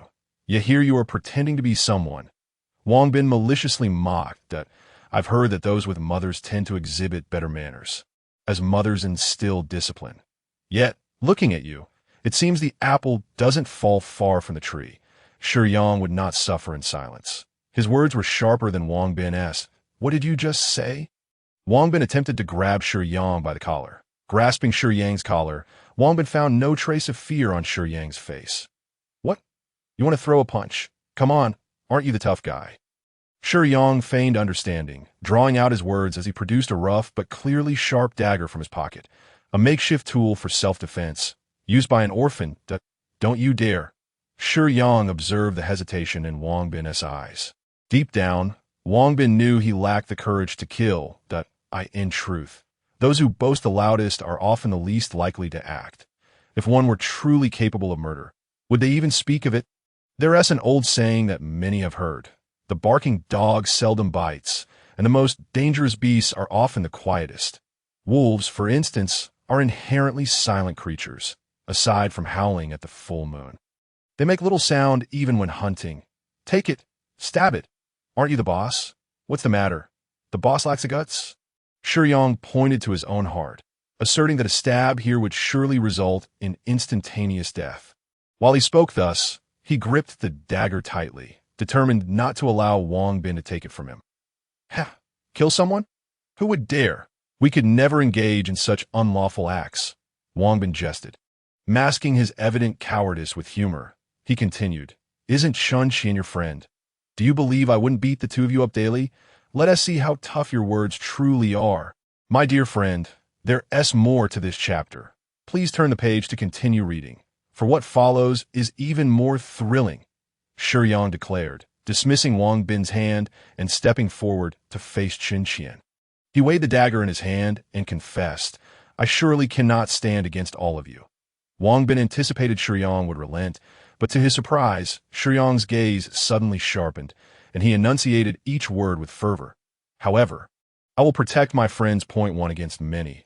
I may not prevail, but one against one, I still possess confidence. Let us see who dares to step forward first. The bystanders were momentarily stunned, as were the classmates. And even Chun Xian found himself momentarily speechless as the sun dipped below the horizon. It was once again time for students to return home. Walking along the rural path, Chun Xian felt a tumult of emotions. He recognized his own weakness. Shiyang's resolute demeanor only accentuated his own vulnerabilities, evoking both self-doubt and admiration for having such a steadfast friend. Shiyang, are you not afraid of them attacking you? Chun Xian inquired. Afraid? How could I not be? Shiyang replied. Then how can you appear so strong? Chun Xian pressed. You must understand, when confronting those ruffians, if you display weakness, they will consume you entirely. Chun Xian chose not to respond further. He had come to realize the chasm that lay between him and Shiyang. Shiyang was a born warrior, unyielding in the face of adversity, while he himself was gripped by a fear of pain. Chun Xian's heart wavered. He found himself torn. Shiyang was his best and only friend, yet he dreaded the thought of being beaten, and he did not wish to betray their friendship. He merely chose the path of weakness.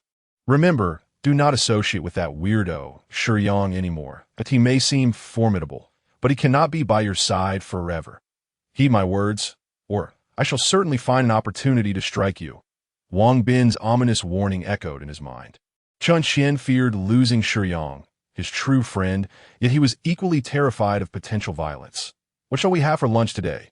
Shiyang asked, an unusual gesture for him. However, when he inquired of Chun Qian, he was met with silence as Chun Qian averted his gaze. Attempting to remain inconspicuous, Shiyang's expression shifted as he observed Chun Qian's discomfort and then glanced at Wang Bin, who leaned smugly against the wall. Realizing something significant, that I suppose we can no longer be friends, Chun Qian said, a tinge of reluctance in his voice, feeling he had no other choice. Oh, very well, Shiyang replied, casting a glare at Wang Bin before gently responding. Taken aback, Chun Qian lifted his head only to find Shiyang had turned away, engrossed in his reading. The calmness on Shiyang's face revealed no excessive emotion, leaving Chun Qian perplexed. Did Shiyang never consider him a friend? Why could he remain so tranquil and indifferent? Yet, rather than attributing the issue to Shiyang, Chun Qian blamed himself for having initiated the conversation. The world seemed to dim around him, once filled with determination to study diligently. Chun Qian now found himself distracted by the monotonous lessons that he unconsciously stole glances at Shiyang, only to quickly avert his eyes like a startled rabbit. In truth, Chun Qian still clung to a glimmer of hope. If they both attended the same high school, perhaps they could remain friends. Chun Qian yearned to escape Wang Bin. He feared this thug and longed for a way to alter his circumstances. After school, he anxiously awaited Shiyang on the route back to the orphanage. Gripping his backpack straps tightly, that he wished to explain himself, to convey that his words had not been intentional, that he had acted out of fear of Wang Bin's threats. Shiyang was on duty today, and Chun Qian knew he would emerge later than usual, so he reminded himself to be patient. Yet, time stretched painfully long as he waited from dusk until the sun had completely set. The bright stars ascended into the night sky, and a luminous moon cast a gentle glow upon the path, while darkness enveloped the fields and cottages. But still, Shiyang did not appear. Why? Why hasn't Shiyang come yet? Chun Qian's thoughts were filled not with complaints, but with worry. Had something happened to him on the way? Anxiously, Chun Qian paced back and forth, occasionally crouching down to observe the crickets leaping into the grass by the roadside. Their chirping resonated through the night, accompanied by the sounds of other insects, as if attempting to soothe Chun Qian's restless heart. Eventually, a figure emerged from the shadows, due to the absence of streetlights along the path. It wasn't until the figure approached that Chun Qian realized it was Shiyang. "Why are you so late?" Chun Qian exclaimed, relief flooding him, eager to explain. However, upon reaching Shiyang's side, he noticed the numerous injuries adorning his friend's body. I confronted Wang Bin," Shiyang replied nonchalantly. "But you look injured. They outnumbered you. It's only natural you would get hurt, yet Wang Bin is far worse off." The sight of Shiyang in such a state pained Chun Qian deeply, leaving him at a loss for words. "That I understand we are friends. You only spoke those words due to Wang Bin, right?" Shiyang articulated Chun Qian's thoughts succinctly. "I do not hold your words against you. I comprehend your fear. If anyone should be blamed, it is I for not being able to protect my friend. Do not dwell on it. Return home early. Farewell." The faint smile crossed Shiyang's lips, devoid of any resentment toward Chun Qian, only reflecting disappointment in himself. Yet upon hearing Shiyang's words, Chun Qian felt a surge of self-loathing. Why must I be so weak? Why must I treat a true friend so poorly? He struggled to understand why. Despite his own shortcomings, Shiyang would still think of him, even going so far as to confront Wang Bin to defend his honor. Such actions only intensified Chun Qian's guilt. As he regained his senses, he noticed Shiyang's figure fading into the distance, and panic seized him. But the weight of his guilt kept him from chasing after his friend. Did he truly deserve to be Shiyang's companion? "Shiyang!" Chun Qian called out to the retreating silhouette. Shiyang halted, turning back into the darkness, looking toward the source of the voice. Chun Qian's voice trembled. "Can we still be friends?" Shiyang smiled graciously. "If you wish." Then we shall continue to be in the days that followed. Wang Bin transferred schools, and regrettably, so did Shiyang. Both were expelled due to fighting, although Shiyang had the option to return to his former school due to academic reasons. Wang Bin, however, was not so fortunate. With a history of misconduct, his path to education became significantly obstructed. Although the friendship between Chen Qian and Shiyang did not end, it began and concluded during that summer. In those days, children lacked mobile phones and means of communication. Thus, their farewell that night was destined to render them estranged. Subsequently, Chen Qian sought Shiyang at the former location of the orphanage, only to learn that Shiyang had moved on due to his educational pursuits. The teachers at the orphanage provided Chen Qian with information about Shiyang's whereabouts, but as a child lacking independence. Coupled with Shiyang working diligently during breaks, the two never crossed paths again. Yet, unexpectedly, many years later, Chen Qian encountered the person who had occupied his thoughts for so long while executing a mission in another world. Although Shiyang had matured, his appearance had not changed significantly. It was as though he had merely been scaled up, still possessing that same striking visage and demeanor. As Shiyang emerged to assist Mitsai with her discharge paperwork, someone called out his name. Surprised, Shiyang turned around. In this world, he was known as Xiaoyang, not Shiyang, which left him astonished that someone familiar could appear in this alternate reality. Chen Qian, clad in a neutral outfit, stood before Shiyang, marking their first encounter in years. Chen Qian? Shiyang had expected a struggle to recognize him, yet upon seeing Chen Qian's face, he instinctively called out his name, filling Chen Qian with joy.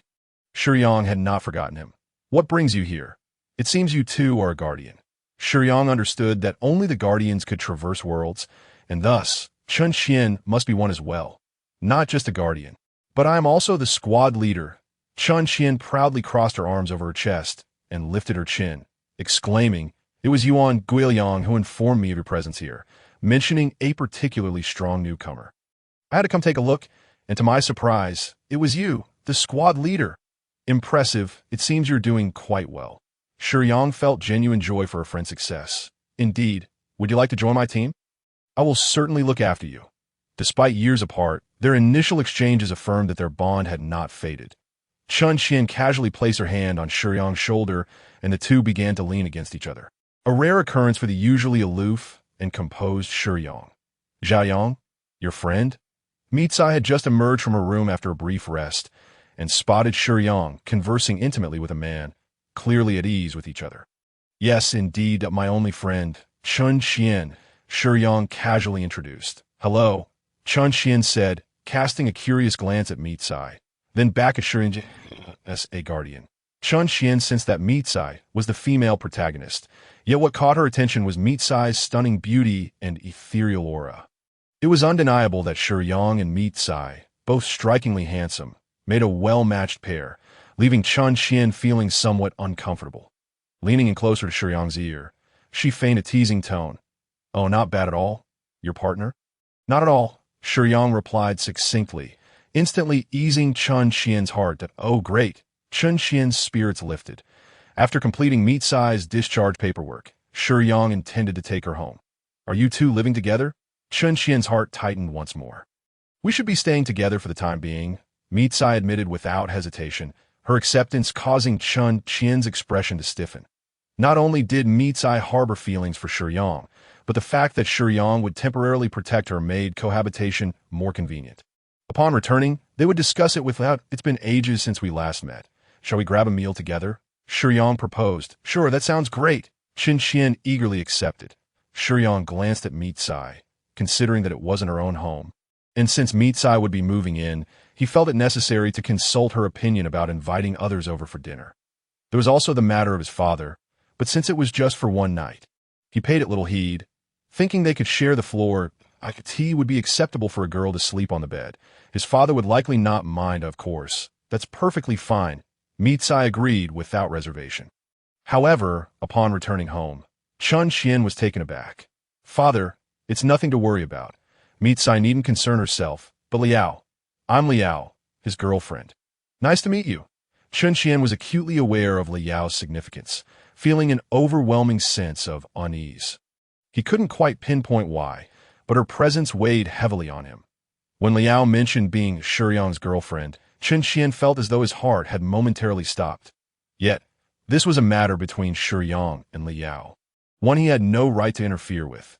After a delightful meal, they all sat together, the atmosphere lively and harmonious. However, while dining was a pleasure, washing the dishes was not, and in the end, it fell to Shiyang and his father to tackle that chore. Both young ladies are quite beautiful, Shiyang's father remarked, thoroughly impressed by Liao and Meat Sai's appearances. As for their characters, they had known them for less than a day. What could they truly discern? They are indeed lovely. Your girlfriend adores you. I can tell, Shiyang's father, having lived long enough to gain some wisdom, observed. Indeed, Shiyang replied, his gaze momentarily vacant before returning to normal. Watching Shiyang deftly handle the dishes, his father's expression grew complex. After a heavy sigh, he finally voiced his lingering concern. You're not Xiaoyang, are you? Not my son. Upon asking this question, Shiyang's father appeared drained, his posture slumping, and his face bearing the weight of sorrow. Shiyang halted his movements abruptly, standing tall as he regarded his father with earnestness. Their eyes met, and the resolute glimmer in Shiyang's gaze sent a tremor through his father's heart, for he understood that Xiaoyang had never possessed such a steadfast spirit throughout his life. No, sir, Shiyang replied truthfully. Then my son. Shiyang's father spoke with a quiver in his voice. As if a dreadful premonition had been confirmed, he has passed away, Shiyang stated bluntly. A porcelain bowl slipped from Shiyang's father's grasp, but did not shatter. Shiyang's reflexes were astonishing.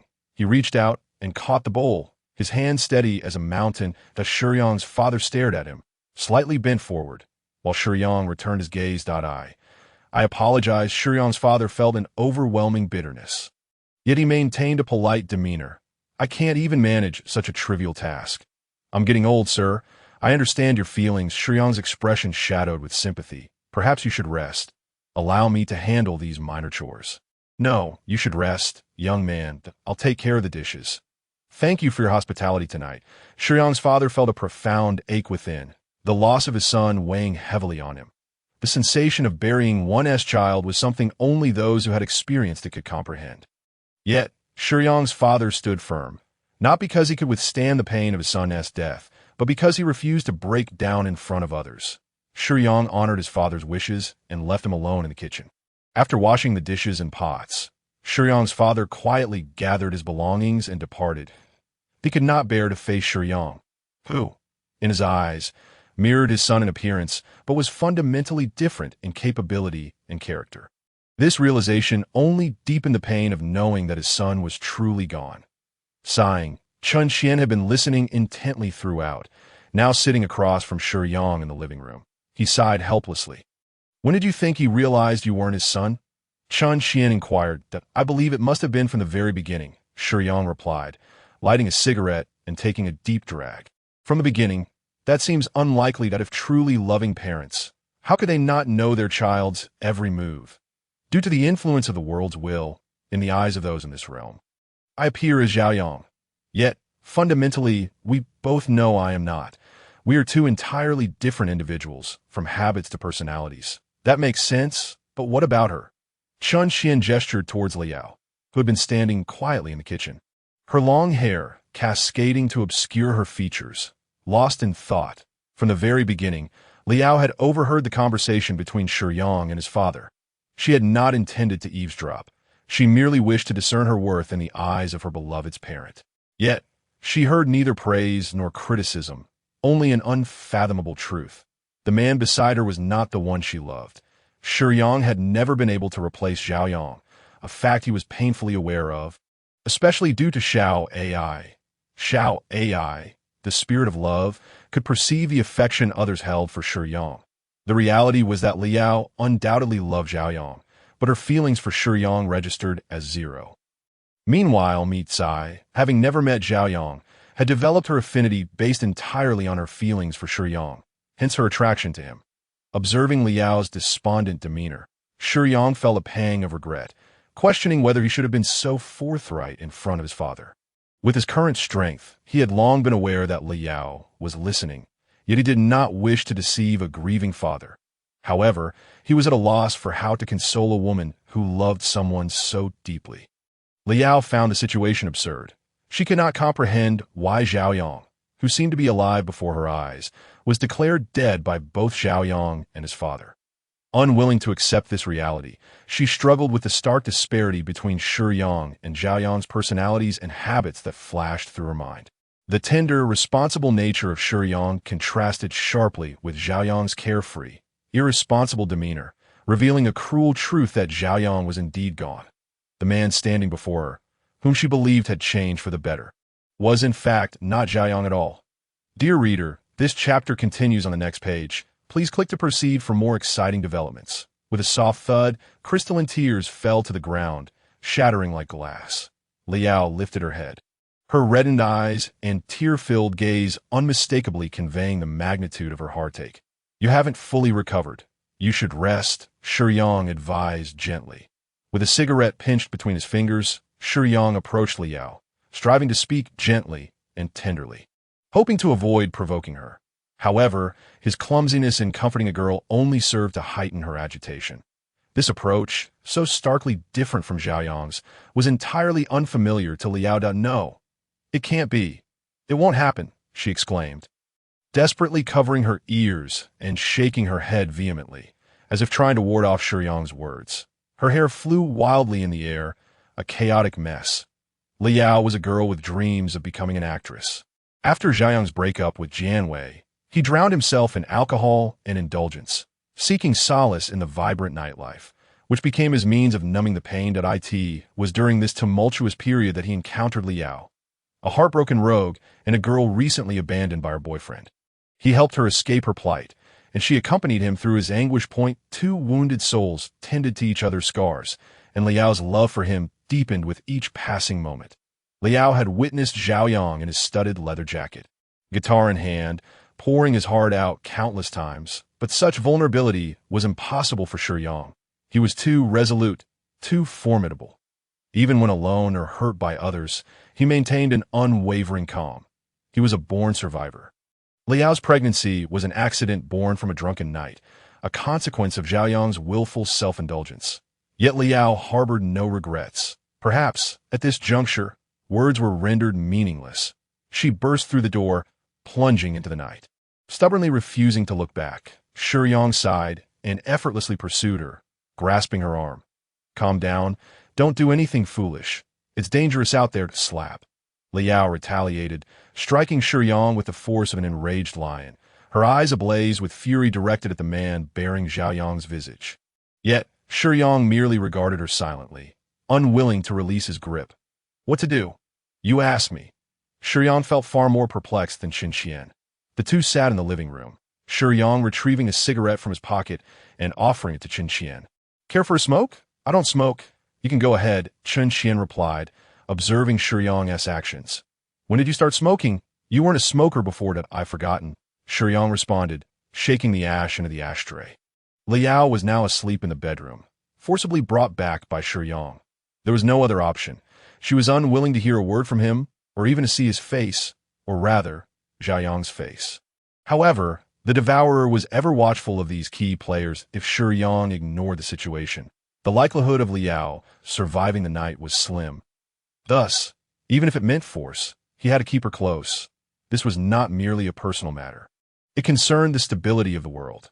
Even if Liao resisted, Shiyang would compel her to remain by his side. That, of course, the only one seemingly content in the old house was Qian, who realized that Liao's affections were solely directed towards the persona that Shiyang embodied. Smoke curled through the living room as Shiyang, peering through the haze at the dim light, felt a headache coming on. Ah, girls can be such a hassle, Shiyang's sudden remark startled Qian. What? You dislike girls? Qian's expression was complex. Not all. Why do you ask? Shiyang responded. Qian sighed in relief. So you find girls troublesome? Aren't they? Had I known, I would have approached the female characters under the guise of Xiaoyang. Words spoken without intent, yet heard with significance. You use the protagonist persona? Qian queried, incredulous. Indeed, in the eyes of this world, I am but a reflection of Xiaoyang, Shiyang affirmed. Wow. Qian gasped. The world will grant you such favor. Your essence must be quite elevated. I don't quite understand this, but I sincerely hope Liao can stabilize her emotions and refrain from causing further chaos. Shiyang pressed his forehead with one hand, the other clutching the cigarette to his lips for a deep drag. It's all right. If need be, I'll summon the team for assistance. Our squad is formidable, composed of highly capable guardians. The main characters in this world are few, with only 4 girls closely tied to the protagonist. The rest are mere supporting roles, as long as we can safeguard the remaining 4 female characters. There will be ample time for this world to stabilize. Chun Xian believed the task to be manageable, almost assured.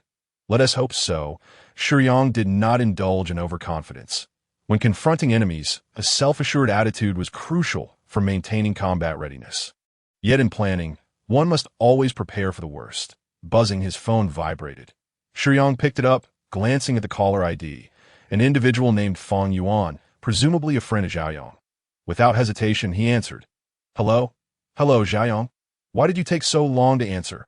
Where have you been lately? You haven't shown up for work. Your absences have cost you your job. Fang Yuan's tone was filled with exasperation, having called Xiaoyang numerous times in vain. He assumed Xiaoyang was simply out partying, oblivious to the possibility of an accident. Shiyang barely had a moment to speak before Fang Yuan continued his tirade. Oh, you have any idea how much I had to explain to the boss? Because of you? You've not only skipped work, but also failed to return my calls. What is this? Are you trying to ascend to the heavens? Fang Yuan huffed, taking a breath before resuming. I can't keep your job, but I can help you find another if you're interested. In the original story, Fang Yuan conspired with Xiang Chun to betray Xiaoyang, exploiting his trust to ruin Meat Sai's father's legacy. Eventually, he met his demise, a minor character whose world power was negligible, overlooked by both the Devourer and the Guardians. Perhaps his death was deserved for Xiang Chun, who harbored feelings for Jianwei and despised Xiaoyang. He too engaged in many underhanded schemes, becoming one of the most detested characters among readers of the original story. However, none of this concerned Shiyang. Firstly, it is crucial to remember that Shiyang possessed world-ending power in this realm. Secondly, he had no acquaintance with Jianwei. Why would he harbor animosity towards Fang Yuan and Xiang Chun? One must understand that in the face of absolute power, all schemes are rendered futile if the roles were reversed. And Shiyang truly occupied Xiaoyang's position. Everything he desired would be easily within reach, such as the advantage of strength. What if they were separated by distance? Jianwei and the Eagle Nation and Xiaoyang and Huaxia? With a mere leap, Shiyang could reach Jianwei in less than 3 hours without the need for flight.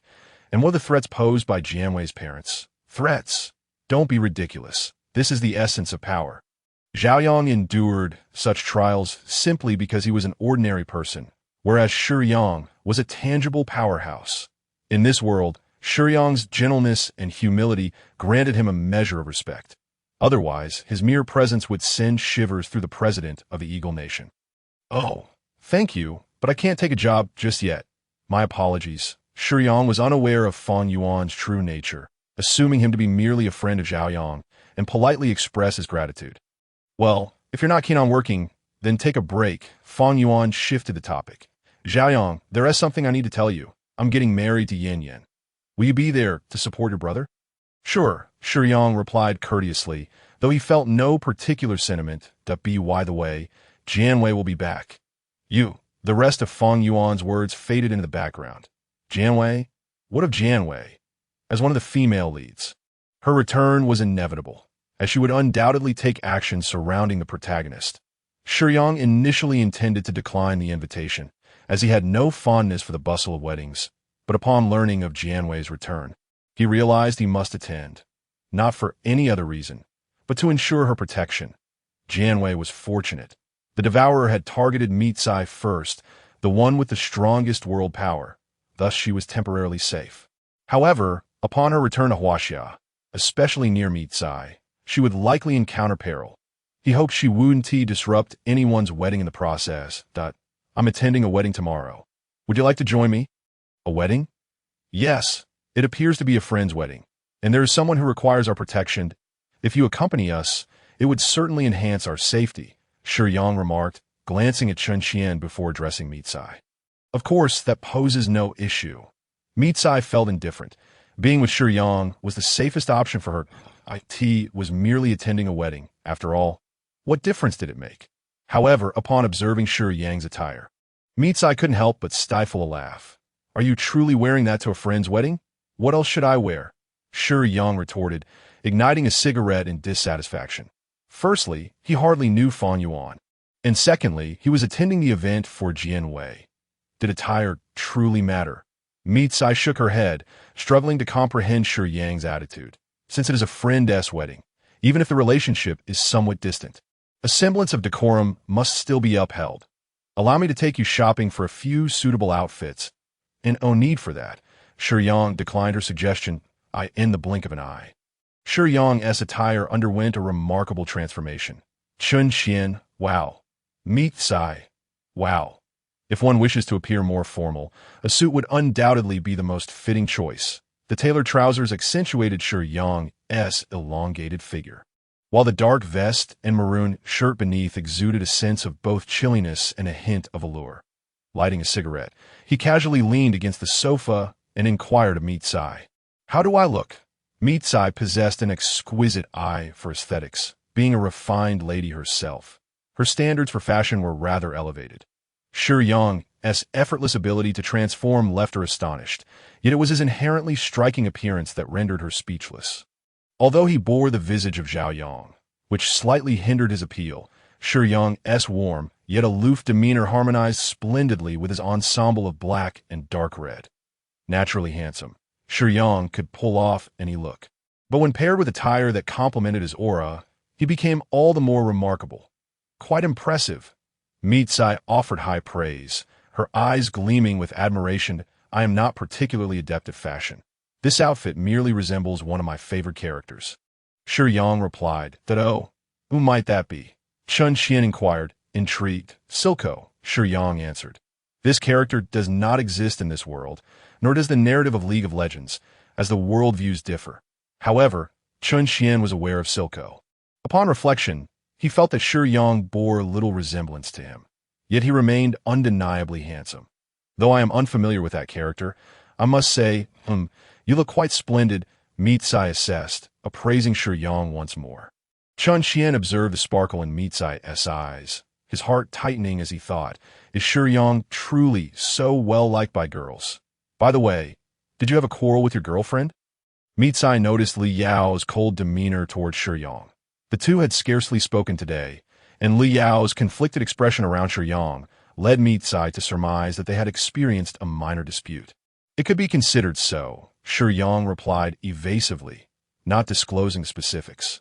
"Although I have little experience in romantic relationships and am not particularly skilled at offering comfort, I believe that if a couple has a disagreement, open communication is essential, is it not?" Mitsai ventured to help ease the tension between Lu Yao and Shiyang, knowing that they shared a living space, and since Lu Yao occupied the same bedroom as her, remaining indifferent would seem rather aloof. It's not quite as you perceive that I apologize.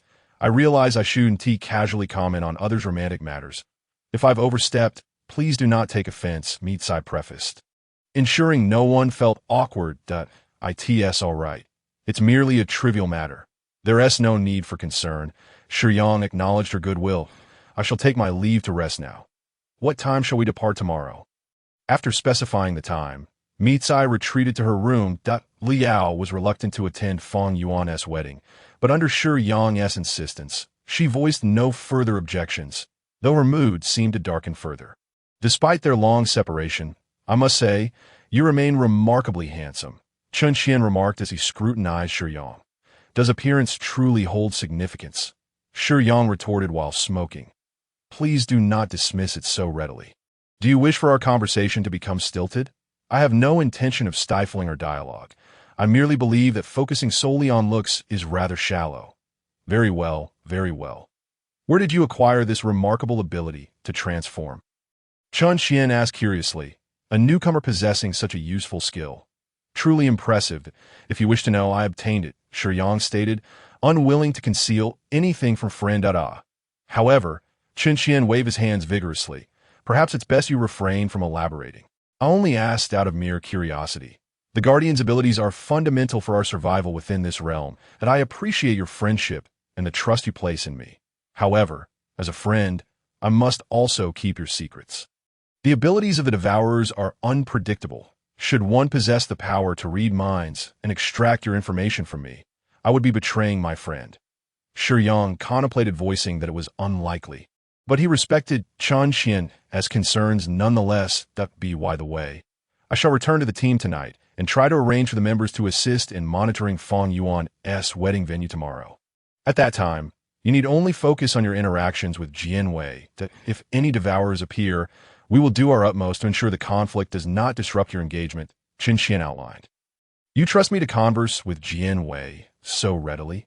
Shiyang assumed Qin Qian would recommend someone from his team, yet he was surprised that he was still entrusted with the task of engaging with the female character. Shiyang was unfamiliar with Chen Qian's other team members and had never collaborated with them before. Chen Qian's decision seemed to favor Shiyang, as if he were assigning the more pleasant task to him while reserving the arduous duties for his own guardians. No worries. After all, you're quite popular with the ladies, as he spoke. Chen Qian's gaze flickered, revealing a hint of trepidation toward Shiyang, stammering, by the way, I have a younger sister. She is moderately attractive. Would you like to meet her? Shiyang stared at Chen Qian, 3 question marks appearing above his head, that you're not getting any younger. It's only natural to seek companionship, is it not? Conveniently, I have a female teammate who is quite presentable. This is merely an introduction. Chen Qian fabricated an excuse. It has been quite some time since we last met, and you still harbor such interests? Enjoying playing matchmaker. Shiyang teased Chen Qian, relishing the rare opportunity to jest. Very well. I shall arrange for you to meet her tomorrow. I must take my leave now. Chen Qian's face flushed crimson, and he hastily departed, leaving Shiyang bemused. Although he had yet to witness Shiyang's prowess, he trusted Yuan Guiliang's assertion of Shiyang's strength. Thus, he felt no unease regarding the 2 female protagonists' safety with him. In the worst-case scenario, should a devourer prove troublesome, as long as Shiyang could hold them off for a while, they would arrive in time to provide support. Initially, the plan was to summon all team members to gather together for mutual assistance. However, given Lu Yao's demeanor, Chen Qian considered the varying temperaments of his subordinates and deemed it unwise to risk conflict among them by having everyone present. After Chen Qian left, Shiyang pondered briefly before plunging into the kitchen. Knock, knock, knocked out. A gentle knock echoed as Shiyang rapped on Mitsai in Lu Yao's bedroom door. Would you care for a late-night snack? He inquired kindly. Certainly, Mitsai responded eagerly, but Lu Yao remained silent. The enticing aroma of Jianbing wafted through the door, and the previously despondent Lu Yao found it increasingly difficult to maintain her composure. I apologize. Jianbing truly is an irresistible skill, faced with delectable food that one cannot refuse. Lu Yao, who had been in a foul mood and taking out her frustrations on Shiyang, finally spoke up to express her regret. I was overly emotional and struck you. I apologize that I now understand you were only trying to protect me. And I genuinely appreciate and no need to be overly courteous. As long as your spirits improve, that is sufficient, Shiyang replied, unfazed by the slap he had received. In truth, Liao's strike was hardly more than a gentle tickle. Are you planning to join us for Fang Yuan's wedding? Mitsai had already agreed, and Shiyang hoped Lu Yao would concur as well, as being together would undoubtedly enhance their safety. Very well, Lu Yao replied decisively. When she first received the news of Zhao Yang's demise, she had been on the verge of collapse, and her mood had worsened as she took her frustration out on Shiyang. At the outset, Shiyang found himself in quite a predicament, as he was not particularly adept at interacting with women. Were it not for the convenience of the Jianbing Guozi, he would have been at a loss on how to communicate with Lu Yao. In Lu Yao's eyes, Shiyang still bore a striking resemblance to Zhao Yang. Although it felt rather peculiar, she endeavored to remind herself that they were not the same person, merely sharing a similar appearance. Shiyang not only protected her, but, although he initially approached Lu Yao under the guise of Zhao Yang, he had always maintained a respectful distance, never crossing any boundaries or taking advantage of her. Therefore, with her heart unburdened, Lu Yao could still regard Shiyang as a kind-hearted individual. Moreover, Shiyang had genuinely cared for Lu Yao for several days, and she was not one to be ungrateful. The death of Zhao Yang weighed heavily on her heart, Yet she soon realized that she could not allow her own sorrow to affect others. After all, they needed to change into proper attire for the wedding. Mikai glanced at Shiyang, who had already changed, and decided that they too must don suitable dresses. Otherwise, they would be utterly mismatched for the wedding setting. Liao had not finished her Jianbing Guozi and was still feeling somewhat disheartened. During her stay with Shiyang, she had not brought many clothes as a fashion model. Liao's beauty was unquestionable. Fortunately, Mikai had plenty of dresses, so it would be easy for Lu Yao to select a couple of appropriate ones. As time pressed on, the three of them prepared to depart. Xiaoyang, would you drive? Mikai tossed her car keys to Shiyang. Upon hearing that name, Liao bit her lip. Shiyang noticed her reaction and turned to Mikai, stating earnestly, "Actually, I am not Xiaoyang. My name is Shiyang Dedo." "I see," Mikai replied, though she had not been introduced in such a manner when they first met, given Shiyang's enigmatic nature. It was not implausible that he had been using an alias as they drove. Shiyang held the steering wheel with one hand, his left elbow resting on the car window, his palm propped against his cheek in a relaxed manner. The wind swept through the open window, tousling his hair. Liao sat in the passenger seat, gazing at Shiyang's profile, captivated by his attire, which she had never seen on Xiaoyang. Her attention was not on Shiyang himself, but rather on Xiaoyang. Dressed in a black suit, Shiyang wore no jacket, revealing a dark red shirt beneath a black waistcoat, complemented by a blood-red tie, an ensemble that exuded an aura of both danger and elegance. This unique style required a certain charisma to pull off, something Xiaoyang would never have attempted. He would have merely dabbled in rock fashion, sporting a seemingly outlandish studded leather jacket. However, Shiyang now embodied the essence of a suave underworld figure. They soon arrived at Feng Yuan's wedding venue. Since Xiaoyang had not been in contact prior, there was no need for him to assist with the wedding arrangements, much to Shiyang's delight. As it afforded him greater freedom, it was evident that Feng Yuan placed great importance on his wedding with Yan Yan, as the venue was lavishly decorated, showcasing the host's meticulous attention to detail. However, Shiyang's thoughts were far from the wedding itself. He was indifferent to the venue's grandeur. "I wonder where Jianwei is now," he mused, scanning the surroundings, noting the absence of any particularly formidable individuals. Rumor had it that Jianwei was Yan Yan's bridesmaid, and if he were to search for her, backstage would be the most likely place to find her. Yet, as a man, it would be inappropriate for him to intrude upon the preparations for another's bride. "Maybe I should wait," Shiyang thought, suddenly curious as to why Chen Xian and the others had not yet arrived. And no sooner had he voiced this thought than a commotion erupted at the entrance of the wedding venue. "Is someone causing a scene at the wedding?"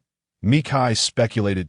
Liao, lost in thought, gazed at the exquisitely adorned stage, adorned with flowers and white drapery, wistfully imagining how wonderful it would be to stand there with Xiaoyang. Ignoring Lu Yao's distraction, Shiyang turned to Mikai, saying, "I'll go take a look." He was not interested in joining the fray. Rather, he feared any unforeseen incidents, particularly the presence of any potential devourers. As he approached the entrance, he discerned the source of the disturbance. A stunning young woman had arrived, drawing the admiration of many men, who surrounded her in hopes of making her acquaintance. It seemed there was no cause for concern. Shiyang's gaze did not linger on the graceful figure.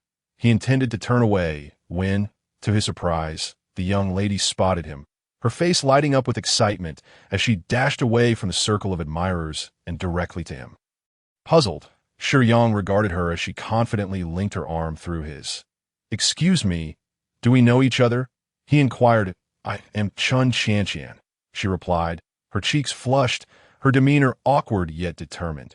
Yet she tightened her grip on his arm, her nervousness palpable as she took a deep breath and continued, "I am Chun Qian's sister." Although Shiyang did not recognize her, she had been longing for him for an eternity, when she had been in her male form.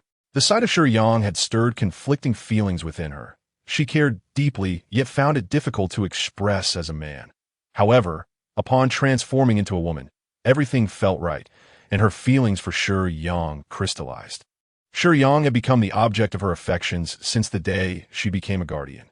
Chun Qianqian had searched for him tirelessly, but finding him was akin to searching for a needle in a haystack. His whereabouts were elusive. Now, as she clung to Shiyang's arm, her heart swelled with joy. If not for the crowd, She might have shed tears. Shiyang looked down at her, noting her alabaster skin, delicate hands, and doll-like features. Her rose-petal lips parted slightly, capable of ensnaring the hearts of countless men, while her doe-like eyes brimmed with unspoken affection, radiating a wistful longing. Suddenly, Xiao Ai, unceremoniously breaking the moment, exclaimed in disbelief, "Master, do you know her?" Shiyang bitterly pursed his lips, glancing at the girl who was now fixated on him, her eyes shimmering with what appeared to be unshed tears, leaving him feeling somewhat flustered. He thought to himself, "I do not know this girl. Does Qian have a sister? I thought he had none. When Qian was in middle school, he never mentioned a sister if his parents had a later child." The age difference would not add up, yet the girl's expression suggested that he had let her down somehow. Observing the gazes of the surrounding men, it was clear they perceived Shiyang as a cad. Having deceived such a beautiful and delicate woman, Qian clung to him, looking woeful and fragile, as if she had been wronged by some man. The sight of her heartbreak was striking, piercing the hearts of all the men present. Save for Shiyang. With a gentle yet firm motion, he detached her hand from his arm, gently pushing her away. "I am good friends with Qian, but I do not know you. This is inappropriate." "My dear." Shiyang turned away, striding back towards Mikai and the others, not sparing Qian another glance. "Why did you suddenly appear, Xiao Ai? Aren't you only interested in matters of love?" Usually Xiao Ai was not very talkative, primarily focusing on girls who had developed feelings for Shiyang, that if no such girl were present, she would not have made an appearance. "Indeed, it's because your love has arrived, Master," Xiao Ai chimed, her tail curling into a heart shape. With a dismissive smile, Shiyang shook his head, lifting a glass of wine prepared for the guests, and taking a sip to quell his thirst. "Love? Where? I am unaware of any such thing." "Right beside you, Master," Xiao Ai replied, her fluffy paws cradling her round face, radiating a soft pink glow as she gazed longingly at Qian. "What a beautiful girl. I would rate her a solid 95. Even more attractive than Mi Kai and Lu Yao, with an even better figure. And her feelings for you are a perfect 100. Plus, she's a guardian. The love of a guardian can yield even greater energy. So why have you never mentioned knowing a guardian girl before?" At that moment, Shiyang spat out the wine he had just sipped, drawing the attention of several onlookers nearby. Mitsai and Liao exchanged puzzled glances. But as they turned back, they discovered a girl even more beautiful than themselves. It appeared that Shiyang had choked. In a flurry of concern, she hurriedly grabbed a tissue, radiating tenderness and warmth, her eyes brimming with affection and anxiety as she swiftly approached Shiyang's side. With her fair, porcelain-like hands, she gently dabbed at the corners of Shiyang's mouth to wipe away the spilled drink. Mitsai. Liao. They found themselves momentarily at a loss, unable to comprehend the unfolding scenario. Meanwhile, Shiyang was equally bewildered. Though he had not lost his memory, he distinctly recalled never having met this guardian girl before, let alone one so extraordinarily lovely. "Thank you," Shiyang said coldly, taking a couple of steps back to create distance before moving to stand beside Mitsai and Liao. At that moment, Mitsai and Liao exchanged glances, their expressions akin to having seen a ghost. "Oh, you know that girl." Amidst Mitsai's astonished inquiry and incredulous gaze, Qian had also followed Shiyang to stand beside them. With a polite smile directed at Mitsai and Liao, her complexion, a healthy fair with a hint of rosy glow, elicited a tinge of jealousy from the two girls. "I do not know her, but I believe she is here to protect you," Shiyang replied. "Yes, that's so." Mitsai found his words somewhat dubious. This revelation indicated that the girl was also one of those enigmatic figures, yet the conundrum lay in her breathtaking beauty. Such an exquisite appearance hardly suggested formidable strength. Liao, however, was less restrained. She did not reciprocate Qian's polite smile, merely turning away coldly. She could not accept the intimacy with which this girl interacted with Zhaoyang, aware that this was inappropriate since Shiyang was not Zhaoyang. Yet this knowledge did little to alleviate Liao's discomfort. This chapter is not yet finished. Please turn to the next page to continue enjoying the captivating content. As the wedding ceremony commenced, the solemn proceedings and heartfelt vows caused Liao's gaze to grow misty once more. Her love for Xiaoyang and her yearning for this day were profound. Unbeknownst to them, among the groomsmen, a man glared at Shiyang with a menacing expression, while one of the bridesmaids regarded him with a complex demeanor, her expression shifting further as she noticed the three girls surrounding him, particularly one whose eyes sparkled with affection. As the ceremony of Fan Yuan and Yin Yin drew to a close, guests began to settle down and enjoy the exquisite culinary offerings provided at the wedding, the solemnity gradually fading as the atmosphere grew lively. Shiyang had intended to take this opportunity to inquire about Jian Wei's whereabouts backstage, but having witnessed the entire ceremony, Liao could no longer contain her longing for Xiaoyang and let her tears fall. Now aware that Xiaoyang was gone forever, the realization that her most beloved would never return ignited a deep sorrow within her. Had she known, she would not have attended the wedding. Seeing others blissfully enter the sanctity of marriage only exacerbated her inner grief. Observing this, Shiyang felt a twinge of concern, prompting him to refrain from immediately seeking out Jian Wei. Chen Xianqian, noting Shiyang's hesitation, felt her heart race. She had initially thought that Shiyang, adopting Xiaoyang's identity, would claim Liao as his girlfriend, and she hoped fervently that he had not truly developed feelings for Liao. With this thought, Chen Xianqian clenched her fists, her silver teeth gritting. Liao dabbed at the corners of her eyes, inadvertently noticing a guitar hanging on the wall behind the stage. Xiaoyang had played the guitar beautifully, his voice enchanting, and Liao cherished hearing him sing. "Shiyang, could you sing a song for me?" Liao asked, feeling somewhat shy, yet recognizing that Shiyang bore Xiaoyang's visage. She knew her request bordered on impolite. Nevertheless, Shiyang was the only source of solace she could find in that moment. "What would you like to hear?" Shiyang glanced at the stage, where Fan Yuan had invited a band to perform, and noted the array of instruments prepared. He nodded, not refusing Liao's request. I don't know," Liao replied, her expression one of confusion. After a moment's contemplation, Shiyang suggested, "How about a song called Between the Rainbows?" Although it was not appropriate to spontaneously perform at Feng Yuan's wedding without prior consent, Shiyang felt confident in his abilities, bolstered by the enhanced skills bestowed upon him by Li. He was a master-level musician, and his performance would assuredly not bring disgrace to Fan Yuan. Thus, he resolved to take the plunge. He then made his way directly to the piano positioned in front of the guitar. The guitar hung on the wall, while the piano was situated right before it. It was not entirely Shiyang's fault. After all, the guitar was a rather commonplace instrument, somewhat unsuitable for formal occasions. Thus, he instinctively assumed that Liao was referring to the piano. As Shiyang took to the stage and approached the piano, an uncanny silence enveloped the venue, as his commanding presence captivated the audience. His attire, reminiscent of silk, accentuated the coolness of his demeanor, and with his striking height and physique, he eclipsed even male models, exuding an aura that drew the attention of many, compelling them to watch in anticipation of his next move. Among the bridesmaids, Jian Wei felt her heart leap at the sight of Shiyang. Is this really Xiaoyang now? Why does he look so different from the photos? Meanwhile, Chen Xianqian, slightly pouting in irritation, thought, why doesn't Shiyang sing a song for me? Having transformed into a girl through the nanny's spring, why was he so distant? As Shiyang loosened his tie, the striking black and red combination was indeed quite distinctive. Upon sitting at the piano, it was as though he had transformed into a different person, despite his cool demeanor and attire. A touch of elegance and refinement enveloped him as he settled at the piano. The astonishment of the audience. As Shiyang placed his hands on the keys, the notes sprang to life, dancing gracefully under his fingers. I am a newcomer. I am acutely aware of my limited abilities.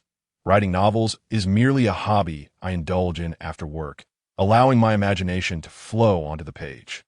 Although my skills may be average, I aspire to craft a tale that belongs to me. Throughout these tens of thousands of words, I have not surpassed the work of others in any regard. Perhaps this is not something to be proud of, but it holds a unique significance for me as I pen my first story. My 26-year-old female tenant, I believe, embodies the essence of youthful, poignant literature.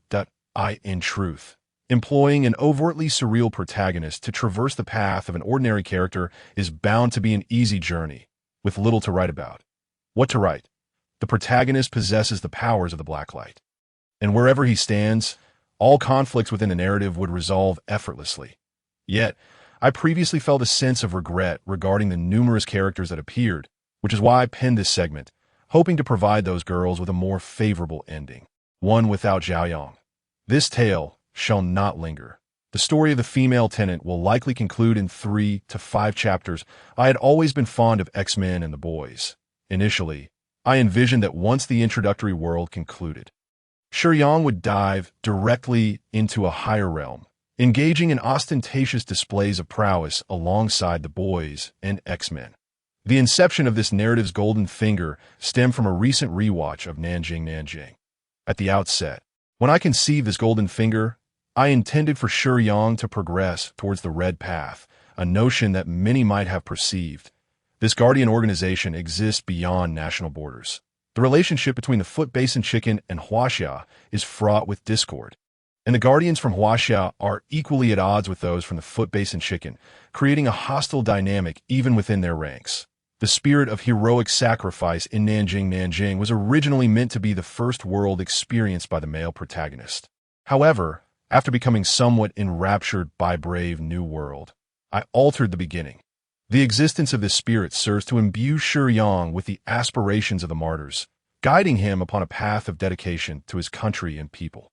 His fate on this path is inevitable. Regardless of how the world changes, I occasionally allude to this point. The Holy Grail War, fate. Many have heard of it. For the sake of the Holy Grail. How many ordinary lives have been placed in jeopardy? The destruction of Fuyuki City. How many innocents lost their lives? Speaking of Emiya Kiritsugo, well, I shall refrain from excessive commentary. He is not a character of virtue. A well-meaning individual whose actions yield dire consequences and a representative of flawed cognition. Should Shiyang arrive, he might declare, I do not come for the Holy Grail, but to liberate the heroic spirits and humanity enslaved by it.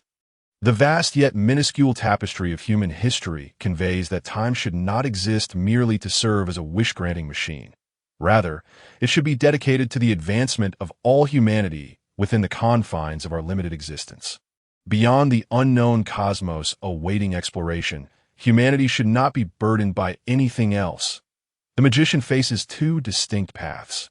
He can either stand in solidarity with the masses, striving collectively for the advancement of humanity, or position himself in opposition to the people, ultimately being swept into the annals of history with relentless disdain, akin to autumn leaves in the wind.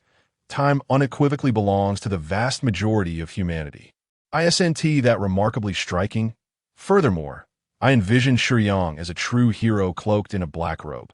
Confronted by Uncle Fried Chicken, Shiyang calmly negotiates terms, leveraging the authority of the 7th captain to command the crime supervision system. Secretly battling against genuine crises with unwavering resolve. Queen Maeve and others will witness a true hero. One who, despite being gravely injured and seated wearily in an empty conference room, enduring the torment of his wounds, resolutely springs into action upon hearing news of an enemy incursion. He is not a hypocrite, entangled in petty rivalries for fleeting fame. Ultimately, Shiyang, exalted by ordinary people, will reveal the true essence of the word hero.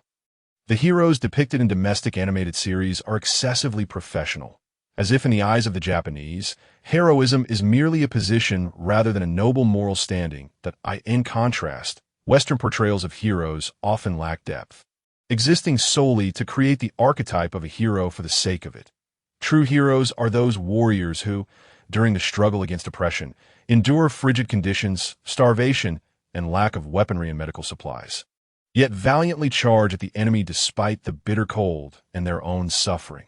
Their spirit endures, embodying the essence of heroism as selflessness, sacrificing for a beautiful homeland, for innocent people, and for the countless souls enduring hardship who yearn for better lives, even at the cost of their own lives. This is what constitutes a hero. Thus, the revered Akainu in One Piece is merely a typical hawkish figure from an island nation, a representative of imperialism, forever unable to embody justice. What is absolute justice? A lazy form of justice, with the celestial dragons above the navy. The moment they chose to serve, they became complicit in tyranny. The Revolutionary Army, led by Dragon, barely captures the essence of righteousness. Justice is simply justice. Is slaughtering civilians deemed justice? Such lofty rhetoric, claiming that to eradicate pirates justifies the killing of innocents. Did our ancestors kill civilians in their fight against bandits during the founding of our nation? What a farce! Countless martyrs sacrificed their youthful lives to protect civilians while combating banditry. And what did they say? Even when civilians, oppressed by bandits, aimed their guns at our soldiers, they embraced the populace with open arms, unwavering and uncomplaining, hoping that their sacrifice would bring liberation and peace to the oppressed. Thus, in contrast, one can discern how ridiculous Akinu, Kizaru, Sengoku, and those self-proclaimed just Navy figures truly are. Their island nation lacks the guardianship of our Liberation Army soldiers. Hence they remain oblivious to the true meaning of justice and heroism. When Shiyang stands atop the battlefield, I shall have him mercilessly mock the world government, unveiling the Navy's hypocritical facade with the declaration. Only by standing among the masses can one truly claim to stand on the side of justice. And you, merely the dogs of the celestial dragons, come, let me crush you beneath my feet. Chun Qianqian's role as a guardian has bestowed upon her the capacity to offer Shiyang a grand gift. However, Shiyang chooses to have Xiao AI transfer her abilities to Li, for he desires not random powers. Fortunately, Chun Qianqian is able to provide Shiyang with an impressive 1,000 energy points, a sum comparable to acquiring 10 low-tier world characters. While the influx of energy brings Shiyang joy, now is not the time for such matters. The simple prelude flows like moonlight, like a gentle stream. This piece is timeless. Many have felt sorrowful due to its melancholic beauty. The entire composition resonates with solitude amidst clamor, echoing past memories. The main melody is a poignant one, and under Shiyang's masterful skill, it becomes even more soul-stirring.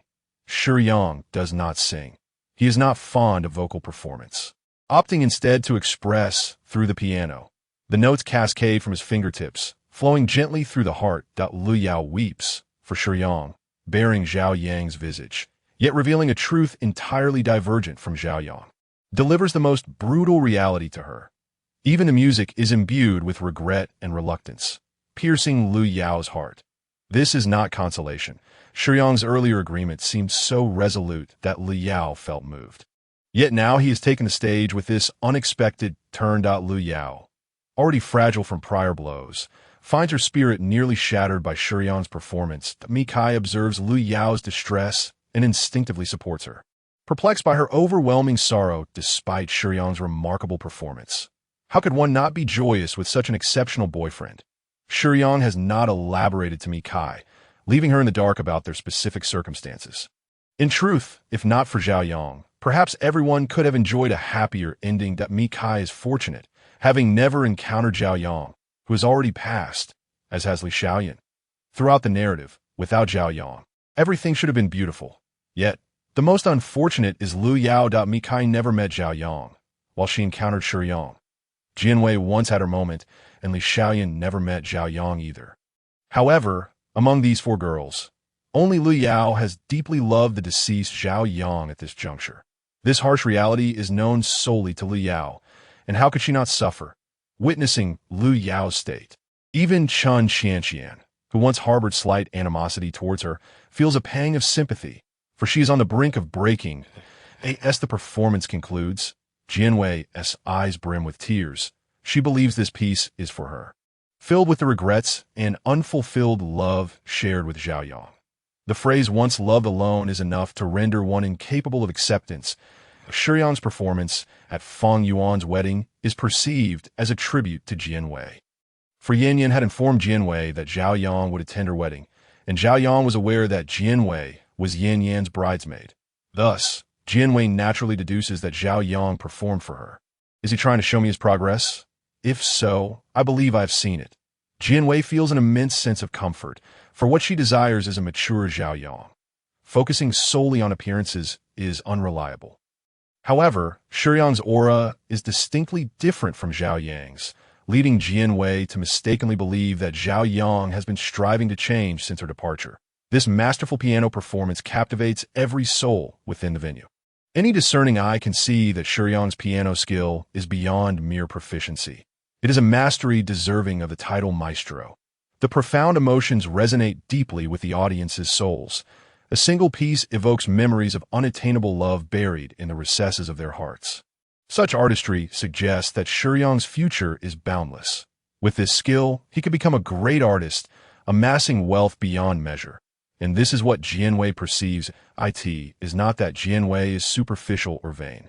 She once distanced herself from Zhao Yang due to social disparities and her parents' vehement opposition, ultimately compelled to part ways. Now, witnessing Zhao Yang's extraordinary growth, her heart ignites with fervor. Surely he has honed his talents for her sake. Perhaps an opportunity still exists between them. Meanwhile, Xiang Chun, standing as the best man, watches with eyes ablaze. Why? In his view, Zhao Yang, having languished in despair for so long, how could he suddenly possess such masterful piano skills? He had painstakingly manipulated Jianwei into breaking up with Zhao Yang using images of his downfall. Yet in mere moments, as she gazes at Jianwei, the foundation of his carefully constructed narrative seems on the verge of collapse. Shiyang rises and bows slightly, apologizing to the audience. In his eyes, his actions have undoubtedly disrupted Fan Yuan's wedding and consumed their time. However, to the audience, Shiyang appears incredibly humble. Despite possessing such formidable skill, he remains modest post-performance. This demeanor astonishes Jianwei. Perhaps there are misunderstandings between us, she remarks. Wiping away tears of joy, the smile graces Jianwei's lips as she rushes toward Shiyang. Wei, have you forgotten how Zhao Yang entangled himself with other women in the bar? He is clearly a scoundrel. You cannot merely judge by appearances. Xiang Chun is thoroughly exasperated, having been provoked by Jianwei's earlier statement. Previously, he would never have so openly maligned Zhao Yang. Xiang Chun, harboring malice, knows that openly disparaging Zhao Yang will only drive Wei further away. Hence, he has always resorted to covert attacks. Yet, Shiyang's actions have completely unsettled Xiang Chen's composure. Moreover, Jianwei seems to sense something amiss, which heightens Xiang Chen's anxiety. What do couples truly seek? Ultimately, it is more about the connection they shared in a poignant piece by Shiyang titled Between Rainbows. The melancholy of unattainable love is etched upon his visage. For Xiangchen and Jianwei, it is as if he were saying, alas, Jianwei, my love for you remains steadfast, even after our prolonged separation. The tension between the two is palpable. However, Jianwei reflects that she has never heard any explanation from Zhao Yang. Is there a possibility of a misunderstanding? Shiyang's melody evokes a sense of regret that cannot be feigned, simultaneously stirring Jianwei's suspicions. Now, she yearns to be by Zhao Yang's side and confront him about everything that transpired. Was it all intentional on his part? Do not act impulsively, Xiangchen implores desperately. Previously, he had maintained a gentlemanly facade, but his unusual behavior today raises Jianwei's doubts about why he fears her seeking clarity from Zhao Yang. You two are not suited to meet right now. Please calm down, Wei. Yin adds in a supportive tone. As Jianwei is restrained by Xiangchen. Their commotion catches the attention of Fan Yuan and Yin, whose expressions shift in concern. They are well aware of the circumstances preventing Zhao Yang and Jianwei from being together. If Jianwei were to confront Zhao Yang now, the truth might emerge, and old grievances could be set aside. Fan Yuan and Yin join Xiangchen in restraining Jianwei, who, being a fragile woman, finds herself unable to withstand their collective force. Desperate to draw Zhao Yang's attention, Jianwei wishes to call out, but before she can utter a word, Shiyang has already positioned himself behind Xiangchen. Gradually, the four entangled individuals, Jianwei, Yin, Fan Yuan, and Xiangchen, fall into silence as Jianwei, Yin, and Fan Yuan notice Shiyang standing behind Xiangchen. Meanwhile, a foreboding feeling burgeons within Xiangchen as he observed Jianwei staring blankly behind him. His neck stiffens like a rusted gear long devoid of lubrication, and with a grinding sound, he turns to face the source of his discomfort. In that instant, it seems as though the entire world has hushed. Shiyang, appearing with a gentle smile, possesses a gaze as frigid as death. Unbeknownst to him, he harbors no grievances with Xiangchen, nor does he comprehend the turmoil among them. However, he has already sensed the unmistakable surge of power emanating from Jianwei. Having located her, Shiyang is determined not to prolong their encounter any further. "Do you have a moment? I wish to speak with Miss Jianwei." He states with directness that "I do." Jianwei replies, casting a wary glance at Xiangqun and Fang Yuan as she strides towards Shiyang. "Do not go." "Wei Wei." Xiangqun grits his teeth, his visage contorted with rage as he attempts to block her path. In a swift motion, a seemingly unassuming hand seizes Xiangqun's neck, under the watchful gaze devoid of any emotion. Shiyang exerts just enough pressure to nearly snap Xiangqun's neck, producing a disconcerting sensation akin to squeezing a waterlogged sponge. Though not particularly tall, Shiyang exudes an aura that feels at least 8 meters wide. With a single motion, he lifts Xiangqun effortlessly, causing the onlookers to feel as if a heavy stone has settled upon their hearts. Xiangqun, held in Shiyang's grip, is paralyzed with fear, confronted by a palpable aura of menace. The trio, perplexed by their interference with Jianwei, finds their actions increasingly irksome, particularly Xiangqun's. Yet, Shiyang's intent is not to eliminate opposition, but to intimidate them into ceasing their obstruction of his purpose. His grip, while visually striking, poses no real threat to Xiangqun's life. In the midst of this astonishment, Jianwei finds herself beside Shiyang. "When did you become so formidable?" She stammers, overwhelmed by a sense of incredulity and secret delight at his newfound strength. He unmistakably embodies danger, quick to resort to violence. How could she possibly accompany him?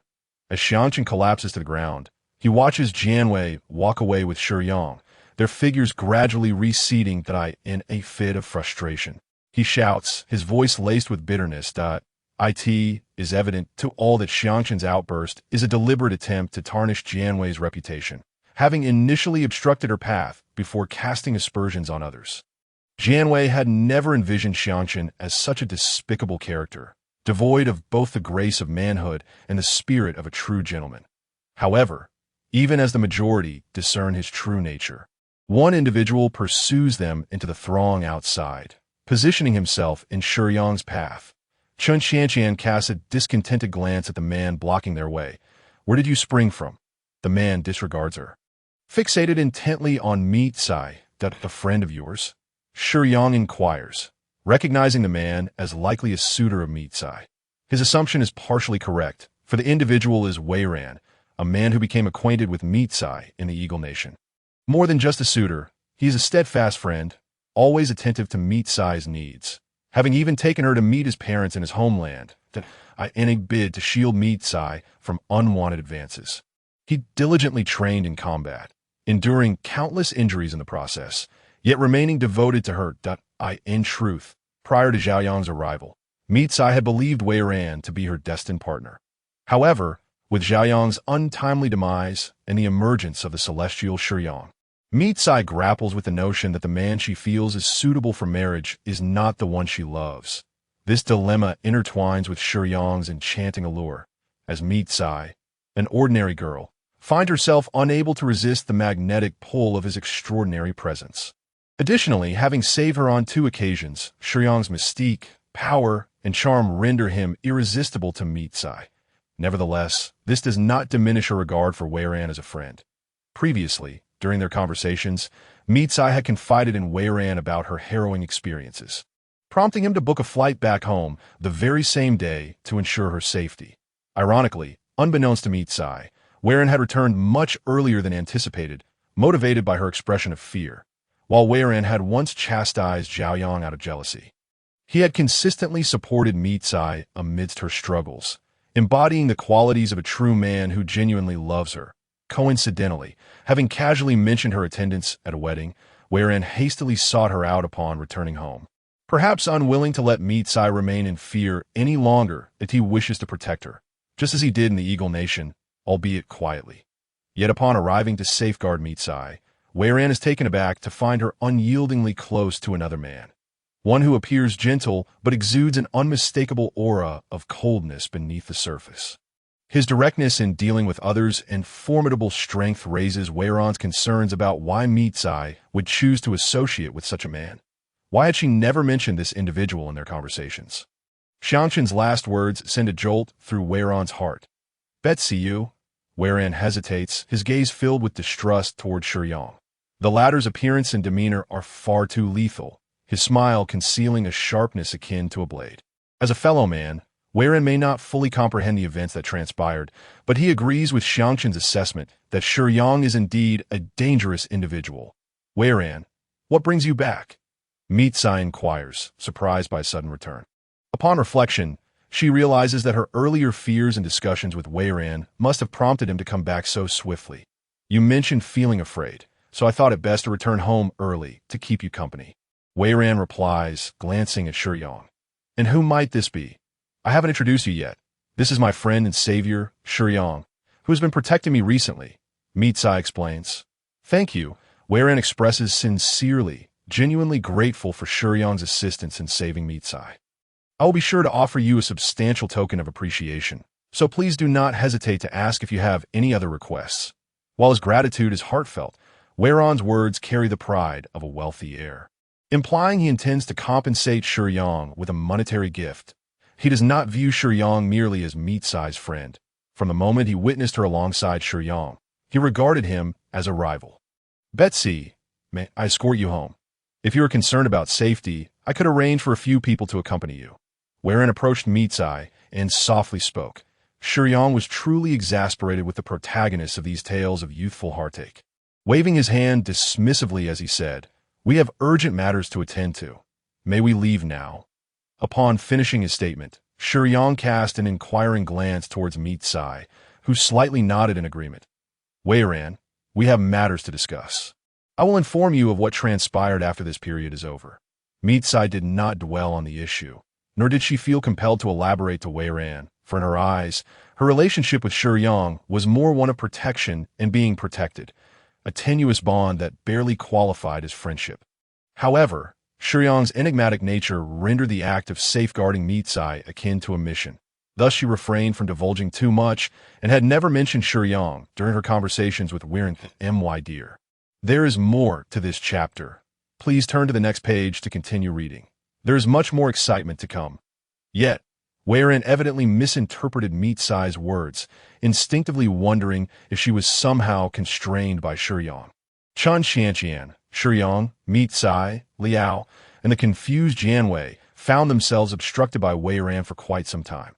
Among them, Chen Xianqian was the most impatient, now that she was in a female form and Shiyang stood beside her. She was the one most eager to complete the task and then be alone with him. How could she not be anxious? Hey, Meet Sai's already stated she has matters to attend to. Why are you still blocking the way? Step aside. Chen Xianqian's tone was far from friendly. Meet Sai sensed an issue with Chen Xianqian's manner of speaking, but since she was with Shiyang, Meet Sai merely furrowed her brow and chose not to comment. Jianwei was utterly perplexed. However, she could feel that the women surrounding Shiyang were rather peculiar. Jianwei pondered why Zhaoyang had come to find her with so many girls in tow. What on earth was he thinking? Unexpectedly, Shiyang intervened, halting the disgruntled Chen Xianqian. Miss Chen, it would be wise to temper your words. One ought to be polite. Shiyang offered a warning to Chen Xianqian, then turned to Wei Ran, his hand casually tucked into his pocket as he spoke with an imposing presence. This friend, Meet Sai, requires my company for the time being. I must ensure her safety. This matter is of utmost importance. Once everything returns to normal, Meet Sai will be back by your side. With that, Shiyang lit a cigarette. Wei Ran was thoroughly incensed by Shiyang's words. What did he mean? Shiyang spoke of matters concerning the safety of the world. Yet Wei Ran remained oblivious to the circumstances that owe him. Shiyang's words implied that Meet Sai could not leave with him and must accompany Shiyang instead. Understood? After some time, he would allow Meet Sai to return on her own. The tone was dripping with sarcasm and confidence, which Wei Ran found exceedingly displeasing. Moreover, Shiyang was accompanied by several young women. What kind of respectable person would venture out with so many girls? Given Shiyang's demeanor and attire, Wei Ran couldn't help but wonder if he was involved in the underworld. Betsy, what on earth is happening? Wei Ran looked anxiously at Meet Sai, desperate to understand what had transpired among the group. This question brought a look of distress to Meet Sai's face. She was aware that a terrifying monster was fixated on her, and while Shiyang protected her for reasons unknown, Meet Sai knew little else. How could she explain this to Wei Ran? Surely you must be in some kind of trouble, Betsy. Wei Ran's expression turned grave, casting a wary glance at Shiyang, his gaze brimming with warning. You had better keep your distance from Betsy. With that, Wei Ran gently grasped Meat Sai's arm and said, Do not fear. As long as I am here, he wouldn't dare act brazenly. I will protect you. Feel free to share any troubles you have with me. As he spoke, Wei Ran positioned himself between Meat Sai and Shiyang. Shiyang's expression froze momentarily, thinking, how did he sense that? Meat Sai was supposed to tell him before revealing anything. Did I not inform him that everything would be fine after a while? Could it be that he does not understand Chinese? Meat Sai forcefully pulled away from Wei Ran's grasp and stepped past him to stand beside Shiyang. You should go back now, wherein I assure you. I am fine. There is nothing to worry about. It must be you. What have you done? Wei Ran exclaimed. Years of training in martial arts had endowed Wei Ran with formidable strength, and he unleashed a powerful punch aimed directly at Shiyang's face. Ah! Jianwei gasped as she witnessed the impending blow to Zhaoyang. Meanwhile, Chun Xianqian, Liao, and Meat Sai wore expressions of disbelief, their faces conveying the sentiment. Did you really dare to strike Shiyang? He had just spoken to you quite courteously. Why on earth would you attempt to hit him? Are you seeking a death wish? Wei Ran was flustered with concern. His love for Meat Sai had led him to misinterpret the situation with Shiyang, prompting his impulsive reaction. Sighing, Shiyang observed Wei Ran's movements with a sense of impatience. Him. Wei Ran's actions were painfully slow. With his left hand casually tucked into his pocket, Shiyang flicked his cigarette with his right thumb and forefinger, sending the lit cigarette soaring into the air. As Shiyang's right hand was freed, he effortlessly blocked Wei Ran's punch, grasping it firmly regardless of how forcefully Wei Ran struggled. Shiyang remained utterly unyielding. With a slight flick of his wrist, he sent Wei Ran crashing backward. The still-burning cigarette fell before Shiyang, who caught it deftly. Throughout the entire exchange, Shiyang had only moved his right hand to dispatch the cigarette, remaining otherwise motionless, while Wei Ran had already been sent flying.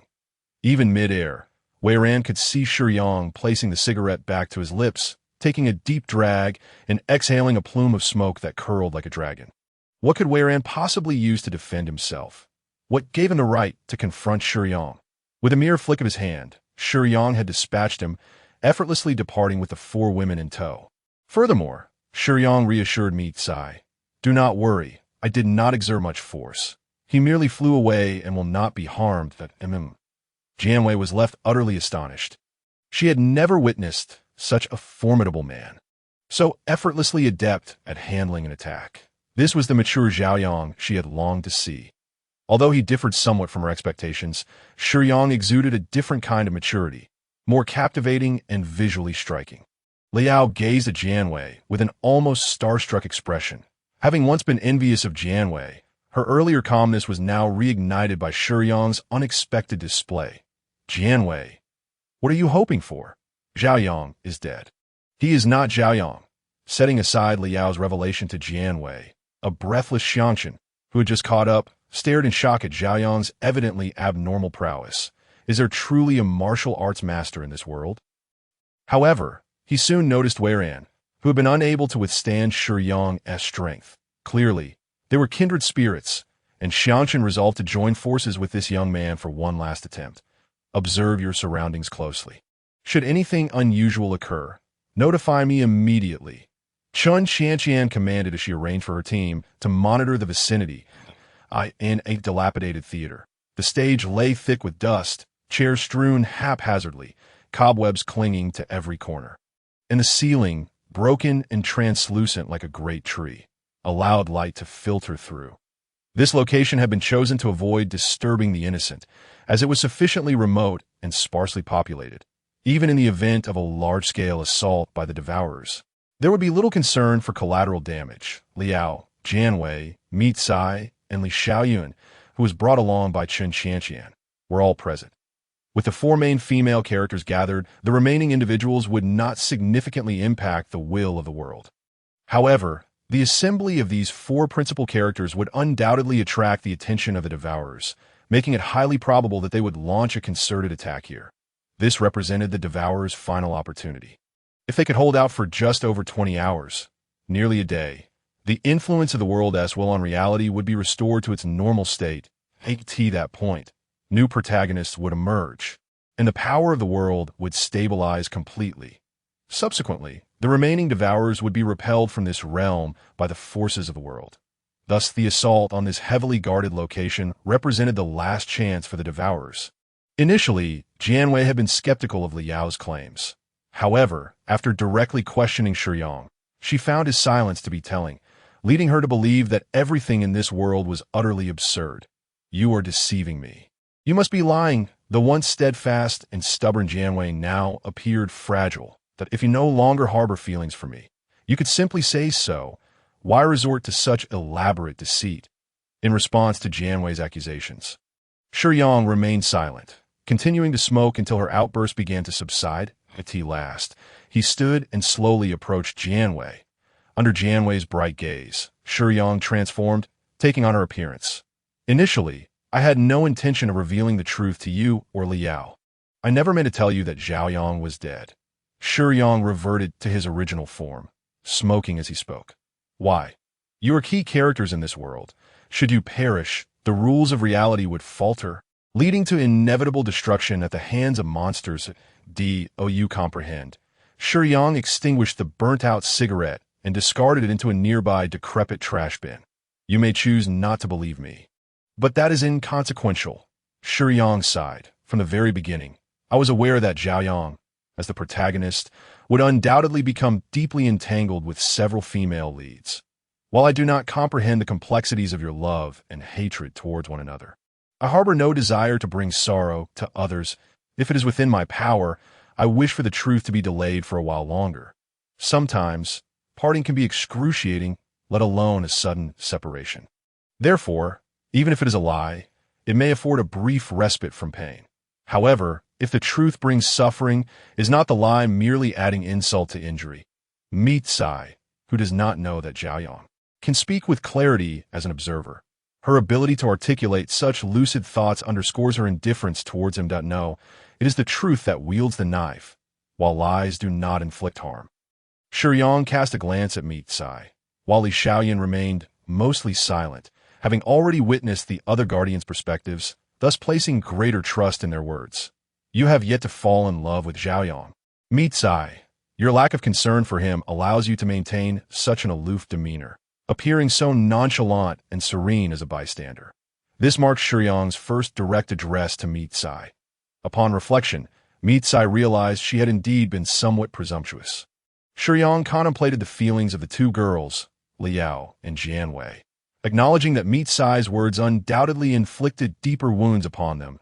At this point, "You all know that Zhaoyang has perished, so I shall be straightforward. I hope you can remain here for a day. The Guardians will exert every effort to ensure your safety, and once today passes, everything will be behind us." After delivering this message, Shiyang distanced himself from the girls. Although he was not well acquainted with the other Guardians, they stood outside to fend off the devourers. Shiyang could not simply remain indoors, enjoying the fruits of their labor. All were Guardians, and Shiyang felt compelled to contribute. "Next time, I hope you refrain from such presumptuousness." Shiyang spoke to Chun Qianqian in a rather unkind tone. "You are still a newcomer. This is our duty as Guardians, and we can handle the lower realms." Chun Qianqian sensed Shiyang's displeasure and responded somewhat sheepishly. Being aware of Shiyang's temperament, Chun Qianqian, who had once been friends with him, had suggested he stay in the abandoned theater. "I do not know you at all. There is no need for such concern on your part. Where is Chun Qian?" Shiyang's tone remained cold. "Could you not treat me a bit better?" Chun Qianqian felt aggrieved, as she only wished to protect him from harm. Yet Shiyang remained impervious to her sentiments. "I see no necessity for it. I am also a guardian. If others are contributing, I cannot simply stand by idly," Shiyang replied, offering no courtesy. Chun Qianqian, on the verge of tears, fled the scene. Bai Jinshi and Yuan Guiliang walked side by side, and as they passed by, they happened to witness Chun Qianqian running away in tears. "Dude, you really know how to handle things." The two were somewhat familiar with each other and greeted Shiyang while giving him a thumbs up. "What?" Shiyang was puzzled. "Our captain has always been rather assertive. Generally, we cannot defy her wishes. This is the first time I have seen her so flustered by a newcomer." Bai Jinshi winked at Shiyang, reveling in his misfortune. "Ahem, Yuan Guiliang, having witnessed Shiyang's prowess, quickly cautioned his teammate not to be so reckless around him. Bai Jinshi's combat abilities primarily stemmed from swordsmanship and patterns in the mid-level world of Demon Slayer, though he had yet to master them fully, rendering his combat power average. Yuan Guiyang possessed a weakened form of self-healing and super speed. Both of their physical attributes were at a mid-level stage. The combat capabilities of other team members were comparable to theirs. That captain Chun Xianqian was somewhat stronger, with her ability being the enhancement of flames, placing her physical attributes around the mid-level stage too. The combat power required in lower realms was not particularly high. Typically, guardians with this configuration could confront devourers suppressed by the will of the world without significant issues, even in greater numbers. Captain Shiyang was confused. Was that captain just now? I thought Qinshin was the captain. Indeed, our captain seldom adopts a feminine guise. You are quite fortunate, my friend, as he spoke. Bai Jinshi shot Shiyang a knowing glance. Disregarding Yuan Guiyang's warnings, it was then that Shiyang realized the beautiful girl standing before him was indeed Chun Xian, as the saying goes, once transformed into a girl. Indulge the brothers, but alas, the captain was truly stingy, squandering such a fine physique and face, denying the brethren their enjoyment. Bai Jinshi continued to chatter, while Yuan Guiyang's eyes nearly popped out at his carelessness. Shiyang merely cast a glance at Bai Jinshi, disregarding his banter, and turned to pursue the direction in which Chun Xianqian had fled. Not far off, Wei Ran and Xiang Chun, having followed Meat-Si's vehicle to the outskirts, stealthily approached the abandoned theater. Chun Xianqian occasionally sobbed quietly, raising her hand now and then to wipe away her tears. Perhaps it was the physiological changes that rendered the former boy increasingly sentimental. This might also explain why Chun Xianqian rarely presented herself in her feminine form before her teammates. After all, a frail leader may not command respect. Are you all right? I apologize for my earlier attitude. Shiyang quietly approached Chun Xianqian from behind, regretting his previous demeanor. You found out? Chun Xianqian turned in surprise, her face still glistening with unshed tears, resembling a delicate flower drenched in rain. Yes, I heard it from one of your team members. I had thought you were merely the vice captain, but it turns out you are Chun Xian, Shiyang replied. Chun Xianqian bit her silver teeth and muttered a few curses under her breath, her pouting expression appearing quite charming in her feminine guise. I've already apologized. Do not dwell on it. Shiyang failed to notice Chun Xianqian's beauty, remaining quite stiff. I did not mind. Who cares? Chun Xianqian's voice was barely above a whisper, but Shiyang's keen senses picked up on it. That is good. You should assign me to defense as well. I cannot simply do nothing, he insisted, showing no leniency towards the tears on Chun Xianqian's face, immediately voicing his request. We are guardians who have participated in several protective battles. You must trust us. We truly do not require your assistance. If you wish to observe, then follow me closely, Chun Xianqian stated, wiping her face and standing beside Shiyang, leaning slightly against him, her actions bordering on intimacy. What is going on? Shiyang thought, glancing at Chun Xianqian and realizing something felt amiss with her demeanor. He took a step back, creating a bit of distance between them. Why are you doing that? Chun Xianqian noticed Shiyang's movement, stamping her foot and edging closer, asserting, we are friends. What is wrong with being close? If there are devourers, it would be easier for me to take care of you. She added, by the way, what is that sin on you? It is quite pleasant. Shiyang felt something was off, but did not reject Chun Xianqian's closeness this time. Suddenly, he recalled the source of the issue. He bore the scent of love from his fantasies. While Chun Xianqian was currently in her feminine form, Shiyang would never have anticipated that he was the object of Chun Xianqian's long-held affections that in moments of difficulty, he typically sought problems within himself, leading him to believe that Chun Xianqian's behavior stemmed from his own abilities that 100 points of affection. Shiyang remembered this detail. The fact that Chun Xianqian harbored such feelings for him while in her feminine state was undeniable. Considering the current circumstances, Shiyang, who was somewhat oblivious to the dynamics between men and women, finally grasped the situation that it was evident that Chun Xianqian had romantic inclinations towards him. Initially, Shiyang had not realized that Chun Xian and Chun Xianqian were one and the same. But upon discovering this truth, tension rose. Shiyang eyed Chen Qianqian with suspicion. He regarded her as a friend, yet she seemed to harbor intentions beyond mere camaraderie. Perhaps you should keep your distance from me, Shiyang suggested, pushing Chen Qianqian away and creating about 2 meters of space between them, shaking off the lingering discomfort. What has prompted this sudden change? Chen Qianqian was bewildered. It is nothing. I merely dislike such closeness. Shiyang's tone turned slightly colder. But we are friends. What is wrong with being a bit closer? She insisted, attempting to close the gap once more. Enough. Shiyang retreated further, asserting, what is wrong with that? I simply do not enjoy such intimate gestures. This distance is quite suitable. Chen Qianqian stamped her foot in frustration, feeling bitter about the distance that stood between her and Shiyang. She was still striving to bridge the gap between herself and Shiyang. Yet it seemed that Shiyang possessed an extraordinary physical prowess. Even though she, in her second phase, relentlessly pursued him, Shiyang effortlessly evaded her, which left Chen Qianqian somewhat alarmed. It was exceedingly rare for a newcomer to possess second-phase physical attributes. She had initially intended to rely on a display of affection to make progress, knowing that Shiyang responded better to softness than to firmness. However, before she could finish her thought, a flustered Bai Jingshi rushed over from a distance. Not good, boss. Bai Jingshi ran hastily, almost breathless. What's the matter? Why the panic? Did the devourer attack? Chen Qianqian calmly instructed, let everyone maintain their positions. Previously, someone reinforced the theater walls with their abilities. The points I arranged are the only easily accessible locations in the abandoned theater. As long as we hold our ground, the devourer won't be able to breach our defenses anytime soon. After ceasing her playful antics with Shiyang, Chen Qianqian suddenly grew much steadier. No, boss. It's Bai Jingshi stammered as he rushed over. What is it? Speak up. Chen Qianqian's impatience grew. She had never noticed how long-winded Bai Jingshi could be. Its those girls. They ran away. Bai Jingshi, clearly fearful of the captain's reprimand, managed to convey the situation in fits and starts. What? Chen Qianqian's face contorted in disbelief. What do you mean they ran away? We saw 4 of them missing when we passed the stage, and we searched the theater, but couldn't find them. Bai Jingshi repeated in a hushed voice, lacking confidence. Hiss!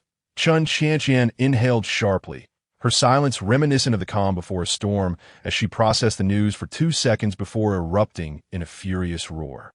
What were you all doing? How could you let a few ordinary girls escape? What is going on? Tell me. Boss, we were all stationed at the positions you instructed, strictly following your orders. I swear, Bai Jingshi declared earnestly. Seeing his demeanor, Chen Qianqian scratched her head in confusion. If they had all acted according to her instructions, how could the 4 girls have slipped away? Was there truly no one who spotted them? It seemed implausible. Reflecting on her arrangements, she thought everything was in order. The personnel deployment was quite tight. How could this have happened? Suddenly, a thought struck her, and she quickly inquired, which route did they take? The main road. Bai Jingshi replied that a bolt of realization flashed through Chen Qianqian's mind. She had been too presumptuous. Under the influence of an unknown, terrifying monster, if a group of guardians stepped forward to protect you, wouldn't your first instinct be to stick close to them, believing that this was your sole chance for survival? Such thoughts were commonplace among the people she had encountered before. Why had things changed in this lower realm? Due to this mindset, Chen Qianqian had prioritized identifying the most likely positions for the devourer's appearance, neglecting to keep a close watch on the local individuals. Typically, normal people would remain quietly in their assigned places. But today, these 4 women had taught her a lesson. Not everyone would comply. You don't understand, boss. This is a world of youthful angst literature. Have you forgotten about the existence of love-struck minds? Bai Jingshi hinted. Damn it, Chen Qianqian cursed under her breath. Even though she had tried to maintain a ladylike demeanor in front of Shiyang, her patience had worn thin, though a torrent of expletives lingered at the tip of her tongue. She recognized that the most pressing matter was to retrieve those women. Otherwise, if the devourer killed them, everything in this world would be lost. Due to her habitual thinking, these individuals had exploited a gap and managed to escape through the main road, which her group had failed to guard. Fortunately, they were merely ordinary individuals. They wouldn't be able to drive far, and they could still pursue them. Quick, send all team members to chase after them. At the fastest speed, these heroines cannot die. Chun Shantian ordered immediately. Yes, Bai Jing sure responded, promptly rallying everyone to pursue the fleeing heroines. Shiyang, Chun Shantian intended to suggest that Shiyang stay behind, yet before she could finish her sentence, Shiyang interjected, "I'll go find them too." All right. Chun Shantian refrained from further objections, as there was no time for anything else. Recovering the missing individuals was paramount. Upon reaching the main road, Shiyang observed the tire tracks left on the ground. The sparse population in the suburbs meant that vehicles were rare, making the tracks particularly conspicuous. None among them were assassins or warriors, so even in their flight, they would likely follow the ordinary mindset of taking the main road and consulting navigation. It was too challenging to deduce their route. Chun Shantian and her subordinates had already set off, while Shiyang maintained a somewhat leisurely demeanor. Among all the guardians, he appeared the calmest. In fact, this was a manifestation of his confidence. Shiyang's combat prowess had reached an extreme that was sustainable for this world, in a lower realm. Even the most formidable third-phase guardians could only exert their full strength, whereas Shiyang had already entered the initial stage of the fourth phase.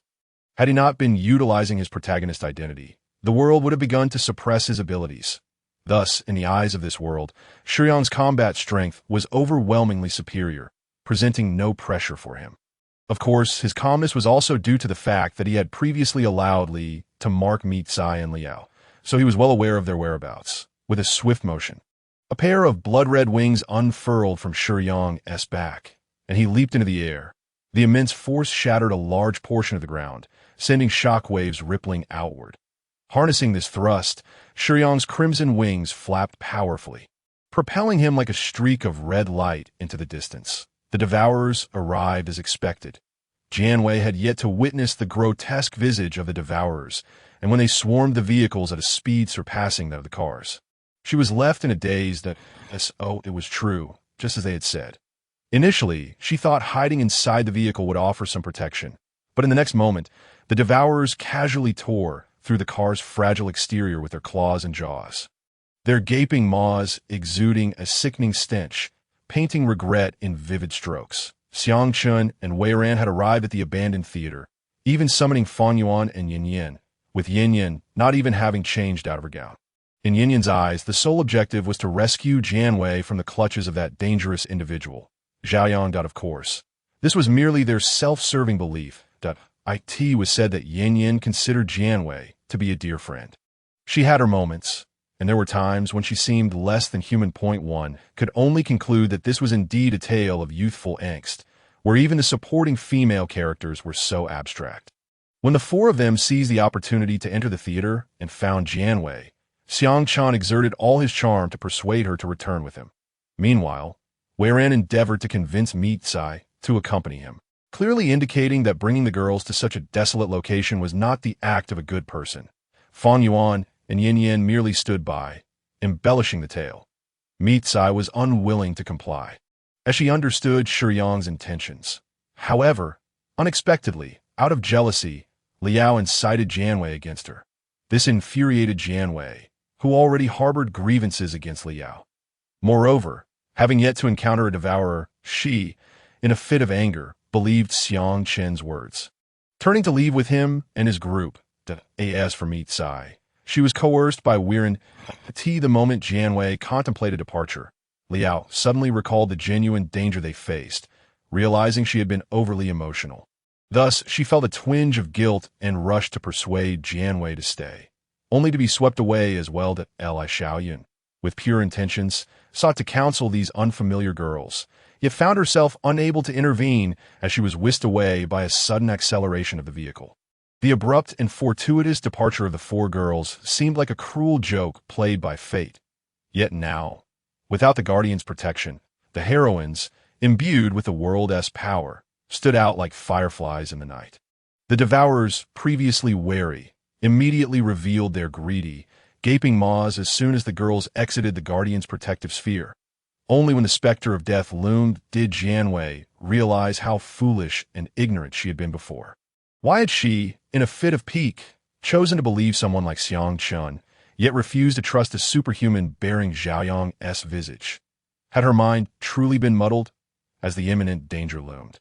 With terrifying devourers encircling her from all sides, Jianwei closed her eyes, contemplating that perhaps meeting Zhao Yang wouldn't be such a bad fate after all. Bang! However, the excruciating pain she anticipated did not manifest. Instead, a resounding crash accompanied by a violent gust of wind erupted, followed by the anguished cries of the devourers. Cries from the devourers? Wait a moment. Jianwei opened her eyes in bewilderment, only to behold a scene she would never forget for the rest of her life. Shiyang, donning Zhao Yang's visage, descended amidst a landscape fraught with peril, surrounded by the devourers. As if a divine being had graced the earth, that it was as though a hero had made his grand entrance.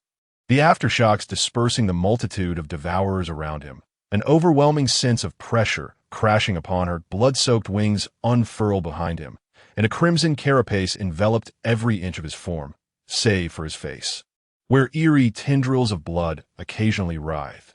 Shiyang appeared as a blood-colored knight descending from the heavens. Though he seemed ominous, he radiated an unparalleled strength, instilling within Jianwei a sense of security she had long yearned for but never attained. Apologies flowed from Jianwei as she recognized the error of her ways, realizing she had caused trouble for the Guardian. Having lost the man she loved most, she empathized with the feelings shared between him and Liu Yao. Jianbing Guozi possesses the remarkable ability to bestow various enhancements. When Shiyang consumes or ingests certain extraordinary foods or medicines, Jianbing Guozi simultaneously acquires the effects of such items, exhibiting compatibility without limits. Akin to the Dragon Ball's Senza beans or the amplifying foods from Doraemon. The second-level psychic enhancement, a delectable increase, amplifying the allure towards higher beings. The third-level ultimate psychic enhancement, augmenting psychic power, solely elevates the taste and attraction to higher life forms, reaching a pinnacle of deliciousness and allure when psychic power attains the peak of Stage 6. Introduction. Behold, this is a set of Jianbing Guozi that even Pangu, the primordial deity, would find irresistible. Utilize this Jianbing Guozi to gain greater strength, but do be cautious. Your current power is insufficient to withstand the threats posed by true warriors, lest you become a mere tool for making Jianbing Guozi. The enhancement of psychic power for Jianbing Guozi has already reached its maximum value. Even if one were to break through to Stage 7 or enter the realm of cultivation to refine their primordial spirit, Jianbing Guozi shall no longer evolve. However, one might still experiment with consuming special effect medicines or foods, as Jianbing Guozi will exhibit compatibility that in an instant, the information regarding abilities manifested within Shiyang's spiritual entity. The resplendent pattern of Jianbing Guozi imprinted upon his chest as if it were a living entity, forming a unity with him. Previously, Shiyang's attributes were Physique, 289, Strength, 302, Spirit, 68, whereas now, Physique, 599, Strength, 599, Spirit, 599, Energy, 1620. All attributes have been enhanced to 599, requiring a certain amount of energy, marking the utmost limit achievable through energy alone. This significant leap in enhancement has also brought Shiyang's energy close to depletion. At present, Shiyang's abilities remain limited to the black light. In truth, assimilating those devourers could yield a myriad of capabilities. Yet Shiyang requested LIH to assist with targeted enhancements, for he preferred not to possess flamboyant powers. Thus, after assimilating the devourers, Shiyang acquired resistances: electric, low-level; poison, mid-level; high-temperature, beginner; low-temperature, beginner; corrosion, mid-level; and mental attack resistance, beginner. Among others. In Shiyang's eyes, he had no need for extravagant abilities such as controlling lightning or flames. His preference lay in an impervious physique, unharmed by water or fire. No, describing Shiyang as a superhuman would be inappropriate. He surpassed Superman's perfection, thus he ought to be called indestructible. Yet do not mistake Shiyang for merely a robust individual. His strength and speed would greatly augment the destructive power of the black light. Currently, Shiyang stands invincible in all mid to low-tier realms. Having attained tremendous enhancement, Shiyang felt a surge of joy that even made him momentarily forget the presence of the four girls nearby. Are you really not leaving, Shiyang? Ultimately, Mitsai was the first to speak. Snapping back to reality from the overwhelming delight of newfound strength, Shiyang lit a cigarette. If memories persist, the pain you bear must be profound. In truth, I borrowed something from friend. With that, Shiyang produced a memory eraser from his pocket, belonging to the enigmatic individuals in black. This is a memory eraser. Mitsai and Miss Li should be fine. But Jianwei and Liao must be sorrowful over the loss of Zhaoyang. Memories are the root of all suffering. This device could aid you. Shiyang offered a bittersweet smile, shaking his head. I am glad to have met you all, and I sincerely hope you can live well and positively, that I deeply understand that my presence is merely an accident for you, that I hope that after my departure, you can continue to lead joyful lives. With that, Shiyang pulled out a pair of sunglasses, but paused mid-motion. Liao was in tears, and Jianwei and Mitsai had reddened eyes, prompting Shiyang to refrain from continuing. He sighed heavily, not uttering platitudes about his intentions being for their good. Shiyang was genuine and pure. I am destined to leave, so I wish to spare others from sorrow. In truth, Mitsai and Weiran were also commendable choices. Shiyang contemplated offering consolation, but upon observing the girl's affinity levels, he decided against it. Though he harbored no romantic feelings for these girls, he could not bear to witness their sorrow due to him, especially since they had provided him with considerable energy. With 3 of them achieving maximum affinity, Shiyang was not one to discard such connections casually. What if I willingly choose this path? Jianwei stubbornly lifted her head that if possible, I would like to wait and see. Mitsai appeared rational yet was, in fact, quite obstinate.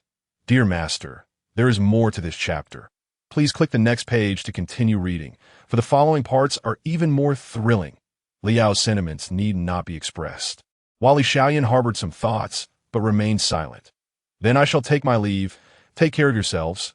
Shiyang nodded at the 4 beautiful and exceptional girls, cigarette in mouth, turning to depart, though slow. His steps were resolute, moving further away. Pitter-patter. The rain began to fall lightly and, in a brief moment, intensified, transforming from gentle taps to a downpour. Shiyang looked up in bewilderment, the cigarette in his mouth becoming dampened by the rain. Yet his clothes showed no signs of moisture. Having acquired the black light, Shiyang no longer wore ordinary fabric. He could transform whatever he wished to wear.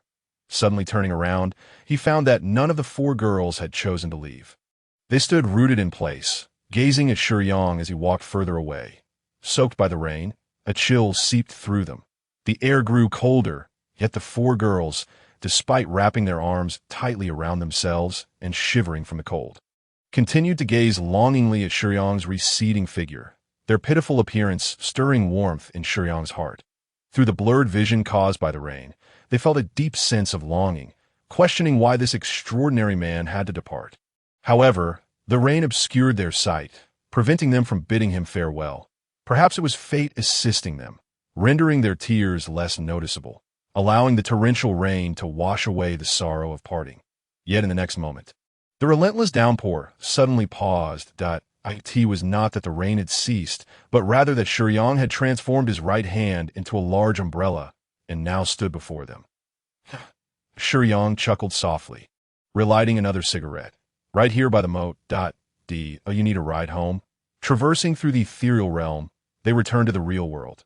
The main world, at first glance, seemed unremarkable, with people merely following their daily routines, appearing quite tranquil. Yet, in Shiyang's eyes, the immense power of the main world far surpassed that of the lower realms. With such a degree of world power, the strength of the world's consciousness in the main world was evident. It was impossible for it to be breached directly, with rules as solid as iron. It has been a long time since I returned. Shiyang arrived at his previous residence, pushing open the door to find the leftover dishes from the initial urgency to rescue the drowning woman still untouched on the table. The timing felt off. The flow of time in the lower realms must be slower than that of the main world, as the food remained unspoiled. Master truly intends to go to Great Wall Watch? Lih seemed somewhat reluctant. He packed up the leftovers, intending to dispose of them in the trash when he left. The liquor was unlikely to spoil, so pouring himself a glass of white wine. Shiyang sat in his rented room, surveying the space he once inhabited. Gulp. He downed a glass of wine in one go. As he poured another, Shiyang inquired, What is wrong? LIH, your tone suggests you are quite unwilling to return. Indeed, LIH affirmed. Why? Shiyang queried, perplexed. Because it has long since changed. Most of the aspiring individuals have perished in the war defense, and now it has become a place governed by social connections, where the qualities of heroes are cast aside, and guardianship has transformed into a means of self-interest. LIH expressed her disdain. I should have left long ago and do not wish to return to that murky place. Shiyang remained silent for a moment. Sister LIH, the Guardian's power has grown considerably. There are no shortages of high-tier Guardians, and the situation is far stronger than before. You must not be so stubborn. Xiao AI had previously followed the deceased Che Jingzhou and often returned to the organization. Thus, she was relatively familiar with the current state of the Great Wall Watch. She believed that LIH's prolonged absence made her unaware of the present circumstances, which fueled her rejection. However, the truth was that although LIH had been away for some time, she had left because of her disillusionment with the organization from the very beginning. Not that I am stubborn. Do you not recall that period? During the late Qing dynasty, the nation's strength had waned, and both warriors and guardians were corroded by drugs and complacency, leaving them riddled with scars. In the face of foreign invasions, they struggled desperately, unaware of how much blood had been shed to forge a new situation. When a foundation of the Huaxia nation was established, how long had it been since the end of the war? Even then, some began to exploit connections and seek backdoor access, whether soldiers or guardians. All were required to risk their lives in battle. Yet as circumstances improved, some individuals, having healed from their wounds, seemed to forget the pain and were willing to leverage connections forged on the blood-soaked battlefield. Li was growing increasingly indignant. Sister Li, perhaps the times have changed, and thus the methods of operation need to evolve as well. Xiao AI rarely engaged in such serious discussions about reality with Li.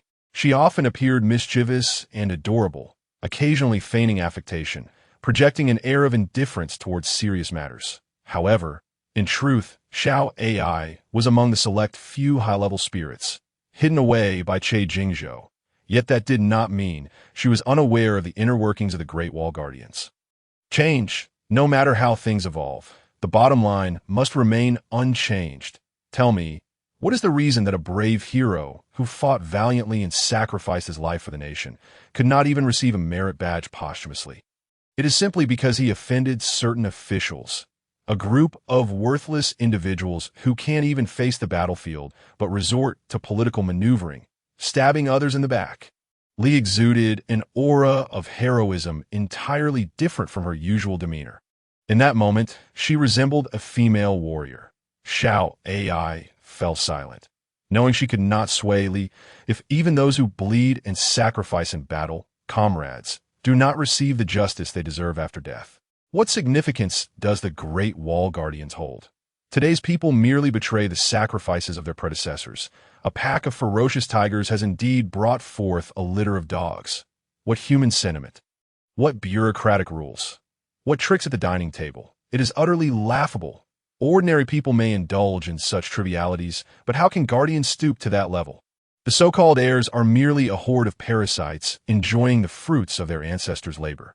I will not return to the Great Wall Guardians, never. Do not be angry, Li. Shiyang, smoking and sipping his drink, attempted to console her. Li's gaze shifted to Shiyang, and her anger diminished considerably. Indeed, it was not worth being angry over. Those who play bureaucratic games are unworthy of even carrying the master's shoes. I only have confidence in the master now. You truly hold me in high regard, Shiyang remarked self-deprecatingly. However, it was precisely this attitude that Li appreciated about him, and she found herself more satisfied. Of course, the master is formidable. He is the fastest-growing individual I have ever encountered. After only a few months in a lower world, his strength has already reached the pinnacle of Stage 6.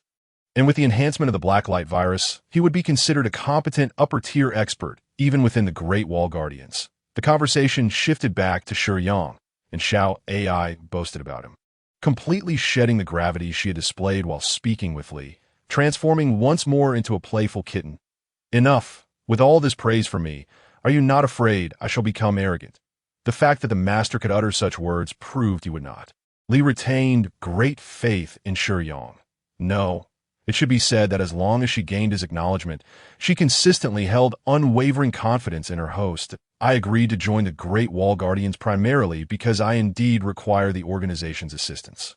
The organization has eyes across numerous worlds and possesses specialized cross-world communicators, allowing for more comprehensive intelligence. With the organization's help, I can obtain more information on the worlds that have been corrupted, enabling me, as a guardian, to better assist other realms. Initially, I sought to enter a world where martial arts existed, but at first, it was merely to learn martial arts. By chance, I discovered a neighboring world that had been corrupted. In the spiritual realm, there are countless worlds, and it is impossible to observe each one to determine which has been infiltrated. With the aid of organized intelligence, we can more swiftly address the threat of the Devourers. Can we not? This chapter is not yet finished. Please click the next page to continue reading the exciting content. Shiyang glanced at Li. I have long understood that once one chooses to become a guardian, one must fulfill the responsibilities that accompany that role. Learning martial arts will present opportunities in the future. I have gained considerable strength and must do what I ought to do. People are inherently human, possessing emotions and desires. It is unreasonable to expect perfection from others. Perhaps some within the Great Wall Guardians, having climbed to high positions, engage in bureaucratic practices, formalism, and dexterous social maneuvering. However, you know my character. I have little interest in such matters. I simply wish to pursue what I enjoy. I currently relish the sensation of growing stronger and continue to delight in helping kind-hearted individuals. Indeed, both Li and Xiao AI nodded in appreciation. The communicator transferred from Chun Qianqian to Shiyang chimed, resembling an archaic device, yet it was the most advanced communicator capable of interdimensional communication. Among the messages sent from within the Great Wall Guardians, there was but one. In the world of Jianbing 13 Chai, a devourer has infiltrated the 6th Division of the Island Nation S Army, disguising itself as an aide. Should this devourer persuade Gu Shofu to eliminate the key figures within the world, it would pose a significant threat. Mission objective: eliminate the devourer at all costs. Detailed information: the 6th Division, also known as the Kumamoto Division, is part of the 10th Army, led by Major General Gu Shofu. The latest intelligence regarding the devourer was relayed by an observer 2 hours ago. The devourer is disguised as Major General Gu Shofu's aide, remaining close to him. Currently, 127 Guardians have accepted this mission. Shortly after receiving the news, Chun Qianqian's call came through. Hello? Chun Qianqian began with complaints directed at Shiyang. Your strength is so formidable, though I am unsure of your current level. You must at least be at stage 3, right? Otherwise, it would be impossible for you to eliminate so many devourers among my 26-year-old female tenants. I simply do not understand why you, being so powerful, do not allow me to report your strength. Indeed, it was Shiyang who requested Chun Qianqian to conceal his level of strength. He merely needed the organization to provide him with intelligence. And that sufficed. Sigh, newcomers hardly get a moment's rest. After every mission, there is promptly another awaiting them. Then that would be even better. Shiyang evidently did not grasp the underlying sentiment in Chun Qianqian's words. She wished to carve out more time to spend with him. However, since Shiyang had made his decision, Chun Qianqian mused that his strength would surely pose no issue in the lower world. All right. When you return, I'll treat you to a meal. Sure. After hanging up, Shiyang finished the remnants of his drink and stood up, beckoning Li to open the spiritual realm without a moment's delay. Let us proceed to Jianbing 13 Chai. The Battle of Sunghu, known as the Eastern Meat Grinder, was centered in the Pearl of the East, Shanghai. Without delving into too much detail, this large-scale offensive and defensive battle lasted 3 months and ultimately concluded with a defeat for Huaxia. The island nation's army deployed a total of 10 divisions, comprising nearly 300,000 troops, utilizing over 30 warships, more than 500 aircraft, and around 300 tanks. The Huaxia military committed approximately 70 divisions with a strength of 700 soldiers. Regrettably, at this time, the Huaxia military lacked heavy weaponry, rendering them significantly outgunned compared to the island nation's forces. As a result, nearly half of the 700,000 troops perished in the Sungha battle. In this conflict, the resolve of Huaxia's soldiers coalesced. From a bird's-eye view, one would witness all local armies converging upon a single point. This battle was so brutal that one division could be decimated in a single day. The elite force, known as the Wolf Soldiers, comprising over 60,000 members, was entirely obliterated within merely 8 days, as these warriors, unflinchingly nevertheless, a considerable number of soldiers are valiantly striving to impede the advance of the island nation's forces. Despite suffering consecutive defeats, and even with the capture of Yuhua Terrace on the 12th by the enemy, the remaining warriors have begun to enter the city of Jianbing, engaging in fierce urban warfare against the invading troops. Simultaneously, the Republic's government has demonstrated a lamentable inefficiency in evacuating the citizens of Jianbing, leaving a grave threat to civilian safety, while its defensive strategies have proven inadequate, resulting in chaotic military withdrawals. At this moment, the city of Jianbing is engulfed in utter turmoil. As one traverses the streets of Jianbing, the remnants of destruction wrought by relentless artillery fire are omnipresent. Countless innocent bodies lie strewn by the roadside, some trapped beneath collapsed structures, with shattered debris littering the ground. The acrid scent of gunpowder mingles with the pungent odor of blood, permeating the air without restraint, as the survivors flee in desperation. The cries of children, the anguished wails of adults, and the cacophony of chaos intertwine, painting a harrowing tableau of despair. This moment, Shiyang stands on the streets of Jianbing, momentarily entranced by the surrounding devastation. Though he is intimately familiar with this scene from countless lessons in textbooks, its brutal reality is jarring and disorienting. Even as he conjures the most